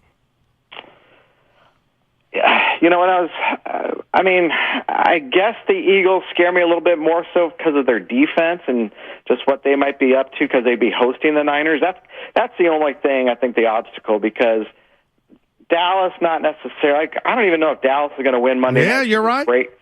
Because it's Brady, and Brady's undefeated. I mean, he grew up hating the Cowboys, right? So he's going to be fired up to not end his career on that, if he ends his career ever. And so there's those teams. Minnesota, I'm not too afraid of. They could be coming next weekend. And then AFC-wise, I think you look at the Chiefs, you look at the Bengals, you look at the Bills. All 3 of them have great quarterbacks, and that's a problem for another month, right? We're a month out from that. So they just got to get through these first couple of games, get to the NFC Championship, and hold a gosh darn fourth-quarter lead for once. Cam Inman, there you have it. Enjoy the game tomorrow. We'll catch up with you next week. Stay dry, man. All right. Thank you, fellas. All right. That's Cam Inman, 95.7 The Games, 49ers, and Odyssey Insider. Now, that's what I do a little better with the guest than you. I have no idea what you're talking about. When I gave him love on his gambling picks. You know what I mean? I do that to Ross Tucker. Yeah. Well, that's your Pennsylvania brother. I started to follow Howard Eskin. Yeah. Back east. He's the man, media guy. We should have had him on. You know what? We can moving forward. If they play the Eagles, we'll have him on. You know who else we may have on if they get to the Eagles? Peter Vesey. Why would we have him? Because he's got no affiliation with football, the Niners, or the Eagles. Well, before, Mr. Smartass, before you said football, I said Peter Vesey. because I heard the guys in the morning talking about him. You don't got to raise your voice. You like that, huh? I got about 10 buddies of mine from college who have been season ticket holders for 40 years. And I gave them a little listen. Remember yesterday Willard was going off on Eagle fans, Philly fans? Just berate. I missed it. Oh, my God. It was vicious. Willard. I thought it was over the top. I missed it. And I'm from Philly. Actually, I read You should have brought that up on the changeover. I'm waiting. You hold hit him. So we'll maybe get some of my buddy fans on. Yeah. Although maybe people don't want that. Michelle's been waiting patiently, and so has Quan. Let's get to Michelle El Cerrito. Hey, Michelle. Hey, guys. Hey. I love what I'm seeing with Purdy. I love this. This is amazing. What we had before, I think he brings a lot to the table, and I'm sure we've all said this, but he's got some tools in his toolbox that are very different than we've been seeing with our quarterbacks so far. So I think he fills in the gaps that we were needing. Yeah, he can throw the shorter throws and all that stuff. We had that. We have the consistency with Garoppolo and such. But what we were missing is, get out of way of danger when these guys want to tackle you, and he can do this. You know what? And thank you, Michelle. You're right on the money. You know what he's got? Let me use a basketball term here. This is why. This is just a little of the insight I can give you. Oh, my goodness. And, there may be basketball fans out there that aren't truly tapped into football, but this might help them understand. You know what Purdy's got? He's got a quick first step. Yes, he does. When he's back in the pocket and the time between him realizing he's in trouble and him moving 2 yards, it's in the snap of a finger. Now, once he gets moving, he's not a burner. But he can elude for 2 seconds, which is all you need in the league. I'm going to give you a 3. You wouldn't know a 5 if it smacked you in the face. And it's called the occasional 5. Well, that was a 5. That was a 5. In your mind, it was. No, but I get what you're saying. Jimmy don't have that. There's a delay. Jimmy don't got any. That's a family joke. You have no idea what I'm talking about. None of us do. We were at the Jersey Shore way back, and the whole family was together. And, you hear snippets of people's conversation as you're walking by because it was a crowded place. This woman just typical like Jersey. Keep going. Jimmy don't got any. Oh, whoa. That's all we heard. Okay. I don't know who Jimmy is. I don't know who she is. I often thought that might be a fun book. You compile the list. You compile everything you overheard in your entire life with no context at all, and then try to kind of figure out what. I know it's dumb. It kind of could be a movie. Oh, boy. I'm keep going, man. No. Let's get to Quan. Let's get back to Shanahan. Mm-hmm. Hey, what's up, guys? Great show. Happy Friday. Thank you. Back at you. I want to let you guys know why I'm not too worried about the quarterback play, only because I've been looking into just a couple of stats. Shanahan in the postseason is 4-2, and the average QB rating has been 75, which is not too great for a quarterback. So I really think it's going to be on Shanahan's shoulders this time.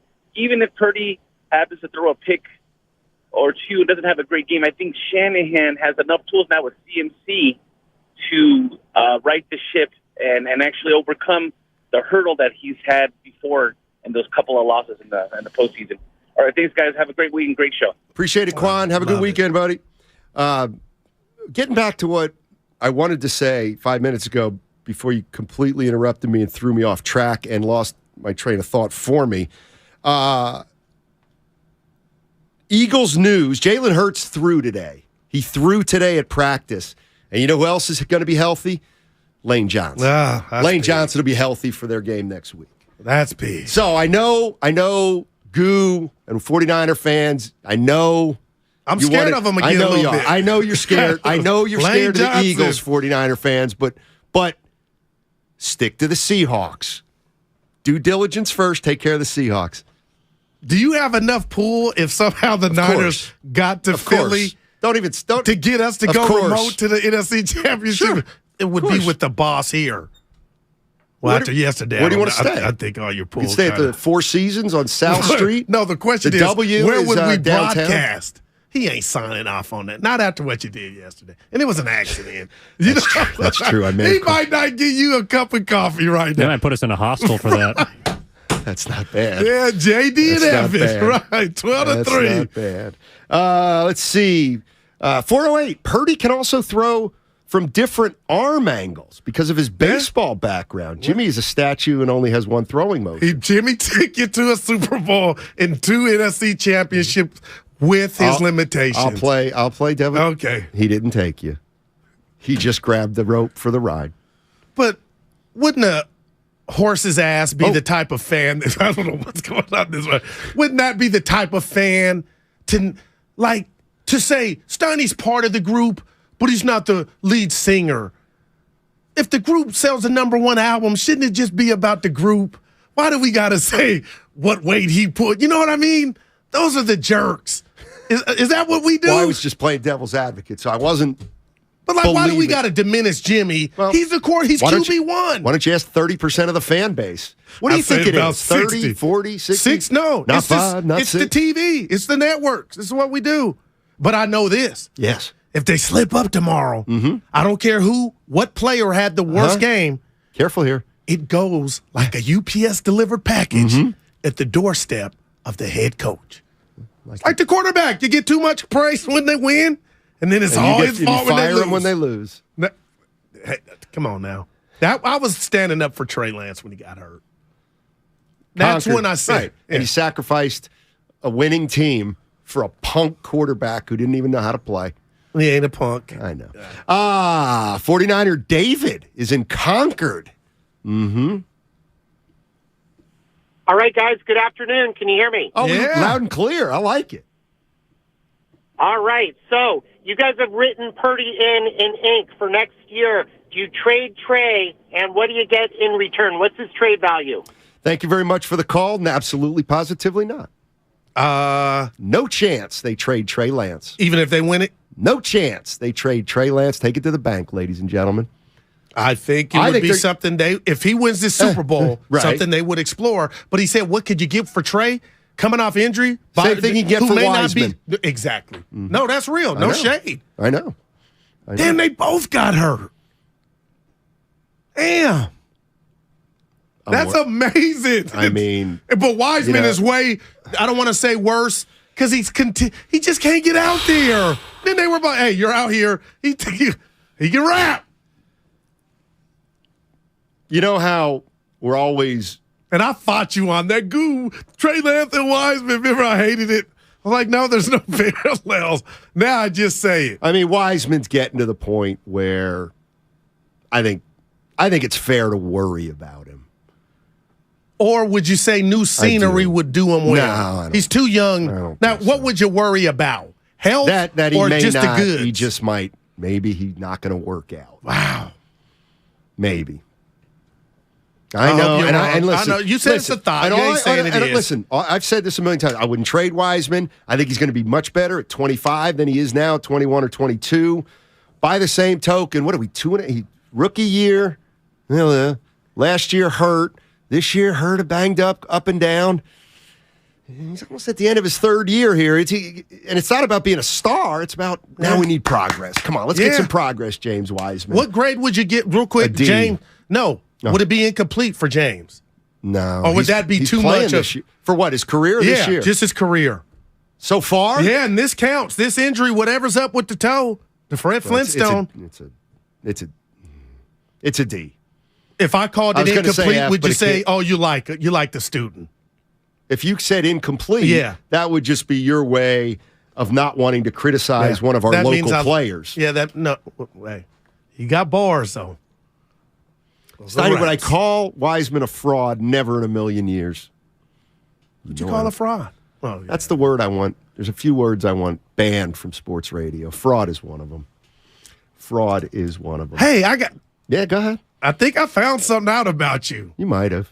I heard this morning, Bonte, they were talking about Peter Vesey. So that's why I brought his name up. But when I say that name, it did something to you. So I'm going to double back. He follows me on Twitter. He follows 44,000 people on Twitter. Why would you try to diminish? He does. That doesn't diminish. He's an A-lister on my followers. Okay. You and him cool? Yeah. Oh, okay. Because when I come, even though we had a. Yeah, we go. I go. I mean, I don't think I've ever met him, but he knows who I am a little bit. He follows 25K. Not 44. Okay. I'm one of them. He got Bonte blocked, so that's how I'm like. I wonder why. I don't know. Actually, I got a good sense of why. Some hoop stuff. If I didn't work with Bonte, nah, I'm just kidding. That's like we had a show, UB&B. We sure did. We were remote, never in studio together. We sure were. The things you think about. Yeah. As for Trey Lance, I do think, I mean, if Brock Purdy, and I'm being dead serious, if Brock Purdy wins the Super Bowl, I just think your quarterback situation is incredible at that point. Even though you don't know what Trey Who cares? is. You have a starter. Like, you can't sacrifice.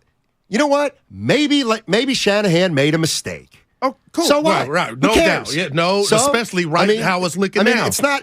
It could come back and matter. No doubt about it. And who's to say Trey wants to be a backup, Steiny, when he's healthy? Who cares? He's got no choice. He's under his rookie contract. But you know what I mean. I don't. He was drafted to be the face of the franchise. No, I'm not, dude, by all accounts, the dude's great. He ain't going to be a problem child. But you're right. I don't understand what you're saying here. You got him under contract. But I was saying if he wanted to go be a whiner and say, okay, be a problem. Not that he don't even strike me as that type of kid. But he's got no leverage. Yeah, totally. He's got no juice. Yeah. He's got no wherewithal. Well, what if he went to? He's got no status. Get me out of here somewhere I could go be a starter. Sit down and shut up. That's what I would tell him. You got to do something in this league. You wouldn't say that to him, but are you kidding? A lot of times in these sport leagues, he wouldn't be stupid enough to be like that. No, I don't think. And he wouldn't do it. Being a jerk. But hey, like you're the only guy who I know. I'm being real. Purdy comes back as the starter. And it's really good. Yeah. Now Trey Lance is the backup, and you're like, oh my God, this is awful. Why? Because Trey was drafted high. I'm real enough to know. I know what Trey Lance thought he was when we announced him at draft night. He was going to be the face of the franchise. And unfortunately, son, your body betrayed you. You got hurt, and Purdy took advantage of a situation. So I know. Nothing to do with Steiny, you want to be a starter, but right now, nothing to do with his body. It's not going to happen here. Nothing to do with his body. They basically draft. You know what? I was thinking about this. The 49ers, and Purdy's good, but as far as Lance, they basically drafted like a college, like a high school senior. That's basically what they draft. Like, I don't think he would like that. It's almost like you draft him for much, much later. Yeah. You know what? I know you like to hand so-called stars their jobs without having to work for them, but that's one of the things that makes Kyle Shanahan a pretty darn good coach is he believes in competition. He doesn't believe in handing out things to unproven players, particularly when they're quarterbacks. The road to Glendale. It's brought to you by West Credit Union, working for you today, tomorrow, together. It's a Football Friday on 95.7 The Game. This one is juggled quick. There goes LaFonda. Brought to you by John Vise Bay Area Houses. Thinking of selling your home but don't want to deal with repairs, cleaning, realtors, photos, and showings? With John Vise BayAreaHouses.com. You don't have to do any repairs or pay any commissions. Visit John Vise BayAreaHouses.com. Every small business owner knows business happens everywhere. The office, the warehouse, or on the road. And no matter where it takes you, there's one solution to help your business thrive. Comcast Business Complete Connectivity. It's the largest, fastest, reliable network with advanced gig speed Wi-Fi and cyber threat protection in one solution. Get started for just $49.99 a month. Plus, add Comcast Business Mobile and you can save up to 60% a year on your wireless bill. And ask how to get up to a $750 prepaid card. Flight 291 is now reporting. Yep, you're going places. And when you get there, be ready to do business. The complete connectivity solution from the company that powers more small businesses than any other provider. Comcast Business, powering possibilities. Ends 2/21/2023. Restrictions apply. Requires EcoBill and AutoPay. New 50 megabits per second internet and Comcast Business Security Edge customers only. Equipment taxes and fees extra. After 12 months, regular rates apply. Gig internet required for gig Wi-Fi. Mobile savings compares pricing of top 3 carriers. Does your heart long to wander? To encounter colorful creatures from the deep blue sea? And amazing animals from the Amazon and beyond? Feed your wild heart. Travel the world right here in San Francisco. Make your reservation to the California Academy of Sciences at calacademy.org. See rare specimens, ancient fossils, and more at our new exhibit, Hidden Wonders. First, we decide where we want to go. Then we need to know the best way to get there. Hi, my name's Adam Barada. I'm the owner of Advantage Gold. We're the highest rated precious metals firm in the country. We teach people how to own physical gold and silver. Now, we've won the Best of TrustLink Award 4 years in a row because we educate our clients on how to buy gold and silver the right way. We don't pay celebrity spokespeople millions of dollars. We'd rather pass that value on to you. Call 800-900-8000 and speak with one of our experts. We'll send you a free gold kit along with my latest #1 national best-selling book, The Great Devaluation. Call 800-900-8000. That's 800-900-8000. Get the best information, the best process, the best service, the best value. Call Advantage Gold at 800-900-8000. Call 800-900-8000. Advantage Gold is not an investment advisor or a tax advisor. Consult with your financial advisor before investing. Listen for the latest ski, snow, and road conditions with the Toyota Tahoe Report every Thursday, Friday, and Saturday throughout this snow season with Johnny Mosley. Brought to you by your local Toyota dealers. Toyota, let's go places. If you owe back taxes to the IRS, have unfiled returns, or are worried about an audit, the IRS is hiring 87,000 new agents to address these very issues. That means if you need to get your tax problems resolved, now is the time to get started. I'm tax attorney Robert Goldstein, and my firm specializes in helping individuals and small businesses resolve their tax problems. We work to stop IRS and state seizures. We may be able to settle your tax debt for pennies on the dollar with an offer in compromise. We prepare your past due returns, even if you have no records, and represent you before the IRS and state in an audit. At the law offices of Robert Goldstein, the consultation is always free, and we have offices located throughout the Bay Area. To schedule your free consultation, call 1-888-TAX-EXIT. That's 888-TAXEXIT. 888-TAX-EXIT. And make us your last stop. I wanted to know why some people who get COVID-19 get it so bad. I found out it may be because they have a high risk factor, such as heart disease, diabetes, being overweight, smoking, and asthma. Even if symptoms feel mild, these factors can increase your risk of COVID-19 turning severe. So if you're at high risk and test positive, there are things you can do, like asking your healthcare provider if an authorized oral treatment is right for you. Learn about an option at treatcovid19.com. This message is sponsored by Pfizer. Adopt US Kids presents What to Expect When You're Expecting a Teenager. Learning the lingo. Jelly. Jelly adjective. Jelly is a shorter, better way to say jealous. As in, Chloe, I am like so jelly of your unicorn phone case. You don't have to speak teen to be a perfect parent. Thousands of teens in foster care will love you just the same. Visit adoptuskids.org, brought to you by the U.S. Department of Health and Human Services, Adopt U.S. Kids, and the Ad Council. Get in zone, AutoZone. Welcome to AutoZone. What are you working on today? Thinking about gas mileage. You know, changing your oil with a full synthetic oil like Valvoline Advanced can help your engine get more miles. Right now, you can get 5 quarts with an STP extended life oil filter for only $38.99. Go farther with better fuel efficiency. Get the parts you need when you need them at AutoZone or AutoZone.com. Get in zone, AutoZone. Restrictions apply. Let me guess. Unknown caller? You could reduce the number of unwanted calls and emails with online privacy protection. The latest innovation from Discover. We'll help regularly remove your personal info, like your name and address, from 10 popular people search websites that could sell your data. And we'll do it for free. Activate in the Discover app. See terms and learn more at discover.com/online privacy protection.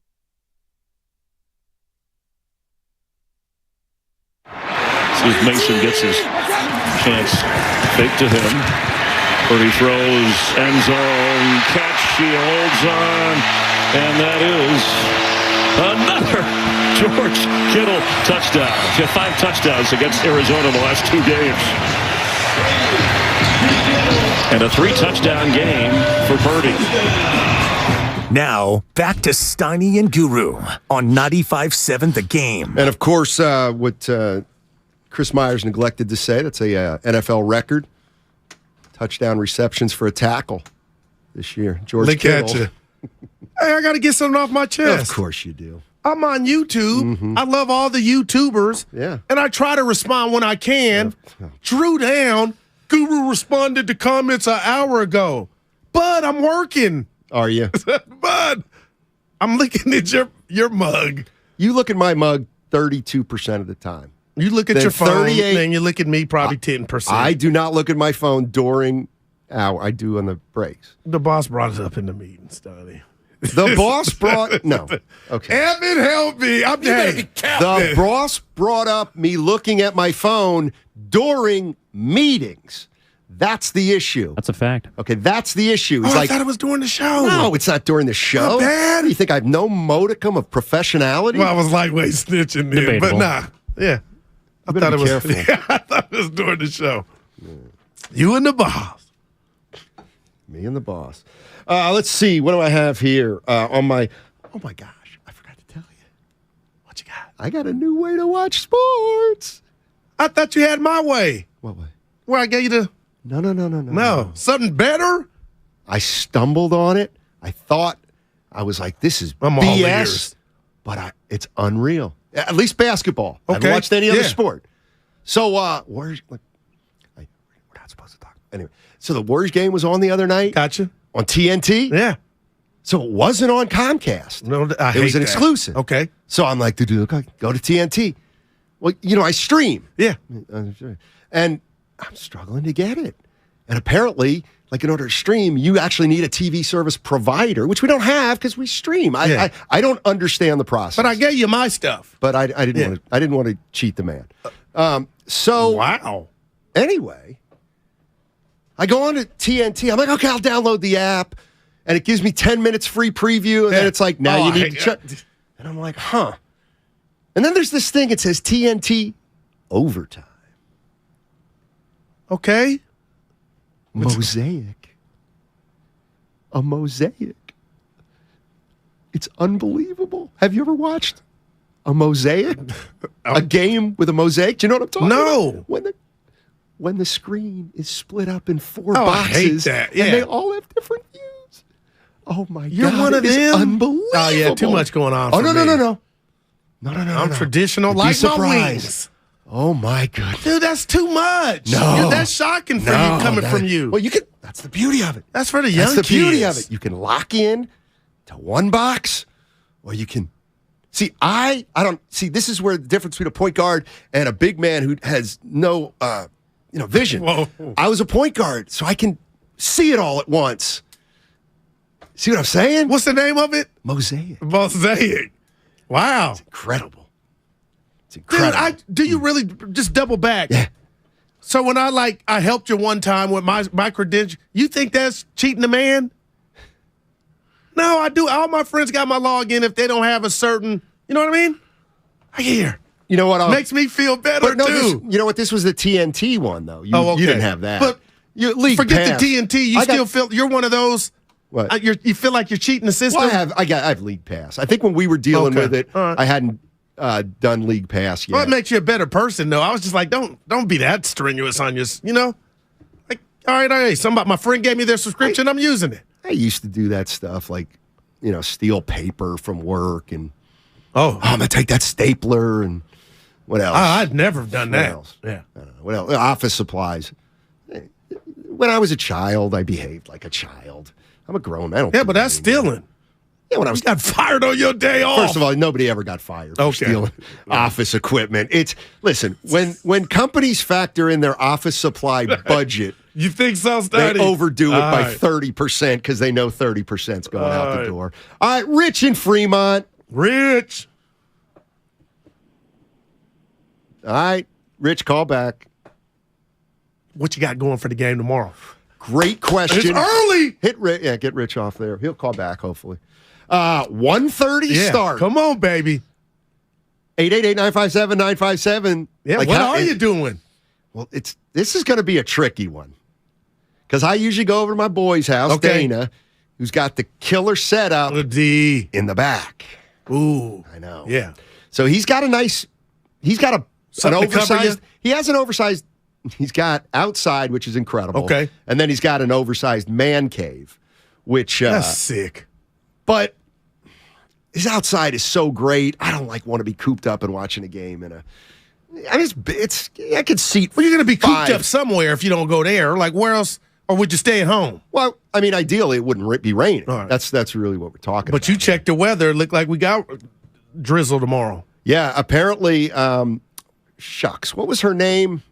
I want to give her credit. I want to say Katie Birch. I think was her last name. I'm sorry. She came on with. She came on, a weather person, and basically she said that in the morning, early morning, like Melissa Birch, in the morning when you wake up, it's going to look really bad. Wow. And that may last through late morning, but she said basically like 12 to 4, it'll be scattered showers, thunder showers, but that's where the wind's going to come. And then she said as dusk comes, 4:35 at the end, she said it's going to get really bad. Wow. So to me, it and actually that could happen early. Well, to me, it actually sounds like the worst part's going to be getting out of the stadium for the fans. Oh, yeah, no doubt. And watching the game if it's coming down. Jessica Birch. Oh, Jessica. Luke is 0 for 1 since his return. Luke. Yes, sir. I'm ordering round table. Tonight? Tomorrow I'll put in the order about 1. It'll get there about 3:30. No, it gets there before. On a football day? Yeah. They'll still get it to you in 30 minutes? No work. We just, I'm locked in like I play. And then we got a game You after be hitting that. the sauce? Oh, you know it. I might start tonight. No, Sear, that's how juiced I am. Well, you don't need alcohol to be juiced. Well, I haven't been. You guys have been going without me since vacation. I've been dry, not trying to be dry. We have not gone out after work in the city in weeks now. But the streets were talking that week I was off. Oh, yeah. Y'all was doing two-a-days. Like, it was the equivalent of two-a-days. It was a holiday week. Evan put a picture on his, with little Daryl doing father stuff. I see a picture of 2 beers. It looked like a swimming pool.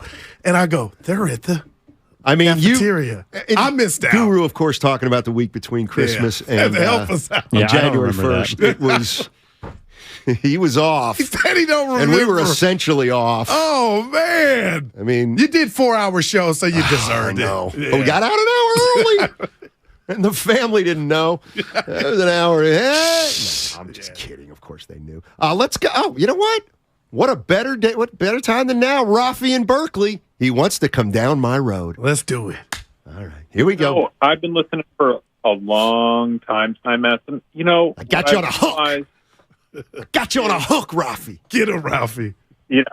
All right. Here's what I got to say is that what I've noticed that you do is that you just over and over kind of like say there's a lot of uncertainty, but you just talk about how they're going to lose. Oh, no. Somebody's going to lose. Oh, somebody's going to lose. Hold on.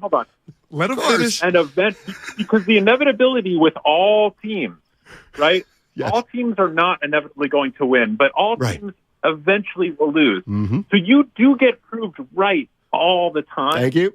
Because the inevitability of sports is that teams lose, but you never really acknowledge when you're wrong and the teams win.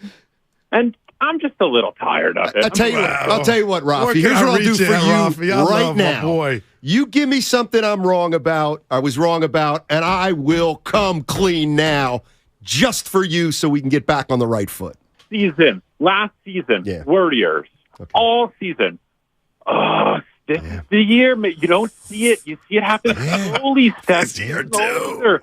Steph's getting older. The team's getting Oh, I'll give you a 3. This dude is my favorite. And then they win the chip, man. Well, and then they win the chip, and then you get it out. And then this year, it's like you can kind of keep saying they're getting older, they're getting, and eventually you're going to be right, right? Because you keep saying the same thing, and eventually you're going to be right, but you never really kind of be like, I blew it last year. Dude, caller of the year candidate early January. Wow, he got you figured out. All right, Rafi.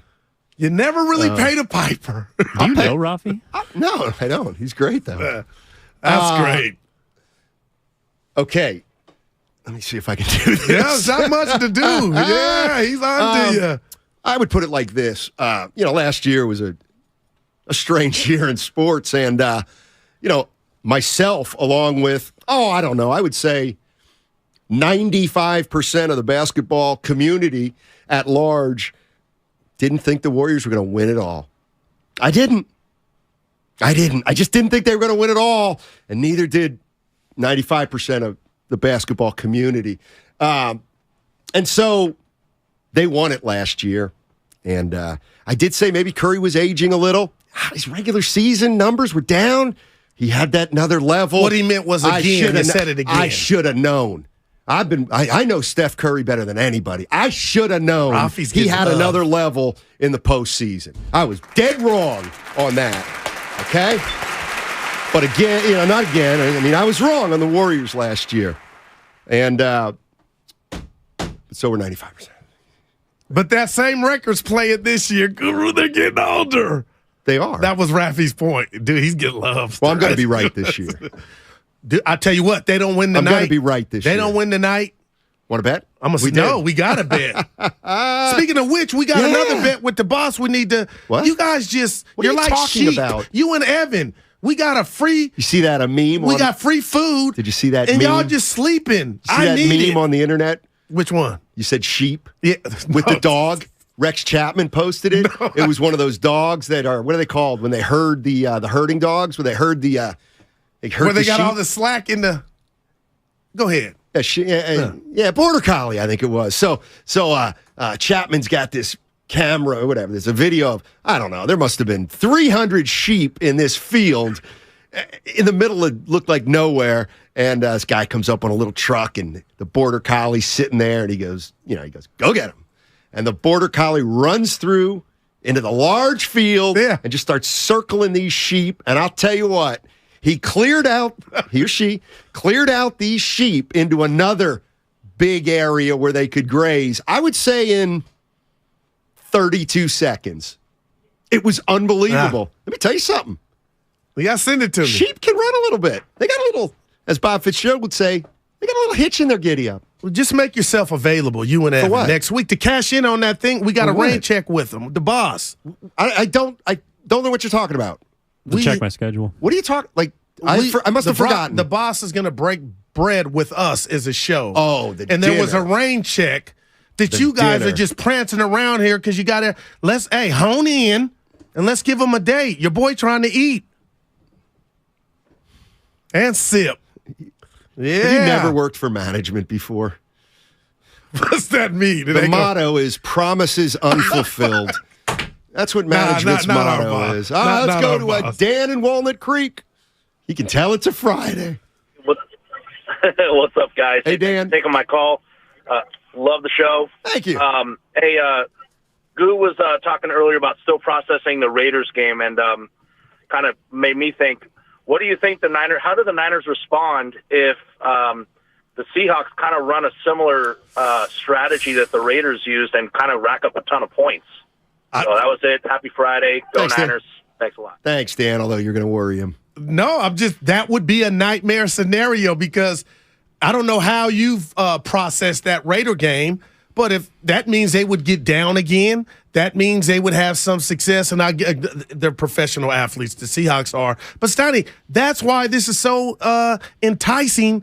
We don't know. I expect 40-7, or could we have a close game? Could they be down? And we didn't even talk about the field goal kickers and Robbie Gould. I mean, what are these conditions going to do for the kicking game? Like, everything's on the table, Jack. You're excited. I could tell. For the game? Yeah. Absolutely. Well, you're more excited about where you're going to be at. I'm like the Guru, kickoff. I've said this a million times. Geno Smith. Watching an NFL game is And you've been good this year. The number one. You've been watching. What do you mean? What was it? No. I didn't watch in the past? No, it came out wrong. You care. You know what I mean? Of course I care. Like the text on the Vine Cousins. I'm like, he's watching. That's what it's about. You're right. Basic Kev. Oh, okay. Basic Kev. Yeah, we know him. It's not Basic. What's up, y'all? Hey, man, Stoney Guru, what's up, man? Hey. What's up, baby? Time, baby, bang, bang, Niner gang. You know look, it. What it is. So look, so what's up? Y'all going to the game tomorrow or what? I'm going to be in the house. Yeah, a little too wet for your boy. Nah, it's got nothing to do with that for me. I would be there in rain. I'm like a postman. What, you need tickets? No, I got tickets already. I'm just trying to see where y'all was sitting at. Oh, yeah. Well, I'll be in the lab.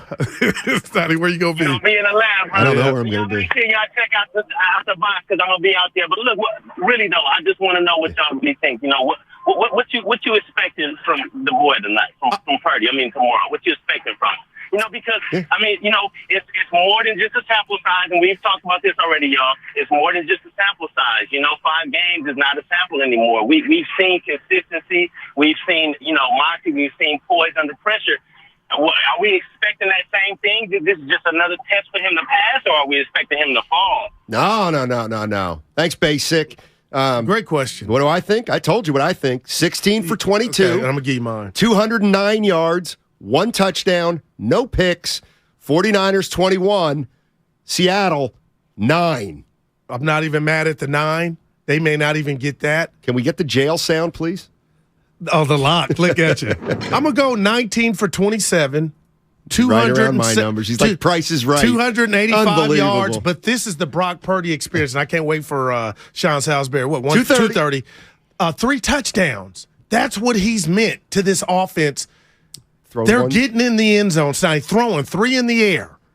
I think Seattle makes it a little bit harder on McCaffrey. 3 touchdowns. I see you Monday, and we're talking about, well, we got to wait for the Niners. If they win, got to wait for the Monday night game to complete to see who they play, right?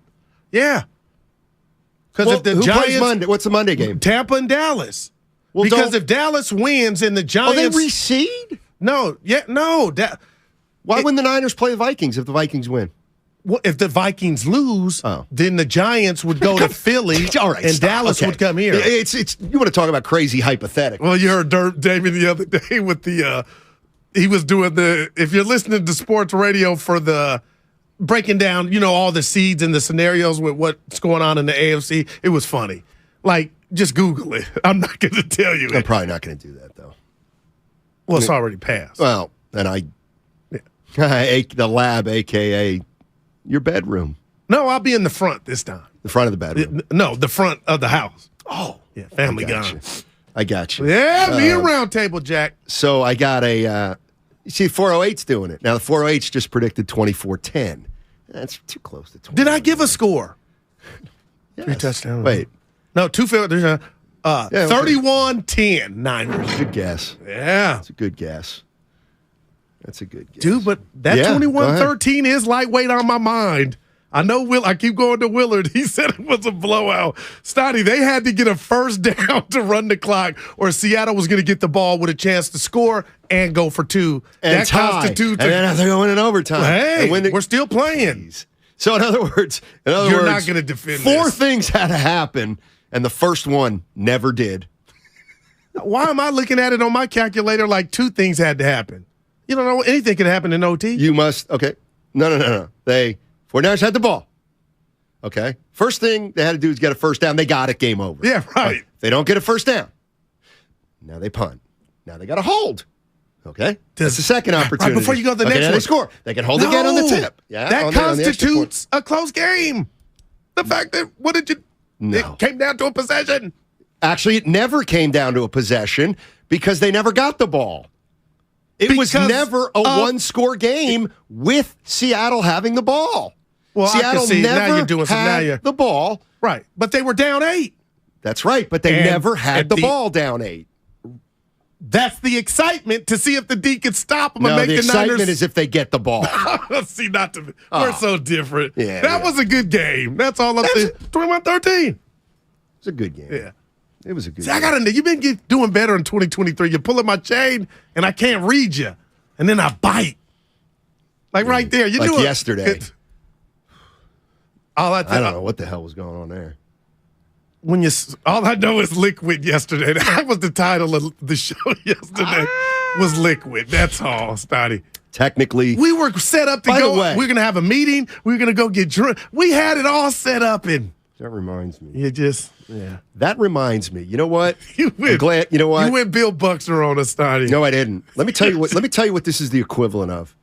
And I'm sorry if I have to do this. I found out a lot about our quote unquote team yesterday. We were great. You guys stunk. You know what? Here's the bottom line. I walk in today. I walk in today, and somebody texts in the text line on the Xfinity mobile text line like 30 minutes ago. Oh, so Steiny was the one who spilled. That means somebody said Steiny was the guy who spilled on the air, and it wasn't me. So my mind automatically goes back to that Warriors championship season where they had a lot going on, and David West said, "We got no suckers here. You have no idea what we went through. Way to keep it in-house, teammates. Way to keep it in-house. I want to go to war with you guys. No, Snotty. In the important hours, it was kept secret. I think the next day, everybody felt like, statute of limitations. We could kind of say what happened. Pulled him with Jermichael Green. Hey, we had a team meeting. Hey, team meeting. I didn't do it. Steiny did it. It was Steiny. Yeah. Sources say. I protected you. Unbelievable. I protected you as long as I could. You guys ever play team sports? You're not supposed to do that. You don't throw guys under the bus, especially teammates. Now, I could do it because I was always the best player on my team. But come on, dude. I watched you. I was like, is Steiny acting different? I didn't know what to do for you. So I just gave you a space and left. I texted E after. Should I call him? He didn't. We were worried about this. Is the other thing. This is chess versus checkers. All right. What's Thursday, Goo? What do we do on Thursdays? We have a team meeting. But we used to. Did we have a meeting yesterday after work? I had stuff on the docket. That's what hurt me No, we too. did not. Oh, there was no meeting after work. Yeah. So what if there was smoke coming out of the computers? I don't Millennium care. Falcon. There was no meeting. Oh, Steiny, I thought of the old caddy when I saw the smoke. I said, oh, Lord. There was no smoke. It felt like it. Oh, man. So it was all intentional. And the Hegan was just as calm and collected. I said, you didn't hear what they're screaming out there. He goes, Goo, took his glasses off, looked at me. I said, you're our leader for real, boy. I will say this. He didn't panic. Nobody did. You guys were great. I mean. Well, Damien ran down the hall. He there was nothing on the air. What's he supposed to do? No, he did it, but that was kind of lightweight. Like, it was bad. Yeah. Dame, I'm sitting there with. Who'd you call? I would say 400 napkins trying to clean it up, and Damon's going, I can't hear anything. I can't hear anything. I can't hear you. I didn't want to watch any Why are you of that. talking? I can't hear you. I felt so bad for you. I didn't want to watch any of that. I just stayed in his office. Yeah. We got going to your meeting anyway. All right. Hey, Sean Salisbury coming up at 2 o'clock. Warriors play the Spurs today at 4:30. What? I said 2:30, Sean Salisbury. That gives us a half hour to mess around before he comes on. So 888-957-9570 is the number. It's also the Xfinity mobile text line. You would jump in and talk some 49ers. Boy, playoffs are here, and it feels like it. Listen, here's if you want to listen to the Warriors game, you have that opportunity tonight, and the pregame show. You want to listen to some football talk, you have that opportunity too. What am I talking about? We'll take a listen. The Warriors play the Spurs today at 4:30. Our coverage starts at 3:30 with JD on the pregame. Pregame show airs live on 95.7 The Game, and then Damon and Rattle, they go live at 3:30 on the app. So download the Odyssey app now if you want to listen to football talk. Once again, pregame at 3:30 on the radio, Damon and Rattle 3:30 on the Odyssey app if you want to hear some football talk. You're going to hear more of it on the other side. I'd be a great cop. It's a Football Friday on 95.7 The Game. Purdy makes a swim move and finds Debo Samuel. Are you kidding me? Brought to you by Zenni, the official eyewear of the San Francisco 49ers. Shop from over 3,000 styles at 80% off retail prices. Exclusively at Zenni.com. So, the other day, I bought an extremely chatty... Boring story time. Make that an extremely catty cockatoo. You're welcome. Apparently, the pet store won't take it back. But hey, I'll manage. I love that for you. Just like I manage without home internet. No, you don't. Sure, my mobile hotspot is slow and makes streaming shows unbearable. Oh, Bertie likes to stream. But I'm making do.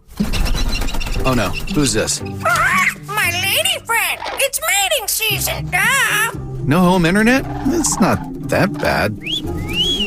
No, not there. It is that bad.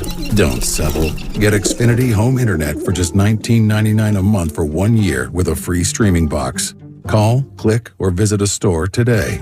Restrictions apply. Not available in all areas. Requires paperless billing and auto pay with stored bank account. After 12 months, regular rates apply. Offer ends 2/21/23. If you own a business, this has been a bumpy ride. From pandemic to inflation, I'm sure you could use a break. If your business has 5 or more employees and survived COVID, you might be eligible to receive a payroll tax refund of up to $26,000 per employee. The challenge is getting your hands on it. Hi, I'm Howard Mackler, and that's why I founded GetRefunds.com to cut through the red tape and get you that money. The team of tax attorneys we have put together are highly trained in this little-known payroll tax refund program. We do all the work, charge not a dime up front, and simply share a percentage of the cash that we get for you. Businesses of all types qualify, including those who took PPP, nonprofits, and even those that had increases in sales. We have helped return over $1 billion to businesses, and we can help your business too. Just go to GetRefunds.com and answer a few questions. This payroll tax refund is only available for a limited period of time. Don't lose out on up to $26,000 per employee. Go to GetRefunds.com. That's GetRefunds.com. Tune in to 95.7 The Game for Warriors Live, 60 minutes before tip-off of every Warriors game. Brought to you by Xfinity. Supercharge your home with supersonic Wi-Fi. Unbeatable internet, only from Xfinity. If you own a business, this has been a bumpy ride. From pandemic to inflation, I'm sure you could use a break. If your business has 5 or more employees and survived COVID, you might be eligible to receive a payroll tax refund of up to $26,000 per employee. The challenge is getting your hands on it. Hi, I'm Howard Mackler, and that's why I founded GetRefunds.com to cut through the red tape and get you the money. The team of tax attorneys we have put together are highly trained in this little-known payroll tax refund program. We do all the work, charge not a dime up front, and simply share a percentage of the cash that we get for you. Businesses of all types can qualify, including those that took PPP, nonprofits, and even those that had increases in sales. We have helped return over $1 billion to businesses, and we can help you too. Just go to GetRefunds.com/sports, click on Qualify Me, and answer a few questions. This payroll tax refund is only available for a limited period of time. Don't lose out on up to $26,000 per employee. Go to GetRefunds.com/sports. That's GetRefunds.com/sports. It's not easy being the one everyone counts on to keep your operation running, no matter the weather or supply chain hiccup. But we get you, Raymond in Buffalo, Maria in Miami, and Jules in Troy, taking control of everything that's under your control. At Grainger, we're here for you with high-quality supplies for every industry, plus real-time product availability and access to experts ready to help. Call, click Grainger.com, or just stop by. Grainger, for the ones who get it done. Come into Friedman's Appliance and see the full line of Fisher & Paykel appliances. Experience them in person in live vignettes, including their famous dish drawer dishwasher and unique sizes of refrigeration designed to fit seamlessly into your kitchen space. Fisher & Paykel products deliver perfect results with exceptional design and performance. And for a limited time, receive up to a $2,000 rebate when you purchase a qualifying Fisher & Paykel kitchen package from Friedman's Appliance. Visit Friedman's Appliance in Pleasant Hill or online at friedmansappliance.com. Hi, welcome to IKEA and our winter sale. Hi. We've got hundreds of offers on everything from storage solutions to... I'm sorry, did you say hundreds? Yeah. Check out our offers on shelving and desks. Oh, what about mattresses? Yep, those too. Dressers? Sofas? Yes and yes. I think I need a bigger cart. Our winter sale is almost over. Visit us in-store or at ikea-usa.com/offers to save through January 22nd. Offer dates may vary. U.S. only while supplies last. Selection may vary by store and online. See store and ikea-usa.com/offers for complete terms. Restrictions apply. You're listening to 95.7 The Game, KGMZ-FM at HD1 San Francisco. Always live on the free Odyssey app.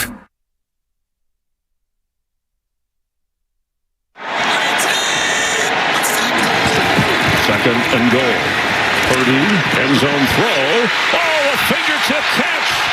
George Kittle has a 49er touchdown. Now, back to Steiny and Guru on 95.7 The Game.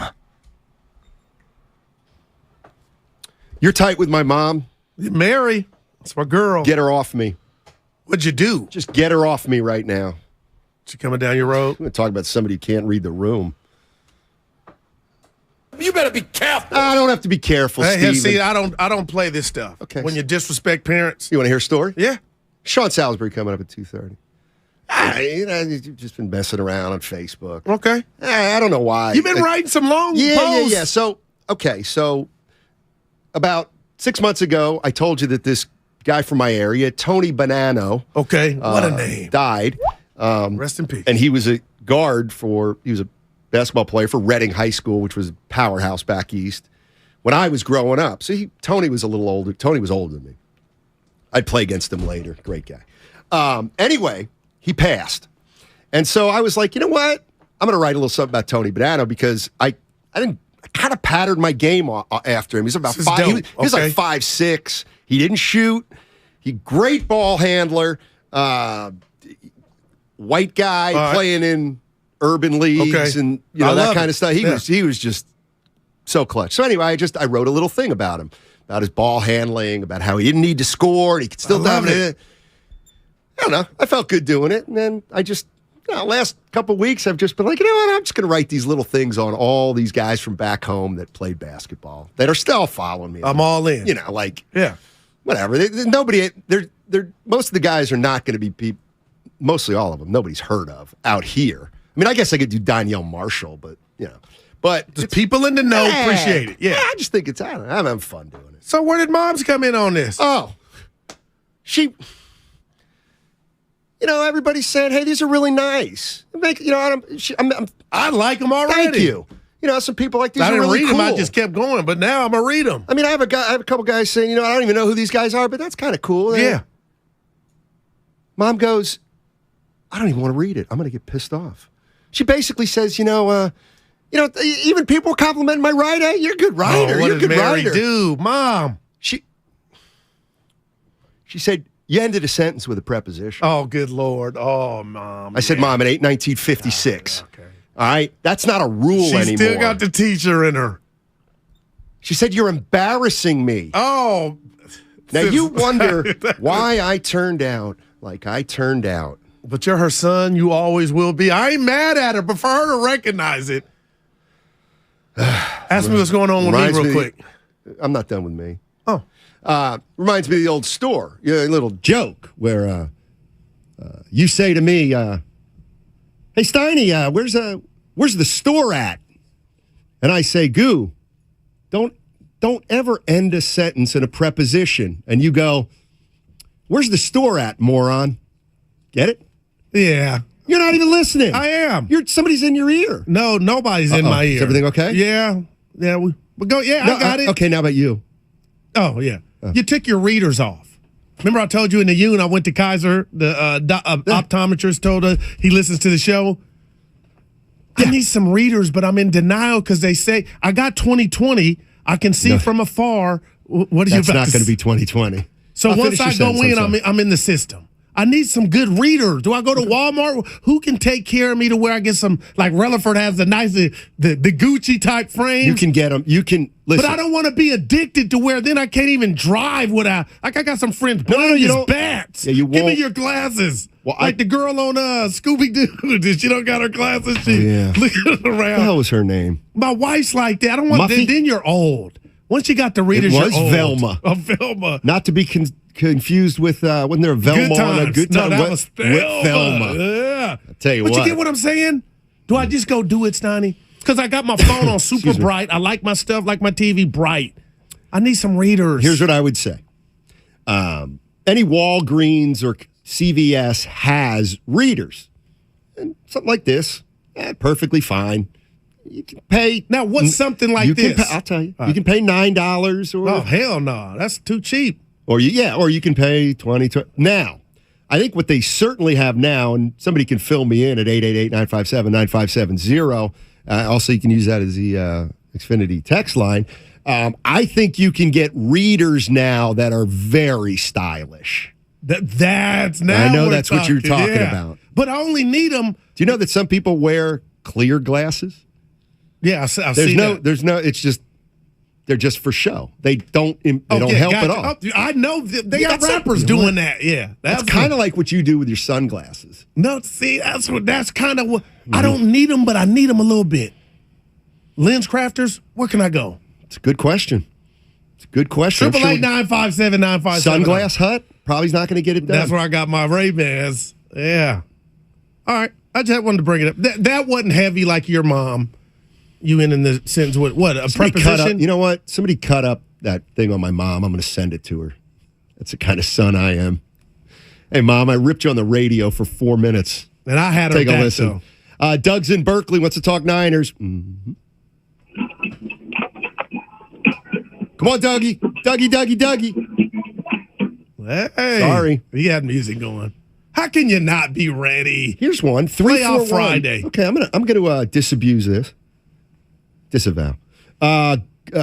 Guru, this is a classic trap game. You beat them twice, you got to beat them 3 times. Shanahan needs to go all in.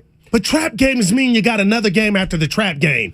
Trap game in the playoffs is the one to know this. I've never heard of a trap game in the playoffs. Because it's an oxymoron.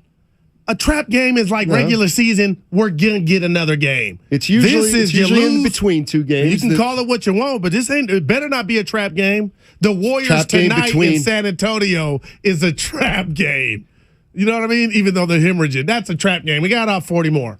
This is the playoffs, dog. Ain't no trap game. Well, they got a game. Next season opener's a game. Maybe they're looking forward to that. Yeah, you don't really mean that. Of course not. Yeah.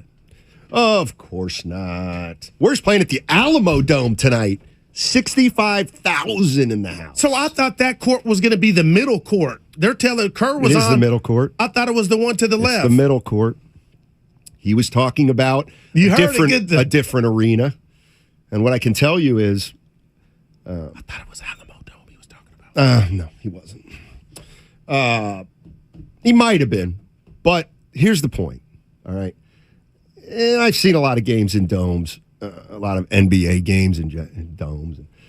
Went to see the Game 6 of the NBA Eastern Conference Finals in 1988. I drove to Detroit. They played at the Pontiac Dome. Yeah, man, I used to love that. So it's at the football different. stadium, obviously, where the Lions played. And yes, they built the court and they tucked it into a corner, kind of. That's crazy. And they still had 35,000. And then they had a big curtain. That's not happening tonight at the Alamo Dome. The court will be in the middle of the arena. Okay. Like if it were it is kind of, you can play football there. It's that big indoors. So the basketball court would be like right at the 50-yard line, and it's one of those. Yeah, this is sick. I can't wait. Good. Somebody said I gave a weak apology for what? Probably spilling. I didn't apologize for that. Well, I think that's what I said. I was wrong about the Warriors last year. The streets made. What did I apologize for? Well, my guess very few apologies on my resume. I'm trying to help you out, partner. Yeah, go ahead. My guess is they want you to apologize for what went down yesterday with the liquor. That's an accident. No, so what it was your Rafi called in, and you said, I will apologize if you can name one thing that I said that I was wrong about, and it was the Warriors winning the championship last year. Right. People said that was a weak apology. You know what? And listening to that context, I'm going to take it back. Nobody deserves an apology because I was wrong. You know what I mean? Like Right. I was just wrong. So I About can that, say, yeah, I was I'm Team wrong, Stoney everybody. there. So, I was wrong. Yeah. See, I almost did it. I'm not gonna. I'm Team Yes, Stoney there. everybody's right. I was wrong last year about the Warriors. I ain't apologizing for it. And that's not what I tried. Dumbest thing I've ever heard. I tried to do something to you. Thank you very much, 925. That game was at the Silver Dome. You're correct. That's where the I kinda Lions thought- played. I know, but I think they had like two big stadiums. It used to be called Ford Field, I believe. Give me more info, 925. Well, my guy Derek, he probably's texting me. He's from Detroit. But back to the Told liquid. you. Back to the liquid. You didn't apologize. There you go. For what? The liquid spill. Again, what? I'm sorry for having an accident. And delaying the show after us. And Nothing was delayed. Nothing was delayed. They ran a Steve Kerr interview, and quite frankly, my They sources did are saying their those show ratings in for the first another 15 room. minutes. See, we're different. I would have been like, you know what? I'm sorry, y'all, that I accidentally spilled the stuff. Okay. But You know what? I apologize That's just who I am. to Tim Jordan. Go ahead. I apologize to Matt Nahigian. Keep going. I apologize to Damon and Ratto. And Our what listeners, about Evan and they John? get nothing. Did you see the torment Evan was going through? Because He it was wasn't even involved. I was involved because I was a part Right, of because you it. stuck your nose in where it didn't belong. I was hiding. I didn't want to see the car wreck. Oh, man. But you apologize right there. That's With what what? I'm talking about. You just did for spilling. I'm not apologizing for spilling. You just I mean, did. so then You just did to TJ. So then people like, kind of like, I don't want to say. You that. ever see a So if car you're race? big and uncoordinated, you spend all your life just apologizing. No, when people have the effort and energy of a pit stop when you watch a NASCAR and they got to change the tire. Yeah, I've been That's there. what was going I on covered yesterday. motorsports. People were running That's faster right. than I ever seen them. Left, right, duck. So that was because of you. So, but you apologize. So it's all good, baby. But that hurt us a little bit. Like we all spilled. And I wanted to call Have you you ever and been to embrace it. Have you ever been to a NASCAR race? Yeah, remember I told you Sears Point in Fremont. It was past Fremont. Sears Point's not in Fremont. Which one am I talking? The track in Fremont. I don't. That's from like 40 years ago, I believe. That's my era. Sears but that's Point when is I up in went. Sonoma. You're right. But I went to the track past Fremont. But anyway, yeah, I've been to one. What do you know about pit crews? I covered motorsports for the Santa Rosa Press Democrat. It's one of the most stressful. I seen a documentary on it. Jobs, and you get no love. I told you. I told it. I'm pretty sure I told this story. It's Baylands. That's where I was media at. guy. Yeah. Media man named Sam John. Skinner. He's passed a while ago at the old Oracle Arena. The press room was named after him, the Okay. Sam Skinner All right. room. Rest in peace. He was at every event in the Bay. And he just 7 nights a week, he'd go to the Warriors. Then he'd go he'd go to the horse race. Then he'd go to a race. Yeah. He just did it all. And he said once, we're talking, he said, there's the sport that has the most teamwork, the most chemistry, the most important sport where people have to work together, auto racing. I'm like, I ain't what? mad at that. He's like, those pit crews are so precise. These each person has like one job, dude, and they have to do it, and they have to do it in 40 seconds. Precise. It's real. But that's what was going on yesterday for you. I think you're talking about Malibu Speedway. Those are little go-karts. I just said Baylands. And then somebody said Goulas's Baylands direction is now again. a golf course. Yeah. Down in Palo Alto. It's a good track. Yeah. Oh, Rich. Rich calls back in Fremont. Sorry to keep you waiting, Rich. I know you've been holding for 30 seconds. Hey, buddy. Rich. Mm-hmm. Oh, yeah. I was just trying to say that I heard everything Drew has been Rich. Now this one's a bad connection. He sounded robotic. I think it was the line he was on. Weather. Remember how much time this is where I worry about you. Remember how much time around mid-season you spent but what if That's what if a have four. injuries? Yeah. And Debo, what if he gets hurt and the injuries and what's going on with the training staff and the water and 49? This is pre-C-Mac. They are the healthiest team in the playoffs right now, probably. Yeah. But don't you get it? Timing. Don't you get it? But You can't get that worry back. that shortens your lifespan. Damn. That kind of worry and anxiety. Like, it just accumulates. It does. No, when I have releases, which I do, I set it back. I get back to, I got a question for you. Okay. It's raining and you got white shoes on. I've been wanting to ask you that since 8:30. You know what? Evan brought that up too. I looked at you like, dude, it's a tsunami outside and you got your fresh whites. Please explain. It's a 11-second walk to my car from my front door, and then I park. I drive across the Bay Bridge. Believe it or not, they don't get wet in the car. You got me. And then I park in our lot here inside. So, but what about after if you go somewhere? I don't know if I'm gonna. Yeah.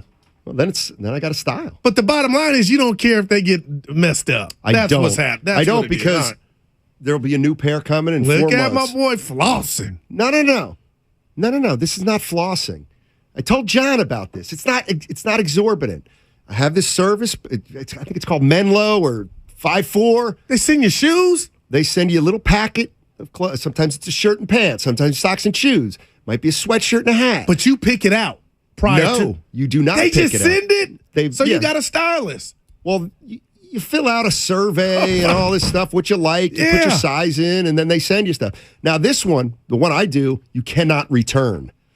So that's why it's cheaper. It's like $60 a month, and you get new fits and kits. Yeah, essentially. So you have a stylist because you don't know what's coming, essentially. Yeah. Well, they send you a preview, but you can't say I don't want it. They'll just say, oh, you got to take it. And that's what I gave. That's where I gave Ratto those. Did you see what I gave Ratto? No. What he's wearing today, I gave him. Come on. I gave him 3 nice jackets. Oh, he had one on yesterday. I said, dude, that jacket's was sick. He goes, I gave it to him. Steiny gave it to me. I did give it to him. And then I just left it at that. Come on. Yeah. Look at my boy. No, that jacket he wore yesterday is pretty nice. Yeah. Why'd you give it to him? I cleaned out a bunch of my old clothes that I just don't wear anymore. But that jacket could be better than any jacket you got. I ain't hating on your Ratto. That was cold. I'd rather, you know what? I wore it once or twice. Good for Ratto. What is, he's my mentee. I'm trying to work with Ratto, make him a better person. Not Ray, Bay Area. That ship has sailed. We got another Ratto here, Brian. He might not even talk to you today. Is Damien coming in for if he's harboring ill feelings? He's definitely going to come in. Oh, he's going to come in. He probably got material at 2:30, ready. we're going to have Sean Salisbury from 2:30 to 2:42, and then from 2:42 to 2:54, it's going to be making ass out of Matt Steinmetz who spilled stuff I looked at those eyes of Mr. Bruce's. I said, oh, if I can read his mind, man. I'm here to lift you up, not bring you down. I will say this. So 2:54, the show's over. I accidentally spill water, okay? And it goes over oh, my. Yeah, go ahead. Yeah. He did not just spill again. No, he didn't. Yeah. Did you just spill again? I did. Yeah. I have one of these, though, so it's just a small drip, and it's nowhere near the computer. I got to What do you do? What do you... You need a straight jacket. We got to do radio and straight. I used to be so coordinated. Yeah. I mean, I guess maybe more people look on YouTube. Yeah, it's just a little, Tim. Yeah. I swear to God. I was starting to think that seatbelt reference was a little bit dramatic, but now it's starting to make sense. So anyway, people want to know that subscription service name. Where you get your gear. It's either called Menlo or 5-4 or New Republic. Okay. All right. Thanks, Evan. So anyway, okay, so I spill the water, okay, and if you'll remember, then Damon comes in and says, I can't hear anything. I'm not hearing anything. See, I missed all this. I'm not hearing anything. Yeah. And I'm like, meanwhile, I'm cleaning up this water with 700 paper towels, and I'm saying, there's no chance. I'm like, I did not spill a lot of water. Like, there's no but chance. to you don't know what a lot is to the computer. I didn't know. It was kind of, I was like, you know what? There's no way this is because of that little water spill. Okay, so then the boss comes in. And of course, Damon drops down. He spilled water. I'm like, I don't think it's the water. I don't. I think it might have been the weather or something. We got a leak in the room. So Nahigian, he was calm, he gets under the stuff, collected, and he looks in this little area, and he goes, oh, I see water in there, in the electrical part. And then he goes, wait a minute, I see coffee too. Oh, my. Want to get away? No. So at that point, I was like, you're off the hook? I didn't spill coffee. Then I remembered I had earlier in the show. All of us did. We talked about how I you and your my stain. Shirt. Yeah, it was all bad. I was. Oh my God! Just have my back on my worst day, like we had yours. You had nothing. No, if it comes up, if I have a bad day like that, just have my back like I had yours. I got a couple calls. How did you have my back? I got a couple phone calls. From? About what? Random people wanted to know what happened. Want to know what? Let me guess. You told you. Chirp, chirp, chirp, chirp, chirp, chirp, chirp. No, I got to do it. No, I didn't say anything. I went David West, lip seal. Yeah, right. Phone rung a little bit, Stoney. Hey, nothing to see here. Hey, remember T.O.? Nick Young? That's my quarterback. I said, Which is the guy who talked about the guy cheating. Was that Nick Young? Oh, no, D'Angelo Russell. All right. Yeah. No, I didn't. Dean in Oakland. What's up, Dean? How you doing, buddy? Mm-hmm. All right. How you doing, Steiny? How you doing, Group? What's up, baby? It's fun, man. It's fun. Thank you. Just wanted to touch on a point that you've been... what's going on? I didn't spill anything. Yeah. No, that's not me. Yeah. That is not me. That is not another equipment malfunction. Oh, man. There's one other thing. Oh, Guru, tell me. We talked about this guy yesterday. You have a love affair with him. I don't know why. Steph Curry. No. Did you watch the Mavericks game last night? I watched in its entirety. Now, please tell me, did you understand basketball 101? You know I do. Understand why Jalen Brunson is not a Maverick? Just tell me, okay, that makes sense. It's obvious to everybody, right? Luka Doncic is a ball-dominant player. Gotcha. Okay. So is Jalen Brunson. They didn't work together. And what are you going to do, get rid of Doncic? No, but I don't think so. Jalen Brunson can play without the ball. No, he can't. He is not Harden or Dame Lillard, Steiny, and he wanted to. No. That's half the battle. He might be able to play off the ball, but he's not a good enough shooter. He's not. Well, who are you going to find to go with? Like, Cuban looked like he needed therapy. Like, dude, you better get him somebody. All right. And listen, we got here's Sean? the bottom line. And this is, I mean, that Matt Spielmans. Oh, my God. No, but that came from the 5. That's not a 5. That's a 6. That's a 5. Matt Spielmans when David comes in. I'm going to Stoney, just go ahead with your point. That's the best one since we've been doing the show. How come I didn't get it? You understand what it means. They took the Stein away, Fine, kept the S. And this is, we're getting back to this. One of the reasons that people think I don't like Steph Curry is because nobody allows me to praise him. I was just getting ready for a 90-second Steph Curry praise. Oh, go ahead. Okay, I will tell you. Okay, Doncic. I'm looking at Doncic. I'm like, well, he needs help. Okay. Yeah. Well, I thought it was 57. When are we off? Got about 45 seconds. Thank you. Give the break sign when it's an actual break time. I'll tell you what. So anyway, okay, but who works with Doncic? It's much easier said than done. No doubt. One player to be great with him would be Klay Thompson. Damn. But here's the thing. Like every other, most superstars got to have the ball, so it's tricky. But this is where Steph Curry is elevated from all the other superstars. Because you know who could play with Doncic easily? Steph Curry. Because he doesn't have to have the ball to be great. How many players in this league can be great without having the ball half the time? He's in a short list. No doubt. And what I mean by this is that's why Steph Curry is maybe the only superstar in the league who you could pair with anybody and it would work. No, LeBron James. Like, there's players you can't play with LeBron James. I'm going Luka. Luka and LeBron James couldn't play together. What are you going to do, man? Because he needs some help. We got a break. Sean Salisbury on the other side, 95.7 The Game. It's a football Friday on 95.7 The Game. They're down at 9. Bosa The sack. Brought to you by John Buys Bay Area Houses. Thinking of selling your home but don't want to deal with repairs, cleaning, realtors, photos, and showings? With John Buys Bay Area Houses.com. You don't have to do any repairs or pay any commissions. Visit John Buys Bay Area Houses.com. Investing is confusing. Dawn raids, triple witching hour, candlesticks, crown jewels, bears, bulls, bear hugs, blue chips. It's one big word salad of uncertainty. Fortunately, Fremont Bank now has incredible rates on their savings accounts and CDs. And while savings accounts and CDs may not be known for their great rates at your current bank, at Fremont Bank, you can get great rates from a great local bank. To learn more, stop in or visit us online. We'll explain it all in plain language. Fremont Bank, serving the Bay Area since 1964. Member FDIC. Every small business owner knows business happens everywhere. The office, the warehouse, or on the road. And no matter where it takes you, there's one solution to help your business thrive. Comcast Business Complete Connectivity. It's the largest, fastest, reliable network with advanced gig speed Wi-Fi and cyber threat protection in one solution. Get started for just $49.99 a month. Plus, add Comcast Business Mobile and you can save up to 60% a year on your wireless bill. And ask how to get up to a $750 prepaid card. Flight 291 is now aboard.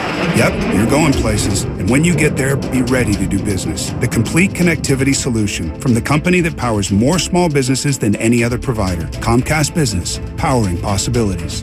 Ends 2/21/2023. Restrictions apply. Requires EcoBill and AutoPay. New 50 megabits per second internet and Comcast Business Security Edge customers only. Equipment taxes and fees extra. After 12 months, regular rates apply. Gig internet required for gig Wi-Fi. Mobile savings compares pricing of top 3 carriers. Flying Ace, this is Sky Hunter. I've got my compound eyes on the target. Copy that. You're on his flight path. I'm going in. Got him! Nice move, my four-wing friend. Tasty. That mosquito never saw me coming. See how dragonflies catch a mid-air meal at Bugs, a new exhibit at the California Academy of Sciences. Explore the secrets of bugs, massive models, and more. Now open. Get tickets at calacademy.org. From the beginning, Meriwest Credit Union was created to provide a brighter financial future for you. We work hard for our members because they're our greatest strength. Meriwest worked for me when I needed an auto loan for my first car. When I need to make a mobile payment, Meriwest works for me.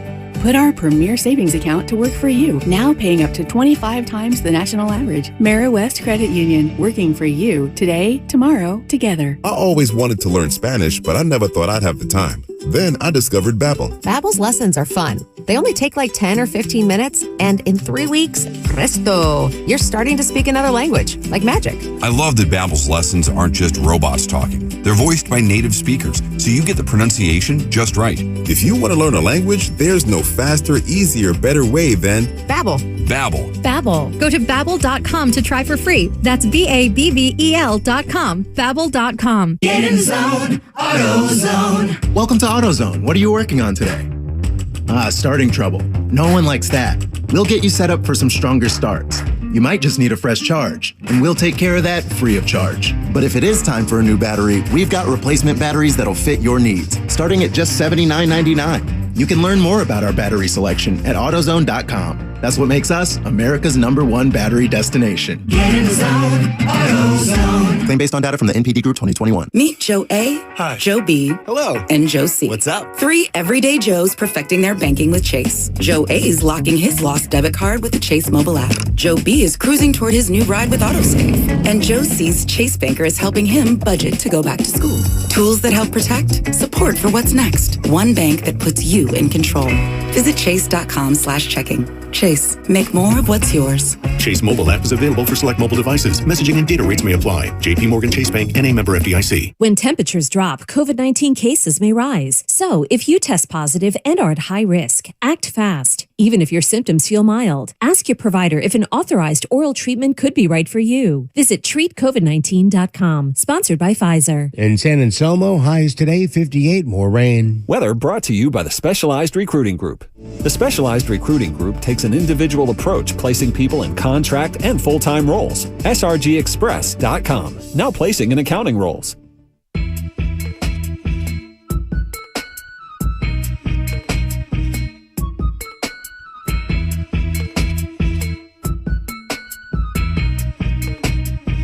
Now, back to Steiny and Guru on 95.7 The Game. All righty. Waiting for Sean Salisbury. The quarterback. Man, we're having fun today. Are we, though? Are you guys having fun at my expense? I'm having fun all week. See, no, see that. This is the side that it can go so far. See, this is the side of me that people close to me get to see, and it's why they love me. I don't take myself seriously. Everybody made a horse's behind out of me all day long. I'm fine with it. Yeah, but when you're fumbling, bumbling, dumbling, how can anybody take you serious? You know what I mean? What do you mean? When I you're don't know what you knocking mean. stuff over left and right, you know. Yeah, it's not like people that. saying they know why you're retired hoop now. You might why not coordinated. I shouldn't read this stuff to you. Yeah. How about this? I mean, everything's coming full circle. Because I'm laughing with you, not at you. It's a nightmare. You know it. How about the way 1 hour ago, Okay. you say, hey, Steiny, let me ask something. That's a 4. How come you're wearing white shoes in the rain? And I went through a whole thing about, I spilled coffee on him. No, you Steiny. I swear. No, you didn't.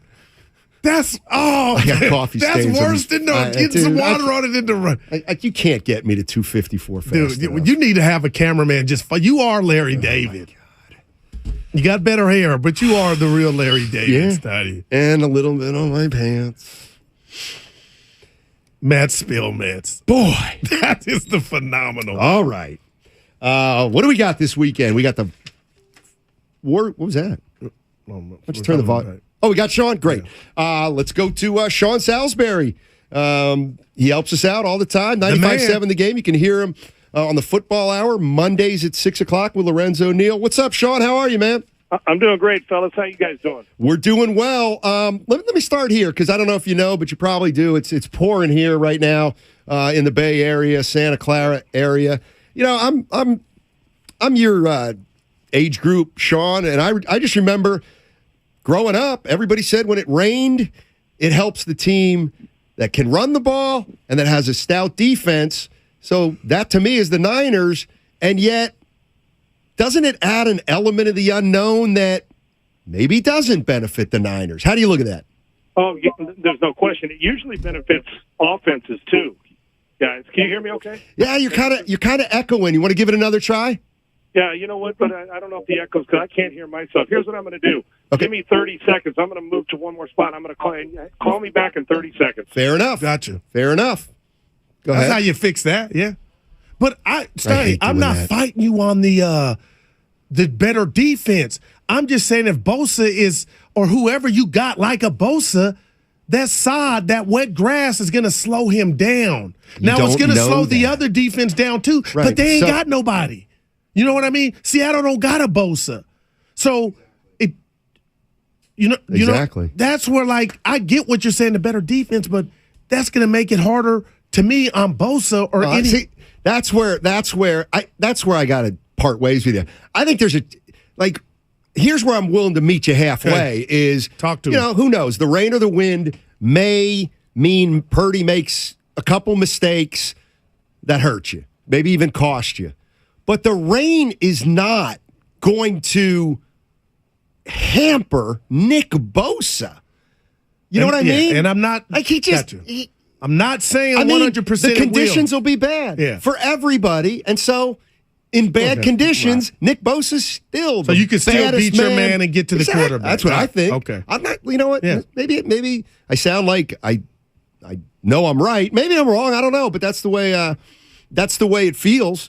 That like Bosa. I think Bosa's going to be fine. I can't. What if Bosa gets 4 sacks tomorrow? Then what do you say? I would know. He's DPOY already. But you just said no. I'm saying effective. There's a possibility it could be. But if he got 4, I'm wrong. I'm just saying this is something that we're watching. I'm not really watching. Okay, wait. The rain. You got to text. I'll text you. Ask where you're at. What's that for tomorrow? What did you decide on? Here's where you're watching? Here's the other thing about the weather. We can talk about it from now until kickoff. It doesn't matter. You lose, you lose.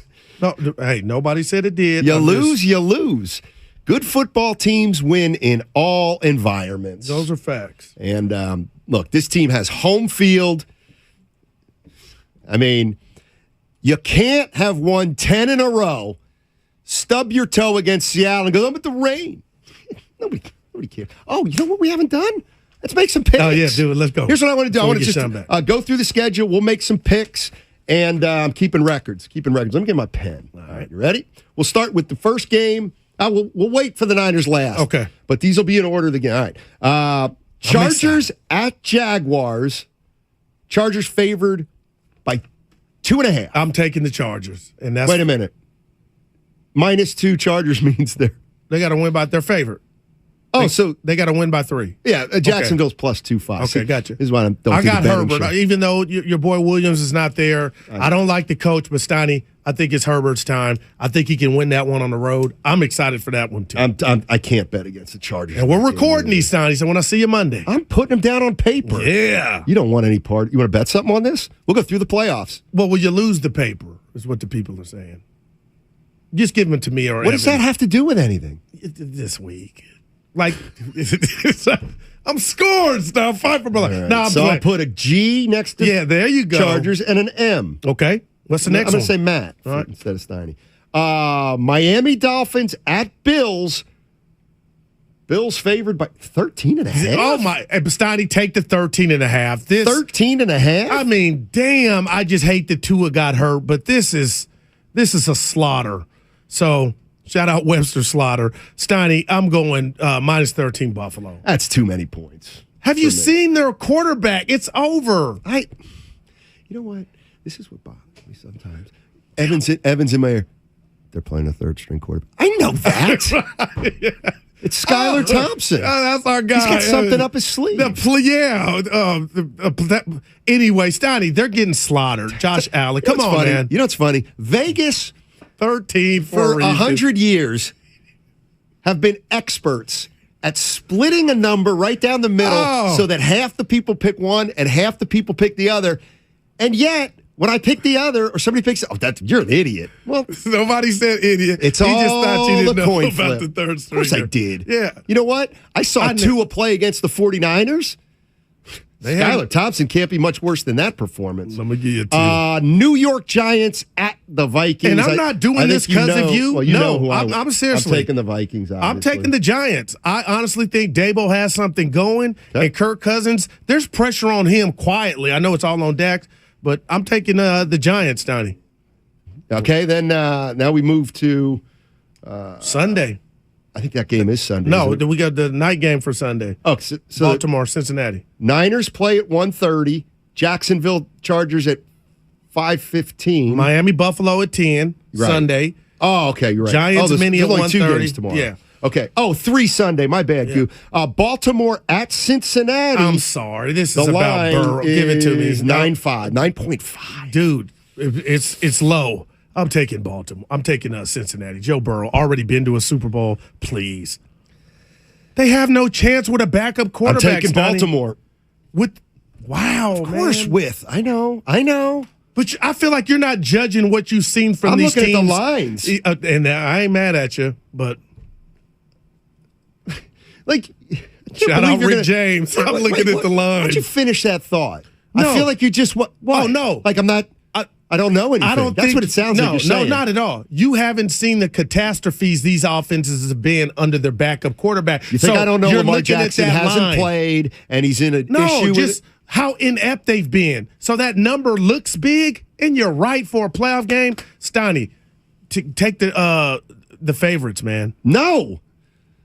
And I'm definitely. I love how you say no. Go and ahead. I'm definitely last game. Well, second to last game. We'll go to 9. Yeah.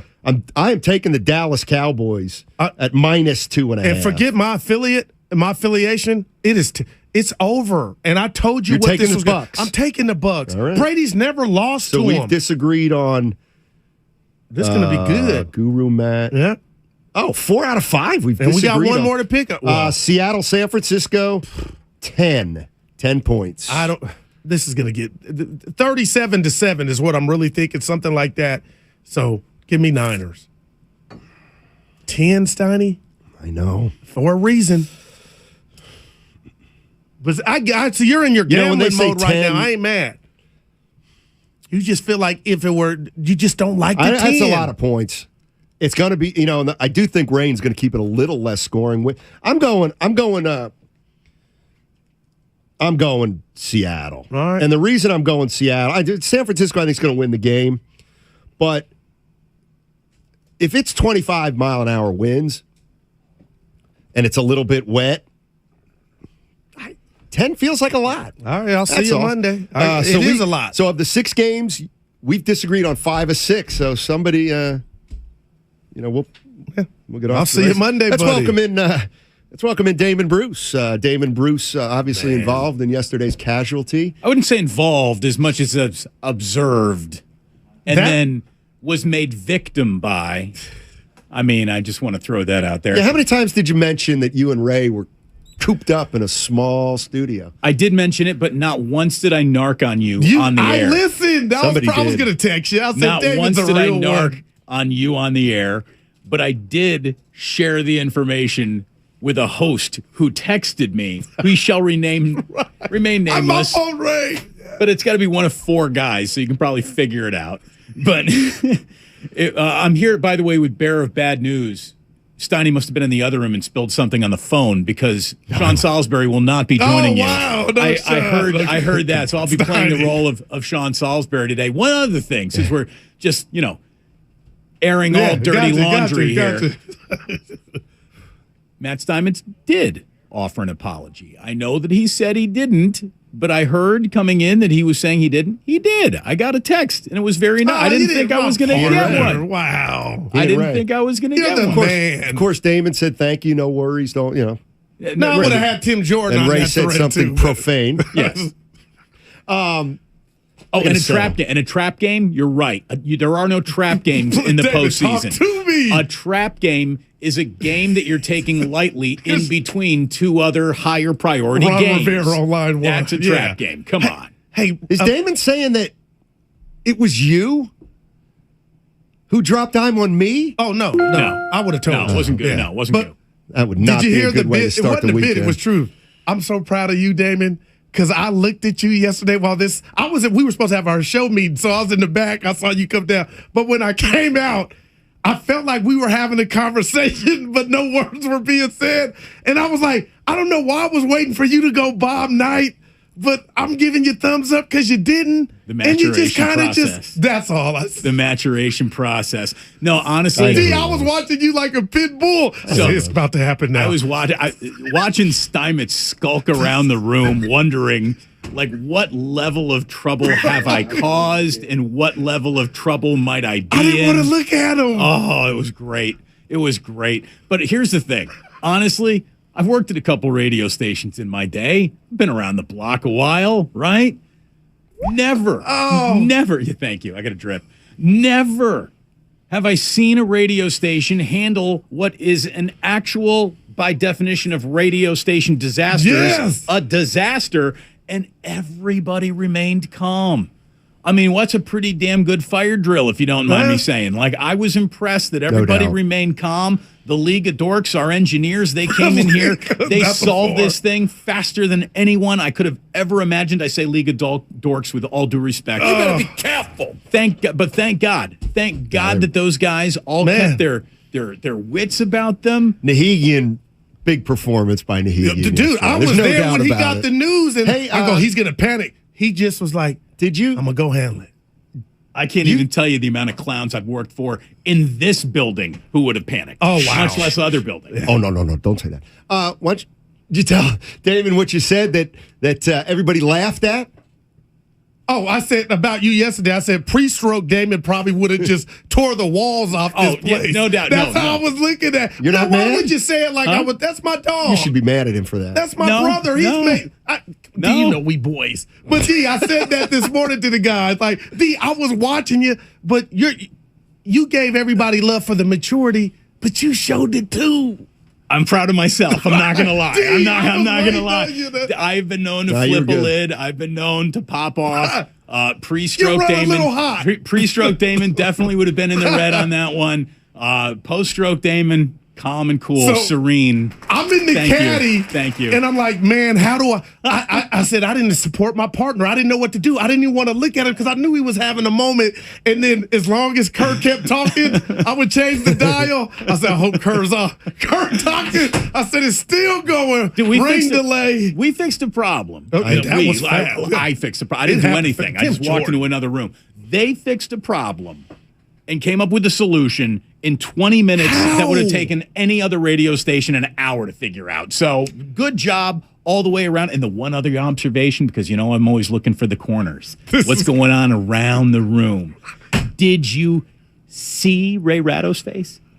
You've never seen more delight. He looked like a Christmas kid thinking about what's actually in my stocking. He was so excited that the show might get completely canceled. That's what he was excited. So excited that chaos had broken out. He was thinking, I can hit that 3:45 ferry back to Alameda after all. He was giddy about the whole thing. And then we had to go sit on each other's lap in the corner and do a show in a tiny fell in the studio. bullpen. He was there after it was all like, nobody knew what was going on, but we did. And I just looked at Ray. I said, you know what, Ray? I think I'm going to leave. He responds, that might be a good idea. Like you can do nothing here, Goose. The funny thing is, though, is he went from unbelievably gleeful when he saw everybody, what's going on? We got a problem.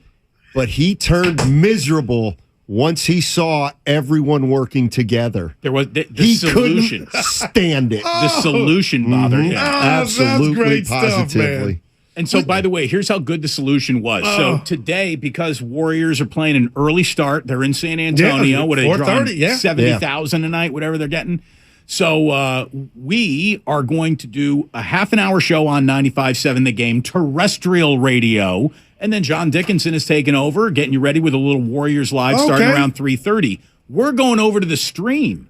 If you want to keep talking football, if you want to talk playoffs, Ray and I are going, and we're doing it all, including the terrestrial part, from the other studio. No, we're going back in the studio. We're going right back in there because it works so gosh darn well. Wow. I mean, you guys sounded, there was nothing they sounded great when you guys were on at all. That's because we're pros. But you said 20 minutes. I thought I texted Nahegan at like 4:20, 4:30 and said, is it fixed? And he said no. Oh, but did they know what the problem was at that point? So what had not been fixed? At? What had not that been had fixed? To be chilling when you got no back. What like not, it's still going. What had not been fixed is this studio. But as long as we were on the air, that's what's fine. That's what blowout tomorrow. It has to be right.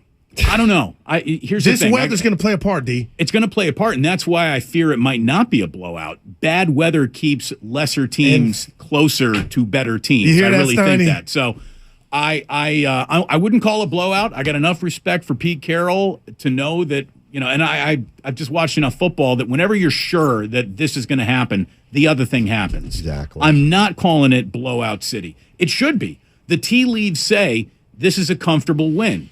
But there are no comfortable playoff games. So anything could happen. The bright lights come on. It'd be the wrong week for Brock to finally look like this might be a little over my head. Let me throw this one at you. Everybody's, not everybody, but people are afraid that maybe Brock Purdy will come back to earth in this one game. He'll play poorly. And I'm like, what does that look like? It's not like Kyle Shanahan's going to let him throw 4 interceptions. You know that the 49ers have not had a quarterback throw 3 interceptions in a game in 5 years. Jimmy Garoppolo in 2017 was the last one to do it. Like, Kyle won't let 2018, I'm sorry. Right. Kyle won't let it happen. I mean, 3 is a big number. That's what I told him. I told her that was empty. But that is, one might be fatal. Right. You're right. Yeah. Look, if Kyle feels like I can't do this, he won't do it. That's the element of the stubborn Kyle that we got so angry at during the lulls and the slow start to the year. It just feels like this guy's got a formula. He won't deviate for anything, and that means he can only play one speed, one style. We now know that was the wrong thing to say. This guy can do it. This guy's a hell of a coach. No doubt. But yeah, he is not going to put, the worst foot forward. He will not be putting his worst foot forward. And because he won't take any risks sometimes it looks like he's tiptoeing down the field. No doubt. And that's what. Let me lay this on you. We look at the AFC. You see Burrow, Mahomes, and Allen. I get all that. The football I grew up on, you need a quarterback. And I'm not dissing Purdy or robbing him of being the next Joe Montana. Garoppolo, we saw, was an average quarterback. But they got to 2 NFC championship games, and they got to a Super Bowl and should have won. Damon, I'm starting to think Kyle's legacy may be you are so creative and innovative on offense. And again, no shade at Brock because he could be a star, but you might not need those type of guys to get to the promised land. That's what this is looking like to me because you did it with Jimmy. Now, you didn't do it with Mullins and Beathard, but Brock Purdy, I mean, this looks like he might have, I did it with a third-string quarterback, whether you like it or not. No one's winning anything without an overwhelming something, right? You got to have an overwhelming offensive line, an overwhelming running game, an overwhelming quarterback, or everyone's favorite cliche, the overwhelming defense. And that's what he's got. As much as we talk about Kyle and his offense and the architecture that he's put into his running game and so on and so forth, and how every other team studies tendencies in the Niners' offensive packages to, not only figure out what they're doing, but to take what they're doing and incorporate it in their own running games, Kyle Shanahan might be the best defensive mind in football, the way he has built this defense over the last 3 years. And no matter who seems to be the coordinator or coaching it, there's been incredible success on that side of the ball. We always look at Kyle and we say the offense is him. Well, the defense is his too. See, he's the GM of the whole thing. That's interesting. Like Saleh now, Ryans, I robbed Kyle of that credit on defense. This is his defense, man. He's built it all. And it's been impressive. By the way, I saw Parsons, Micah Parsons, first team All-Pro, first player to be first team All-Pro since the merger, since Lawrence Taylor. Okay, the only problem is he's not built like Lawrence Taylor or Bosa, and they don't know. They're confused, Quinn, on how to use him. He's a tired fighter now because he's small stature, and he's been going up against them goons. So when you need it most, I'm not saying Monday. That's 30. Hopefully he'll get 3 sacks, but it's a hard out. At 30. All right, got it. David Bruce Ray Rattle coming up next. Have a great weekend, everybody. He's got a cap on his drink. Cap on his drink. It's a Football Friday on 95.7 The Game. Ayuk wide open. He's got it for the touchdown. Brought to you by Zenni, the official eyewear of the San Francisco 49ers. Shop from over 3,000 styles at 80% off retail prices. Exclusively at Zenni.com. So, the other day, I bought an extremely chatty... Boring story time. Make that an extremely catty cockatoo. You're welcome. Apparently, the pet store won't take it back. But, hey, I'll manage. I love that for you. Just like I manage without home internet. No, you don't. Sure, my mobile hotspot is slow and makes streaming shows unbearable. Oh, Bertie likes to stream. But I'm making do. Oh no, who's this? My lady friend. It's mating season, duh. No home internet? It's not that bad. No, not there. It is that bad. Don't settle. Get Xfinity Home Internet for just $19.99 a month for 1 year with a free streaming box. Call, click, or visit a store today. Restrictions apply. Not available in all areas. Requires paperless billing and auto pay with stored bank account. After 12 months, regular rates apply. Offer ends 2/21/23. UCSF Sports Medicine Center is dedicated to treating every type of athlete, from kids to adults, amateurs to elite professionals. As one of the best orthopedic programs in the nation, UCSF has programs to optimize an athlete's performance and the latest advancements to treat the most complex sports injuries. With locations throughout the Bay Area, now including Marin, Walnut Creek, and Redwood Shores, it's even easier to make an appointment today. Visit ucsfhealth.org so you can get cleared to play. UCSF Health, redefining possible. Tune in to 95.7 The Game for Warriors Live, 60 minutes before tip-off of every Warriors game. Brought to you by Xfinity. Supercharge your home with supersonic Wi-Fi. Unbeatable internet, only from Xfinity.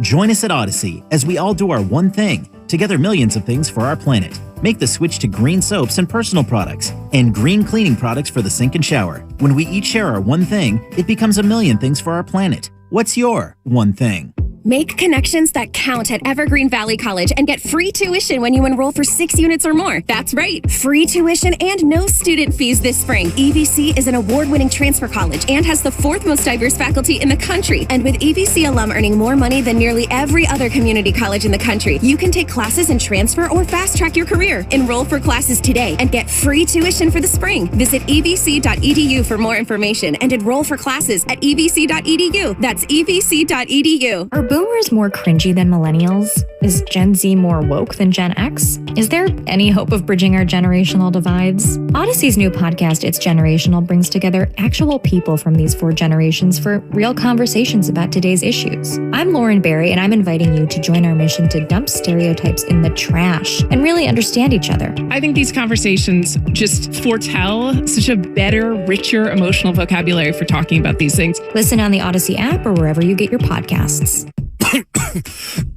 When a cold comes on strong, knock it out with Vicks DayQuil Severe for max strength daytime relief. Just 1 dose of Vicks DayQuil Severe starts to relieve 9 of your worst cold and flu symptoms to help take you from 9 to none. Power through your day with Vicks DayQuil Severe, the daytime non-drowsy, coughing, aching, fever, sore throat, 9 to none medicine. Use as directed. For the ones finding new ways to ensure the job always gets done. For the ones wearing many hats. For the ones who are hands-on, even from far away. And the ones keeping business moving forward. We are Grainger, offering professional-grade industrial supplies, plus real-time product availability and access to experts ready to answer your toughest questions. Call, clickgrainger.com, or just stop by. Grainger, for the ones who get it done. Come into Friedman's Appliance and see the full line of Fisher & Paykel appliances. Experience them in person in live vignettes, including their famous dish door dishwasher and unique sizes of refrigeration designed to fit seamlessly into your kitchen space. Fisher & Paykel products deliver perfect results with exceptional design and performance. And for a limited time, receive up to a $2,000 rebate when you purchase a qualifying Fisher & Paykel kitchen package from Friedman's Appliance. Visit Friedman's Appliance in Pleasant Hill or online at friedmansappliance.com. Don't waste time trying to get rid of your old or broken car. Cars for Kids is the easiest and fastest way to donate your car and get a tax deduction. Go to carsforkids.org today. That's cars with a K. You're listening to 95.7 The Game, KGMZ FM at HD1 San Francisco. Always live on the free Odyssey app.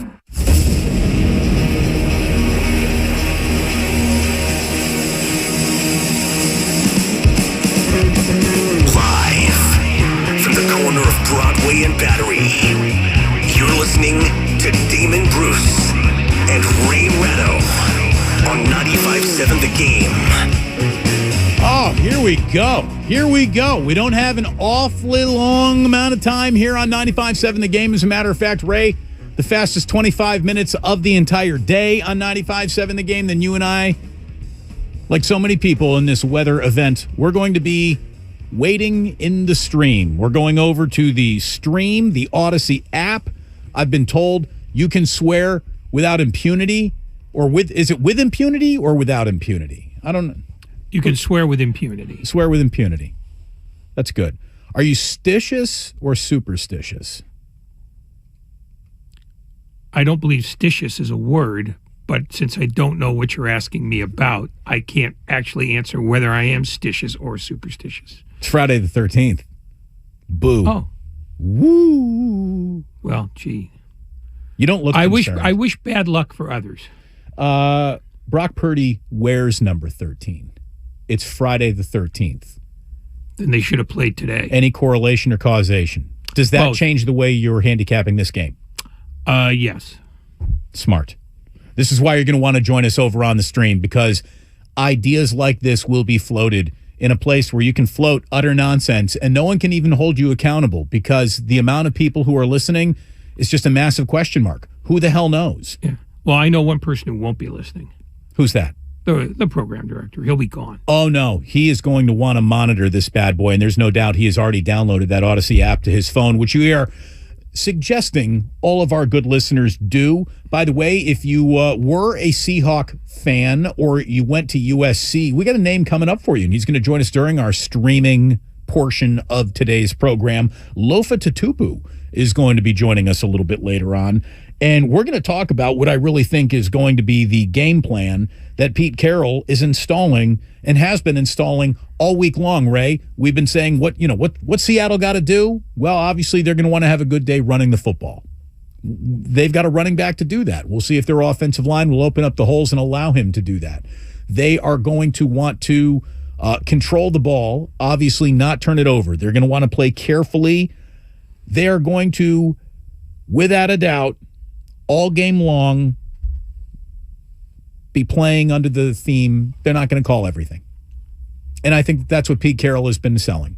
I think they're working special teams to steal a possession, watch a fake punt, watch a fake field goal. I've been saying that all week.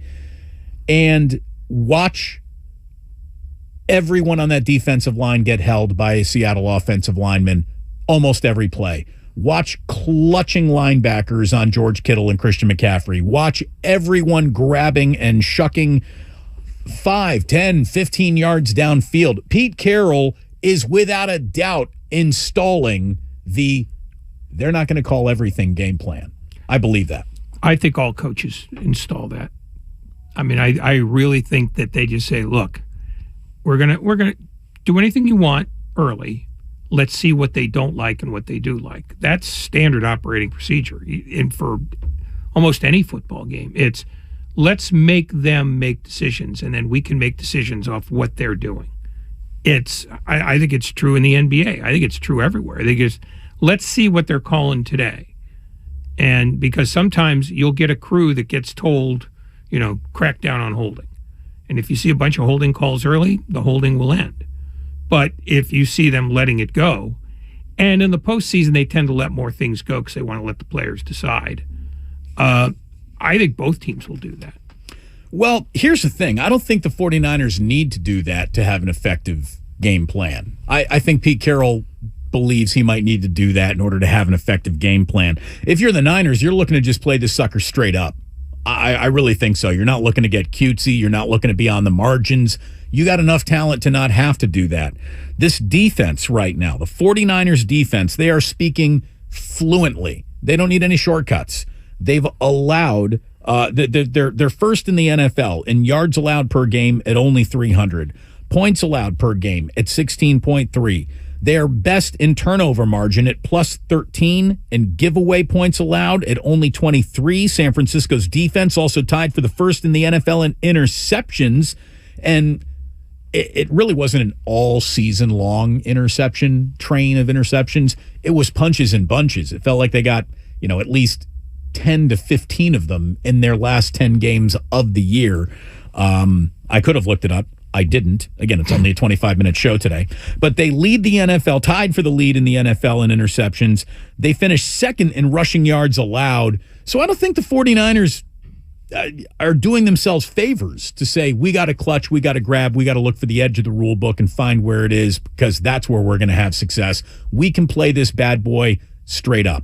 I don't think the Seahawks can. And that's what Pete is installing. Do other coaches? Is this a philosophy? Yeah, it's happening. But I think it'll be obvious to the naked eye.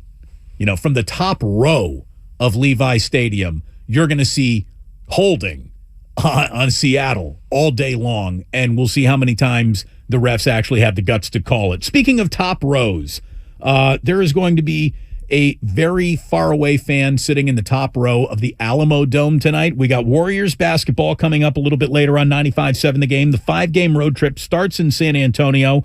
We can tell you that Jonathan Kuminga, James Wiseman, and JaMychal Green are all out this game, and they're looking to put about 70,000 people in there for this bad boy. Michael Wright, who covers the NBA, says he's been walking around scooping out the place. He says, there's going to be a party in here tonight, both standing room only bar areas and where people are actually sitting have very well stocked bars. They are well staffed. So they are expecting a massive crowd and a massive Friday night hoedown in San Antonio. So it should be a fun made for TV event. What it's really not made for is anyone sitting about 30 rows or further back in that cavernous stadium. If you're going, bring your opera glasses. If you're classy. In Texas, I guess they call them binoculars. No, I think what they're telling them is if you're 15 rows back, just drink. Because first of all, you don't really want to watch San Antonio play this year. They're brutal, and they are hard on the eye. Secondly, if you're 20 rows back, you're about 500 feet away from the court. Right, so you're 'cause it's not basically watching sloped. ants run into each other. So I think that's why there's so much liquor there. There's going to be a seat somewhere in that upper deck that is legitimately 350 yards away from the field. So yeah, if you were one of the 63,000 people that they've already said have bought tickets, about 58,000 of those people are not going for the basketball game. No. Because they won't get to see it. It's a scene, baby. It's a scene. So Warriors, they begin their 5-gamer tonight in San Antonio. It is going to be obviously, here's the thing. The Warriors are completely out of games to throw out and games to throw away. They have squandered whatever cushion of games that don't matter they hoped they had this year. At least that's the way they need to be going about playing and addressing what it is they're going to do from here on out. I mean, there's no more time to figure it out. It needs to get figured out. Let's go. Let's see how they look. They're going to play 2 games by the time we're back on the air on Monday because they're playing Monday afternoon, Martin Luther King Day. So matinee games all over the NBA. Ray and I should be on almost right at 3 o'clock, and we will be obviously in full recap of everything that's going to happen in the NFL and the last couple of Warrior games that were played. The only 49ers news that we have to share today, and I don't know how much news this is really or how much it's going to impact a single snap of the playoffs unless a number of injuries would occur, but both Tevin Coleman and Janoris Jenkins have been elevated from the practice squad to the active roster. So there you go. That is the only real news about the 49ers today. And, when it comes to house money, normally it's clear which team, which coach, which scenario is happening under the banner of house money. We know the 49ers have a level of expectations attached to them. But in a weird way, isn't Kyle Shanahan also playing with a little bit of house money because he knows they're not supposed to be here in their quarterbacking situation? As much as in his mind's eye he has set up, an offense that is independent of outstanding quarterback play to be functional, I just think he knows enough about football to know that everything historically says you're up against it. You're not going far in the situation you've got under center. And in a weird way, he's got house money. Pete Carroll, this is as He's much got house nothing money. but house money. Exactly. He is sitting there with nothing but an open line of credit. Yeah, 9 and 8 teams who are seeded 7th have nothing but because they're happy to be there, and B, they can pretty much throw the playbook out the window if they want. I don't think Kyle Shanahan views himself as playing with house money only because he spent 6 years proving that he makes his money on defense and running. And I think most people around the country are expecting to see that from them because that's what he's shown them since he's been there. So I don't know that he's playing with house money as much as he is playing with the idea that on a bad day, we can't give them the ball. That's all we have to do. If he's got house money, it's the house money that comes with having the better team and having the better scheme. Because when they run the ball well and they defend, they're not beatable. But if you want to beat the 49ers, you either have to stop them from running the ball or take the ball away from them 4 times. And this year, I think they're plus 13. They've only had 17 turnovers, which is 1 per game. Any coach would live with that.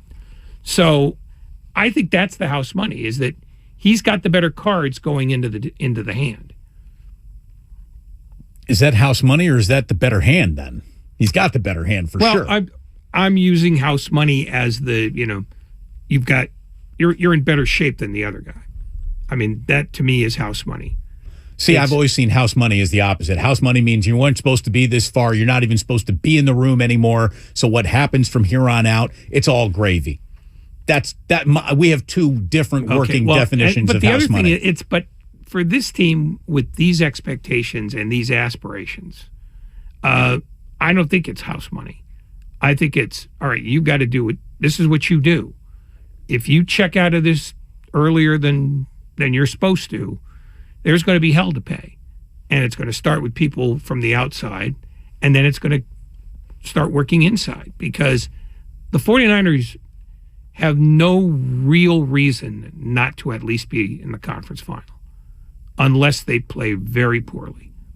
Because I don't think either the Cowboys, the Vikings, the Giants, whoever, can play perfectly enough that they can beat them unless they contribute to that themselves. By the way, I want to make sure that I get it up and on the air while we're on the air before we go over to the stream at the bottom of the hour to let people know we want you to make a little money this wild card weekend, right? Our Fade the Public segment is a documented, profitable 58% winner.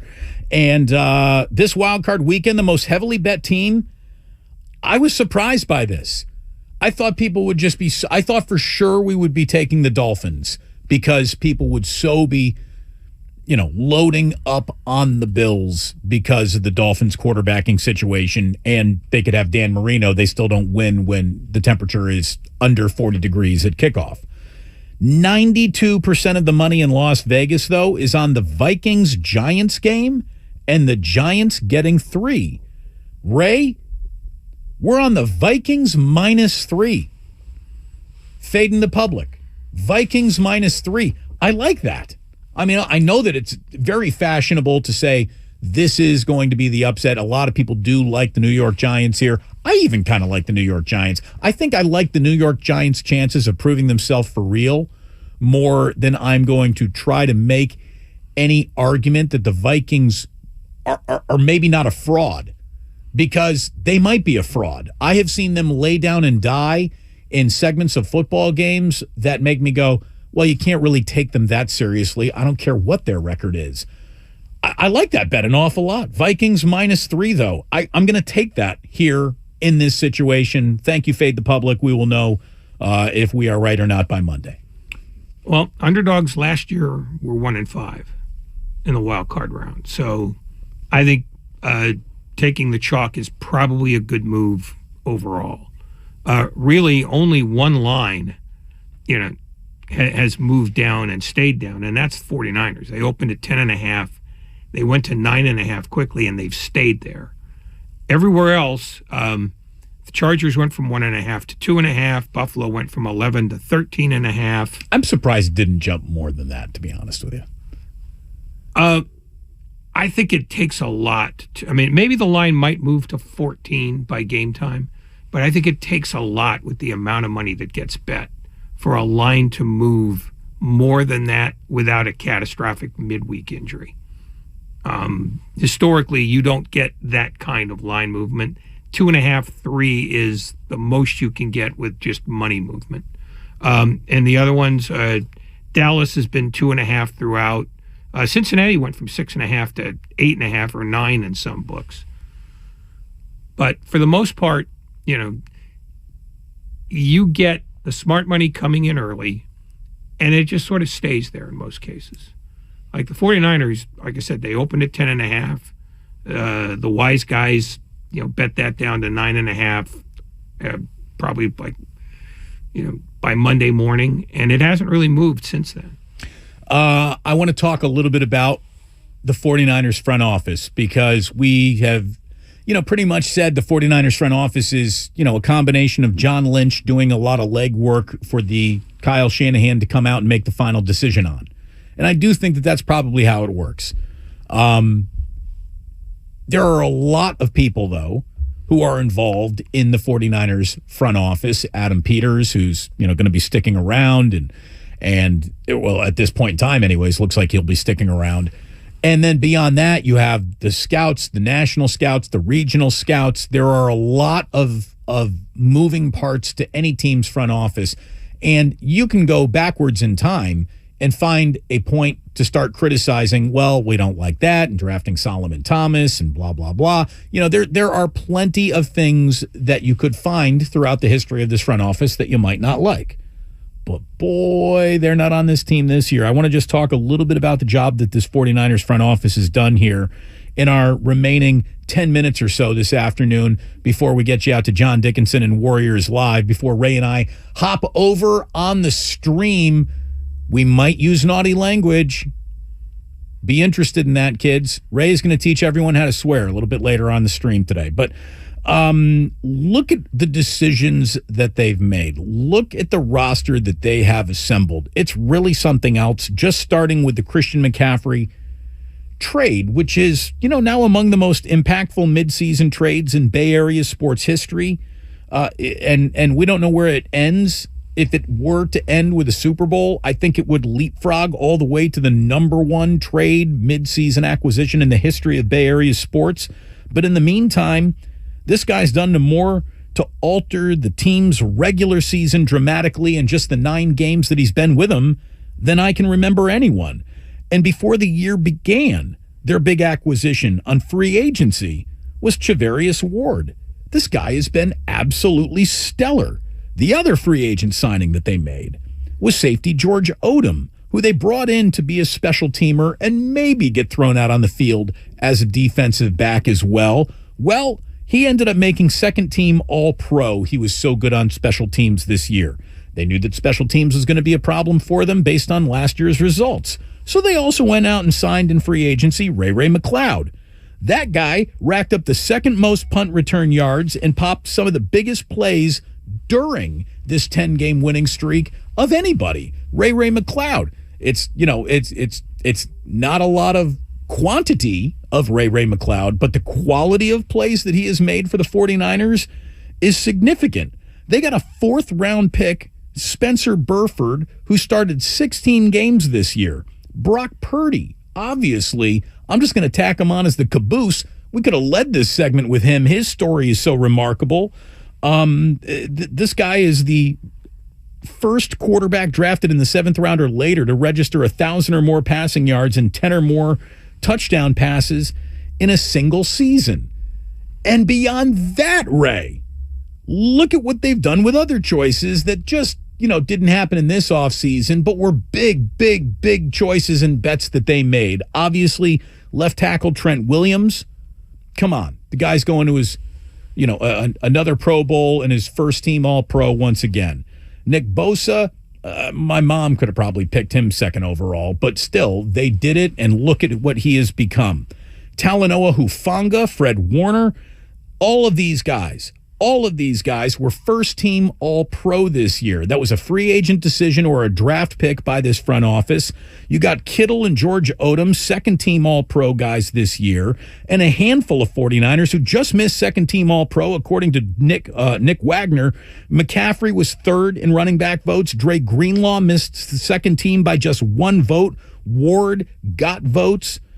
It's pretty amazing what they've done for the big decisions on their team. I mean, they have all hit over the last couple of years. Well, did you mention Aaron Banks? Didn't even mention Aaron Banks. Yeah. No, I think they've had a couple of very good years, but, look, draft picks are cyclical. And 70% of all draft picks wash out. So their run of fortune, while it may be transitory, has been helped by the fact that they have good players elsewhere. They have good players elsewhere. They could be patient with Banks when people said, "God, he's useless." Well, it turns out he's a plus blocker now, and that's without any sort of outlandish change in what he does and what they want him to do. He just simply got better with time. He didn't hit the ground running, but he's running now. For the most part, I think it's always been a good player personnel department.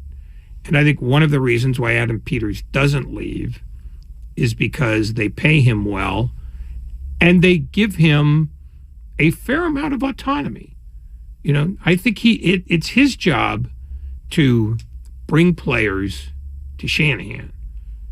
And then Shanahan makes decisions on those players. But Shanahan doesn't get down at ground level and go, all right, I want this left guard, or I want that outside linebacker. What he'll say to Adam Peters is, we're looking for outside linebackers. What do you got? Right, unless he's got a real pick of the litter. And it's funny. It seems like the Kyle Shanahan pick of the litter was, Trey Sermon. He's the one who really wanted to go and say, get that guy.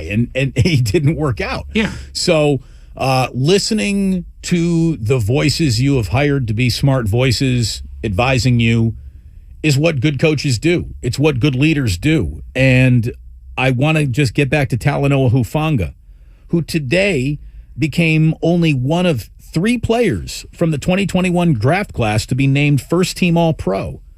Now, the other 2 guys, Patrick Surtain, who was the 9th overall pick, and Micah Parsons, who was the 12th overall pick of the first round, certainly careers can go in a lot of different ways. And the Denver Broncos and the Dallas Cowboys don't need to be apologizing for finding their talent so high in the draft, because that's what you're supposed to do. But just because you picked a player doesn't mean he's going to be a player that pops. Both of these guys had popped to the point where they are first-teamers. Micah Parsons is a first-teamer 2 times in his first 2 years, which has not been done in the merger since Lawrence Taylor.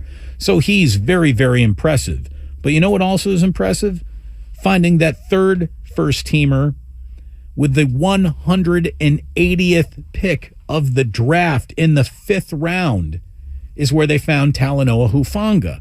That is some good scouting with a little bit of luck and great player development and his, dedication to his craft himself. Also in that 5th round, Diamador Lenore. He's starting for this team. Also, tackle Jalen Moore was the same 5th rounder that year. And if either Trent Williams or Mike McGlinchey goes down, Jalen Moore is going to go in that game and probably not be that dramatic of a setback. He's pretty good too. So they've been unbelievable in terms of bringing the right name to the podium, getting lucky with that pick, and then bringing them in and coaching them up, because they've done all of it. Yeah, Hufanga's an interesting case because I think most people sort of pegged him as second or third round talent level, but he fell for any number of reasons. You never really get the real one, but he finally got picked in the 5th, largely because he was just sort of there, and it's day 3, and he's there. Let's take a shot. But the other interesting thing that I found was that he played much better up until about week 14. And then, and this is not me saying this, this is D'Amico Ryan. He started, playing defense with his eyes rather than just playing. And he's been a little critical of Hufanga lately. But it's kind of an indication to me that there are some people who voted All-Pro who made up their minds fairly early on some guys. Trent Williams, I think, probably had a better year last year than he did this year. Yeah, I thought I would have agreed with that. And the thing on Hufanga, though, he's someone who played himself into such a status. Maybe you start thinking, all right, I've got to go out and make a play here. So you start cheating a little, and your eyes are lying, and that's what happened. I think that's exactly it with him. I mean, he sort of fell in love with playing a certain style that D'Amico Ryans finds maybe a little reckless or a little undisciplined. And again, it's an indication that, when your defensive coordinator is saying, he sort of slipped a little bit, normally that would cost you votes, but it didn't seem to affect Hufanga. Now, either the safety market is poor this year, and I don't think it is, or people make up their minds fairly early. And that's the one thing about the All-Pro list that I'm always a little bit wary of. One other All-Pro note that I found interesting and want to share it. Sauce Gardner of the New York Jets is the first rookie corner to be first-team All-Pro for the first time in 41 years. So what a season he had. And what a stream we're about to have here on 95.7 The Game. But you got to go and download the Odyssey app, because that's where Ray and I are going to be for about another hour talking exclusively the upcoming playoff weekend, 49ers and Seahawks. If you are a fan of the Golden State Warriors, don't you move a muscle, because a man I'm a fan of, a man even Ray will admit to liking, John Dickinson, is coming up next with Warriors Live here on 95.7 The Game, brought to you by Xfinity. That's what's happening. We brought to you here by Merowest Credit Union, working for you today, tomorrow, together. I won't say something as dramatic as sports don't build character, they reveal it, because we're not done. We're going over to the stream. I'll go ahead and say it. No. John Dickinson, though, is coming up next. Join Ray and I in a place where we can swear with impunity, without impunity. Yes. There will be punity. How about freely? On the stream. Freely. It's free to you, as is John Dickinson and Warriors Live next year on 95.7 The Game. It's a Football Friday on 95.7 The Game. This one is juggle pick. There goes Hafanga. Brought to you by John Vai's Bay Area Houses. Thinking of selling your home but don't want to deal with repairs, cleaning, realtors, photos, and showings? With John Vai's Bay Area Houses.com. You don't have to do any repairs or pay any commissions. Visit John Vai's Bay Area Houses.com. All right, I got one more thing to do here on the air before Ray and I go over to the stream. Go ahead and search 95.7 on the Odyssey app. I need to tell you about my friends, tax and crypto attorneys at the Kugelman Law Firm. You've probably heard by now that the IRS is receiving $80 billion to increase enforcement this year and audit individuals and small business owners. And if that news worries you at all, if you have years of unfiled tax returns, if you're already receiving notices from the IRS or the Franchise Tax Board, then you need to contact Kugelman Law at sftaxteam.com. I have met the guys at Kugelman Law, and I tell you, they're approachable, they're down to earth, and most importantly for you, they're transparent. They're going to tell you what problem you have and how much it's going to cost to go ahead and have them fix it for you and negotiate the best possible outcome. They strive to provide effective, efficient resolutions to all your tax, your crypto needs, while offering consultation and get a fair, honest assessment of your tax or crypto issues. Visit sftaxteam.com. Alexander Kugelman is the managing attorney at 21 Tamil Vista Boulevard, Suite 202, Corte Madera, California, 94925. This is a paid endorsement that does not constitute or guarantee a result or prediction. Daly City, rainy tonight with a low of 53. Weather brought to you by Total Wine & More. At Total Wine & More, save big on what you love this month with hundreds of deals on amazing wines and spirits. Love what you find at the lowest prices only at Total Wine & More. Drink responsibly. B21. First, we decide where we want to go. Then we need to know the best way to get there. Hi, my name's Adam Barada. I'm the owner of Advantage Gold. We're the highest rated precious metals firm in the country. We teach people how to own physical gold and silver. Now, we've won the Best of TrustLink Award 4 years in a row because we educate our clients on how to buy gold and silver the right way. We don't pay celebrity spokespeople millions of dollars. We'd rather pass that value on to you. Call 800-900-8000 and speak with one of our experts. We'll send you a free gold kit along with my latest #1 national best-selling book, The Great Devaluation. Call 800-900-8000. That's 800-900-8000. Get the best information, the best process, the best service, the best value. Call Advantage Gold at 800-900-8000. Call 800-900-8000. Advantage Gold is not an investment advisor or a tax advisor. Consult with your financial advisor before investing. Get in the zone. AutoZone. Welcome to AutoZone. What are you working on today? Starting trouble. No one likes that. We'll get you set up for some stronger starts. You might just need a fresh charge, and we'll take care of that free of charge. But if it is time for a new battery, we've got replacement batteries that'll fit your needs, starting at just $79.99. You can learn more about our battery selection at AutoZone.com. That's what makes us America's #1 battery destination. Get in the zone. AutoZone. Claim based on data from the NPD Group 2021. I bet you folks are glad to be done with your shopping. Hopefully, all your gifts went well. But there's one last store to visit, this time just for yourself. Your chance to get one of the top-rated Samsung, LG, or Sony TVs at a crazy low price. Where? At Video Only's year-end clearance sale. A great way to end the year. If you don't check out these deals at Video Only, You'll be sorry. At the UPS Store, we know this upcoming holiday is when things can get busy for small business owners. Exactly. My to-do list and I don't take days off. That's why you can count on us to be open and ready to help with every small business need, whether it's packing and shipping or if it's just to check your mailbox. That's almost everything on my to-do list. My list and I can take the day off. Your local, the everything to help you be unstoppable store. The UPS Store.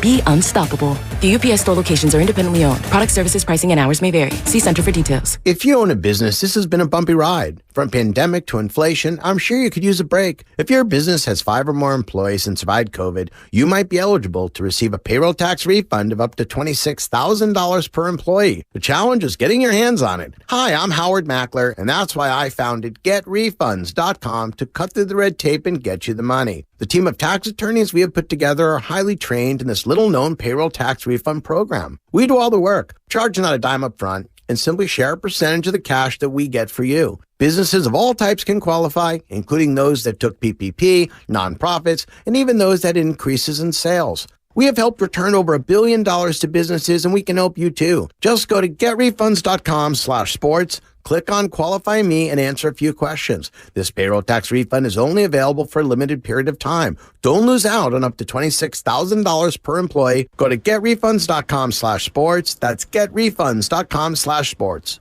As a Walgreens pharmacist, I talk with people all the time about little tips and tricks for filling their Medicare prescriptions, like taking advantage of Walgreens 90-day refills to save them a trip, or using Refill by Scan, which is super easy and right on your phone. And for anybody worried about prescription costs, I say, hey, we got you, with low-cost copays on many medications. Let's talk about making things easier. Walgreens is here. Fill your way and save at walgreens.com/Medicare. See pharmacists for restrictions and exclusions. Welcome to the greatest show on hardwood. Left side of the circle, it's money, cold, hard cash for Stephen Curry. The NBA champions are back to defend their title. And it starts now. This is Warriors Live. Holy cannoli, this is crazy. Presented by Xfinity. Supercharge your home with supersonic Wi-Fi. Unbeatable internet, only from Xfinity. It is Warriors Live. Warriors and the San Antonio Spurs this afternoon and on into the evening here on 95.7 The Game. John Dickinson with you as we get you set up for this one. Game one of what should prove to be, at least in my estimation, a pivotal 5-game road trip for the Golden State Warriors, as stops in Chicago and Washington, D.C., along with Boston and Cleveland to follow this game tonight in San Antonio, which is the second of 3 meetings between the Warriors and Spurs on this season. The Warriors with a 37-point blowout win back on November the 14th at Chase Center over the San Antonio Spurs, 132-95. The final in that one, as San Antonio comes in with the 4th worst record in the NBA at 13-29. They are 14th in the West. And the Warriors come in at 20-21, halfway mark for the Dubs, 41 down and 41 to go. And the Warriors looking to build off of a 5-3 homestand that started out just exceptionally well and finished with a thud, even as the Warriors got healthier in the lead up to this 5-game road trip, which begins this afternoon in San Antonio. Part of the story surrounding this game in San Antonio, lone trip for the Warriors to play the Spurs in San Antonio this season with the 3-game head-to-head matchup and part of the Spurs' 50th anniversary. The Warriors and Spurs set to play tonight in the Alamo Dome, the former home of the San Antonio Spurs from 1993 until 2002. And the Warriors and Spurs also set to break the all-time attendance record for an NBA game. Better than 64,000 set to be on hand tonight. And so Steph Curry and the defending champion Warriors to play that one. And again, breaking the record, which was set about 25 years ago in Atlanta. The Jordan Bulls in Atlanta, they played in the Georgia Dome on that night. And the Bulls and the Hawks setting what then was the NBA all-time attendance record, and the Spurs set to pack 64,000. I read yesterday 387 tickets sold for that game to be played. Might be a little bit of a weird vibe with the almost Final Four component to it, and the massive venue with the arena floor down in the middle of the venue. A little bit of a different layout than when the Spurs and other teams have played in domes over the years. Typically, the floor will be put in a corner or one side of the arena, and there'll be a curtain put up, and there'll be bleachers and stands and seating that are set up around it. But it would be made to basically fit around an 18 to 22, 23,000 seat venue with the curtain and everything. This is full bore. This is basically Final Four style tonight. And I know the Alamo Dome has played host to the Final Four a couple of different times. So something very unique, very fun, nationally televised game. And the Spurs in the midst of a big-time rebuild right now, trying to break the all-time attendance record, which should officially fall here once all those tickets are accounted for. But, yeah, 64,000 plus already sold.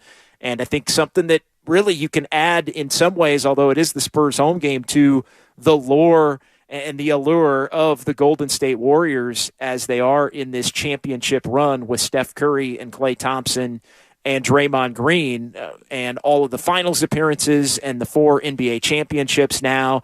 And I think this is another event in line with a bygone era, really, for the Warriors when you look at the Bulls and the Jordan Bulls and that team that was on their way to their 6th championship and a dynasty of their own, being the team to previously play in the game that set the all-time record. I also think there's some iconic comparisons flat out between Michael Jordan and Steph Curry when you look at the fact that San Antonio picked this game being the lone appearance for the Warriors, and that Steph Curry was able to be healthy enough to play in this game, because I think part of the reason this game was picked was having the best opportunity to do it, and that means having the number one draw and number one show in the NBA come into your building. And that is highlighted by the one and only Steph Curry, who's in his second game back after missing 27 days and 11 games after he got hurt with the shoulder issue in Indiana. So John Dickinson with you here, Warriors Live, sponsored by Xfinity Internet. Better streaming with our Flex 4K device, voice remote, and Peacock Premium, all at no extra cost, no strings attached, as the Warriors and the Spurs set to go at it from the Alamo Dome. Of course, Steve Kerr, a member of the Spurs organization for a couple of their championships in 1999 and then in 2003. And Coach Kerr played on the 99 team, which won that championship, playing their home games in the Alamo Dome. First time the Warriors and Spurs have played in the Alamo Dome. You got to go all the way back to March 5th of 2002, a game won by the Spurs 109-88, and a game I was reminiscing over the course of the last week with buddy Matt Steinmetz, who covered this game back in 1994 in his days as a beat writer covering the Golden State Warriors. The opening night game in San Antonio. I know a lot of the old heads remember this one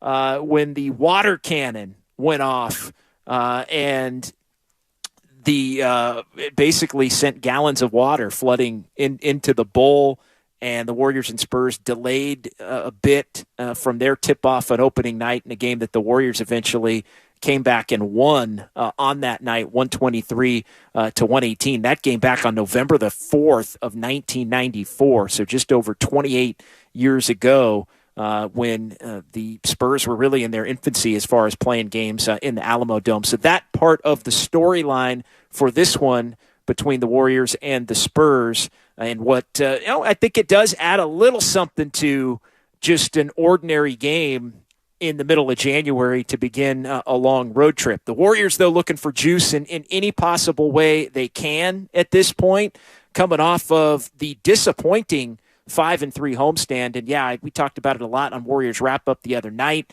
Very disappointing homestand in my estimation for the Golden State Warriors, considering the fact that they started out 5-0 and were more shorthanded in terms of the premier players at the beginning of the homestand than they were by the end, with Andrew Wiggins able to come back in limited fashion for the second to last game and final game, and then getting Steph Curry back in the fold much earlier than expected on Tuesday night against Phoenix.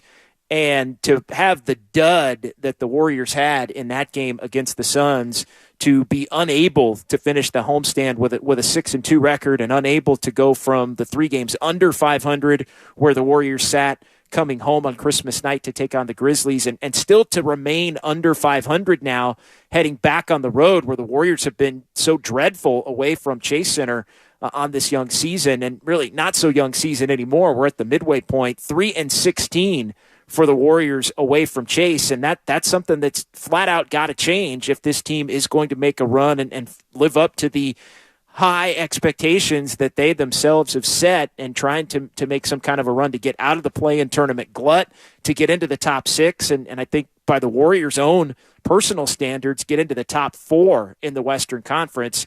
If the Warriors are going to do that, this is a game they got to win. And the game Tuesday night is a game flat out that they had to win, with Mikal Bridges being the only Phoenix Suns starter available to play in that game. And it was basically Mikal Bridges and the 8-15 portion of the Phoenix Suns roster, with the Warriors getting healthy and having Steph back, with Andrew Wiggins. Top 7 all intact for the Warriors. They get down 27 at home before basically deciding to play. And then they wiped away a good chunk of that lead, but it ended up being too little too late. Warriors having to be too perfect, and missed opportunities really for Golden State at the end of that homestand. I think you could sense that they were running out of gas a little bit after the 5-0 start. Games against Detroit and Orlando, as they had lost Jonathan Kuminga to injury, but they were getting Wiggins back. And then when it was surprise, surprise, come Monday that Steph was going to be able to play in that game on Tuesday, to just have such a woeful, dreadful performance, in particular in the first 3 quarters. Really, I thought one of the worst losses of the season, and a first half of the season, which has had quite a few of them. And the Warriors now, again, finding themselves where they have to do something extraordinary to make up for the fact that they've dropped so many of these games that have, at least on the outside, appeared to be gimmies. There were some early season bad road vibes for the Warriors when they couldn't beat Detroit or Orlando or Charlotte or some of those teams on that road trip at the beginning of the year, which set them to the 3-7 start, which took them another month to overcome. And now they've been battling here through the last month with a lot of injuries, and to the tune where I think push has come to shove as far as the Warriors having to try and get it together pronto, get it together right now on the road. And really, when you look at the layout of this road trip, the easiest games are at the beginning. And there's a couple of back-to-backs, which right off the top, it leads you to think, all right, well, who's going to be playing in all of these games on this trip? And the first player you always look at is Klay Thompson. And you look at the back-to-back Sunday, Monday, Chicago, Washington, the back-to-back to close it out Thursday and a week from tonight in Boston and Cleveland to end this trip. And right off the top, you think, all right, well, Klay Thompson's not playing in 2 of these 5 games. With the quick-ish turnaround, the night game tonight and an afternoon game that's going to be at 12:30 Pacific in Chicago on Friday, that's not quite the full day off and then night game one day in between that teams typically enjoy. So could the Warriors maybe give a few more players a game off with respect to maybe that either the game in Chicago or the second of the back-to-back, the game in Washington, and then the Warriors staying over in Washington and going to the White House to meet with the president and be honored for their NBA championship. That's set to come up on Tuesday. And so there's just a lot going on here as this trip gets going.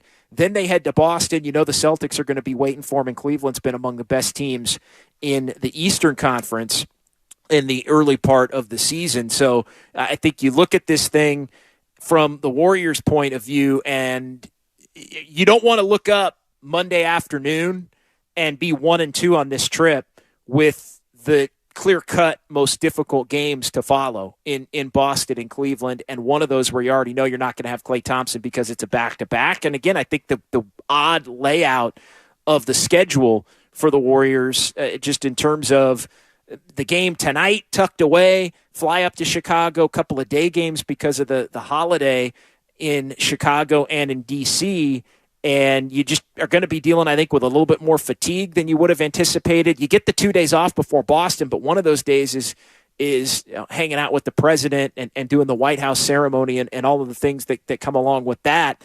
And so, maybe the Warriors find a little bit of their championship guile or some of those championship vibes that can carry them through.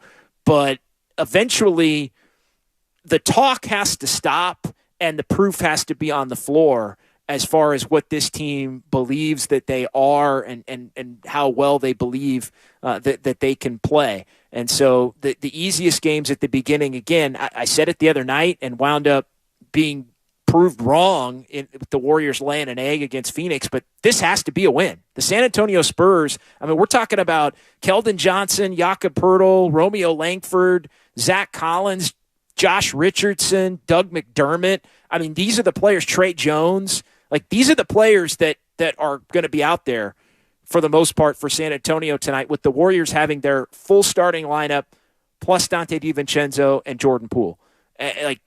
Losses in games like tonight just cannot happen if this team wants to claim that they're good enough to be an NBA champion caliber team, especially when they already come in sitting at 20 and 21. And you look at the standings, yes, it's still jumbled up, but it is starting to separate a little bit. The Warriors now 4.5 out of third.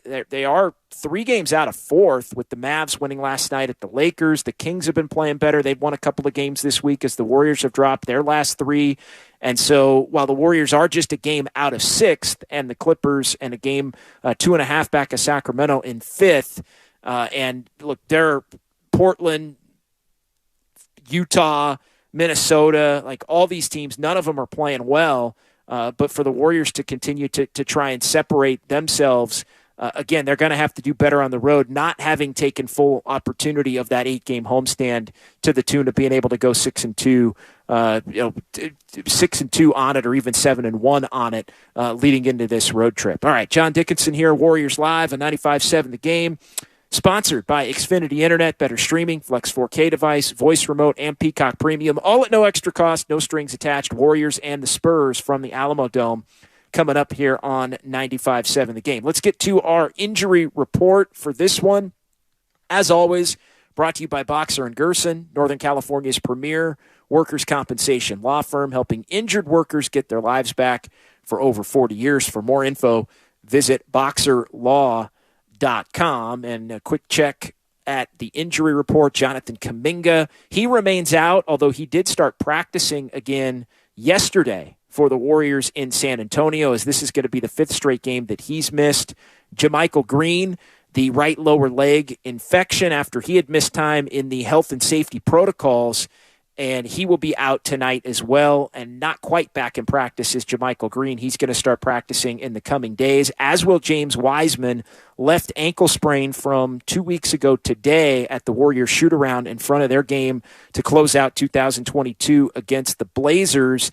He's missed the last 5. Warriors had said yesterday that he is making good progress and will be practicing again in the coming days. So Kuminga did get back to practice, but out for one more. We'll see if potentially we get to see Jonathan Kuminga back on the floor Sunday in Chicago, but one more game missed for Jonathan Kuminga. Devin Vassell, left knee procedure. He is among players of consequence for San Antonio who are out in this one. So that your injury report, brought to you by Boxer & Gerson here on Warriors Live on 95.7 The Game. Make sure you join me after the game for Warriors Wrap-Up. I'll be taking your phone calls, reacting to this one at 888-957-9570. As always here on 95.7 The Game.